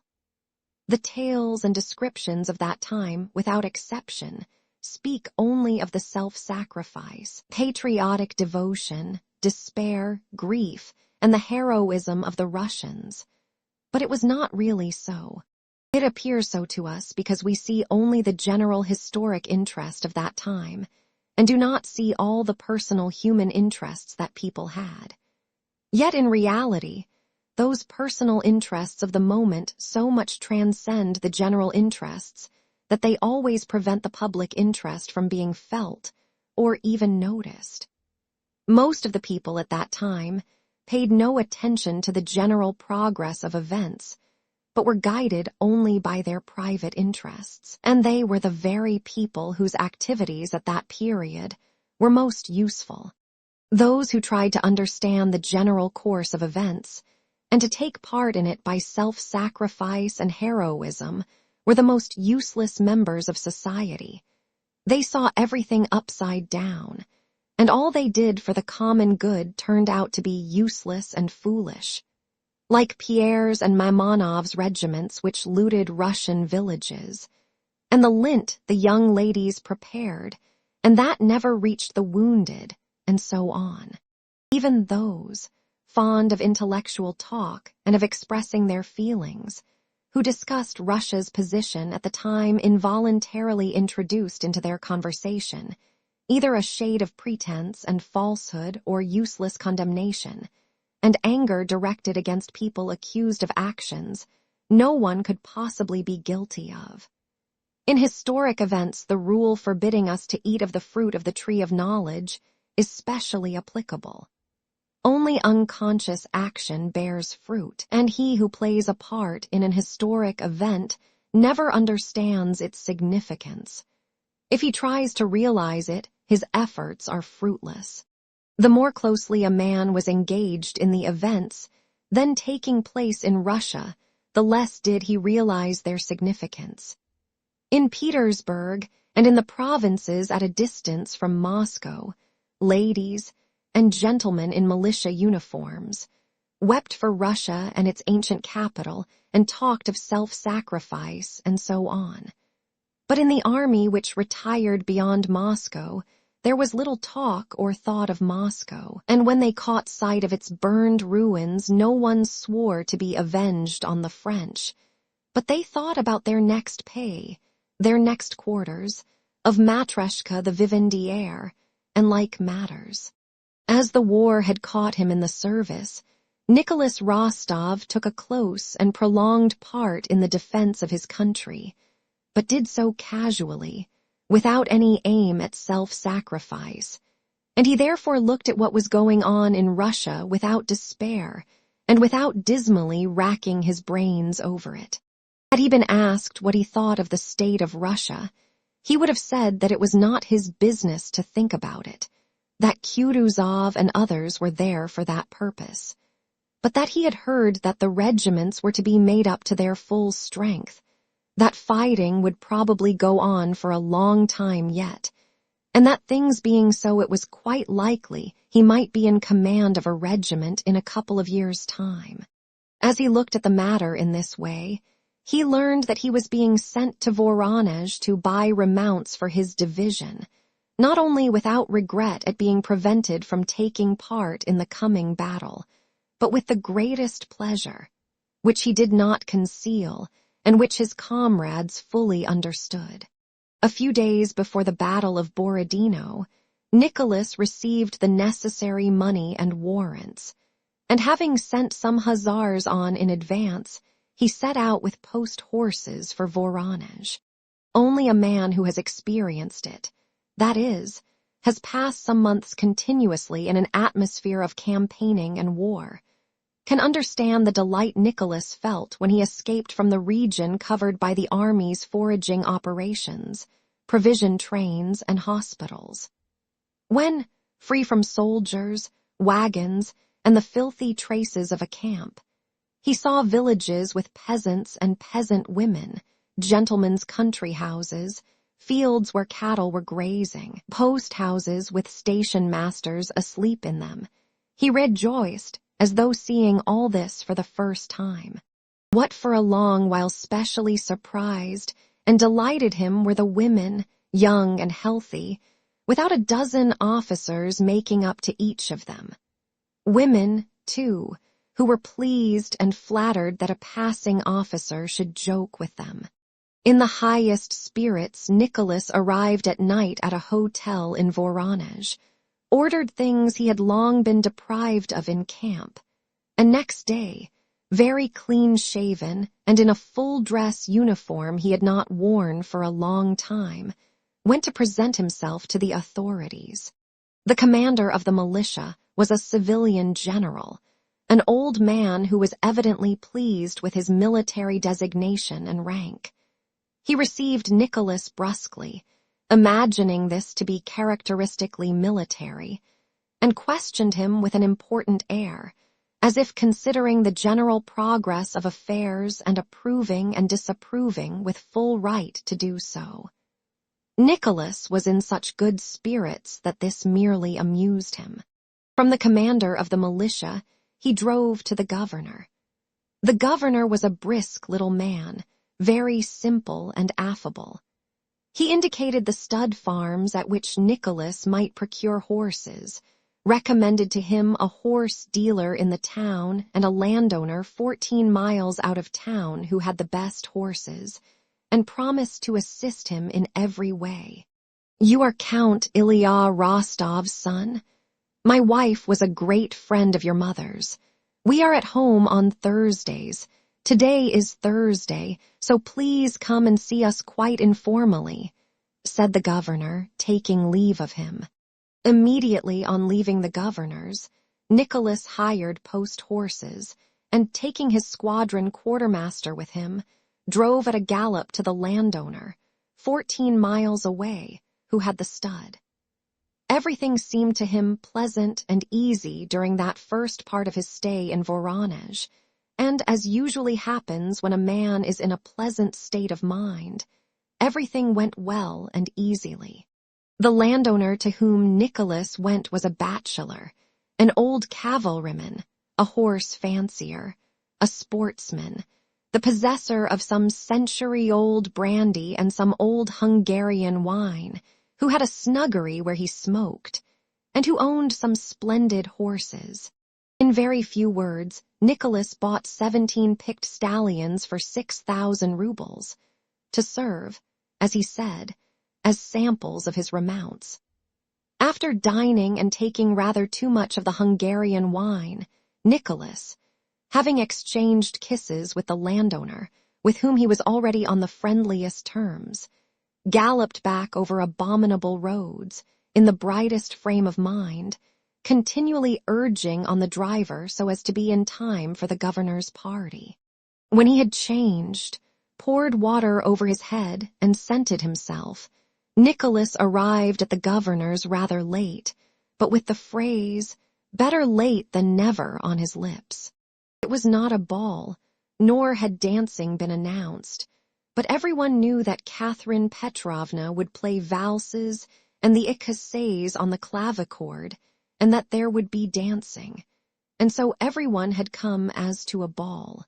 Provincial life in 1812 went on very much as usual, but with this difference, that it was livelier in the towns in consequence of the arrival of many wealthy families from Moscow.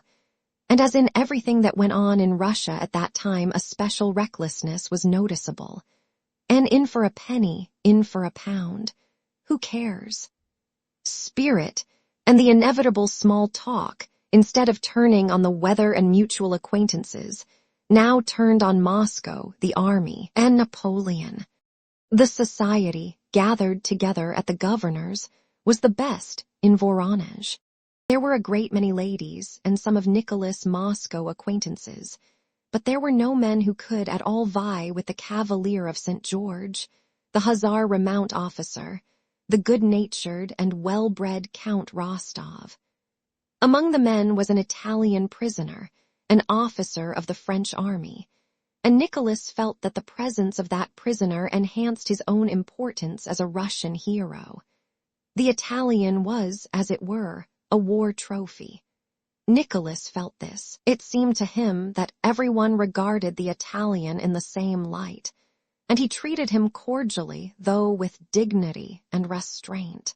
As soon as Nicholas entered in his hussar uniform, diffusing around him a fragrance of perfume and wine, and had uttered the words "better late than never," and heard them repeated several times by others, people clustered around him. All eyes turned on him, and he felt at once that he had entered into his proper position in the province, that of a universal favorite, a very pleasant position, and intoxicatingly so after his long privations. At posting stations, at inns, and in the landowner's snuggery, maidservants had been flattered by his notice, and here too at the governor's party there were, as it seemed to Nicholas, an inexhaustible number of pretty young women, married and unmarried, impatiently awaiting his notice. The women and girls flirted with him, and from the first day the people concerned themselves to get this fine young daredevil of an hussar married and settled down. Among these was the governor's wife herself, who welcomed Rostov as a near relative and called him Nicholas.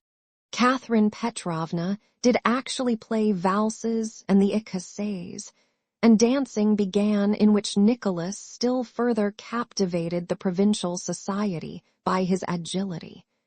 His particularly free manner of dancing even surprised them all. Nicholas was himself rather surprised at the way he danced that evening. He had never danced like that in Moscow, and would even have considered such a very free and easy manner improper, and in bad form. But here he felt it incumbent on him to astonish them all by something unusual, something they would have to accept as the regular thing in the capital, though new to them in the provinces. All the evening Nicholas paid attention to a blue-eyed, plump and pleasing little blonde, the wife of one of the provincial officials. With the naive conviction of young men in a merry mood that other men's wives were created for them, Rostov did not leave the lady's side and treated her husband in a friendly and conspiratorial style, as if, without speaking of it, they knew how capitally Nicholas and the lady would get on together. The husband, however, did not seem to share that conviction, and tried to behave morosely with Rostov. But the latter's good-natured naivete was so boundless that sometimes even he involuntarily yielded to Nicholas' good humor.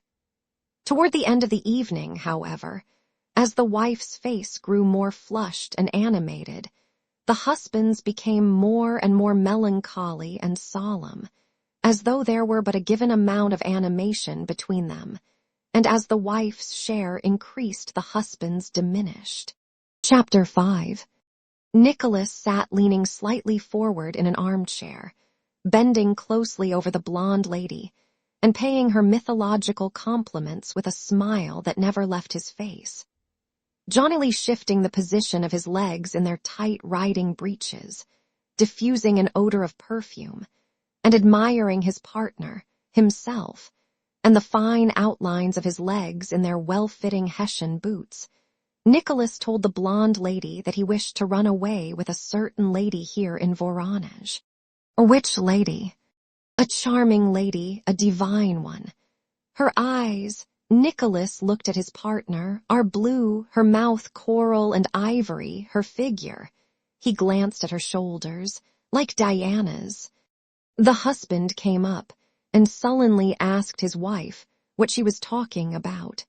"Ah, Nikita Ivanitch," cried Nicholas, rising politely, and as if wishing Nikita Ivanitch to share his joke, he began to tell him of his intention to elope with a blonde lady. The husband smiled gloomily, the wife gaily. The governor's good-natured wife came up with a look of disapproval. "Anna Ignatyevna wants to see you, Nicholas," said she, pronouncing the name so that Nicholas at once understood that Anna Ignatyevna was a very important person. "Come, Nicholas.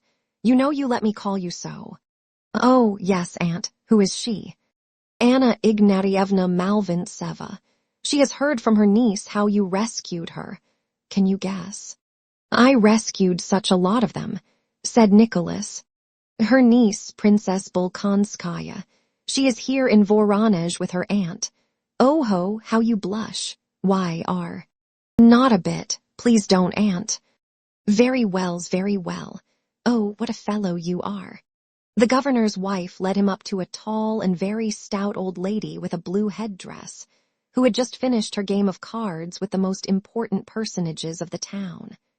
This was Malvintseva, Princess Mary's aunt on her mother's side, a rich, childless widow who always lived in Voronezh. When Rostov approached her, she was standing settling up for the game.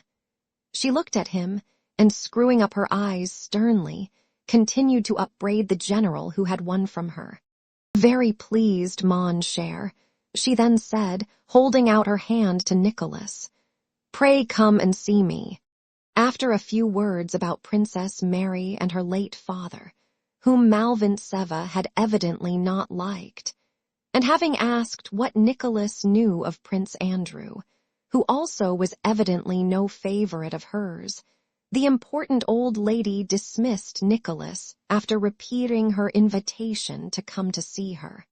Nicholas promised to come and blushed again as he bowed. At the mention of Princess Mary, he experienced a feeling of shyness and even of fear, which he himself did not understand. When he had parted from Malvintseva, Nicholas wished to return to the dancing. But the governor's little wife placed her plump hand on his sleeve, and saying that she wanted to have a talk with him, led him to her sitting room, from which those who were there immediately withdrew so as not to be in her way. "Do you know, dear boy," began the governor's wife with a serious expression on her kind little face, "that really would be the match for you. Would you like me to arrange it?" "Whom do you mean, Aunt?" asked Nicholas. "I will make a match for you with the princess. Catherine Petrovna speaks of Lily, but I say no, the princess. Do you want me to do it? I am sure your mother will be grateful to me. What a charming girl she is, really. And she is not at all so plain, either."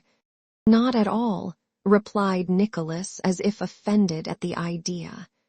"As befits a soldier, Aunt, I don't force myself on anyone or refuse anything," he said, before he had time to consider what he was saying. "Well then, remember, this is not a joke." "Of course not." Yes, the governor's wife said as if talking to herself. "But, my dear boy, among other things you are too attentive to the other, the blonde. One is sorry for the husband, really." "Oh no, we are good friends with him," said Nicholas in the simplicity of his heart. It did not enter his head that a pastime so pleasant to himself might not be pleasant to someone else. "But what nonsense I have been saying to the governor's wife," thought Nicholas suddenly at supper. "She will really begin to arrange a match, and Sonia." And on taking leave of the governor's wife, when she again smilingly said to him, "Well then, remember," he drew her aside. "But see here, "To tell the truth, Aunt." "What is it, my dear? Come, let's sit down here," said she. Nicholas suddenly felt a desire and need to tell his most intimate thoughts, which he would not have told to his mother, his sister, or his friend, to this woman who was almost a stranger. When he afterwards recalled that impulse to unsolicited and inexplicable frankness which had very important results for him, it seemed to him, as it seems to everyone in such cases, that it was merely some silly whim that seized him. Yet that burst of frankness, together with other trifling events, had immense consequences for him and for all his family. "You see, Aunt, Mamma has long wanted me to marry an heiress, but the very idea of marrying for money is repugnant to me." "Oh, yes, I understand," said the governor's wife. "But Princess Bolkonskaya, that's another matter. I will tell you the truth. In the first place, I like her very much, I feel drawn to her. And then, after I met her under such circumstances, so strangely, the idea often occurred to me, this is fate. Especially if you remember that Mamma had long been thinking of it, but I had never happened to meet her before. Somehow it had always happened that we did not meet. And as long as my sister, Natasha, was engaged to her brother, it was of course out of the question for me to think of marrying her. And it must needs happen that I should meet her just when Natasha's engagement had been broken off. And then everything. So you see, I never told this to anyone and never will, only to you." The governor's wife pressed his elbow gratefully. "You know Sonia, my cousin. I love her and promised to marry her and will do so. So you see there can be no question about," said Nicholas incoherently and blushing. "My dear boy, what a way to look at it. You know Sonia has nothing, and you yourself say your papa's affairs are in a very bad way. And what about your mother? It would kill her, that's one thing. And what sort of life would it be for Sonia, if she's a girl with a heart? Your mother in despair, and you all ruined. No, my dear, you and Sonia ought to understand that." Nicholas remained silent. It comforted him to hear these arguments. "All the same, Aunt, it is impossible," he rejoined with a sigh after a short pause. "Besides, would the princess have me? And besides, she is now in mourning. How can one think of it? But you don't suppose I'm going to get you married at once. There is always a right way of doing things," replied the governor's wife.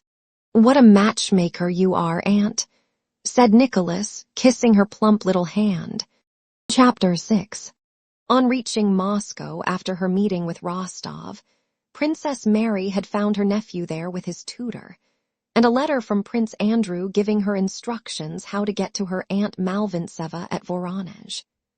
That feeling akin to temptation which had tormented her during her father's illness, since his death, and especially since her meeting with Rostov, was smothered by arrangements for the journey, anxiety about her brother, settling in a new house, meeting new people, and attending to her nephew's education.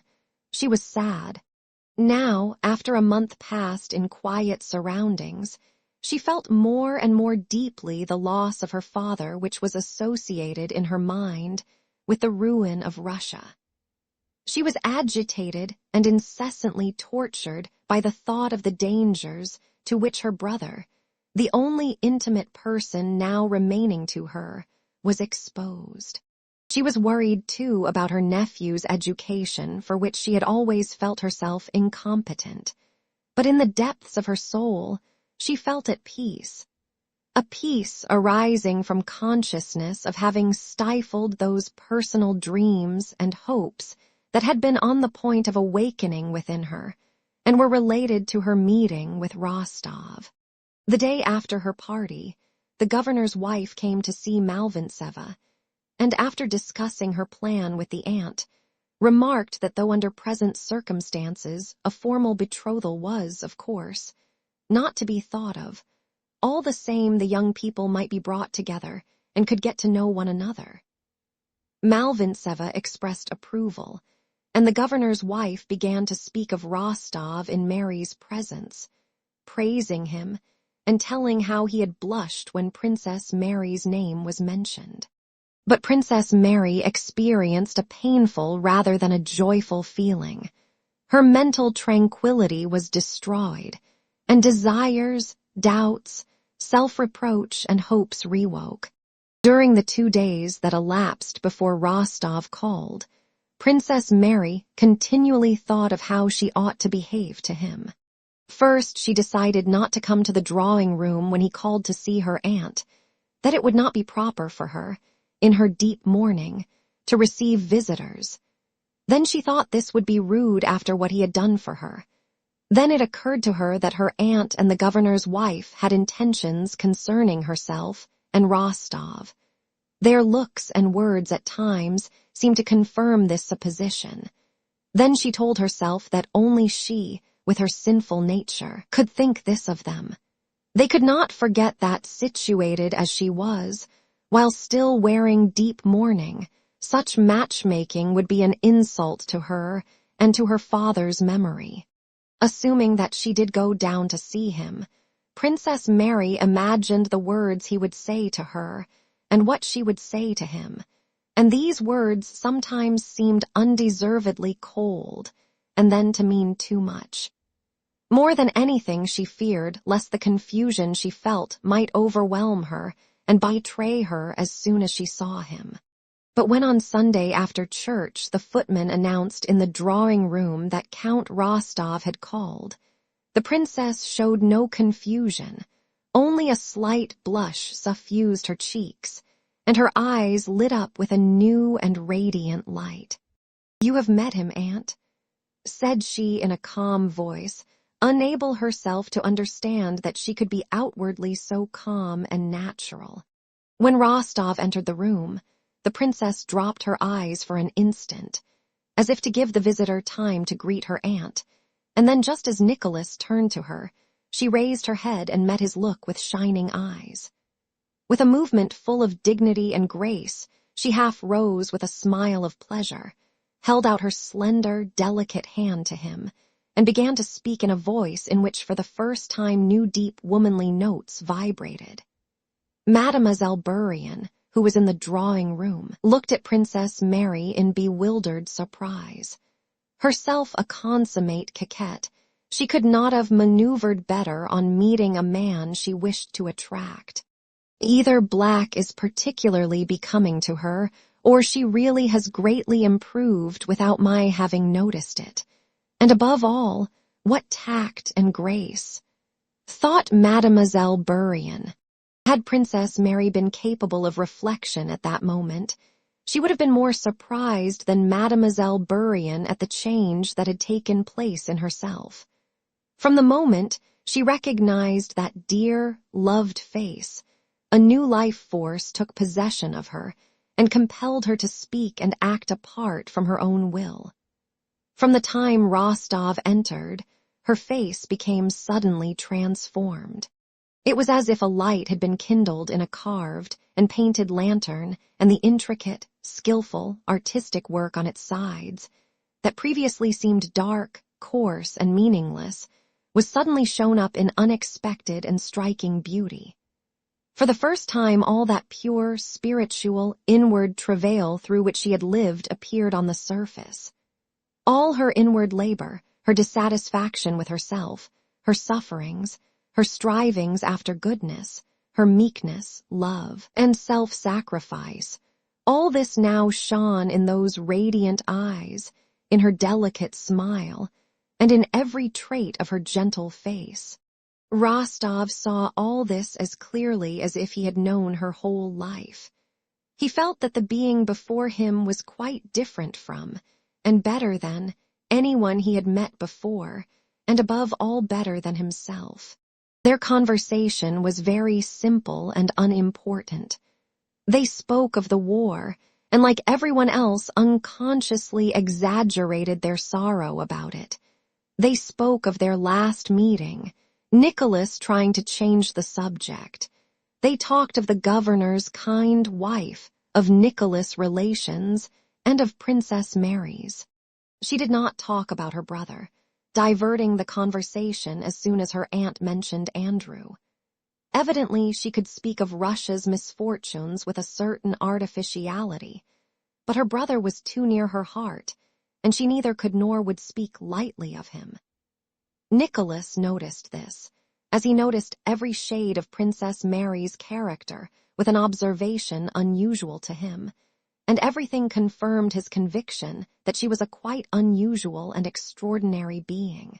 Nicholas blushed and was confused when people spoke to him about the princess, as she did when he was mentioned, and even when he thought of her, but in her presence he felt quite at ease and said not at all what he had prepared, but what, quite appropriately, occurred to him at the moment. When a pause occurred during his short visit, Nicholas, as is usual when there are children, turned to Prince Andrew's little son, caressing him and asking whether he would like to be an hussar. He took the boy on his knee, played with him, and looked round at Princess Mary. With a softened, happy, timid look, she watched the boy she loved in the arms of the man she loved. Nicholas also noticed that look, and as if understanding it, flushed with pleasure, and began to kiss the boy with good-natured playfulness. As she was in mourning, Princess Mary did not go out into society, and Nicholas did not think it the proper thing to visit her again.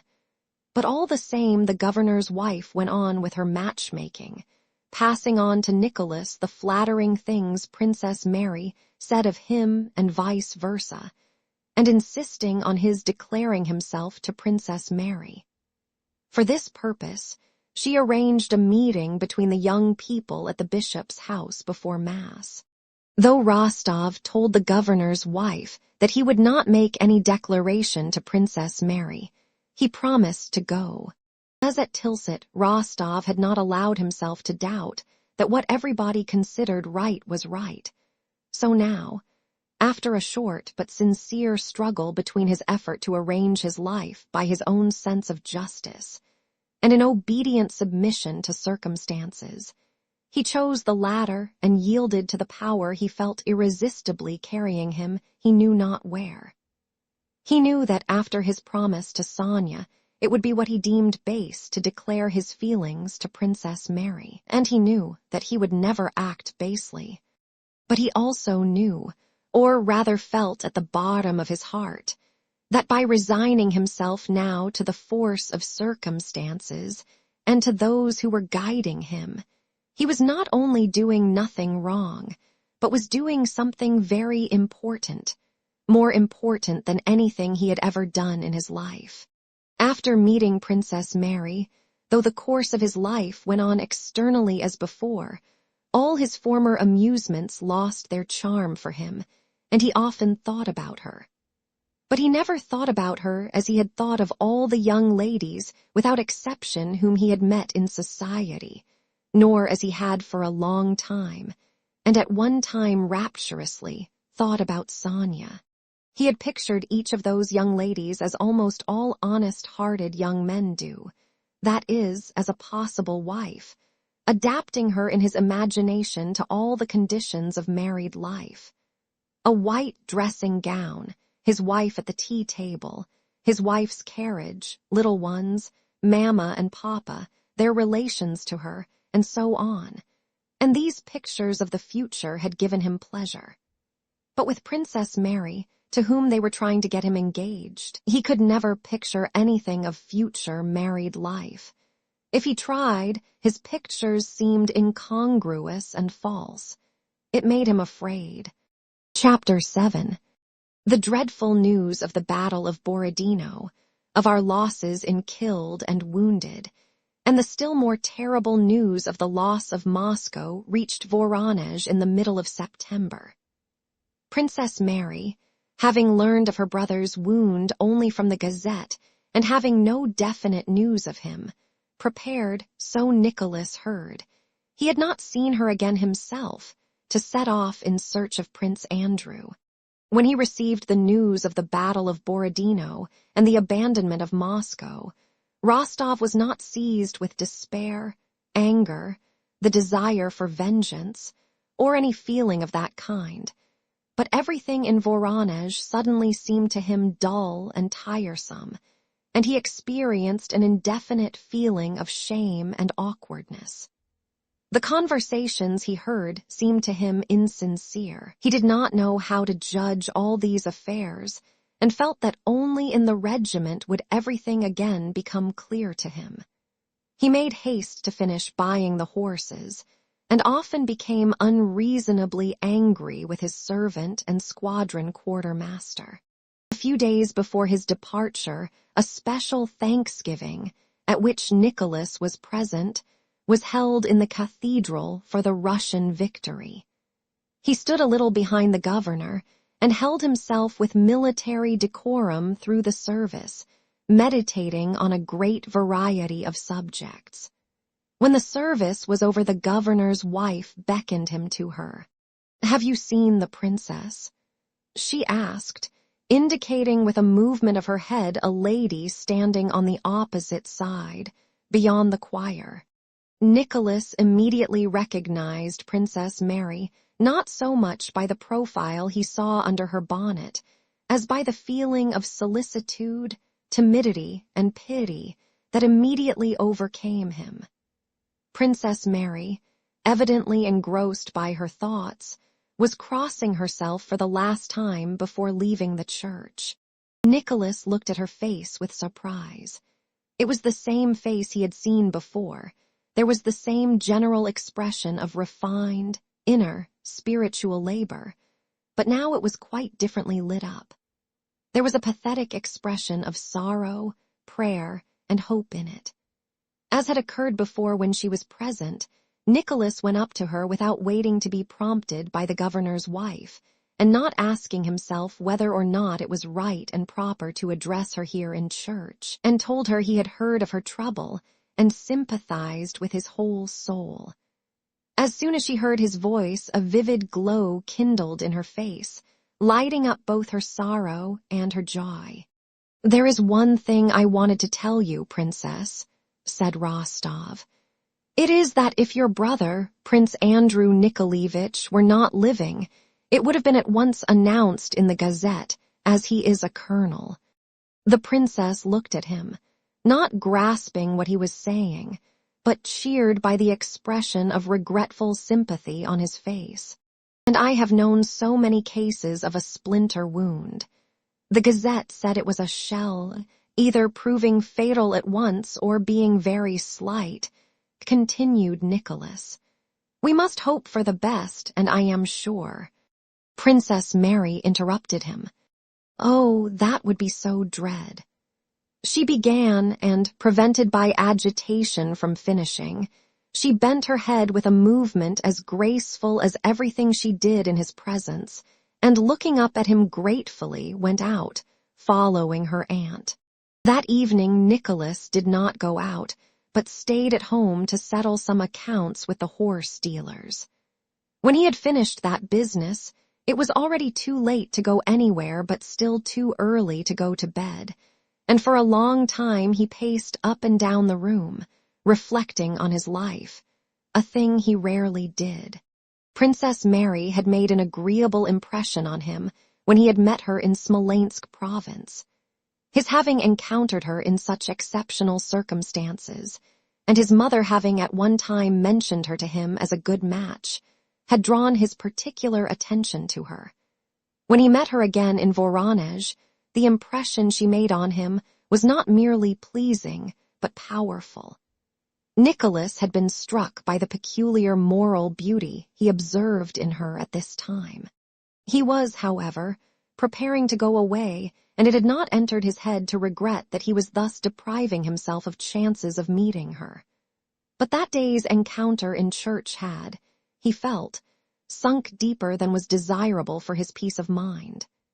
That pale, sad, refined face, that radiant look, those gentle, graceful gestures, and especially the deep and tender sorrow expressed in all her features agitated him and evoked his sympathy. In In men, Rostov could not bear to see the expression of a higher spiritual life.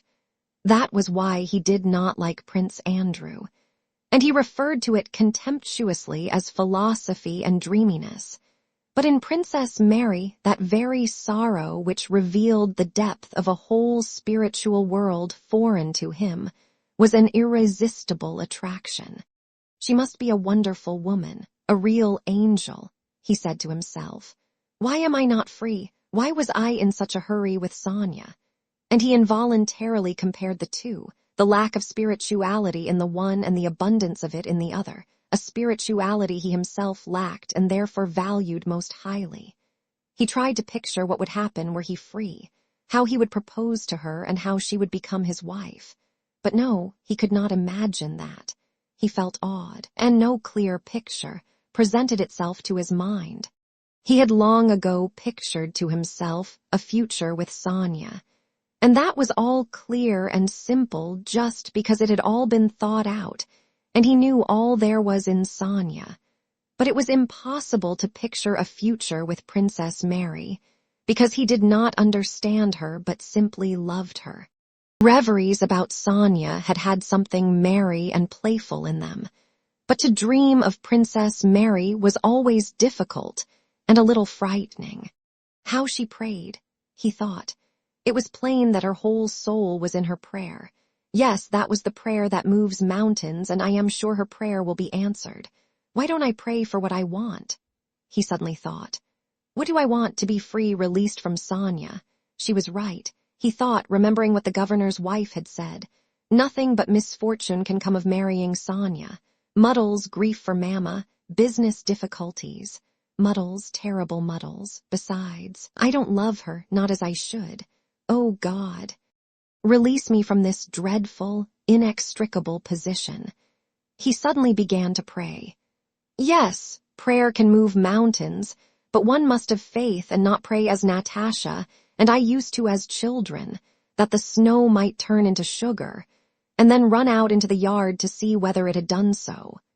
No, but I am not praying for trifles now, he thought as he put his pipe down in a corner, and folding his hands placed himself before the icon. Softened by memories of Princess Mary, he began to pray as he had not done for a long time.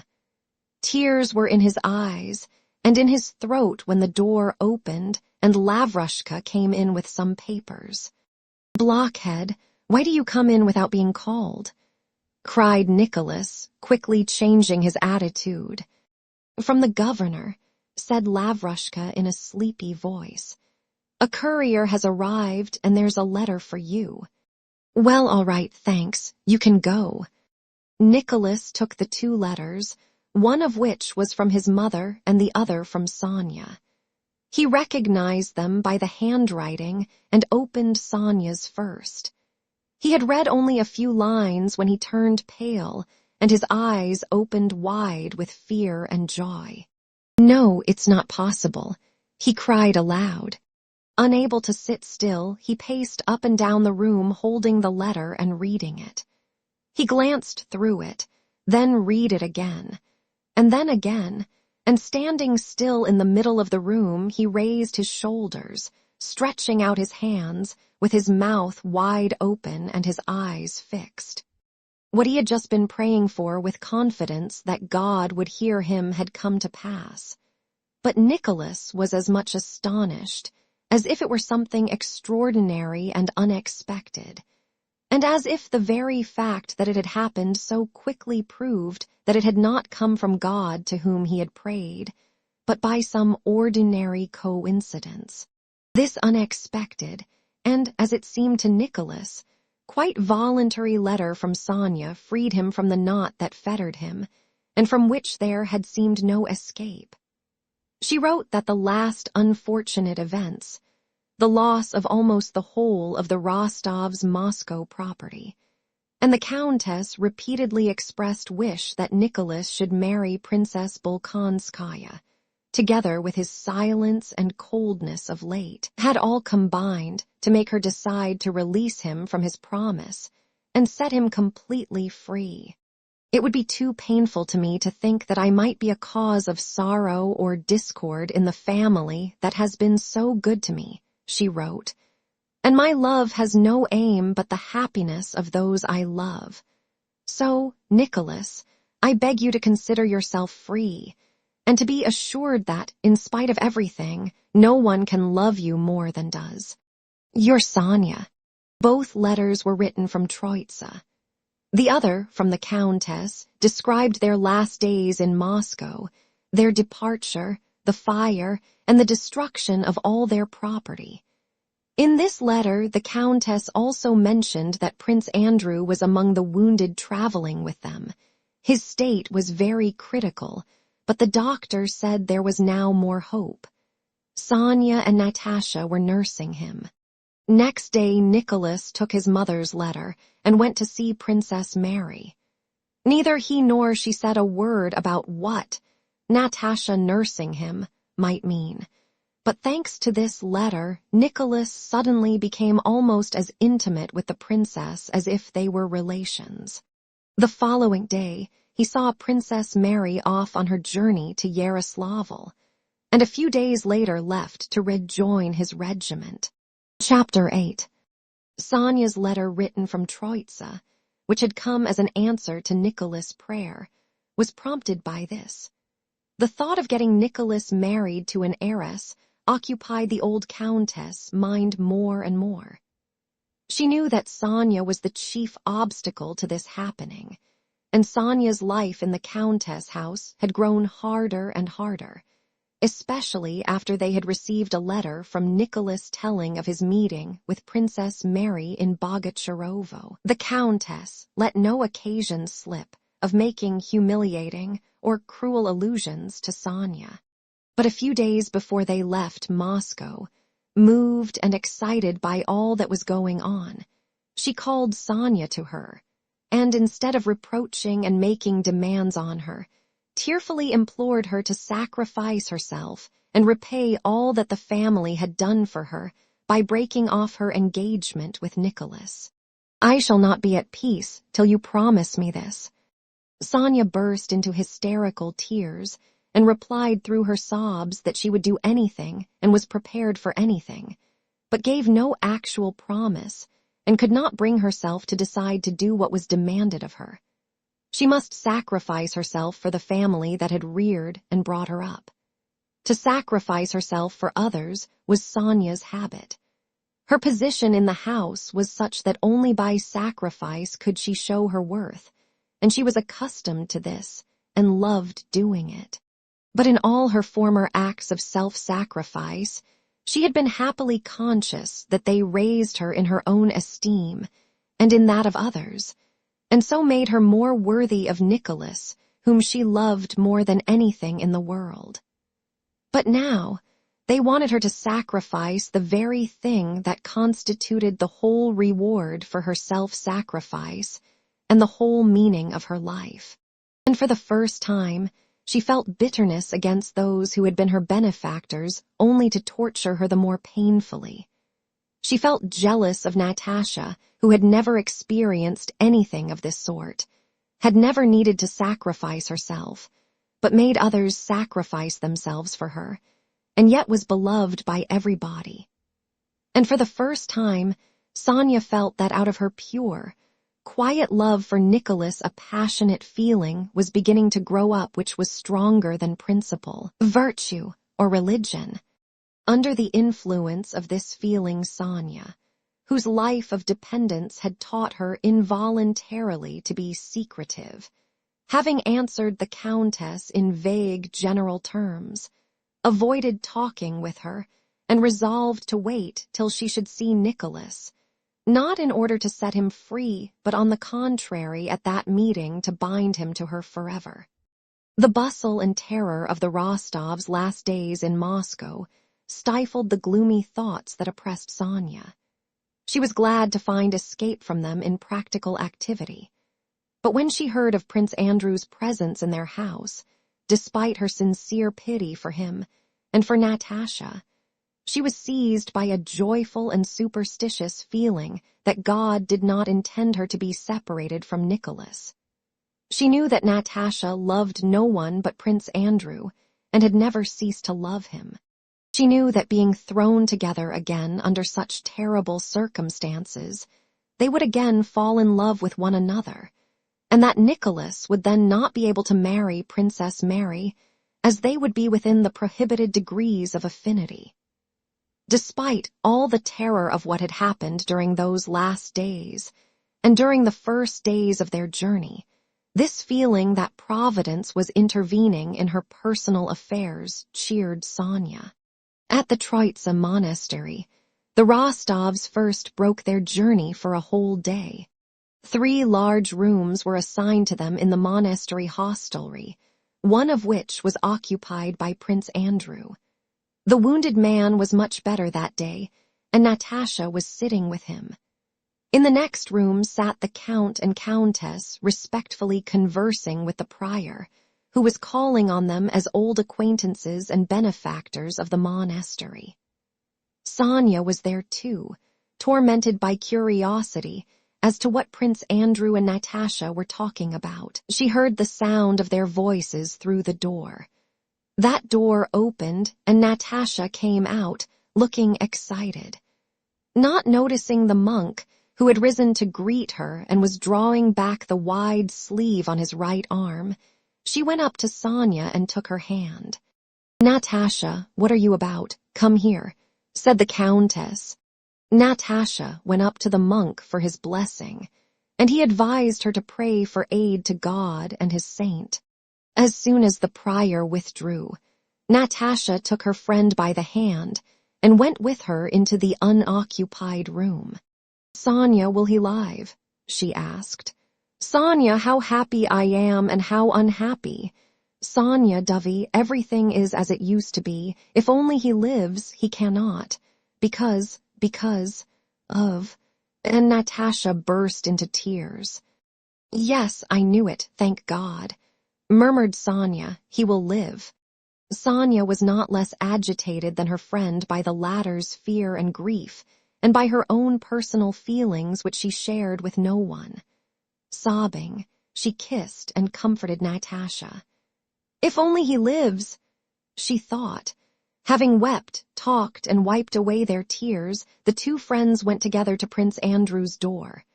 Natasha opened it cautiously and glanced into the room, Sonia standing beside her at the half-open door. Prince Andrew was lying raised high on 3 pillows. His pale face was calm, his eyes closed, and they could see his regular breathing. "Oh, Natasha!" Sonia suddenly almost screamed, catching her companion's arm and stepping back from the door. What is it?" asked Natasha. "It's that," said Sonia with a white face and trembling lips. Natasha softly closed the door and went with Sonia to the window, not yet understanding what the latter was telling her. "You remember," said Sonia with a solemn and frightened expression. "You remember when I looked in the mirror for you, at Otradno at Christmas. Do you remember what I saw?"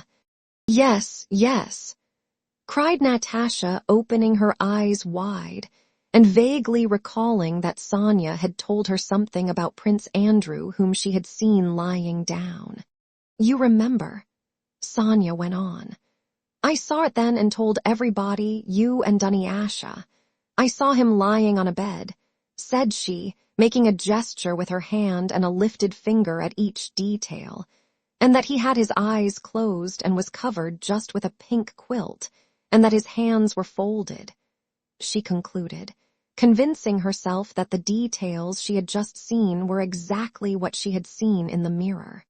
She had in fact seen nothing then, but had mentioned the first thing that came into her head, but what she had invented then seemed to her now as real as any other recollection. She not only remembered what she had then said, that he turned to look at her and smiled and was covered with something red, but was firmly convinced that she had then seen and said that he was covered with a pink quilt and that his eyes were closed. Yes, it really was pink," cried Natasha, who now thought she too remembered the word pink being used, and saw in this the most extraordinary and mysterious part of the prediction. "But what does it mean?" she added meditatively. "Oh, I don't know. It is all so strange," replied Sonia, clutching at her head. A few minutes later, Prince Andrew rang and Natasha went to him. But Sonia, feeling unusually excited and touched, remained at the window thinking about the strangeness of what had occurred. They had an opportunity that day to send letters to the army, and the Countess was writing to her son. "Sonia," said the Countess, raising her eyes from her letter as her niece passed, "Sonia, won't you write to Nicholas?"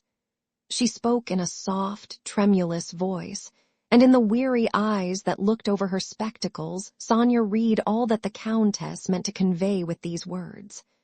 Those eyes expressed entreaty, shame at having to ask, fear of a refusal, and readiness for relentless hatred in case of such refusal. Sonia went up to the Countess, and kneeling down, kissed her hand. "Yes, Mamma, I will write," said she. Sonia was softened, excited, and touched by all that had occurred that day, especially by the mysterious fulfillment she had just seen of her vision. Now that she knew that the renewal of Natasha's relations with Prince Andrew would prevent Nicholas from marrying Princess Mary, she was joyfully conscious of a return of that self-sacrificing spirit in which she was accustomed to live and loved to live. So with a joyful consciousness of performing a magnanimous deed, interrupted several times by the tears that dimmed her velvety black eyes, she wrote that touching letter the arrival of which had so amazed Nicholas. Chapter 9. The officer and soldiers who had arrested Pierre treated him with hostility, but yet with respect, in the guard-house to which he was taken. In their attitude toward him could still be felt both uncertainty as to who he might be, perhaps a very important person, and hostility as a result of their recent personal conflict with him. But when the guard was relieved next morning, Pierre felt that for the new guard, both officers and men, he was not as interesting as he had been to his captors. And in fact, the guard of the second day did not recognize in this big, stout man in a peasant coat the vigorous person who had fought so desperately with the marauder and the convoy, and had uttered those solemn words about saving a child. They saw in him only no. 17 of the captured Russians, arrested and detained for some reason by order of the higher command. If they noticed anything remarkable about Pierre, it was only his unabashed, meditative concentration and thoughtfulness, and the way he spoke French, which struck them as surprisingly good. In spite of this, he was placed that day with the other arrested suspects, as the separate room he had occupied was required by an officer. All the Russians confined with Pierre were men of the lowest class, and recognizing him as a gentleman, they all avoided him, more especially as he spoke French. Pierre felt sad at hearing them making fun of him. That evening, he learned that all these prisoners, he probably among them, were to be tried for incendiarism. On the third day he was taken with the others to a house where a French general with a white mustache sat with 2 colonels, and other Frenchmen with scarves on their armis with the precision and definiteness customary in addressing prisoners, and which is supposed to preclude human frailty. Pierre, like the others, was questioned as to who he was, where he had been, with what object, and so on. These questions, like questions put at trials generally, left the essence of the matter aside, shut out the possibility of that essence's being revealed, and were designed only to form a channel through which the judges wished the answers of the accused to flow so as to lead to the desired result, namely a conviction. As soon as Pierre began to say anything that did not fit in with that aim, the channel was removed and the water could flow to waste. Pierre felt, moreover, what the accused always feel at their trial, perplexity as to why these questions were put to him. He had a feeling that it was only out of condescension or a kind of civility that this device of placing a channel was employed. He knew he was in these men's power, that only by force had they brought him there. That force alone gave them the right to demand answers to their questions, and that the sole object of that assembly was to inculpate him. And so, as they had the power and wish to inculpate him, this expedient of an inquiry and trial seemed unnecessary. It was evident that any answer would lead to conviction. When asked what he was doing when he was arrested, Pierre replied in a rather tragic manner that he was restoring to its parents a child he had saved from the flames. Why had he fought the marauder? Pierre answered that he was protecting a woman, and that to protect a woman who was being insulted was the duty of every man. That. They interrupted him, for this was not to the point. Why was he in the yard of a burning house where witnesses had seen him? He replied that he had gone out to see what was happening in Moscow. Again they interrupted him. They had not asked where he was going, but why he was found near the fire. Who was he? They asked, repeating their first question, which he had declined to answer. Again he replied that he could not answer it. "Put that down, that's bad.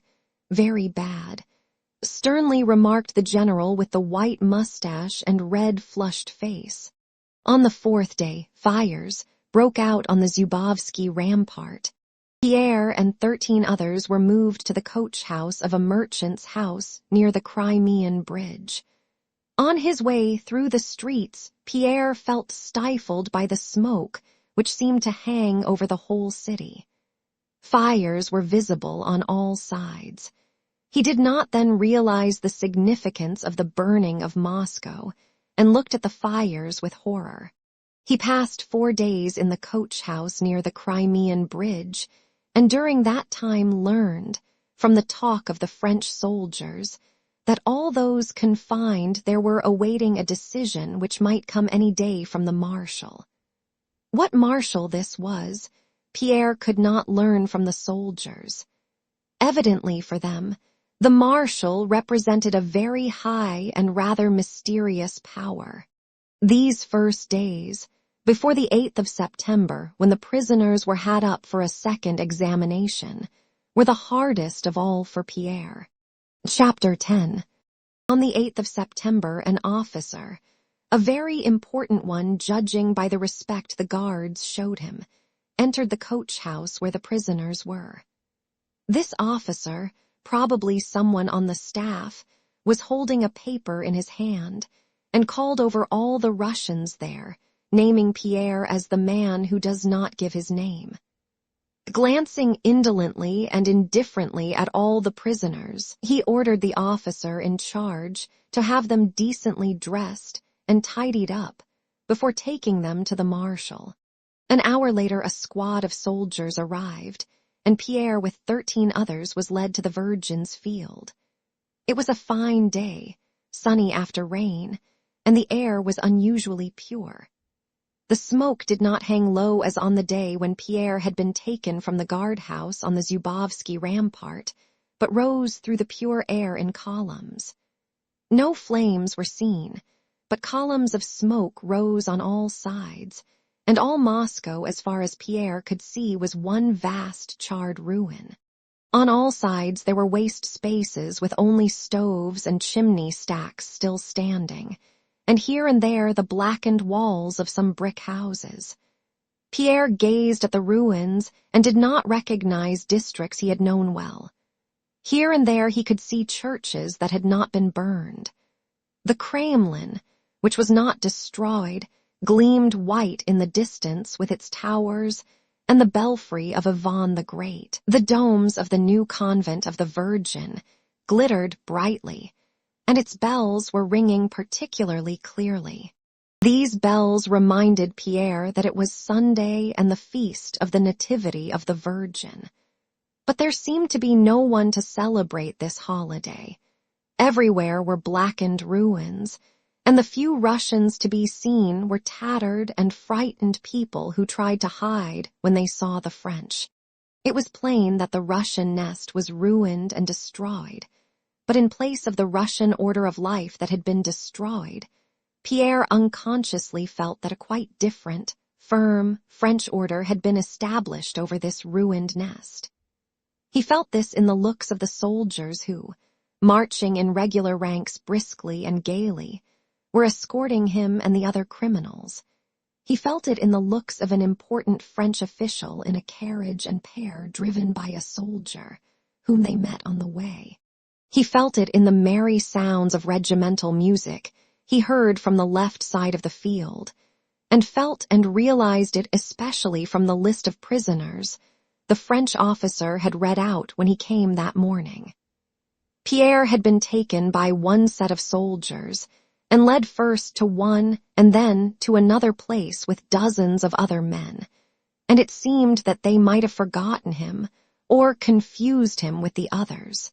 But no, the answers he had given when questioned had come back to him in his designation as the man who does not give his name, and under that appellation, which to Pierre seemed terrible, they were now leading him somewhere with unhesitating assurance on their faces that he and all the other prisoners were exactly the ones they wanted, and that they were being taken to the proper place. Pierre felt himself to be an insignificant chip, fallen among the wheels of a machine, whose action he did not understand, but which was working well.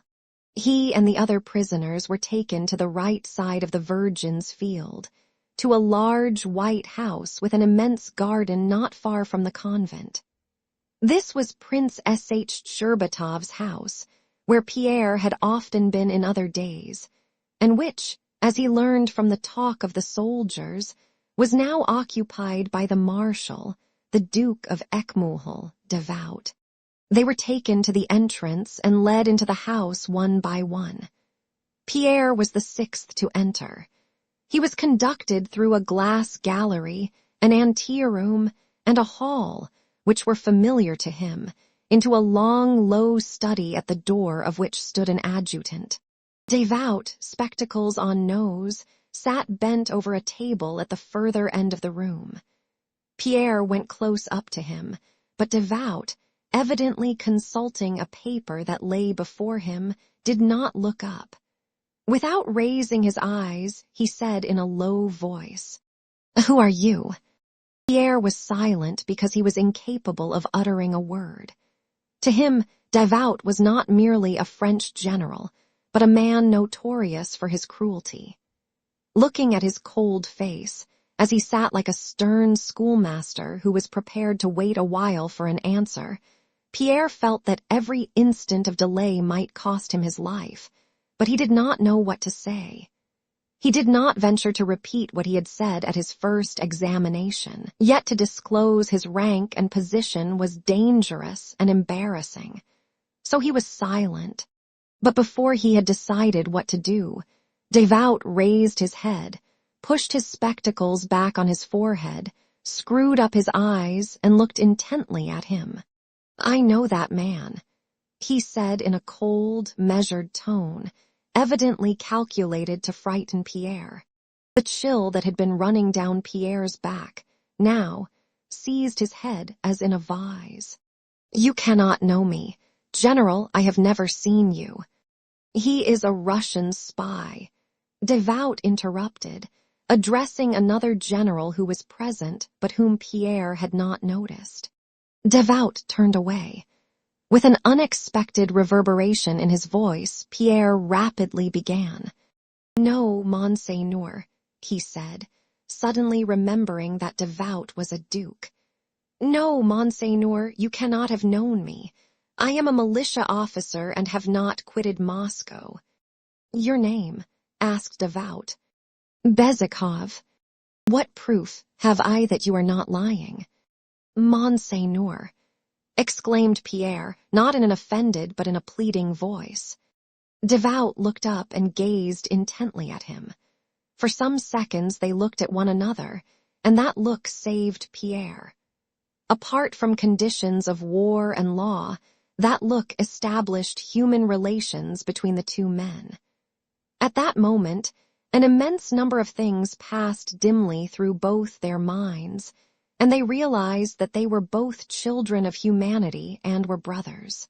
At the first glance, when Devout had only raised his head from the papers where human affairs and lives were indicated by numbers, Pierre was merely a circumstance, and Devout could have shot him without burdening his conscience with an evil deed.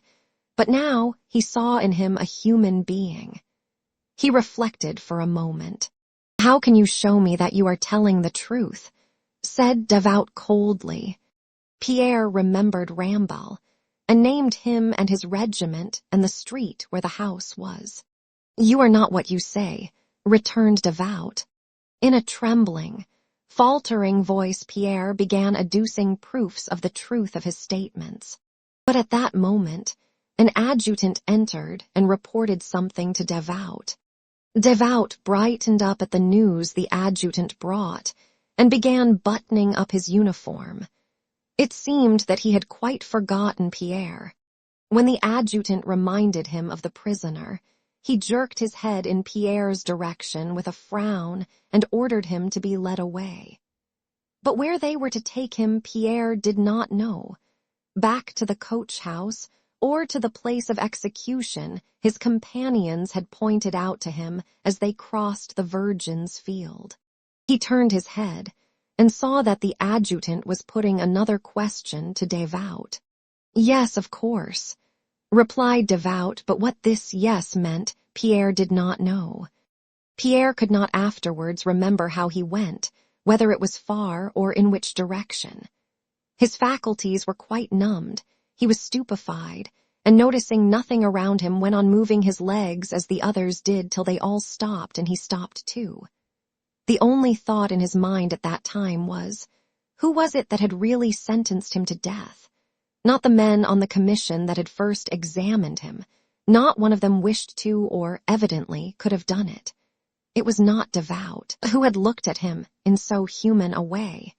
In another moment, Devout would have realized that he was doing wrong, but just then the adjutant had come in and interrupted him.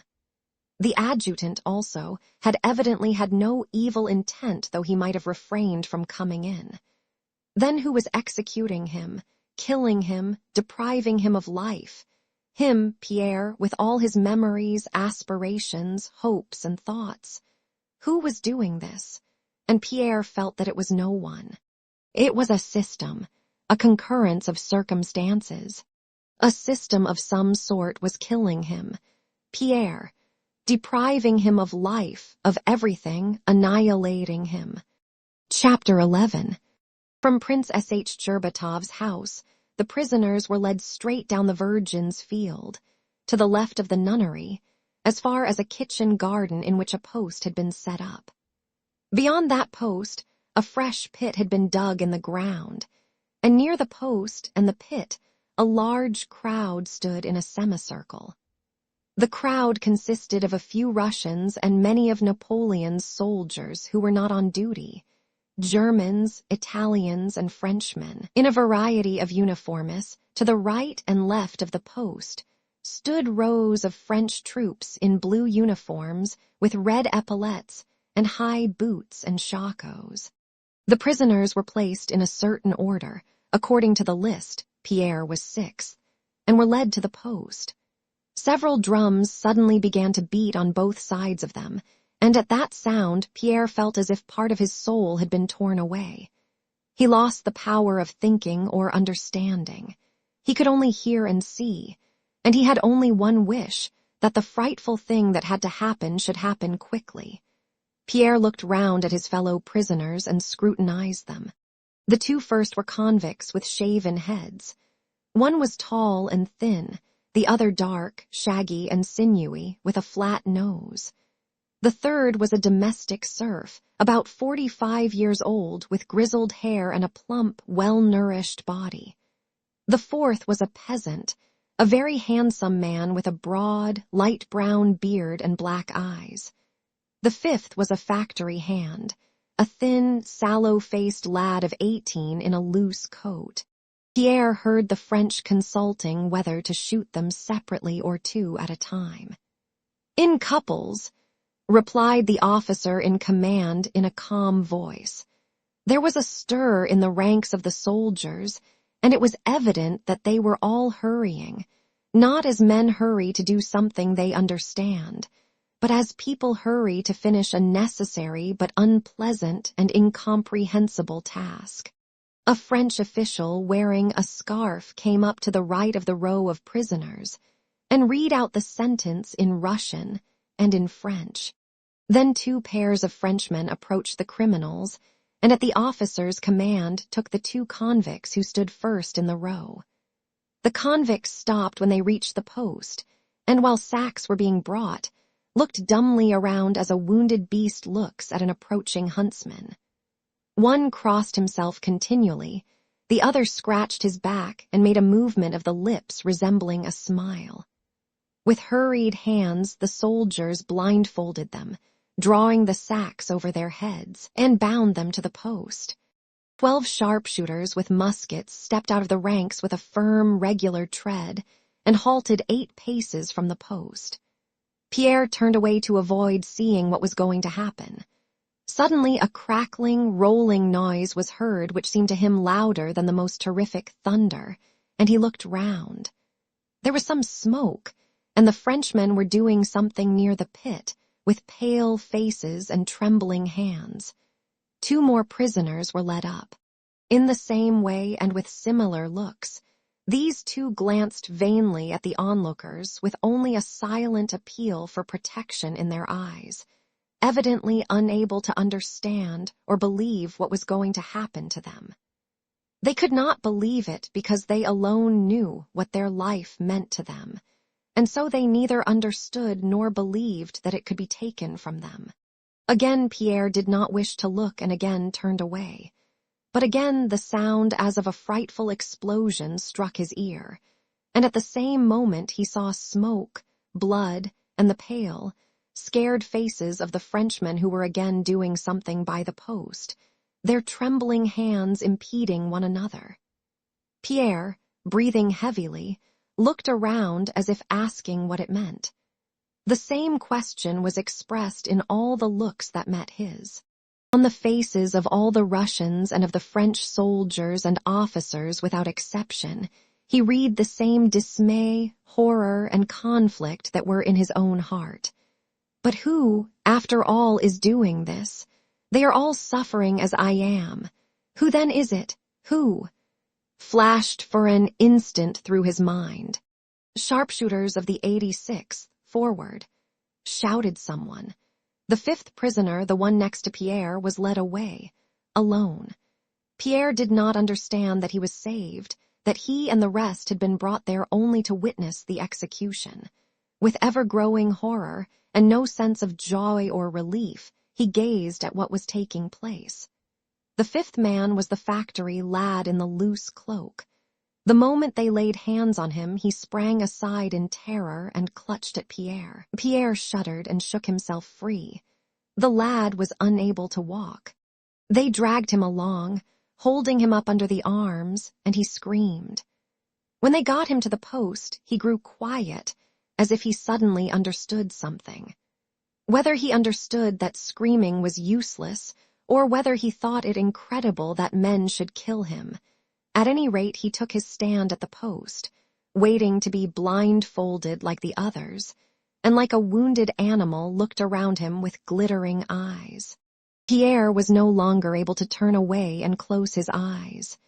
His curiosity and agitation, like that of the whole crowd, reached the highest pitch at this 5th murder. Like the others, this 5th man seemed calm. He wrapped his loose cloak closer and rubbed one bare foot with the other. When they began to blindfold him, he himself adjusted the knot which hurt the back of his head. Then, when they propped him against the blood-stained post, he leaned back and, not being comfortable in that position, straightened himself, adjusted his feet, and leaned back again more comfortably. Pierre did not take his eyes from him and did not miss his slightest movement. Probably a word of command was given, and was followed by the reports of 8 muskets. But try as he would, Pierre could not afterwards remember having heard the slightest sound of the shots. He only saw how the workman suddenly sank down on the cords that held him, how blood showed itself in 2 places, how the ropes slackened under the weight of the hanging body, and how the workman sat down, his head hanging unnaturally and one leg bent under him. Pierre ran up to the post. No one hindered him. Pale, frightened people were doing something around the workman. The lower jaw of an old Frenchman with a thick mustache trembled as he untied the ropes. The body collapsed. The soldiers dragged it awkwardly from the post and began pushing it into the pit. They all plainly and certainly knew that they were criminals who must hide the traces of their guilt as quickly as possible. Pierre glanced into the pit and saw that the factory lad was lying with his knees close up to his head and one shoulder higher than the other. That shoulder rose and fell rhythmically and convulsively, but spadefuls of earth were already being thrown over the whole body. One of the soldiers, evidently suffering, shouted gruffly and angrily at Pierre to go back. But Pierre did not understand him and remained near the post, and no one drove him away. When the pit had been filled up, a command was given. Pierre was taken back to his place, and the rows of troops on both sides of the post made a half-turn and went past it at a measured pace. The 24 sharpshooters with discharged muskets, standing in the center of the circle, ran back to their places as the companies passed by. Pierre gazed now with dazed eyes at these sharpshooters who ran in couples out of the circle. All but one rejoined their companies. This one, a young soldier, his face deadly pale, his shako pushed back, and his musket resting on the ground, still stood near the pit at the spot from which he had fired. He swayed like a drunken man, taking some steps forward and back to save himself from falling. An old, non-commissioned officer ran out of the ranks and, taking him by the elbow, dragged him to his company. The crowd of Russians and Frenchmen began to disperse. They all went away silently and with drooping heads. "That will teach them to start fires," said one of the Frenchmen. Pierre glanced round at the speaker and saw that it was a soldier who was trying to find some relief after what had been done, but was not able to do so. Without finishing what he had begun to say, he made a hopeless movement with his arm and went away. Chapter 12. After the execution, Pierre was separated from the rest of the prisoners and placed alone in a small, ruined, and befouled church. Toward evening, a non-commissioned officer entered with 2 soldiers and told him that he had been pardoned and would now go to the barracks for the prisoners of war.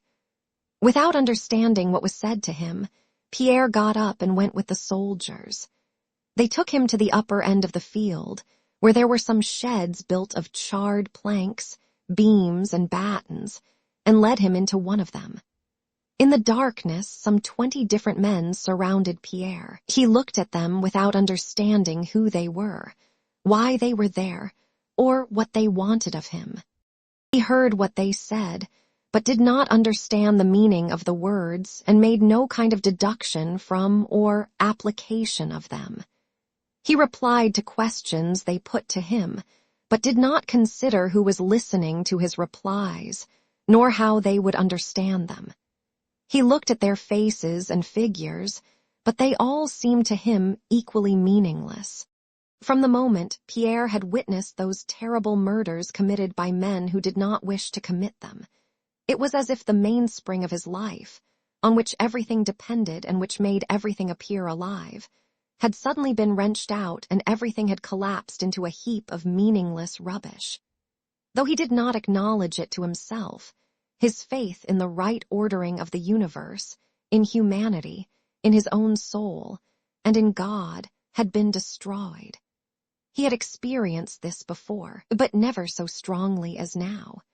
When similar doubts had assailed him before, they had been the result of his own wrongdoing, and at the bottom of his heart he had felt that relief from his despair and from those doubts was to be found within himself. But now he felt that the universe had crumbled before his eyes, and only meaningless ruins remained, and this not by any fault of his own. He felt that it was not in his power to regain faith in the meaning of life.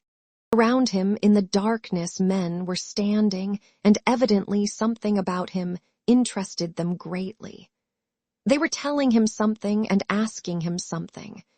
Then they led him away somewhere, and at last he found himself in a corner of the shed among men who were laughing and talking on all sides. "Well then, mates," that very prince who, some voice at the other end of the shed was saying, with a strong emphasis on the word who. Sitting silent and motionless on a heap of straw against the wall, Pierre sometimes opened and sometimes closed his eyes. But as soon as he closed them, he saw before him the dreadful face of the factory lad, especially dreadful because of its simplicity, and the faces of the murderers, even more dreadful because of their disquiet. And he opened his eyes again and stared vacantly into the darkness around him. Beside him, in a stooping position, sat a small man of whose presence he was first made aware by a strong smell of perspiration, which came from him every time he moved. This man was doing something to his legs in the darkness, and though Pierre could not see his face, he felt that the man continually glanced at him. On growing used to the darkness, Pierre saw that the man was taking off his leg bands, and the way he did it aroused Pierre's interest. Having unwound the string that tied the band on one leg, he carefully coiled it up and immediately set to work on the other leg, glancing up at Pierre. While one hand hung up the first string, the other was already unwinding the band on the second leg. In this way, having carefully removed the leg bands by deft circular motions of his arm following one another uninterruptedly, the man hung the leg bands up on some pegs fixed above his head. Then he took out a knife, cut something, closed the knife, placed it under the head of his bed, and seating himself comfortably, clasped his arms round his lifted knees and fixed his eyes on Pierre. The latter was conscious of something pleasant, comforting, and well-rounded in these deft movements, in the man's well-ordered arrangements in his corner, and even in his very smell, and he looked at the man without taking his eyes from him. "You've seen a lot of trouble, sir, eh?" the little man suddenly said, and there was so much kindliness and simplicity in his sing-song voice that Pierre tried to reply, but his jaw trembled, and he felt tears rising to his eyes. The little fellow, giving Pierre no time to betray his confusion, instantly continued in the same pleasant tones. Lad, don't fret," said he, in the tender sing-song caressing voice old Russian peasant women employ. "Don't fret, friend, suffer an hour, live for an age. That's how it is, my dear fellow, and here we live, thank heaven, without offense. Among these folk, too, there are good men as well as bad," said he, and still speaking, he turned on his knees with a supple movement, got up, coughed, and went off to another part of the shed. You rascal," Pierre heard the same kind voice saying at the other end of the shed. "So you've come, you rascal. She remembers. Now, that'll do." And the soldier, pushing away a little dog that was jumping up at him, returned to his place and sat down. In his hands he had something wrapped in a rag. "Here, eat a bit, sir," said he, resuming his former respectful tone as he unwrapped and offered Pierre some baked potatoes. "We had soup for dinner, and the potatoes are grand." Pierre had not eaten all day, and the smell of the potatoes seemed extremely pleasant to him. He thanked the soldier, and began to eat. "Well, are they all right?" said the soldier with a smile. "You should do like this." He took a potato, drew out his clasp knife, cut the potato into 2 equal halves on the palm of his hand, sprinkled some salt on it from the rag, and handed it to Pierre. "The potatoes are grand," he said once more. "Eat some like that." Pierre thought he had never eaten anything that tasted better. "Oh, I'm all right," said he. "But why did they shoot those poor fellows? The last one was hardly 20. "TSSTT," said the little man.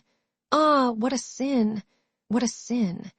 He added quickly, and as if his words were always waiting ready in his mouth and flew out involuntarily, he went on. "How was it, sir, that you stayed in Moscow?" "I didn't think they would come so soon. I stayed accidentally," replied Pierre. "And how did they arrest you, dear lad? At your house?" "No, I went to look at the fire, and they arrested me there and tried me as an incendiary." "Where there's law, there's injustice," put in the little man. "And have you been here long?" Pierre asked as he munched the last of the potato. It was last Sunday they took me out of a hospital in Moscow." "Why, are you a soldier then?" "Yes, we are soldiers of the Apsheron regiment. I was dying of fever. We weren't told anything. There were some 20 of us lying there. We had no idea, never guessed at all." "And do you feel sad here?" Pierre inquired. "How can one help it, lad? My name is Platon and the surname is Karative," he added, evidently wishing to make it easier for Pierre to address him. "They call me Little Falcon in the regiment. How is one to help feeling sad?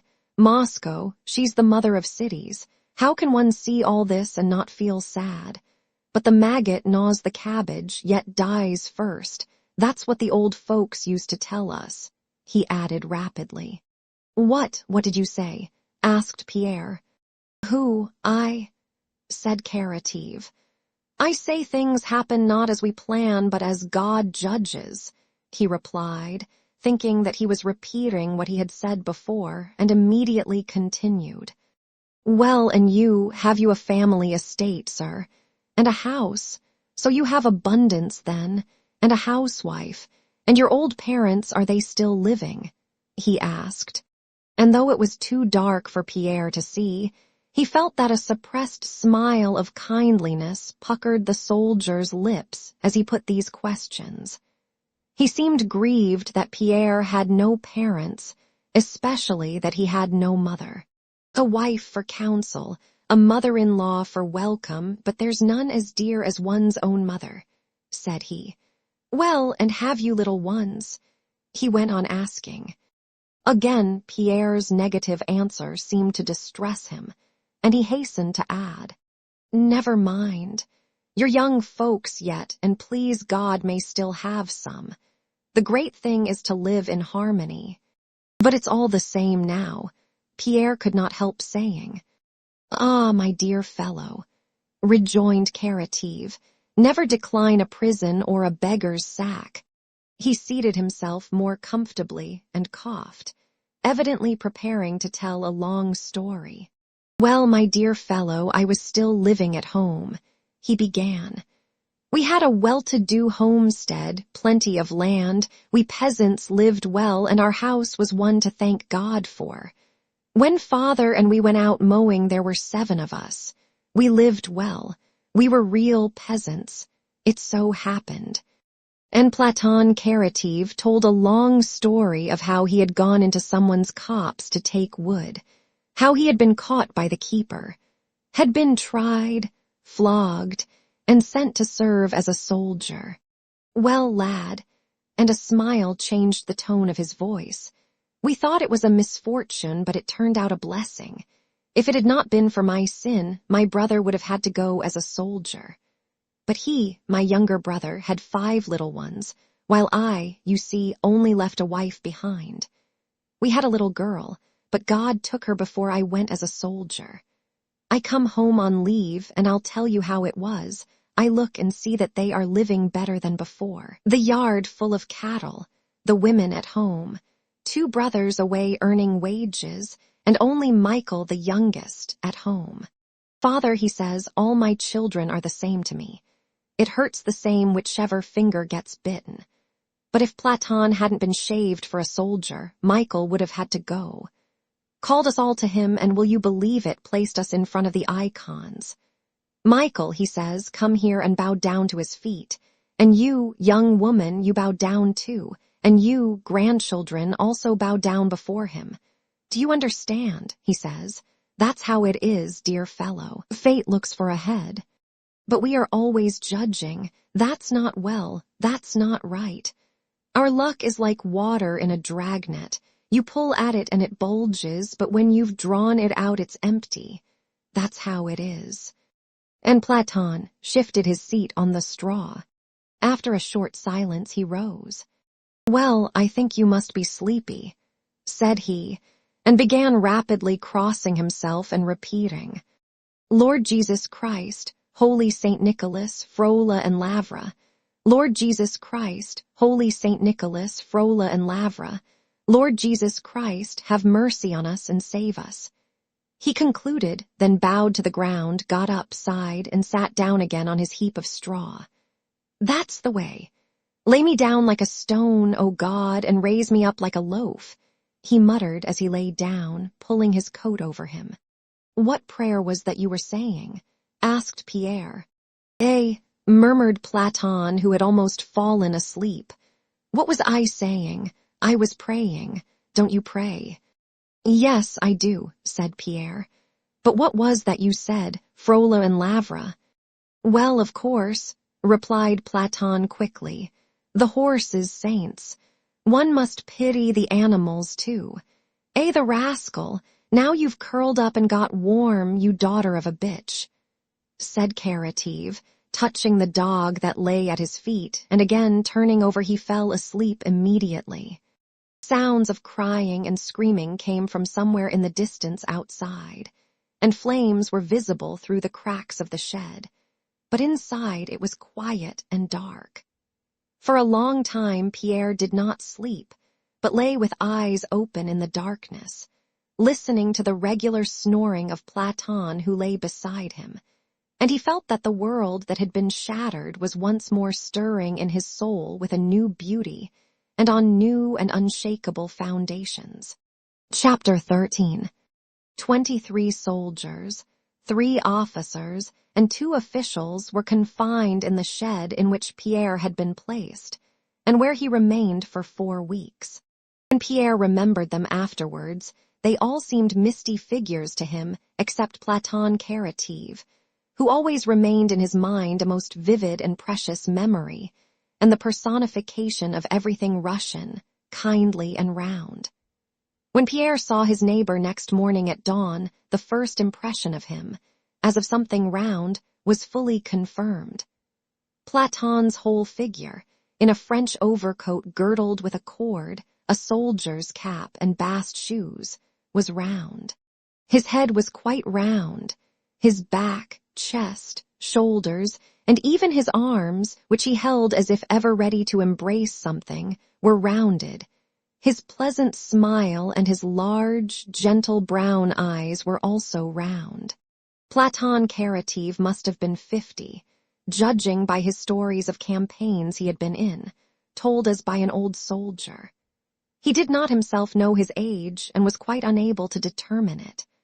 But his brilliantly white, strong teeth, which showed in 2 unbroken semicircles when he laughed, as he often did, were all sound and good.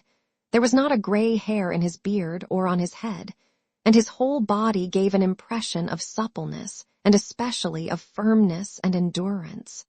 His face, despite its fine, rounded wrinkles, had an expression of innocence and youth. His voice was pleasant and musical. But the chief peculiarity of his speech was its directness and appositeness. It was evident that he never considered what he had said or was going to say, and consequently the rapidity and justice of his intonation had an irresistible persuasiveness. His physical strength and agility during the first days of his imprisonment were such that he seemed not to know what fatigue and sickness meant. Every night before lying down, he said, "Lord, lay me down as a stone and raise me up as a loaf." And every morning on getting up, he said, "I lay down and curled up, I get up and shake myself." And indeed, he only had to lie down to fall asleep like a stone, and he only had to shake himself to be ready without a moment's delay for some work, just as children are ready to play directly they awake. He could do everything, not very well but not badly. He baked, cooked, sewed, planed, and mended boots. He was always busy, and only at night allowed himself conversation, of which he was fond, and songs. He did not sing like a trained singer who knows he is listened to, but like the birds, evidently giving vent to the sounds in the same way that one stretches oneself or walks about to get rid of stiffness. And the sounds were always high-pitched, mournful, delicate, and almost feminine, and his face at such times was very serious. Having been taken prisoner and allowed his beard to grow, he seemed to have thrown off all that had been forced upon him, everything military and alien to himself, and had returned to his former peasant habits. A soldier on leave, a shirt outside breeches, he would say. He did not like talking about his life as a soldier, though he did not complain, and often mentioned that he had not been flogged once during the whole of his army service. When he related anything, it was generally some old and evidently precious memory of his Christian life, as he called his peasant existence. The proverbs, of which his talk was full, were for the most part not the coarse and indecent saws soldiers employ, but those folk sayings which, taken without a context, seem so insignificant, but when used appositely suddenly acquire a significance of profound wisdom. He would often say the exact opposite of what he had said on a previous occasion, yet both would be right. He liked to talk, and he talked well, adorning his speech with terms of endearment and with folk sayings which Pierre thought he invented himself. But the chief charm of his talk lay in the fact that the commonest events, sometimes just such as Pierre had witnessed without taking notice of them, assumed in Caratives a character of solemn fitness. He liked to hear the folk tales one of the soldiers used to tell of an evening. They were always the same, but most of all he liked to hear stories of real life. He would smile joyfully when listening to such stories, now and then putting in a word or asking a question to make the moral beauty of what he was told clear to himself. Carative had no attachments, friendships, or love, as Pierre understood them, but loved and lived affectionately with everything life brought him in contact with, particularly with man. Not any particular man, but those with whom he happened to be. He loved his dog, his comrades, the French, and Pierre, who was his neighbor. But Pierre felt that in spite of Carative's affectionate tenderness for him, by which he unconsciously gave Pierre's spiritual life its due, he would not have grieved for a moment at parting from him. And Pierre began to feel in the same way toward Carative. To all the other prisoners, Platon Carative seemed a most ordinary soldier. They called him Little Falcon or Platosha, chaffed him good-naturedly, and sent him on errands. But to Pierre, he always remained what he had seemed that first night, an unfathomable, rounded, eternal personification of the spirit of simplicity and truth. Platon Carative knew nothing by heart except his prayers. When he began to speak, he seemed not to know how he would conclude. Sometimes Pierre, struck by the meaning of his words, would ask him to repeat them, but Platon could never recall what he had said a moment before, just as he never could repeat to Pierre the words of his favorite song. Native and birch tree and my heart is sick occurred in it, but when spoken and not sung, no meaning could be got out of it. He did not, and could not, understand the meaning of words apart from their context. Every word and action of his was the manifestation of an activity unknown to him, which was his life. But his life, as he regarded it, had no meaning as a separate thing. It had meaning only as part of a whole of which he was always conscious.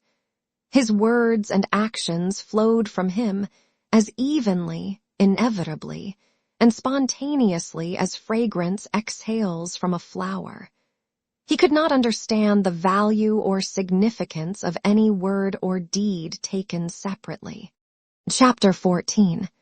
When Princess Mary heard from Nicholas that her brother was with the Rostovs at Yaroslavl, she at once prepared to go there, in spite of her aunt's efforts to dissuade her, and not merely to go herself but to take her nephew with her. Whether it were difficult or easy, possible or impossible, she did not ask and did not want to know. It was her duty, not only to herself, to be near her brother who was perhaps dying, but to do everything possible to take his son to him, and so she prepared to set off. That she had not heard from Prince Andrew himself, Princess Mary attributed to his being too weak to write, or to his considering the long journey too hard and too dangerous for her and his son. In a few days, Princess Mary was ready to start. Her equipages were the huge family coach in which she had traveled to Voronezh, a semi-open trap, and a baggage cart. With her traveled Mademoiselle Burian, little Nicholas and his tutor, her old nurse, 3 maids, Tikhon, and a young footman and courier her aunt had sent to accompany her. The usual route through Moscow could not be thought of, and the roundabout way Princess Mary was obliged to take through Leipzig, Ryazan, Vladimir, and Shuya was very long, and, as post-horses were not everywhere obtainable, very difficult, and near Ryazan, where the French were said to have shown themselves, was even dangerous. During this difficult journey, Mademoiselle Burian, Dissals, and Princess Mary's servants were astonished at her energy and firmness of spirit. She went to bed later and rose earlier than any of them, and no difficulties daunted her. Thanks to her activity and energy, which infected her fellow travelers, they approached Yaroslavl by the end of the 2nd week. The last days of her stay in Voronezh had been the happiest of her life. Her love for Rostov no longer tormented or agitated her. It filled her whole soul, had become an integral part of herself, and she no longer struggled against it. Latterly, she had become convinced that she loved and was beloved, though she never said this definitely to herself in words. She had become convinced of it at her last interview with Nicholas, when he had come to tell her that her brother was with the Rostovs. Not by a single word had Nicholas alluded to the fact that Prince Andrew's relations with Natasha might, if he recovered, be renewed, but Princess Mary saw by his face that he knew and thought of this. Yet in spite of that, his relation to her, considerate, delicate, and loving, not only remained unchanged, but it sometimes seemed to Princess Mary that he was even glad that the family connection between them allowed him to express his friendship more freely. She knew that she loved for the first and only time in her life, and felt that she was beloved, and was happy in regard to it. But this happiness on one side of her spiritual nature did not prevent her feeling grief for her brother with full force. On the contrary, that spiritual tranquility on the one side made it the more possible for her to give full play to her feeling for her brother. That feeling was so strong at the moment of leaving Voronezh that those who saw her off, as they looked at her careworn, despairing face, felt sure she would fall ill on the journey.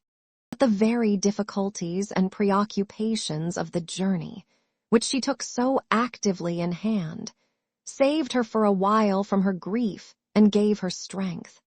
As always happens when traveling, Princess Mary thought only of the journey itself, forgetting its object. But as she approached Yaroslavl, the thought of what might await her there, not after many days, but that very evening, again presented itself to her, and her agitation increased to its utmost limit.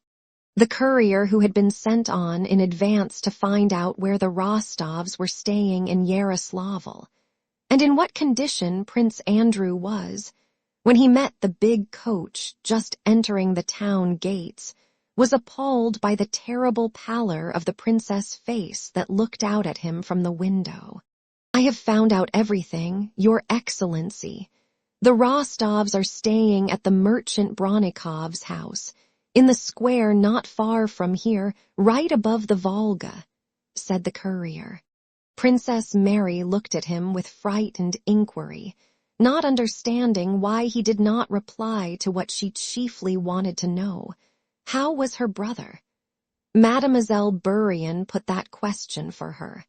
"How is the prince?" she asked. "His Excellency is staying in the same house with them." "Then he is alive," thought Princess Mary, and asked in a low voice, "How is he?" "The servants say he is still the same."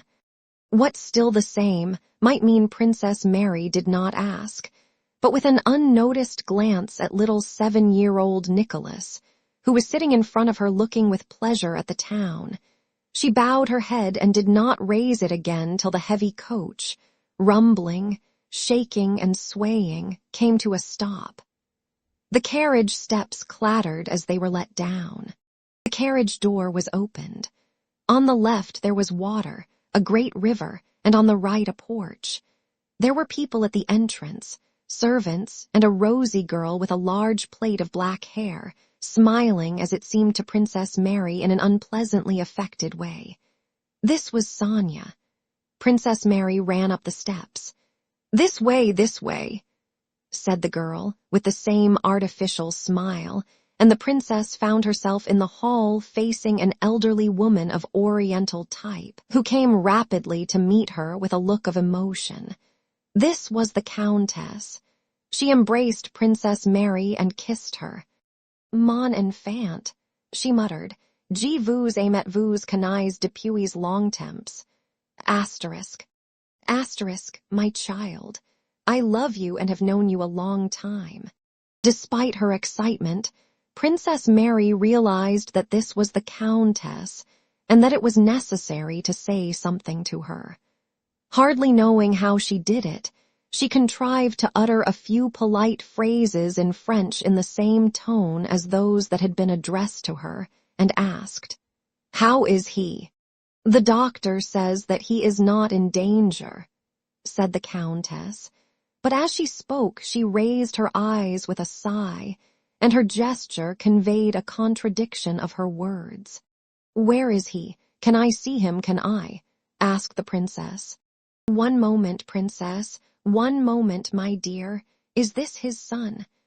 said the Countess, turning to little Nicholas, who was coming in with 10 sous.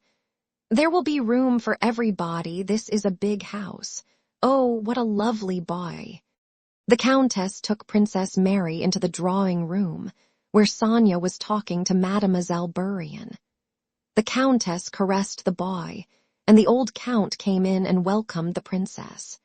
He had changed very much since Princess Mary had last seen him. Then he had been a brisk, cheerful, self-assured old man. Now he seemed a pitiful, bewildered person. While talking to Princess Mary, he continually looked round as if asking everyone whether he was doing the right thing. After the destruction of Moscow and of his property, thrown out of his accustomed groove, he seemed to have lost the sense of his own significance, and to feel that there was no longer a place for him in life. In spite of her one desire to see her brother as soon as possible, and her vexation that at the moment when all she wanted was to see him they should be trying to entertain her, and pretending to admire her nephew, the princess noticed all that was going on around her, and felt the necessity of submitting, for a time, to this new order of things which she had entered. She knew it to be necessary, and though it was hard for her, she was not vexed with these people. "This is my niece," said the Count, introducing Sonia. "You don't know her, Princess." Princess Mary turned to Sonia, and trying to stifle the hostile feeling that arose in her toward the girl, she kissed her. But she felt oppressed by the fact that the mood of everyone around her was so far from what was in her own heart. "Where is he?" she asked again, addressing them all. "He is downstairs. Natasha is with him," answered Sonia, flushing. "We have sent to ask. I think you must be tired, Princess." Tears of vexation showed themselves in Princess Mary's eyes. She turned away and was about to ask the Countess again how to go to him, when light, impetuous, and seemingly buoyant steps were heard at the door. The princess looked round and saw Natasha coming in, almost running, that Natasha whom she had liked so little at their meeting in Moscow long since. But hardly had the princess looked at Natasha's face before she realized that here was a real comrade in her grief, and consequently a friend. She ran to meet her, embraced her, and began to cry on her shoulder. As soon as Natasha, sitting at the head of Prince Andrew's bed, heard of Princess Mary's arrival, she softly left his room and hastened to her with those swift steps that had sounded buoyant to Princess Mary. There was only one expression on her agitated face when she ran into the drawing room, that of love, boundless love for him, for her, and for all that was near to the man she loved, and of pity, suffering for others, and passionate desire to give herself entirely to helping them. It was plain that at that moment there was in Natasha's heart no thought of herself or of her own relations with Prince Andrew. Princess Mary, with her acute sensibility, understood all this at the first glance at Natasha's face, and wept on her shoulder with sorrowful pleasure. Come to him, Mary," said Natasha, leading her into the other room. Princess Mary raised her head, dried her eyes, and turned to Natasha. She felt that from her she would be able to understand and learn everything. "How?" She began her question but stopped short. She felt that it was impossible to ask, or to answer, in words. Natasha's face and eyes would have to tell her all more clearly and profoundly. Natasha was gazing at her, but seemed afraid and in doubt whether to say all she knew or not. She seemed to feel that before those luminous eyes which penetrated into the very depths of her heart, it was impossible not to tell the whole truth which she saw. And suddenly, Natasha's lips twitched, ugly wrinkles gathered round her mouth, and covering her face with her hands she burst into sobs. Princess Mary understood. But she still hoped, and asked, in words she herself did not trust, "But how is his wound? What is his general condition?" You will see," was all Natasha could say. They sat a little while downstairs near his room, till they had left off crying, and were able to go to him with calm faces. "How has his whole illness gone? Is it long since he grew worse? When did this happen?" Princess Mary inquired. Natasha told her that at first there had been danger from his feverish condition and the pain he suffered, but at Troitsa that had passed, and the doctor had only been afraid of gangrene. That danger had also passed. When they reached Yaroslavl, the wound had begun to fester. Natasha knew all about such things as festering, and the doctor had said that the festering might take a normal course. Then fever set in, but the doctor had said the fever was not very serious. "But 2 days ago this suddenly happened," said Natasha, struggling with her sobs. "I don't know why, but you will see what he is like." "Is he weaker, thinner?" asked the princess. "No, it's not that, but worse. You will see." "Oh, Mary, he is too good. He cannot live because—" Chapter 15. When Natasha opened Prince Andrew's door with a familiar movement, and let Princess Mary pass into the room before her, the princess felt the sobs in her throat. Hard as she had tried to prepare herself, and now tried to remain tranquil, she knew that she would be unable to look at him without tears. The princess understood what Natasha had meant by the words. 2 days ago, this suddenly happened. She understood those words to mean that he had suddenly softened, and that this softening and gentleness were signs of approaching death. As she stepped to the door, she already saw in imagination Andrew's face, as she remembered it in childhood. A gentle, mild, sympathetic face which he had rarely shown, and which therefore affected her very strongly. She was sure he would speak soft, tender words to her such as her father had uttered before his death, and that she would not be able to bear it and would burst into sobs in his presence. Yet sooner or later it had to be, and she went in. The sobs rose higher and higher in her throat as she more and more clearly distinguished his form, and her short-sighted eyes tried to make out his features, and then she saw his face and met his gaze. He was lying in a squirrel fur dressing gown on a divan, surrounded by pillows. He was thin and pale. In one thin, translucently white hand he held a handkerchief, while with the other he stroked the delicate mustache he had grown, moving his fingers slowly. His eyes gazed at them as they entered. On seeing his face and meeting his eyes, Princess Mary's pace suddenly slackened. She felt her tears dry up and her sobs ceased. She suddenly felt guilty and grew timid on catching the expression of his face and eyes. "But in what am I to blame?" she asked herself, and his cold, stern look replied, "Because you are alive and thinking of the living, while I—" In the deep gaze that seemed to look not outwards, but inwards, there was an almost hostile expression as he slowly regarded his sister and Natasha. He kissed his sister, holding her hand in his as was their wont. "How are you, Mary? How did you manage to get here?" said he in a voice as calm and aloof as his look. Had he screamed in agony, that scream would not have struck such horror into Princess Mary's heart as the tone of his voice. "And have you brought little Nicholas?" he asked in the same slow, quiet manner, and with an obvious effort to remember. "How are you now?" said Princess Mary, herself surprised at what she was saying. "That, my dear, you must ask the doctor," he replied, and again making an evident effort to be affectionate, he said with his lips only. His words clearly did not correspond to his thoughts. "Merci, chère Amy d'être venue. Asterisk. Asterisk, thank you for coming, my dear." Princess Mary pressed his hand. The pressure made him wince just perceptibly. He was silent, and she did not know what to say. She now understood what had happened to him 2 days before.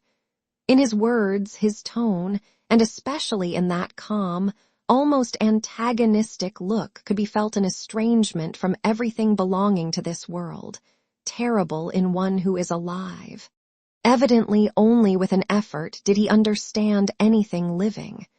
But it was obvious that he failed to understand, not because he lacked the power to do so, but because he understood something else, something the living did not and could not understand, and which wholly occupied his mind.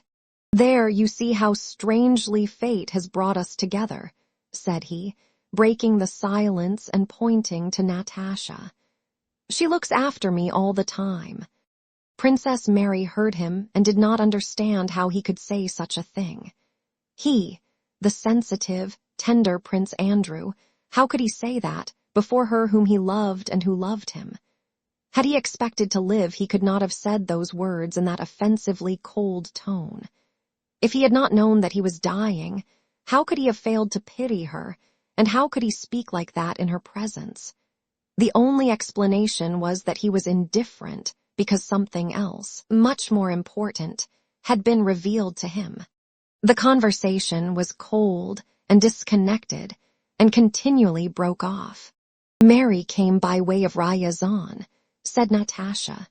Prince Andrew did not notice that she called his sister Mary, and only after calling her so in his presence did Natasha notice it herself. "Really?" he asked. They told her that all Moscow has been burned down, and that. Natasha stopped. It was impossible to talk. It was plain that he was making an effort to listen, but could not do so. "Yes, they say it's burned," he said.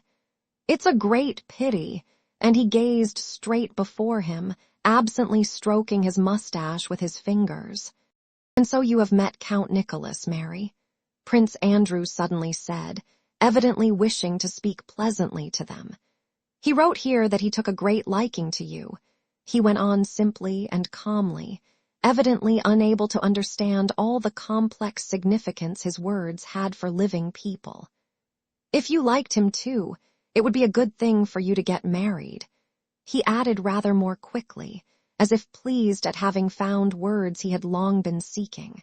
Princess Mary heard his words, but they had no meaning for her, except as a proof of how far away he now was from everything living. "Why talk of me?" she said quietly and glanced at Natasha. Natasha, who felt her glance, did not look at her. All three were again silent. "Andrew, would you like?" Princess Mary suddenly said in a trembling voice, "Would you like to see little Nicholas? He is always talking about you." Prince Andrew smiled just perceptibly and for the first time, but Princess Mary, who knew his face so well, saw with horror that he did not smile with pleasure or affection for his son, but with quiet, gentle irony because he thought she was trying what she believed to be the last means of arousing him. "Yes, I shall be very glad to see him. Is he quite well?" When little Nicholas was brought into Prince Andrew's room, he looked at his father with frightened eyes, but did not cry, because no one else was crying. Prince Andrew kissed him and evidently did not know what to say to him. When Nicholas had been led away, Princess Mary again went up to her brother, kissed him, and unable to restrain her tears any longer began to cry. He looked at her attentively. "Is it about Nicholas?" he asked. Princess Mary nodded her head, weeping. "Mary, you know the gasp, but he broke off." "What did you say?" "Nothing. You mustn't cry here," he said, looking at her with the same cold expression. When Princess Mary began to cry, he understood that she was crying at the thought that little Nicholas would be left without a father. With a great effort, he tried to return to life and to see things from their point of view.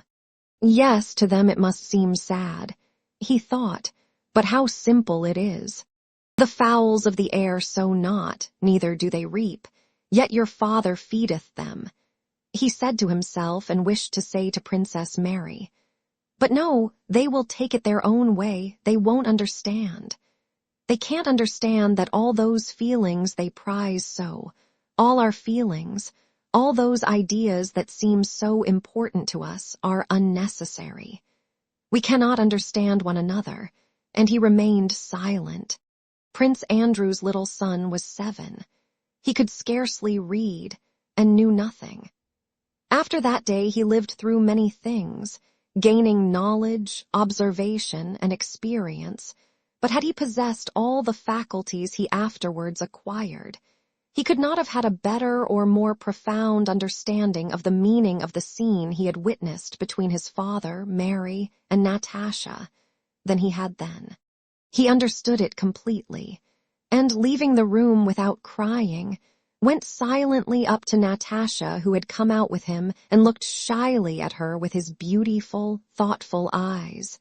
Then his uplifted, rosy upper lip trembled, and leaning his head against her, he began to cry.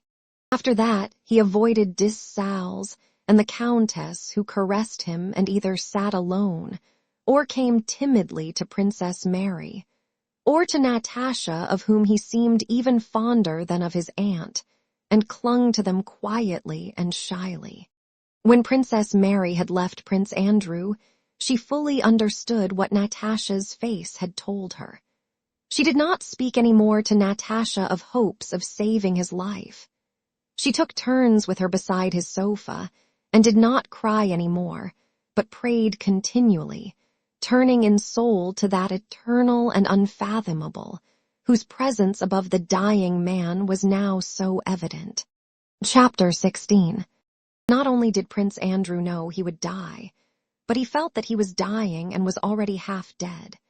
He was conscious of an aloofness from everything earthly and a strange and joyous lightness of existence.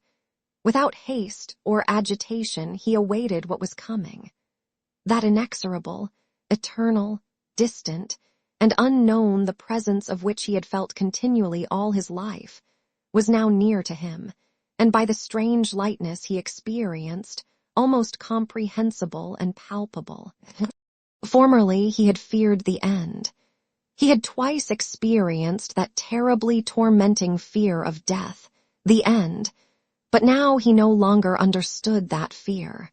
He had felt it for the first time when the shells spun like a top before him, and he looked at the fallow field, the bushes, and the sky, and knew that he was face to face with death.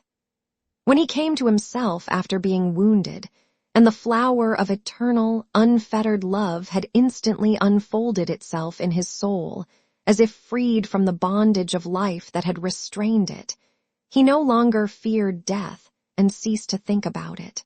During the hours of solitude, suffering, and partial delirium he spent after he was wounded, the more deeply he penetrated into the new principle of eternal love revealed to him, the more he unconsciously detached himself from earthly life.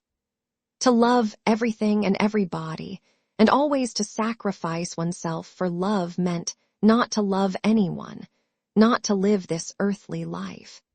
And the more imbued he became with that principle of love, the more he renounced life, and the more completely he destroyed that dreadful barrier which, in the absence of such love, stands between life and death. When during those first days he remembered that he would have to die, he said to himself, "Well, what of it? So much the better."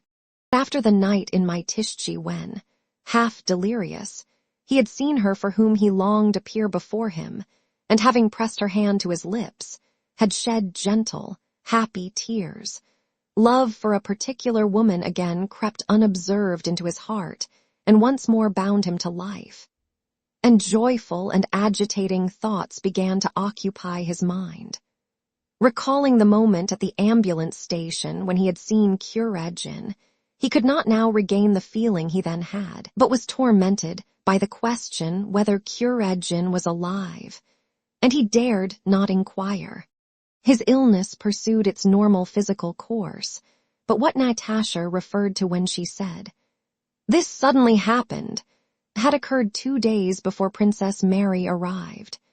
It was the last spiritual struggle between life and death, in which death gained the victory. It was the unexpected realization of the fact that he still valued life as presented to him in the form of his love for Natasha, and a last, though ultimately vanquished, attack of terror before the unknown. It was evening. As usual after dinner, he was slightly feverish, and his thoughts were preternaturally clear. Sonia was sitting by the table. He began to doze. Suddenly a feeling of happiness seized him. "Ah, she has come," thought he. And so it was. In Sonia's place sat Natasha, who had just come in noiselessly. Since she had begun looking after him, he had always experienced this physical consciousness of her nearness. She was sitting in an armchair placed sideways, screening the light of the candle from him, and was knitting a stocking. She had learned to knit stockings since Prince Andrew had casually mentioned that no one nursed the sick so well as old nurses who knit stockings, and that there is something soothing in the knitting of stockings. The needles clicked lightly in her slender, rapidly moving hands, and he could clearly see the thoughtful profile of her drooping face. She moved, and the ball rolled off her knees. She started, glanced round at him, and screening the candle with her hand, stooped carefully with a supple and exact movement, picked up the ball, and regained her former position. He looked at her without moving, and saw that she wanted to draw a deep breath after stooping, but refrained from doing so and breathed cautiously. At the Troitsa monastery, they had spoken of the past, and he had told her that if he lived he would always thank God for his wound which had brought them together again. But after that, they never spoke of the future. Can it or can it not be? He now thought as he looked at her, and listened to the light click of the steel needles. Can fate have brought me to her so strangely only for me to die? Is it possible that the truth of life has been revealed to me only to show me that I have spent my life in falsity? I love her more than anything in the world. But what am I to do if I love her? He thought, and he involuntarily groaned from a habit acquired during his sufferings. On hearing that sound, Natasha put down the stocking, leaned nearer to him, and suddenly, noticing his shining eyes, stepped lightly up to him and bent over him. "You are not asleep." "No, I have been looking at you a long time. I felt you come in. No one else gives me that sense of soft tranquility that you do. That light. I want to weep for joy." Natasha drew closer to him. Her face shone with rapturous joy. "Natasha, I love you too much, more than anything in the world." "And I." She turned away for an instant. "Why too much?" she asked. "Why too much? Well, what do you feel in your soul, your whole soul? Shall I live? What do you think?" "I am sure of it, sure." Natasha almost shouted, taking hold of both his hands with a passionate movement. He remained silent a while. How good it would be, and taking her hand he kissed it. Natasha felt happy and agitated, but at once remembered that this would not do, and that he had to be quiet. "But you have not slept," she said, repressing her joy. "Try to sleep, please." He pressed her hand and released it, and she went back to the candle and sat down again in her former position. Twice she turned and looked at him, and her eyes met his beaming at her. She set herself a task on her stocking and resolved not to turn round till it was finished. Soon he really shut his eyes and fell asleep. He did not sleep long and suddenly awoke with a start and in a cold perspiration. As he fell asleep, he had still been thinking of the subject that now always occupied his mind, about life and death, and chiefly about death. He felt himself nearer to it. "Love, what is love?" he thought. "Love hinders death. Love is life. Everything that I understand only because I love. Everything exists only because I love. Everything is united by it alone. Love is God, and to die means that I, a particle of love, shall return to the general and eternal source." These thoughts seemed to him comforting, but they were only thoughts. Something was lacking in them. They were not clear. They were too one-sidedly personal and brain-spun. And there was the former agitation and obscurity. He fell asleep. He dreamed that he was lying in the room he really was in, but that he was quite well and unwounded. Many various, indifferent, and insignificant people appeared before him. He talked to them and discussed something trivial. They were preparing to go away somewhere.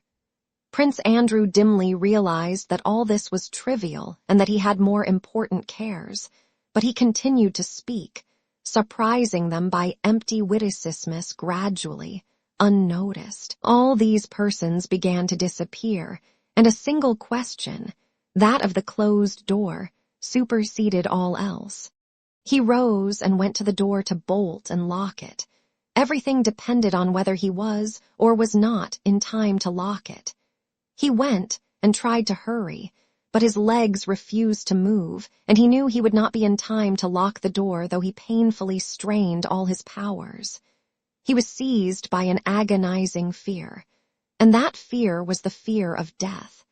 It stood behind the door. But just when he was clumsily creeping toward the door, that dreadful something on the other side was already pressing against it and forcing its way in. Something not human, death, was breaking in through that door and had to be kept out. He seized the door, making a final effort to hold it back. To lock it was no longer possible. But his efforts were weak and clumsy, and the door, pushed from behind by that terror, opened and closed again. Once again it pushed from outside. His last superhuman efforts were vain, and both halves of the door noiselessly opened. It entered, and it was death, and Prince Andrew died. But at the instant he died, Prince Andrew remembered that he was asleep, and at the very instant he died, having made an effort, he awoke. Yes, it was death. I died and woke up. Yes, death is an awakening. And all at once it grew light in his soul, and the veil that had till then concealed the unknown was lifted from his spiritual vision. He felt as if powers till then confined within him had been liberated, and that strange lightness did not again leave him. When, waking in a cold perspiration, he moved on the divan, Natasha went up and asked him what was the matter. He did not answer and looked at her strangely, not understanding. That was what had happened to him 2 days before Princess Mary's arrival. From that day, as the doctor expressed it, the wasting fever assumed a malignant character. But what the doctor said did not interest Natasha. She saw the terrible moral symptoms which to her were more convincing. From that day, an awakening from life came to Prince Andrew together with his awakening from sleep. And compared to the duration of life, it did not seem to him slower than an awakening from sleep compared to the duration of a dream. There was nothing terrible or violent in this comparatively slow awakening. His last days and hours passed in an ordinary and simple way. Both Princess Mary and Natasha, who did not leave him, felt this. They did not weep or shudder, and during these last days they themselves felt that they were not attending on him. He was no longer there, he had left them. But on what reminded them most closely of him? His body. Both felt this so strongly that the outward and terrible side of death did not affect them, and they did not feel it necessary to foment their grief. Neither in his presence nor out of it did they weep, nor did they ever talk to one another about him. They felt that they could not express in words what they understood. They both saw that he was sinking slowly and quietly, deeper and deeper, away from them, and they both knew that this had to be so and that it was right. He confessed and received communion. Everyone came to take leave of him. When they brought his son to him, he pressed his lips to the boys and turned away, not because he felt it hard and sad. Princess Mary and Natasha understood that, but simply because he thought it was all that was required of him. But when they told him to bless the boy, he did what was demanded and looked round as if asking whether there was anything else he should do. When the last convulsions of the body, which the spirit was leaving, occurred, Princess Mary and Natasha were present. "Is it over?" said Princess Mary when his body had for a few minutes lain motionless, growing cold before them. Natasha went up, looked at the dead eyes, and hastened to close them. She closed them but did not kiss them, but clung to that which reminded her most nearly of him, his body. Where has he gone? Where is he now? When the body, washed and dressed, lay in the coffin on a table, everyone came to take leave of him, and they all wept. Little Nicholas cried because his heart was rent by painful perplexity. The Countess and Sonia cried from pity for Natasha and because he was no more. The old Count cried because he felt that before long, he, too, must take the same terrible step. Natasha and Princess Mary also wept now, but not because of their own personal grief. They wept with a reverent and softening emotion which had taken possession of their souls at the consciousness of the simple and solemn mystery of death that had been accomplished in their presence. Book 13, 1812. Chapter 1. Man's mind cannot grasp the causes of events in their completeness, but the desire to find those causes is implanted in man's soul. And without considering the multiplicity and complexity of the conditions, any one of which taken separately may seem to be the cause, he snatches at the first approximation to a cause that seems to him intelligible and says, "This is the cause." In historical events, where the actions of men are the subject of observation, the first and most primitive approximation to present itself was the will of the gods, and after that, the will of those who stood in the most prominent position, the heroes of history.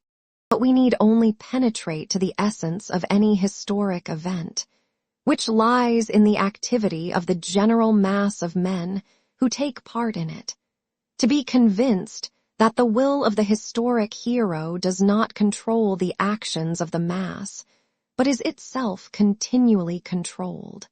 It may seem to be a matter of indifference whether we understand the meaning of historical events this way or that. Yet there is the same difference between a man who says that the people of the West moved on the East because Napoleon wished it, and a man who says that this happened because it had to happen, as there is between those who declared that the earth was stationary, and that the planets moved round it, and those who admitted that they did not know what upheld the earth, but knew there were laws directing its movement, and that of the other planets. There is, and can be, no cause of an historical event except the one cause of all causes. But there are laws directing events, and some of these laws are known to us, while we are conscious of others we cannot comprehend. The discovery of these laws is only possible when we have quite abandoned the attempt to find the cause in the will of some one man, just as the discovery of the laws of the motion of the planets was possible only when men abandoned the conception of the fixity of the earth. The historians consider that, next to the Battle of Borodino and the occupation of Moscow by the enemy and its destruction by fire, the most important episode of the War of 1812 was the movement of the Russian army from the Ryazana to the Kaluga Road and to the Tarutino camp. The so-called flank march across the Krasnaya Pakra River. They ascribe the glory of that achievement of genius to different men and dispute as to whom the honor is due. Even foreign historians, including the French, acknowledge the genius of the Russian commanders when they speak of that flank march. But it is hard to understand why military writers, and following them others, consider this flank march to be the profound conception of some one man who saved Russia and destroyed Napoleon. In the first place, it is hard to understand where the profundity and genius of this movement lay, for not much mental effort was needed to see that the best position for an army when it is not being attacked is where there are most provisions, and even a dull boy of 13 could have guessed that the best position for an army after its retreat from Moscow in 1812 was on the Kaluga Road. So it is impossible to understand by what reasoning the historians reach the conclusion that this maneuver was a profound one. And it is even more difficult to understand just why they think that this maneuver was calculated to save Russia and destroy the French. For this flank march, had it been preceded, accompanied, or followed by other circumstances, might have proved ruinous to the Russians and salutary for the French. If the position of the Russian army really began to improve from the time of that march, it does not at all follow that the march was the cause of it. That flank march might not only have failed to give any advantage to the Russian army, but might in other circumstances have led to its destruction. What would have happened had Moscow not burned down? If Murat had not lost sight of the Russians? If Napoleon had not remained inactive? If the Russian army at Krasnaya Pakra had given battle as Bennigsen and Barclay advised? What would have happened had the French attacked the Russians while they were marching beyond the Pakra? What would have happened if on approaching Tarutino, Napoleon had attacked the Russians with but a tenth of the energy he had shown when he attacked them at Smolensk? What would have happened had the French moved on Petersburg? In any of these eventualities, the flank march that brought salvation might have proved disastrous. The third and most incomprehensible thing is that people studying history deliberately avoid seeing that this flank march cannot be attributed to any one man, that no one ever foresaw it, and that in reality, like the retreat from Philly, it did not suggest itself to anyone in its entirety, but resulted, moment by moment, step by step, event by event, from an endless number of most diverse circumstances, and was only seen in its entirety when it had been accomplished and belonged to the past. At the council at Philly, the prevailing thought in the minds of the Russian commanders was the one naturally suggesting itself, namely, a direct retreat by the Nizhny Road. In proof of this, there is the fact that the majority of the council voted for such a retreat, and above all there is the well-known conversation after the council between the commander-in-chief and Lanskoy, who was in charge of the commissariat department. Lanskoy informed the commander-in-chief that the army supplies were for the most part stored along the Akka in the Chala and Ryazan provinces, and that if they retreated on Nizhny, the army would be separated from its supplies by the broad river Akka, which cannot be crossed early in winter. This was the first indication of the necessity of deviating from what had previously seemed the most natural course, a direct retreat on Nizhny Novgorod. The army turned more to the south, along the Ryazan road, and nearer to its supplies. Subsequently, the inactivity of the French, who even lost sight of the Russian army, concern for the safety of the arsenal at Chala, and especially the advantages of drawing nearer to its supplies, caused the army to turn still further south to the Chala road. Having crossed over, by a forced march, to the Chala road beyond the Pakra, the Russian commanders intended to remain at Podolsk and had no thought of the Tarutino position. But innumerable circumstances, and the reappearance of French troops who had for a time lost touch with the Russians, and projects of giving battle, and above all the abundance of provisions in Kaluga province, obliged our army to turn still more to the south, and to cross from the Chala to the Kaluga road, and go to Tarutino, which was between the roads along which those supplies lay. Just as it is impossible to say when it was decided to abandon Moscow, so it is impossible to say precisely when, or by whom, it was decided to move to Tarutino.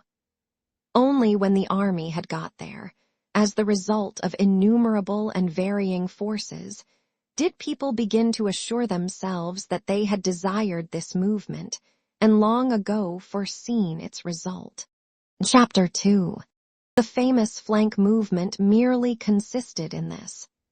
After the advance of the French had ceased, the Russian army, which had been continually retreating straight back from the invaders, deviated from that direct course, and not finding itself pursued, was naturally drawn toward the district where supplies were abundant. If instead of imagining to ourselves commanders of genius leading the Russian army, we picture that army without any leaders, it could not have done anything but make a return movement toward Moscow, describing an arc in the direction where most provisions were to be found and where the country was richest.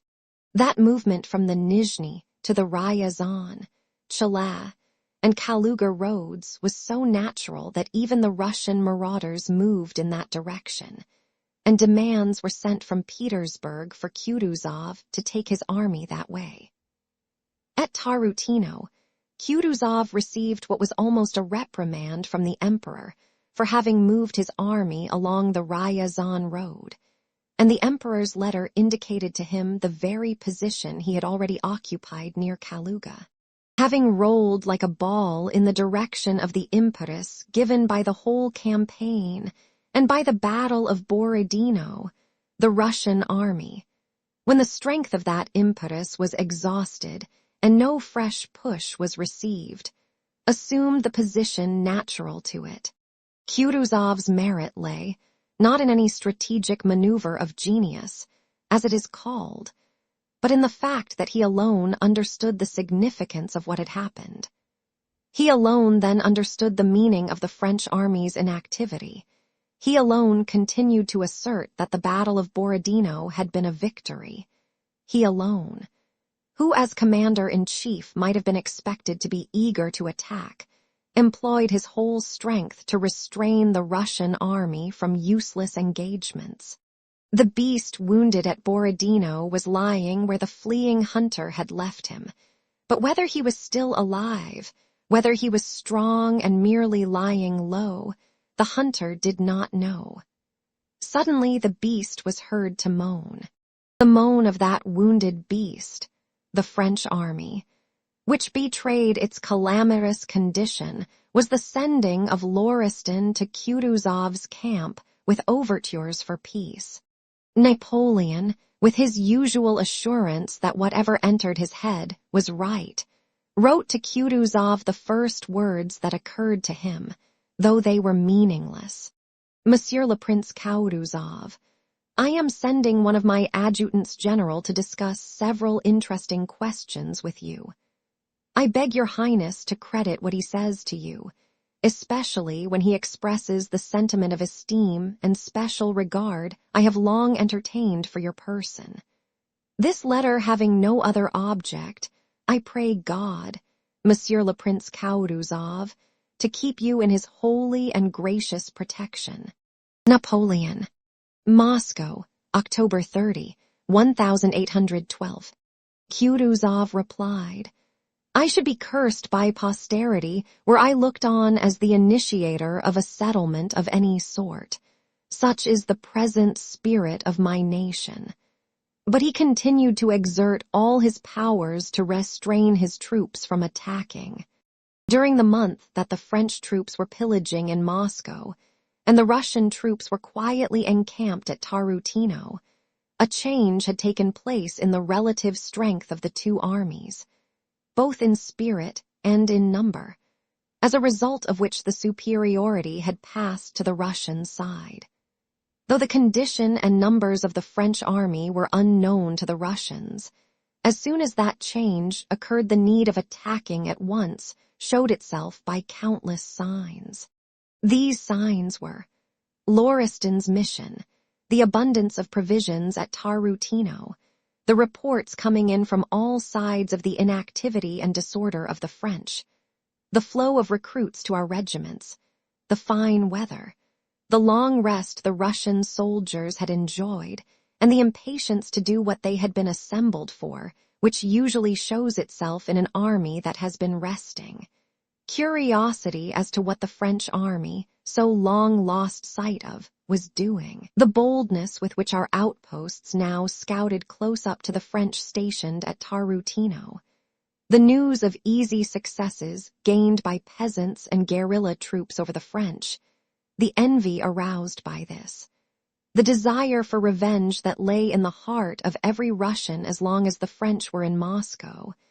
and above all, a dim consciousness in every soldier's mind that the relative strength of the armies had changed, and that the advantage was now on our side. There was a substantial change in the relative strength, and an advance had become inevitable. And at once, as a clock begins to strike and chime as soon as the minute hand has completed a full circle, this change was shown by an increased activity, whirring and chiming in the higher spheres. Chapter 3. The Russian army was commanded by Kutuzov and his staff, and also by the emperor from Petersburg. Before the news of the abandonment of Moscow had been received in Petersburg, a detailed plan of the whole campaign had been drawn up and sent to Kutuzov for his guidance. Though this plan had been drawn up on the supposition that Moscow was still in our hands, it was approved by the staff and accepted as a basis for action. Kutuzov only replied that movements arranged from a distance were always difficult to execute, so fresh instructions were sent for the solution of difficulties that might be encountered, as well as fresh people who were to watch Kutuzov's actions and report upon them. Besides this, the whole staff of the Russian army was now reorganized. The posts left vacant by Bagratión, who had been killed, and by Barclay, who had gone away in dudgeon, had to be filled. Very serious consideration was given to the question whether it would be better to put in B's place and B in D's, or on the contrary to put D in A's place, and so on, as if anything more than A's or B's satisfaction depended on this. As a result of the hostility between Kutuzov and Bennigsen, his chief of staff, the presence of confidential representatives of the emperor, and these transfers, a more than usually complicated play of parties was going on among the staff of the army.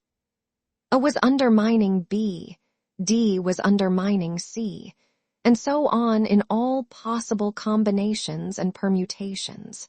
In all these plottings, the subject of intrigue was generally the conduct of the war, which all these men believed they were directing.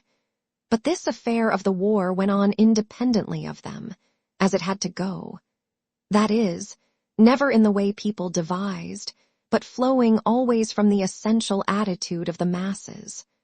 Only in the highest spheres did all these schemes, crossings, and interminglings appear to be a true reflection of what had to happen.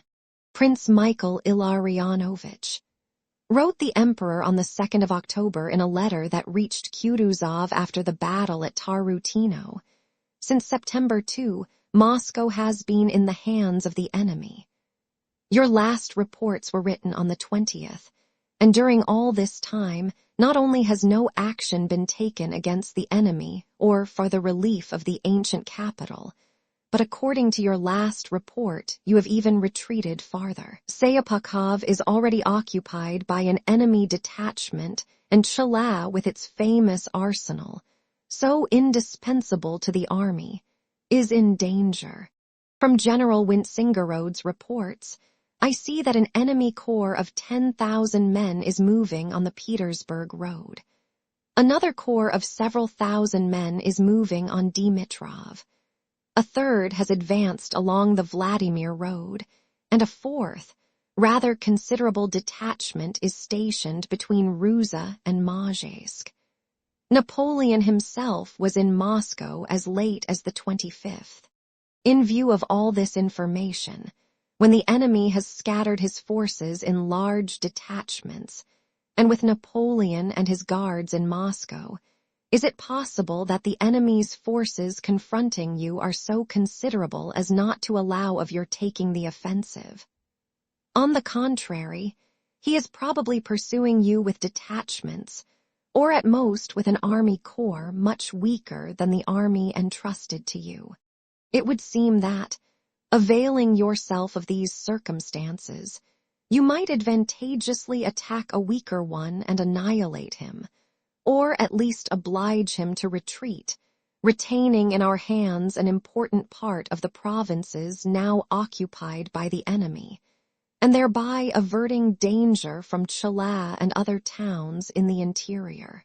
You will be responsible if the enemy is able to direct a force of any size against Petersburg to threaten this capital in which it has not been possible to retain many troops. For with the army entrusted to you, and acting with resolution and energy, you have ample means to avert this fresh calamity. Remember that you have still to answer to our offended country for the loss of Moscow. You have experienced my readiness to reward you.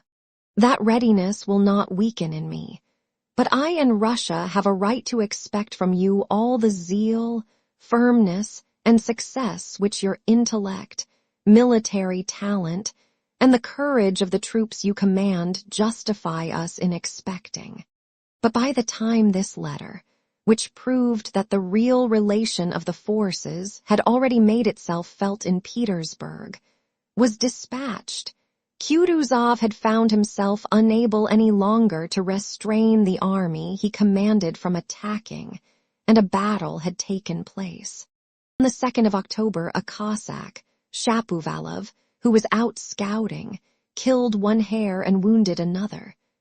Following the wounded hare, he made his way far into the forest and came upon the left flank of Murat's army, encamped there without any precautions. The Cossack laughingly told his comrades how he had almost fallen into the hands of the French. A cornet, hearing the story, informed his commander. The Cossack was sent for and questioned. The Cossack officers wished to take advantage of this chance to capture some horses, but one of the superior officers, who was acquainted with the higher authorities, reported the incident to a general on the staff. The state of things on the staff had of late been exceedingly strained. Ermolov had been to see Bennigsen a few days previously, and had entreated him to use his influence with the commander-in-chief to induce him to take the offensive. If I did not know you, I should think you did not want what you are asking for. I need only advise anything, and His Highness is sure to do the opposite, replied Bennigsen. The Cossacks' report, confirmed by horse patrols who were sent out, was the final proof that events had matured. The tightly coiled spring was released, the clock began to whir and the chimes to play. Despite all his supposed power, his intellect, his experience, and his knowledge of men, Kutuzov, having taken into consideration the Cossacks' report, a note from Bennigsen who sent personal reports to the emperor, the wishes he supposed the emperor to hold, and the fact that all the generals expressed the same wish, could no longer check the inevitable movement, and gave the order to do what he regarded as useless and harmful, gave his approval, that is, to the accomplished fact. Chapter 4. Bennigsen's note and the Cossacks' information that the left flank of the French was unguarded were merely final indications that it was necessary to order an attack, and it was fixed for the 5th of October. On the morning of the 4th of October, Kutuzov signed the dispositions. Toll read them to Ermolov, asking him to attend to the further arrangements. All right. I haven't time just now, replied Ermolov and left the hut. The dispositions drawn up by Toll were very good. As in the Austerlitz dispositions, it was written, though not in German this time. The first column will march here and here. The second column will march there, and so on. And on paper, all these columns arrived at their places at the appointed time and destroyed the enemy. Everything had been admirably thought out as is usual in dispositions, and as is always the case, not a single column reached its place at the appointed time. When the necessary number of copies of the dispositions had been prepared, an officer was summoned and sent to deliver them to Ermolov to deal with. A young officer of the Horse Guards, Kutuzov's orderly, pleased at the importance of the mission entrusted to him, went to Ermolov's quarters. "Gone away," said Ermolov's orderly.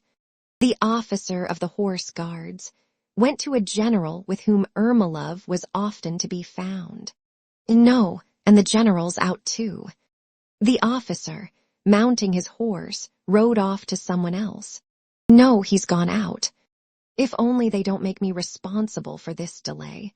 What a nuisance it is," thought the officer, and he rode round the whole camp. One man said he had seen Ermolov ride past with some other generals. Others said he must have returned home. The officer searched till 6 o'clock in the evening without even stopping to eat. Ermolov was nowhere to be found, and no one knew where he was. The officer snatched a little food at a comrade's and rode again to the vanguard to find Miloradovich. Miloradovich, too, was away, but here he was told that he had gone to a ball at General Kikin's, and that Ermolov was probably there too. "But where is it?" "Why, there, over at Ichkino," said a Cossack officer, pointing to a country house in the far distance. "What, outside our line?" "They've put 2 regiments as outposts, and they're having such a spree there, it's awful. 2 bands and 3 sets of singers." The officer rode out beyond our lines to Ichkino.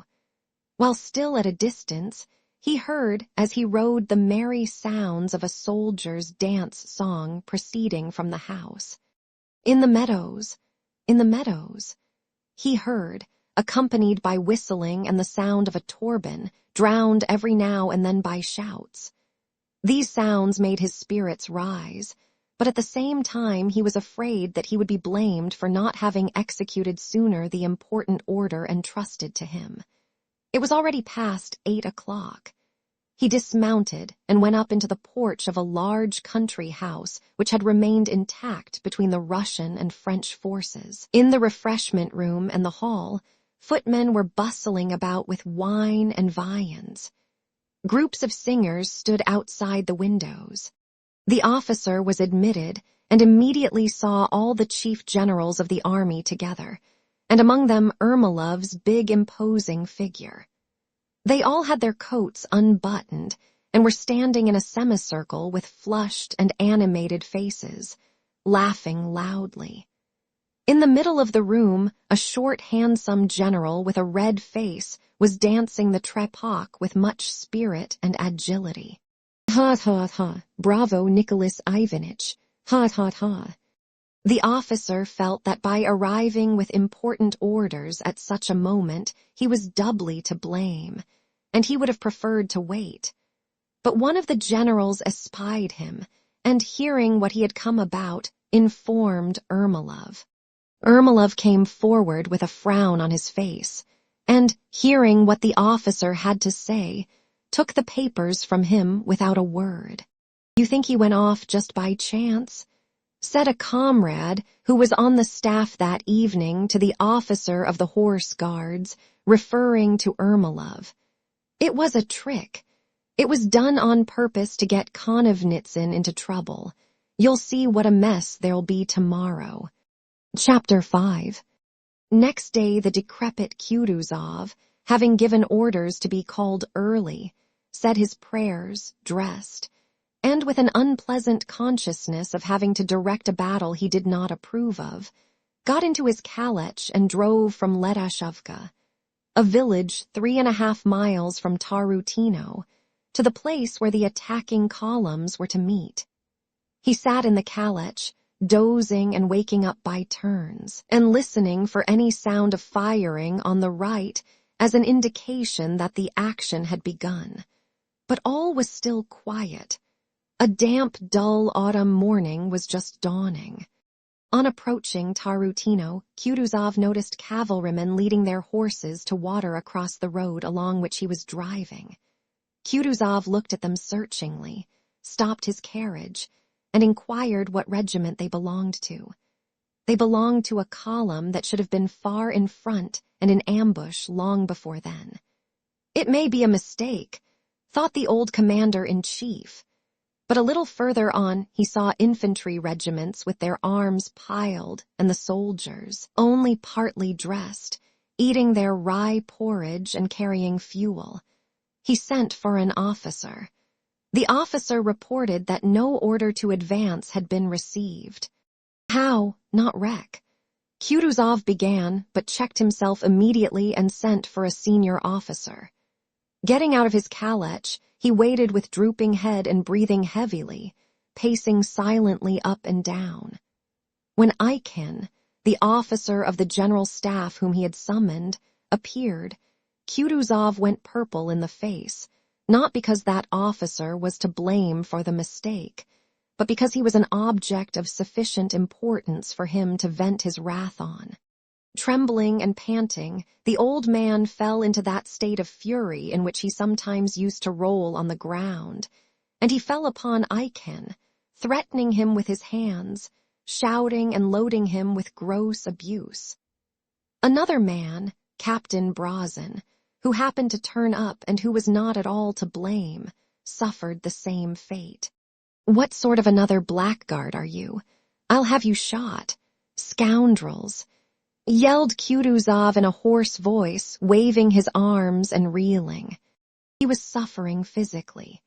He, the commander-in-chief, a serene highness who everybody said possessed powers such as no man had ever had in Russia, to be placed in this position, made the laughingstock of the whole army.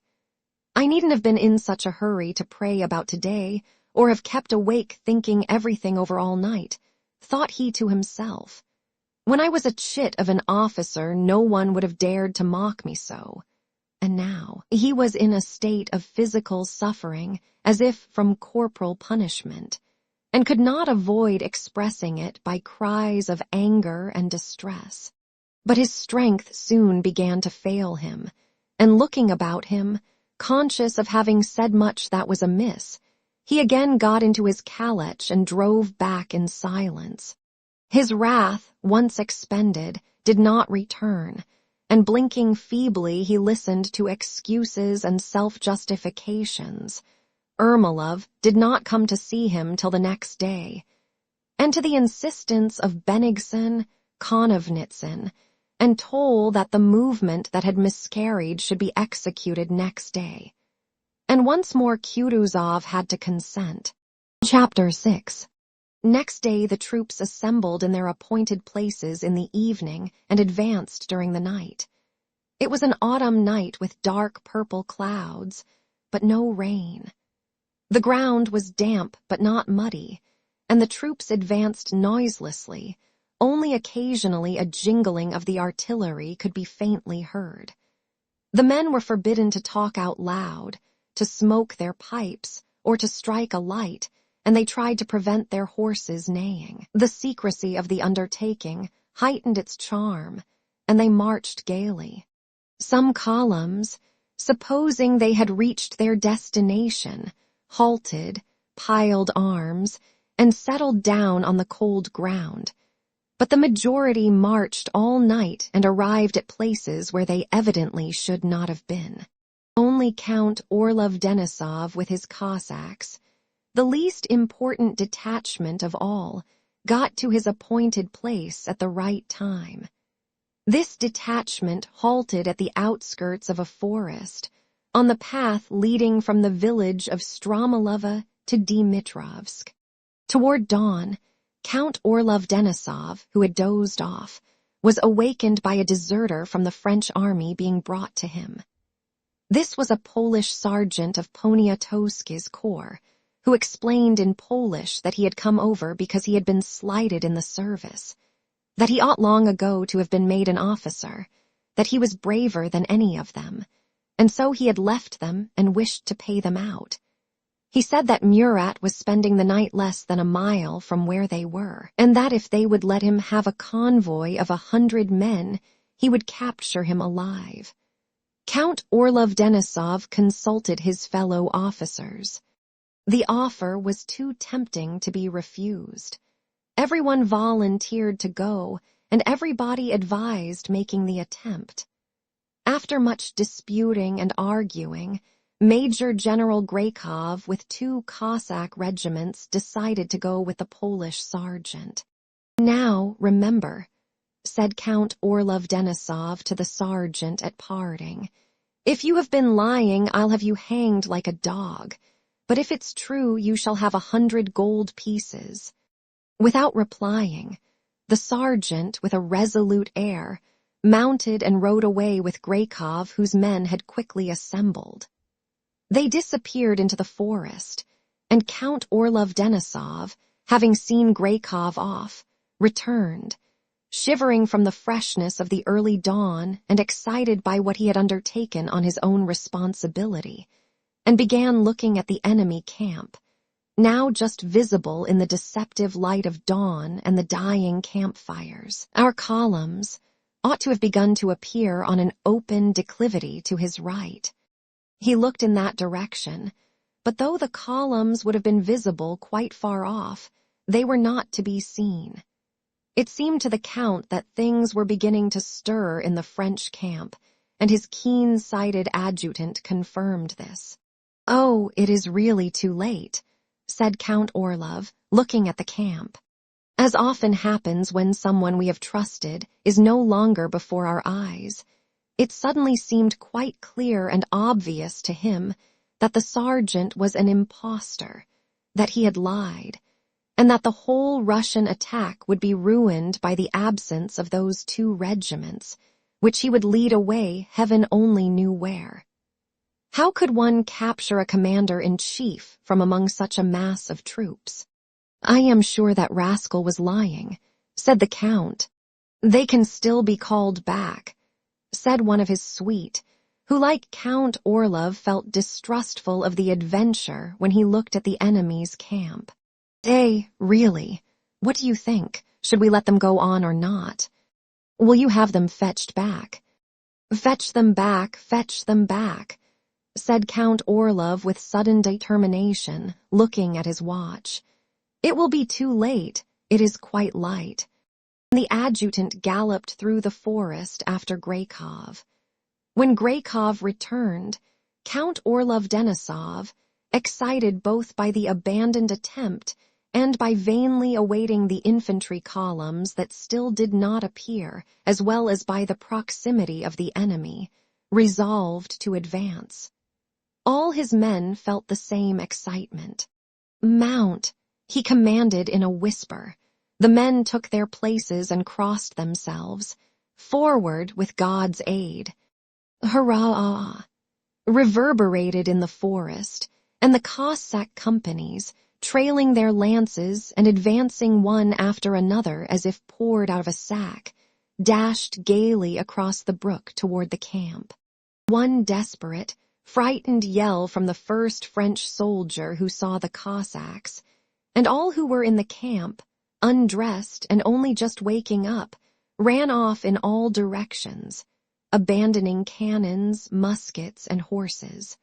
Had the Cossacks pursued the French, without heeding what was behind and around them, they would have captured Murat and everything there. That was what the officers desired. But it was impossible to make the Cossacks budge when once they had got booty and prisoners. None of them listened to orders. 1,500 prisoners and 38 guns were taken on the spot, besides standards, and what seemed most important to the Cossacks, horses, saddles, horsecloths, and the like. All this had to be dealt with, the prisoners and guns secured, the booty divided, not without some shouting and even a little fighting among themselves. And it was on this that the Cossacks all busied themselves. The French, not being farther pursued, began to recover themselves. They formed into detachments and began firing. Orlov Denisov, still waiting for the other columns to arrive, advanced no further. Meantime, according to the dispositions which said that the first column will march, and so on, the infantry of the belated columns, commanded by Bennigsen and directed by Toll, had started in due order and, as always happens, had got somewhere, but not to their appointed places. As always happens, the men, starting cheerfully, began to halt, Murmurs were heard. There was a sense of confusion, and finally a backward movement. Adjutants and generals galloped about, shouted, grew angry, quarreled, said they had come quite wrong and were late, gave vent to a little abuse, and at last gave it all up and went forward, simply to get somewhere. We shall get somewhere or other.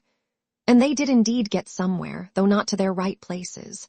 A few eventually even got to their right place, but too late to be of any use and only in time to be fired at.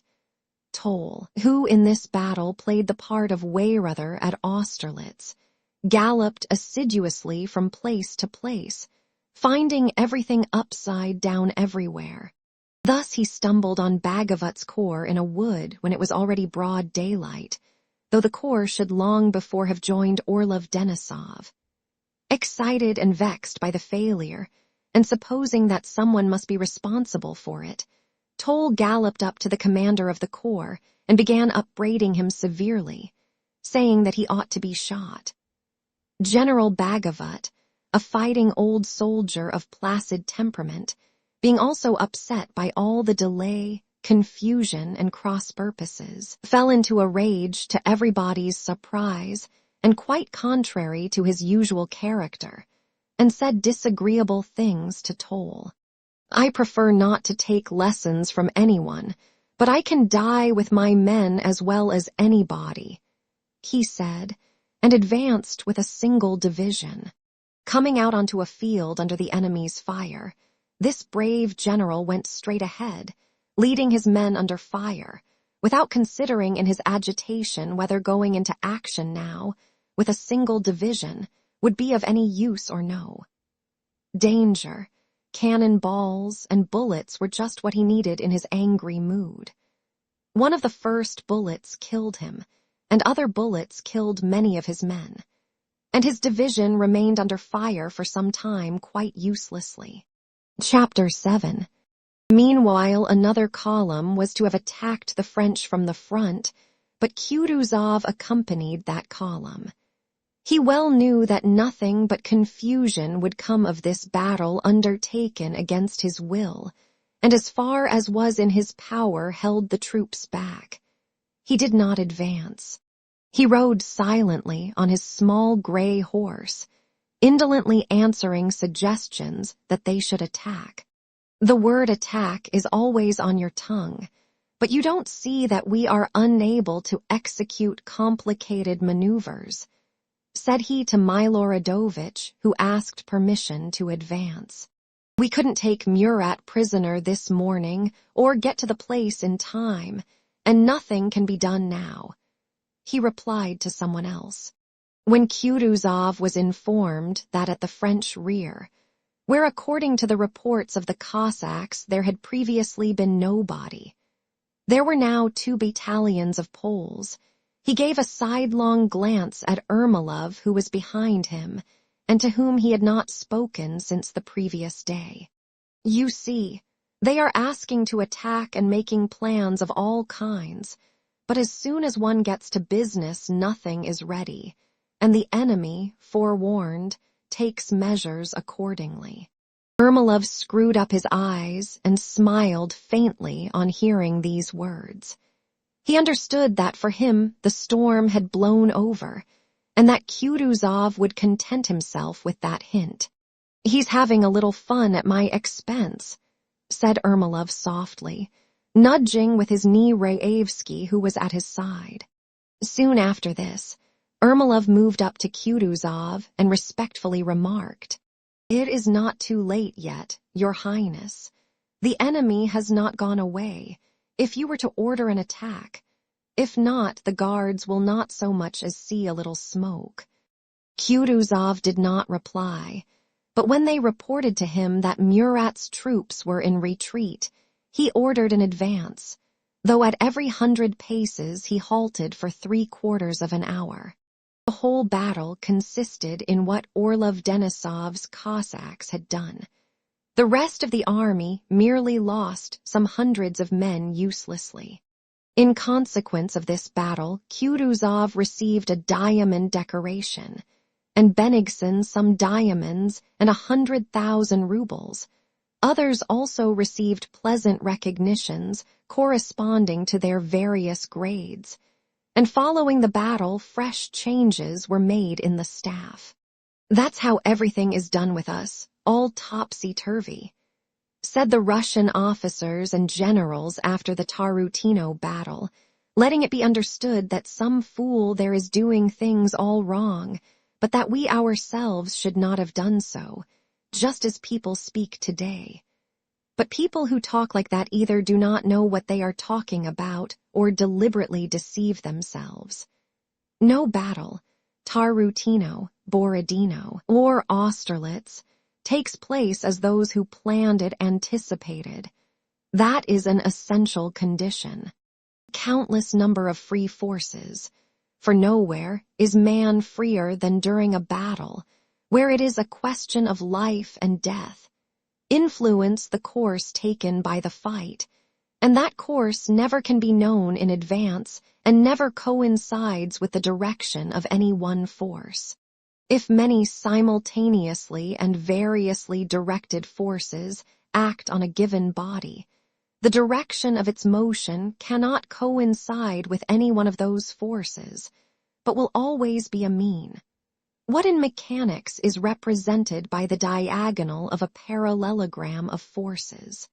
If in the descriptions given by historians, especially French ones, we find their wars and battles carried out in accordance with previously formed plans, the only conclusion to be drawn is that those descriptions are false. The Battle of Tarutino obviously did not attain the aim Toll had in view, to lead the troops into action in the order prescribed by the dispositions, nor that which Count Orlov Denisov may have had in view, to take Murat prisoner, nor the result of immediately destroying the whole corps, which Bennigsen and others may have had in view, nor the aim of the officer who wished to go into action to distinguish himself, nor that of the Cossack who wanted more booty than he got, and so on.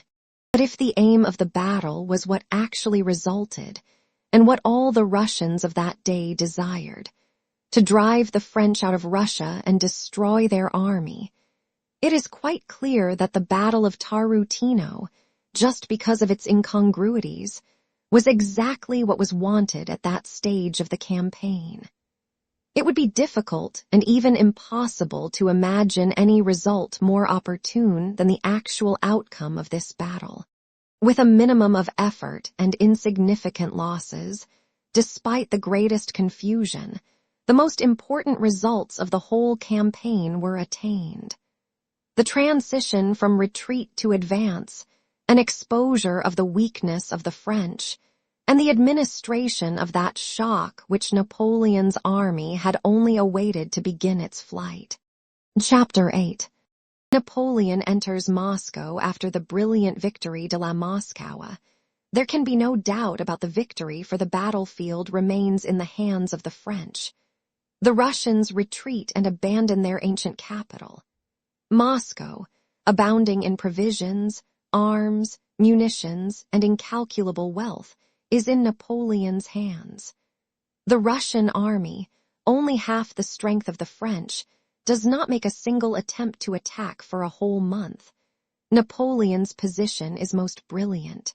He can either fall on the Russian army with double its strength and destroy it, negotiate an advantageous peace, or in case of a refusal make a menacing move on Petersburg, or even, in the case of a reverse, return to Smolensk or Vilna, or remain in Moscow. In short, no special genius would seem to be required to retain the brilliant position the French held at that time. For that, only very simple and easy steps were necessary. Not to allow the troops to loot, to prepare winter clothing, of which there was sufficient in Moscow for the whole army, and methodically to collect the provisions, of which, according to the French historians, there were enough in Moscow to supply the whole army for 6 months. Yet Napoleon, that greatest of all geniuses, who the historians declare had control of the army, took none of these steps.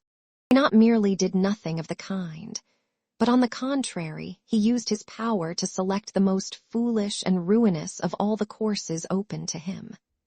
Of all that Napoleon might have done, wintering in Moscow, advancing on Petersburg or on Nizhny Novgorod, or retiring by a more northerly or more southerly route, say by the road Kutuzov afterwards took, nothing more stupid or disastrous can be imagined than what he actually did.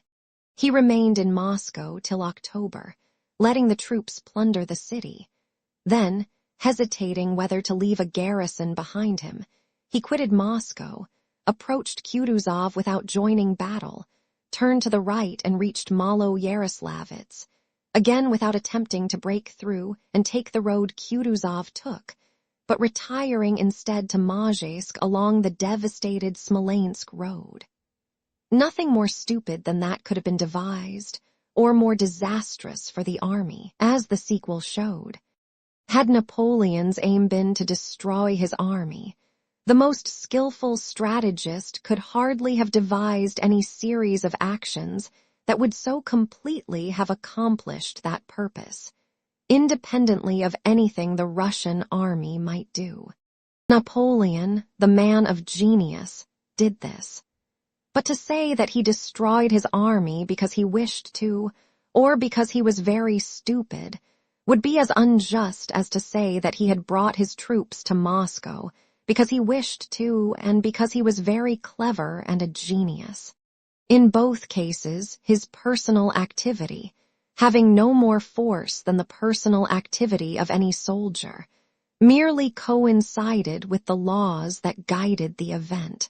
The historians quite falsely represent Napoleon's faculties as having weakened in Moscow, and do so only because the results did not justify his actions. He employed all his ability and strength to do the best he could for himself and his army, as he had done previously, and as he did subsequently in 1813. His activity at that time was no less astounding than it was in Egypt, in Italy, in Austria, and in Prussia. We do not know for certain in how far his genius was genuine in Egypt, where 40 centuries looked down upon his grandeur, for his great exploits there are all told us by Frenchmen. We cannot accurately estimate his genius in Austria or Prussia, for we have to draw our information from French or German sources, and the incomprehensible surrender of whole corps without fighting and of fortresses without a siege must incline Germans to recognize his genius as the only explanation of the war carried on in Germany. But we, thank God, have no need to recognize his genius in order to hide our shame. We have paid for the right to look at the matter plainly and simply, and we will not abandon that right. His activity in Moscow was as amazing and as full of genius as elsewhere. Order after order and plan after plan were issued by him from the time he entered Moscow till the time he left it. The absence of citizens and of a deputation, and even the burning of Moscow, did not disconcert him. He did not lose sight either of the welfare of his army or of the doings of the enemy, or of the welfare of the people of Russia, or of the direction of affairs in Paris, or of diplomatic considerations concerning the terms of the anticipated peace. Chapter 9. With regard to military matters, Napoleon immediately on his entry into Moscow gave General Sebastiani strict orders to observe the movements of the Russian army, sent army corps out along the different roads, and charged Murat to find Kutuzov. Then he gave careful directions about the fortification of the Kremlin, and drew up a brilliant plan for a future campaign over the whole map of Russia. With regard to diplomatic questions, Napoleon summoned Captain Yakovlev, who had been robbed and was in rags and did not know how to get out of Moscow, minutely explained to him his whole policy and his magnanimity, And having written a letter to the Emperor Alexander in which he considered it his duty to inform his friend and brother that Rostopchin had managed affairs badly in Moscow, he dispatched Yakovlev to Petersburg. Having similarly explained his views and his magnanimity to Tudelman, he dispatched that old man also to Petersburg to negotiate. With regard to legal matters, immediately after the fires he gave orders to find and execute the incendiaries, and the scoundrel Rostopchin was punished by an order to burn down his houses. With regard to administrative matters, Moscow was granted a constitution. A municipality was established, and the following announcement issued. Inhabitants of Moscow, your misfortunes are cruel, but His Majesty the Emperor and King desires to arrest their course. Terrible examples have taught you how he punishes disobedience and crime. Strict measures have been taken to put an end to disorder and to re-establish public security. A paternal administration, chosen from among yourselves, will form your municipality or city government. It will take care of you, of your needs, and of your welfare. Its members will be distinguished by a red ribbon worn across the shoulder, and the mayor of the city will wear a white belt as well. But when not on duty, they will only wear a red ribbon round the left arm. The city police is established on its former footing, and better order already prevails in consequence of its activity. The government has appointed 2 commissaries general, or chiefs of police, and 20 commissaries or captains of wards have been appointed to the different wards of the city. You will recognize them by the white ribbon they will wear on the left arm. Several churches of different denominations are open, and divine service is performed in them unhindered. Your fellow citizens are returning every day to their homes, and orders have been given that they should find in them the help and protection due to their misfortunes. These are the measures the government has adopted to re-establish order and relieve your condition. To achieve this aim, it is necessary that you should add your efforts, and should, if possible, forget the misfortunes you have suffered, should entertain the hope of a less cruel fate, should be certain that inevitable and ignominious death awaits those who make any attempt on your persons, or on what remains of your property, and finally that you should not doubt that these will be safeguarded, since such is the will of the greatest and most just of monarchs.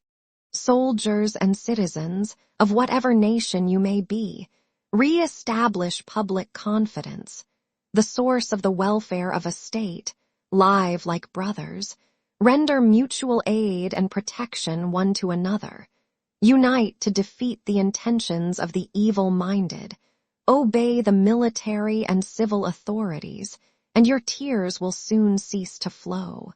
With regard to supplies for the army, Napoleon decreed that all the troops in turn should enter Moscow a la Marod * to obtain provisions for themselves, so that the army might have its future provided for. * as looters. With regard to religion, Napoleon ordered the priests to be brought back and services to be again performed in the churches. With regard to commerce and to provisioning the army, the following was placarded everywhere. Proclamation. You, peaceful inhabitants of Moscow, artisans and workmen whom misfortune has driven from the city, and you scattered tillers of the soil, still kept out in the fields by groundless fear, listen. Tranquility is returning to this capital, and order is being restored in it. Your fellow countrymen are emerging boldly from their hiding places on finding that they are respected. Any violence to them or to their property is promptly punished. His Majesty the Emperor and King protects them, and considers no one among you his enemy, except those who disobey his orders. He desires to end your misfortunes and restore you to your homes and families. Respond, therefore, to his benevolent intentions and come to us without fear. Inhabitants, return with confidence to your abodes. You will soon find means of satisfying your needs. Craftsmen and industrious artisans, return to your work, your houses, your shops, where the protection of guards awaits you. You shall receive proper pay for your work. And lastly, you too, peasants, come from the forests where you are hiding in terror. Return to your huts without fear, in full assurance that you will find protection. Markets are established in the city where peasants can bring their surplus supplies and the products of the soil. The government has taken the following steps to ensure freedom of sale for them. From today, peasants, husbandmen, and those living in the neighborhood of Moscow may without any danger bring their supplies of all kinds to 2 appointed markets, of which one is on the Makovaya Street and the other at the provision market. Such supplies will be bought from them at such prices as seller and buyer may agree on, and if a seller is unable to obtain a fair price, he will be free to take his goods back to his village and no one may hinder him under any pretense. Sunday and Wednesday of each week are appointed as the chief market days, and to that end, a sufficient number of troops will be stationed along the high roads on Tuesdays and Saturdays at such distances from the town as to protect the carts. Similar measures will be taken that peasants with their carts and horses may meet with no hindrance on their return journey. Steps will immediately be taken to re-establish ordinary trading. Inhabitants of the city and villages, and you, working men and artisans, to whatever nation you belong, you are called on to carry out the paternal intentions of His Majesty, the Emperor and King, and to cooperate with him for the public welfare. Lay your respect and confidence at his feet, and do not delay to unite with us. With the object of raising the spirits of the troops and of the people, reviews were constantly held and rewards distributed. The emperor rode through the streets to comfort the inhabitants, and, despite his preoccupation with state affairs, himself visited the theaters that were established by his order. In regard to philanthropy, the greatest virtue of crowned heads, Napoleon also did all in his power. He caused the words Maison de ma Mère to be inscribed on the charitable institutions, thereby combining tender filial affection with the majestic benevolence of a monarch. He visited the foundling hospital, and allowing the orphans saved by him to kiss his white hands, graciously conversed with Tootleman. Then, as Thiers eloquently recounts, he ordered his soldiers to be paid in forged Russian money which he had prepared. Raising the use of these means by an act worthy of himself and of the French army, he let relief be distributed to those who had been burned out. But as food was too precious to be given to foreigners, who were for the most part enemies, Napoleon preferred to supply them with money with which to purchase food from outside, and had paper rubles distributed to them. With reference to army discipline, orders were continually being issued to inflict severe punishment for the non-performance of military duties and to suppress robbery. Chapter 10. But strange to say, all these measures, efforts, and plans, which were not at all worse than others issued in similar circumstances, did not affect the essence of the matter, but, like the hands of a clock detached from the mechanism, swung about in an arbitrary and aimless way without engaging the cogwheels. With reference to the military side, the plan of campaign, that work of genius of which Thiers remarks that his genius never devised anything more profound, more skillful, or more admirable, and enters into a polemic with M. Fain to prove that this work of genius must be referred not to the 4th, but to the 15th of October. That plan never was or could be executed, for it was quite out of touch with the facts of the case. the fortifying of the Kremlin, for which La Mosquée, as Napoleon termed the Church of Basel the Beatified, was to have been razed to the ground, proved quite useless. The mining of the Kremlin only helped toward fulfilling Napoleon's wish that it should be blown up when he left Moscow, as a child wants the floor on which he has hurt himself to be beaten. The pursuit of the Russian army, about which Napoleon was so concerned, produced an unheard-of result. The French generals lost touch with the Russian army of 60,000 men, and according to Thiers, it was only eventually found, like a lost pin, by the skill, and apparently the genius, of Murat.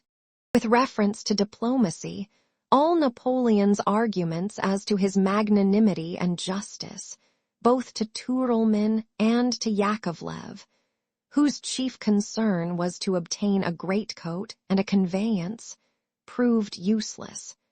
Alexander did not receive these envoys and did not reply to their embassage. With regard to legal matters, after the execution of the supposed incendiaries, the rest of Moscow burned down.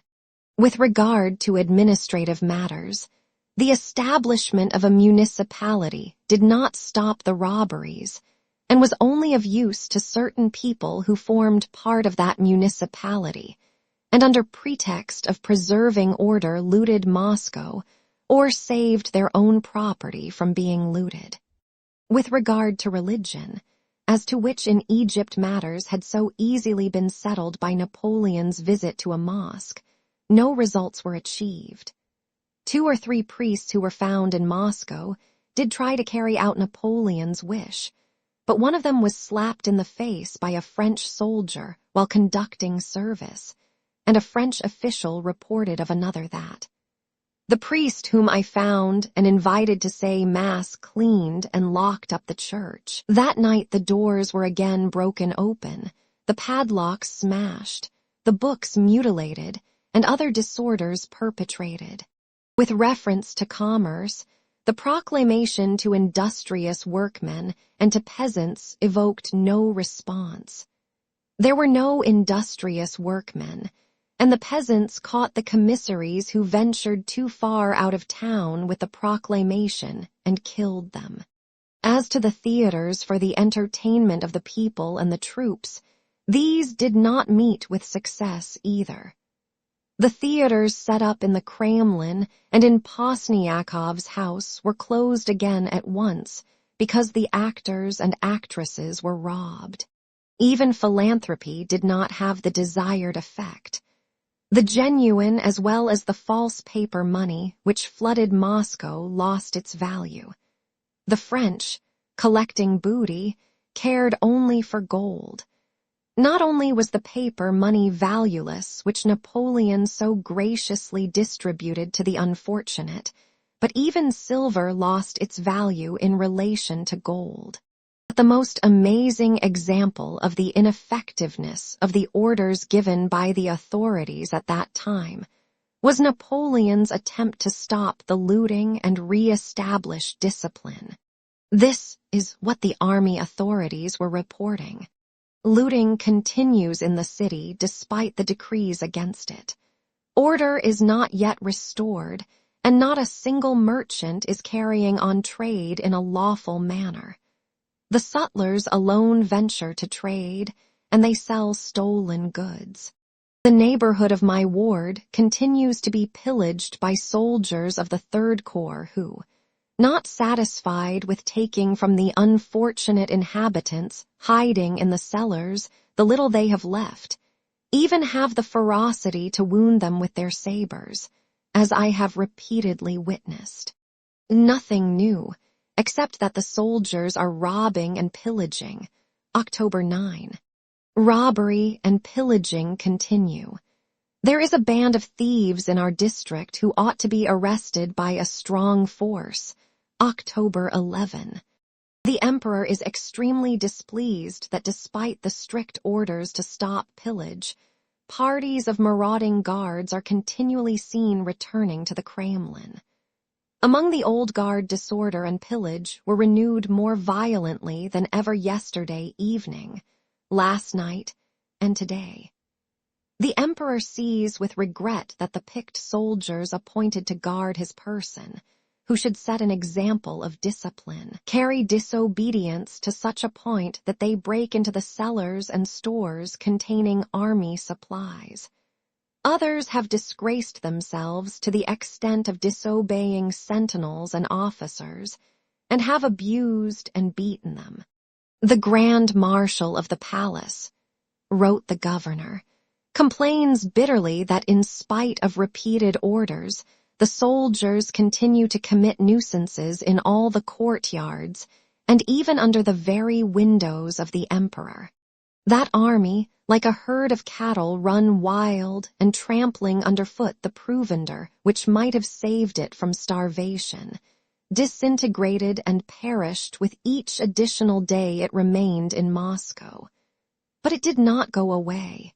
It began to run away only when suddenly seized by a panic caused by the capture of transport trains on the Smolensk road, and by the Battle of Tarutino. The news of that Battle of Tarutino, unexpectedly received by Napoleon at a review, evoked in him a desire to punish the Russians, Thiers says, and he issued the order for departure which the whole army was demanding. Fleeing from Moscow, the soldiers took with them everything they had stolen. Napoleon, too, carried away his own personal tracer, but on seeing the baggage trains that impeded the army, he was, Thiers says, horror-struck. And yet with his experience of war, he did not order all the superfluous vehicles to be burned, as he had done with those of a certain marshal when approaching Moscow. He gazed at the caleches and carriages in which soldiers were riding and remarked that it was a very good thing, as those vehicles could be used to carry provisions, the sick, and the wounded. The plight of the whole army resembled that of a wounded animal which feels it is perishing and does not know what it is doing. To study the skillful tactics and aims of Napoleon and his army from the time it entered Moscow till it was destroyed is like studying the dying leaps and shudders of a mortally wounded animal. Very often a wounded animal, hearing a rustle, rushes straight at the hunter's gun, runs forward and back again, and hastens its own end. Napoleon, under pressure from his whole army, did the same thing. The rustle of the Battle of Tarutino frightened the beast, and it rushed forward onto the hunter's gun, reached him, turned back, and finally, like any wild beast, ran back along the most disadvantageous and dangerous path, where the old scent was familiar. During the whole of that period, Napoleon, who seems to us to have been the leader of all these movements, as the figurehead of a ship may seem to a savage to guide the vessel, acted like a child who, holding a couple of strings inside a carriage, thinks he is driving it. Chapter 11.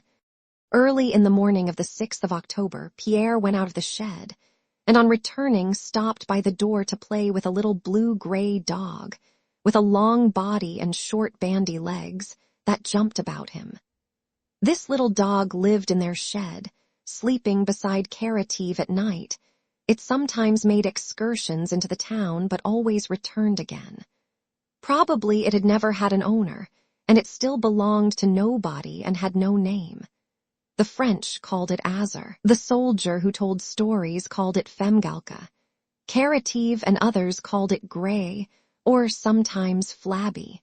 Its lack of a master, a name, or even of a breed or any definite color did not seem to trouble the blue-gray dog in the least. Its furry tail stood up firm and round as a plume. Its bandy legs served it so well that it would often gracefully lift a hind leg and run very easily and quickly on 3 legs, as if disdaining to use all 4. Everything pleased it. Now it would roll on its back, yelping with delight, now bask in the sun with a thoughtful air of importance, and now frolic about playing with a chip of wood or a straw. Pierre's attire by now consisted of a dirty, torn shirt, the only remnant of his former clothing, a pair of soldier's trousers which by Caratives advice he tied with string round the ankles for warmth, and a peasant coat and cap. Physically, he had changed much during this time. He no longer seemed stout, though he still had the appearance of solidity and strength hereditary in his family. A beard and mustache covered the lower part of his face, and a tangle of hair, infested with lice, curled round his head like a cap. The look of his eyes was resolute, calm, and animatedly alert as never before. The former slackness which had shown itself even in his eyes was now replaced by an energetic readiness for action and resistance. His feet were bare.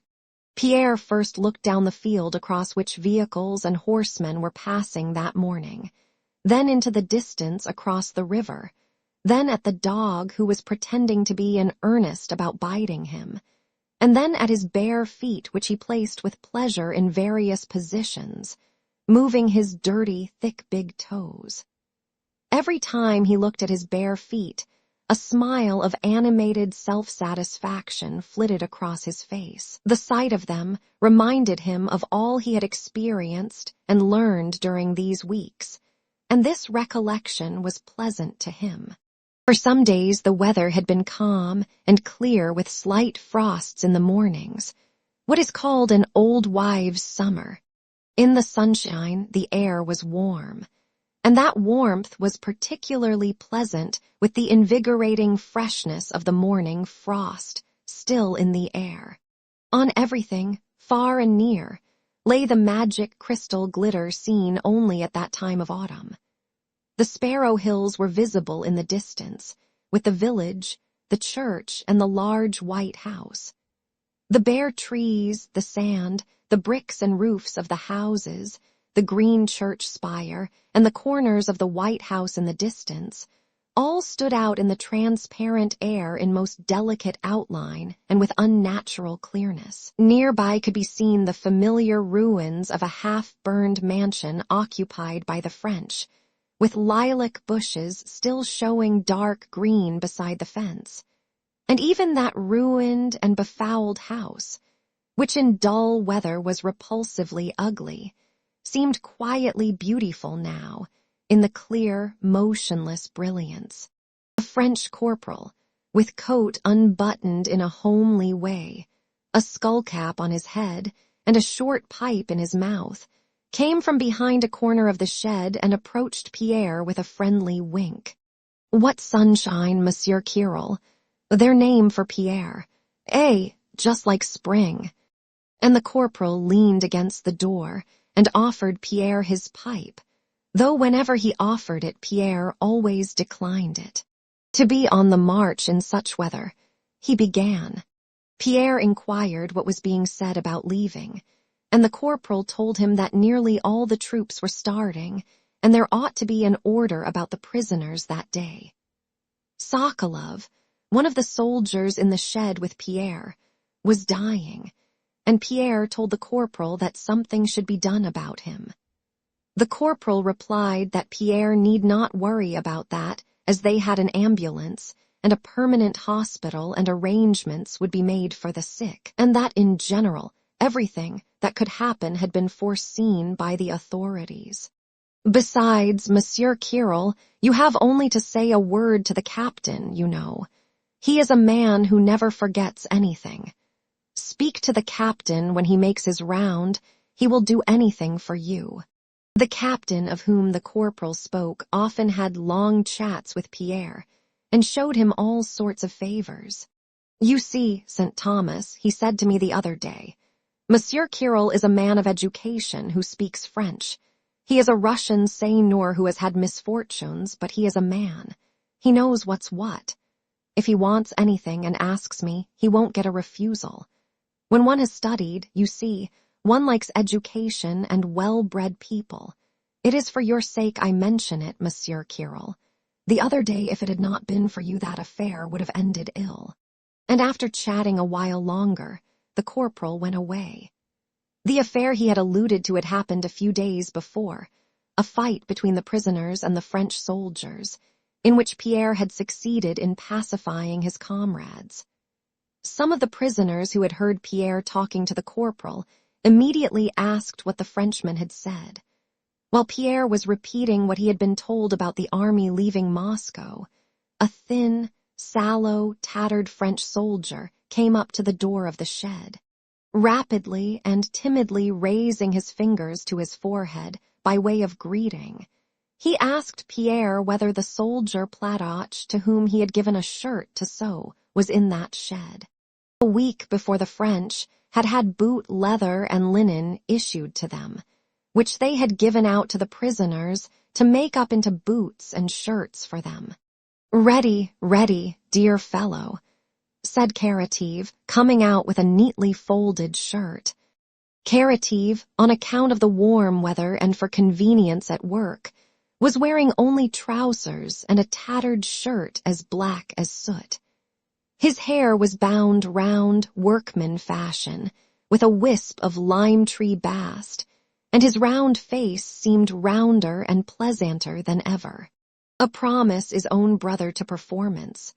"I said Friday, and here it is, ready," said Platon, smiling, and unfolding the shirt he had sewn. The Frenchman glanced around uneasily, and then, as if overcoming his hesitation, rapidly threw off his uniform and put on the shirt. He had a long, greasy, flowered silk waistcoat next to his sallow, thin, bare body, but no shirt. He was evidently afraid the prisoners looking on would laugh at him, and thrust his head into the shirt hurriedly. None of the prisoners said a word. "See, it fits well," Platon kept repeating, pulling the shirt straight. The Frenchman, having pushed his head and hands through, without raising his eyes, looked down at the shirt and examined the seams. "You see, dear man, this is not a sewing shop, and I had no proper tools. And, as they say, one needs a tool even to kill a louse," said Platon with one of his round smiles, obviously pleased with his work. "It's good, quite good, thank you," said the Frenchman in French, "but there must be some linen left over." "It will fit better still when it sets to your body," said Karateev, still admiring his handiwork. "You'll be nice and comfortable." Thanks, old fellow, but the bits left over," said the Frenchman again and smiled. He took out an assignation ruble note and gave it to Karateev. "But give me the pieces that are over." Pierre saw that Platon did not want to understand what the Frenchman was saying, and he looked on without interfering. Karateev thanked the Frenchman for the money and went on admiring his own work. The Frenchman insisted on having the pieces returned that were left over and asked Pierre to translate what he said. "What does he want the bits for?" said Karateev. "They'd make fine leg bands for us. Well, never mind." And Karateev, with a suddenly changed and saddened expression, took a small bundle of scraps from inside his shirt and gave it to the Frenchman without looking at him. "Oh dear," muttered Karateev and went away. The Frenchman looked at the linen, considered for a moment, then looked inquiringly at Pierre, and as if Pierre's look had told him something, suddenly blushed and shouted in a squeaky voice, "Platoch, Platoch, keep them yourself," and handing back the odd bits he turned and went out.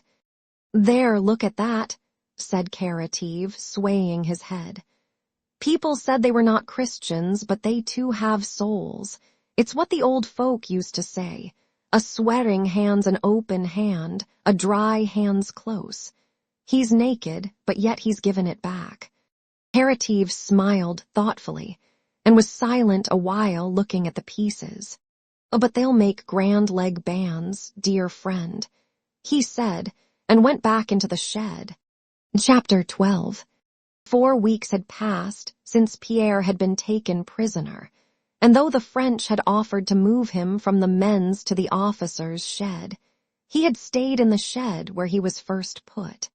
In burned and devastated Moscow, Pierre experienced almost the extreme limits of privation a man can endure. But thanks to his physical strength and health, of which he had till then been unconscious, and thanks especially to the fact that the privations came so gradually that it was impossible to say when they began, he endured his position not only lightly, but joyfully. And just at this time, he obtained the tranquility and ease of mind he had formerly striven in vain to reach. He had long sought in different ways that tranquility of mind, that inner harmony which had so impressed him in the soldiers at the Battle of Borodino. He had sought it in philanthropy, in Freemasonry, in the dissipations of town life, in wine, in heroic feats of self-sacrifice, and in romantic love for Natasha. He had sought it by reasoning, and all these quests and experiments had failed him. And now, without thinking about it, he had found that peace and inner harmony only through the horror of death, through privation, and through what he recognized in curative. Those dreadful moments he had lived through at the executions had as it were forever washed away from his imagination and memory the agitating thoughts and feelings that had formerly seemed so important. It did not now occur to him to think of Russia, or the war, or politics, or Napoleon. It was plain to him that all these things were no business of his, and that he was not called on to judge concerning them, and therefore could not do so. Russia and summer weather are not bound together, he thought, repeating words of curatives which he found strangely consoling. His intention of killing Napoleon and his calculations of the cabalistic number of the beast of the apocalypse now seemed to him meaningless and even ridiculous. His anger with his wife and anxiety that his name should not be smirched now seemed not merely trivial but even amusing. What concern was it of his that somewhere or other that woman was leading the life she preferred? What did it matter to anybody, and especially to him, whether or not they found out that their prisoner's name was Count Bezukhov? He now often remembered his conversation with Prince Andrew, and quite agreed with him, though he understood Prince Andrew's thoughts somewhat differently. Prince Andrew had thought and said that happiness could only be negative, but had said it with a shade of bitterness and irony, as though he was really saying that all desire for positive happiness is implanted in us merely to torment us and never be satisfied. But Pierre believed it without any mental reservation. The absence of suffering, the satisfaction of one's needs, and consequent freedom in the choice of one's occupation, that is, of one's way of life, now seemed to Pierre to be indubitably man's highest happiness. Here and now, for the first time, he fully appreciated the enjoyment of eating when he wanted to eat, drinking when he wanted to drink, sleeping when he wanted to sleep, of warmth when he was cold, of talking to a fellow man when he wished to talk and to hear a human voice. The satisfaction of one's needs, good food, cleanliness, and freedom, now that he was deprived of all this, seemed to Pierre to constitute perfect happiness. And the choice of occupation, that is, of his way of life, now that that was so restricted, seemed to him such an easy matter that he forgot that a superfluity of the comforts of life destroys all joy in satisfying one's needs, while great freedom in the choice of occupation, such freedom as his wealth, his education, and his social position had given him in his own life, is just what makes the choice of occupation insolubly difficult and destroys the desire and possibility of having an occupation. All Pierre's daydreams now turned on the time when he would be free. Yet subsequently, and for the rest of his life, he thought and spoke with enthusiasm of that month of captivity, of those irrecoverable, strong, joyful sensations, and chiefly of the complete peace of mind and inner freedom which he experienced only during those weeks.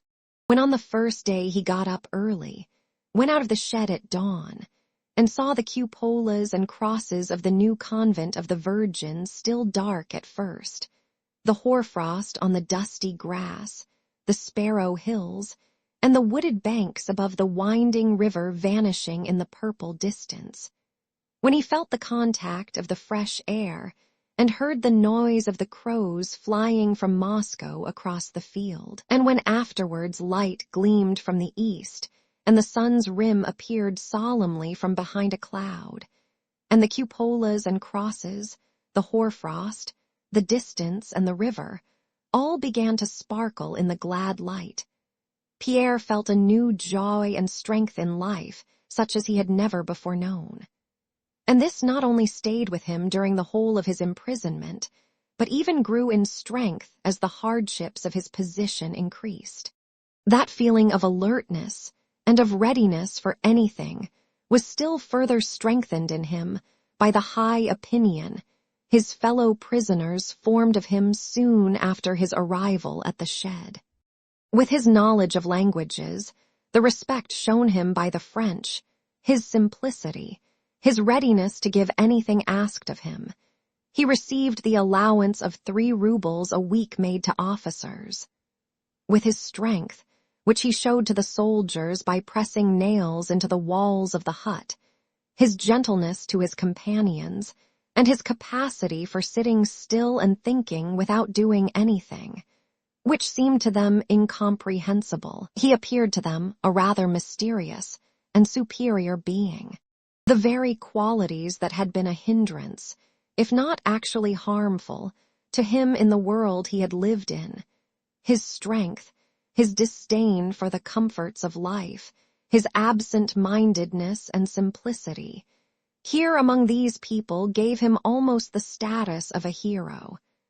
And Pierre felt that their opinion placed responsibilities upon him. Chapter 13. The French evacuation began on the night between the 6th and 7th of October. Kitchens and sheds were dismantled, carts loaded, and troops and baggage trains started. At 7 in the morning, a French convoy in marching trim, wearing shakos and carrying muskets, knapsacks, and enormous sacks, stood in front of the sheds, and animated French talk mingled with curses sounded all along the lines. In the shed everyone was ready, dressed, belted, shod, and only awaited the order to start. The sick soldier, Sokolov, pale and thin with dark shadows round his eyes, alone sat in his place barefoot and not dressed.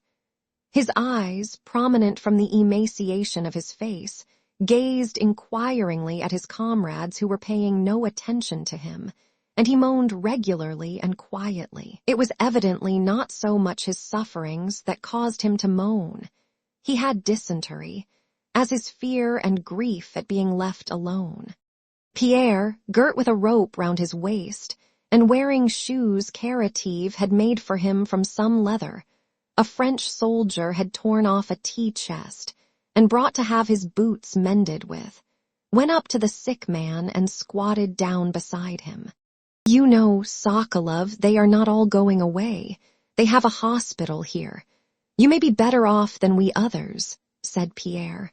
"So, Lord, oh, it will be the death of me. Oh, Lord," moaned the man in a louder voice. "I'll go and ask them again directly," said Pierre, rising and going to the door of the shed. Just as Pierre reached the door, the corporal who had offered him a pipe the day before came up to it with 2 soldiers.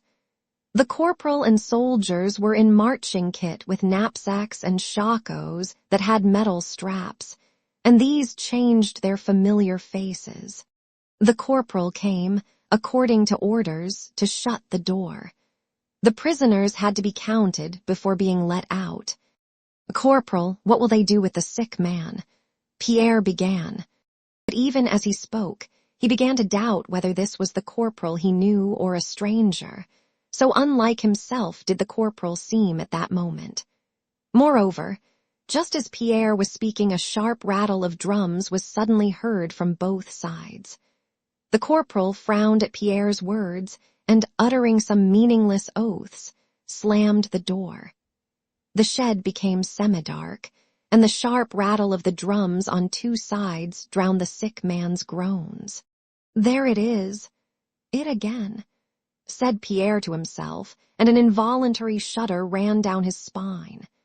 In the corporal's changed face, in the sound of his voice, in the stirring and deafening noise of the drums, he recognized that mysterious, callous force which compelled people against their will to kill their fellow men, that force the effect of which he had witnessed during the executions. To fear or to try to escape that force, to address entreaties or exhortations to those who served as its tools, was useless. Pierre knew this now. One had to wait and endure.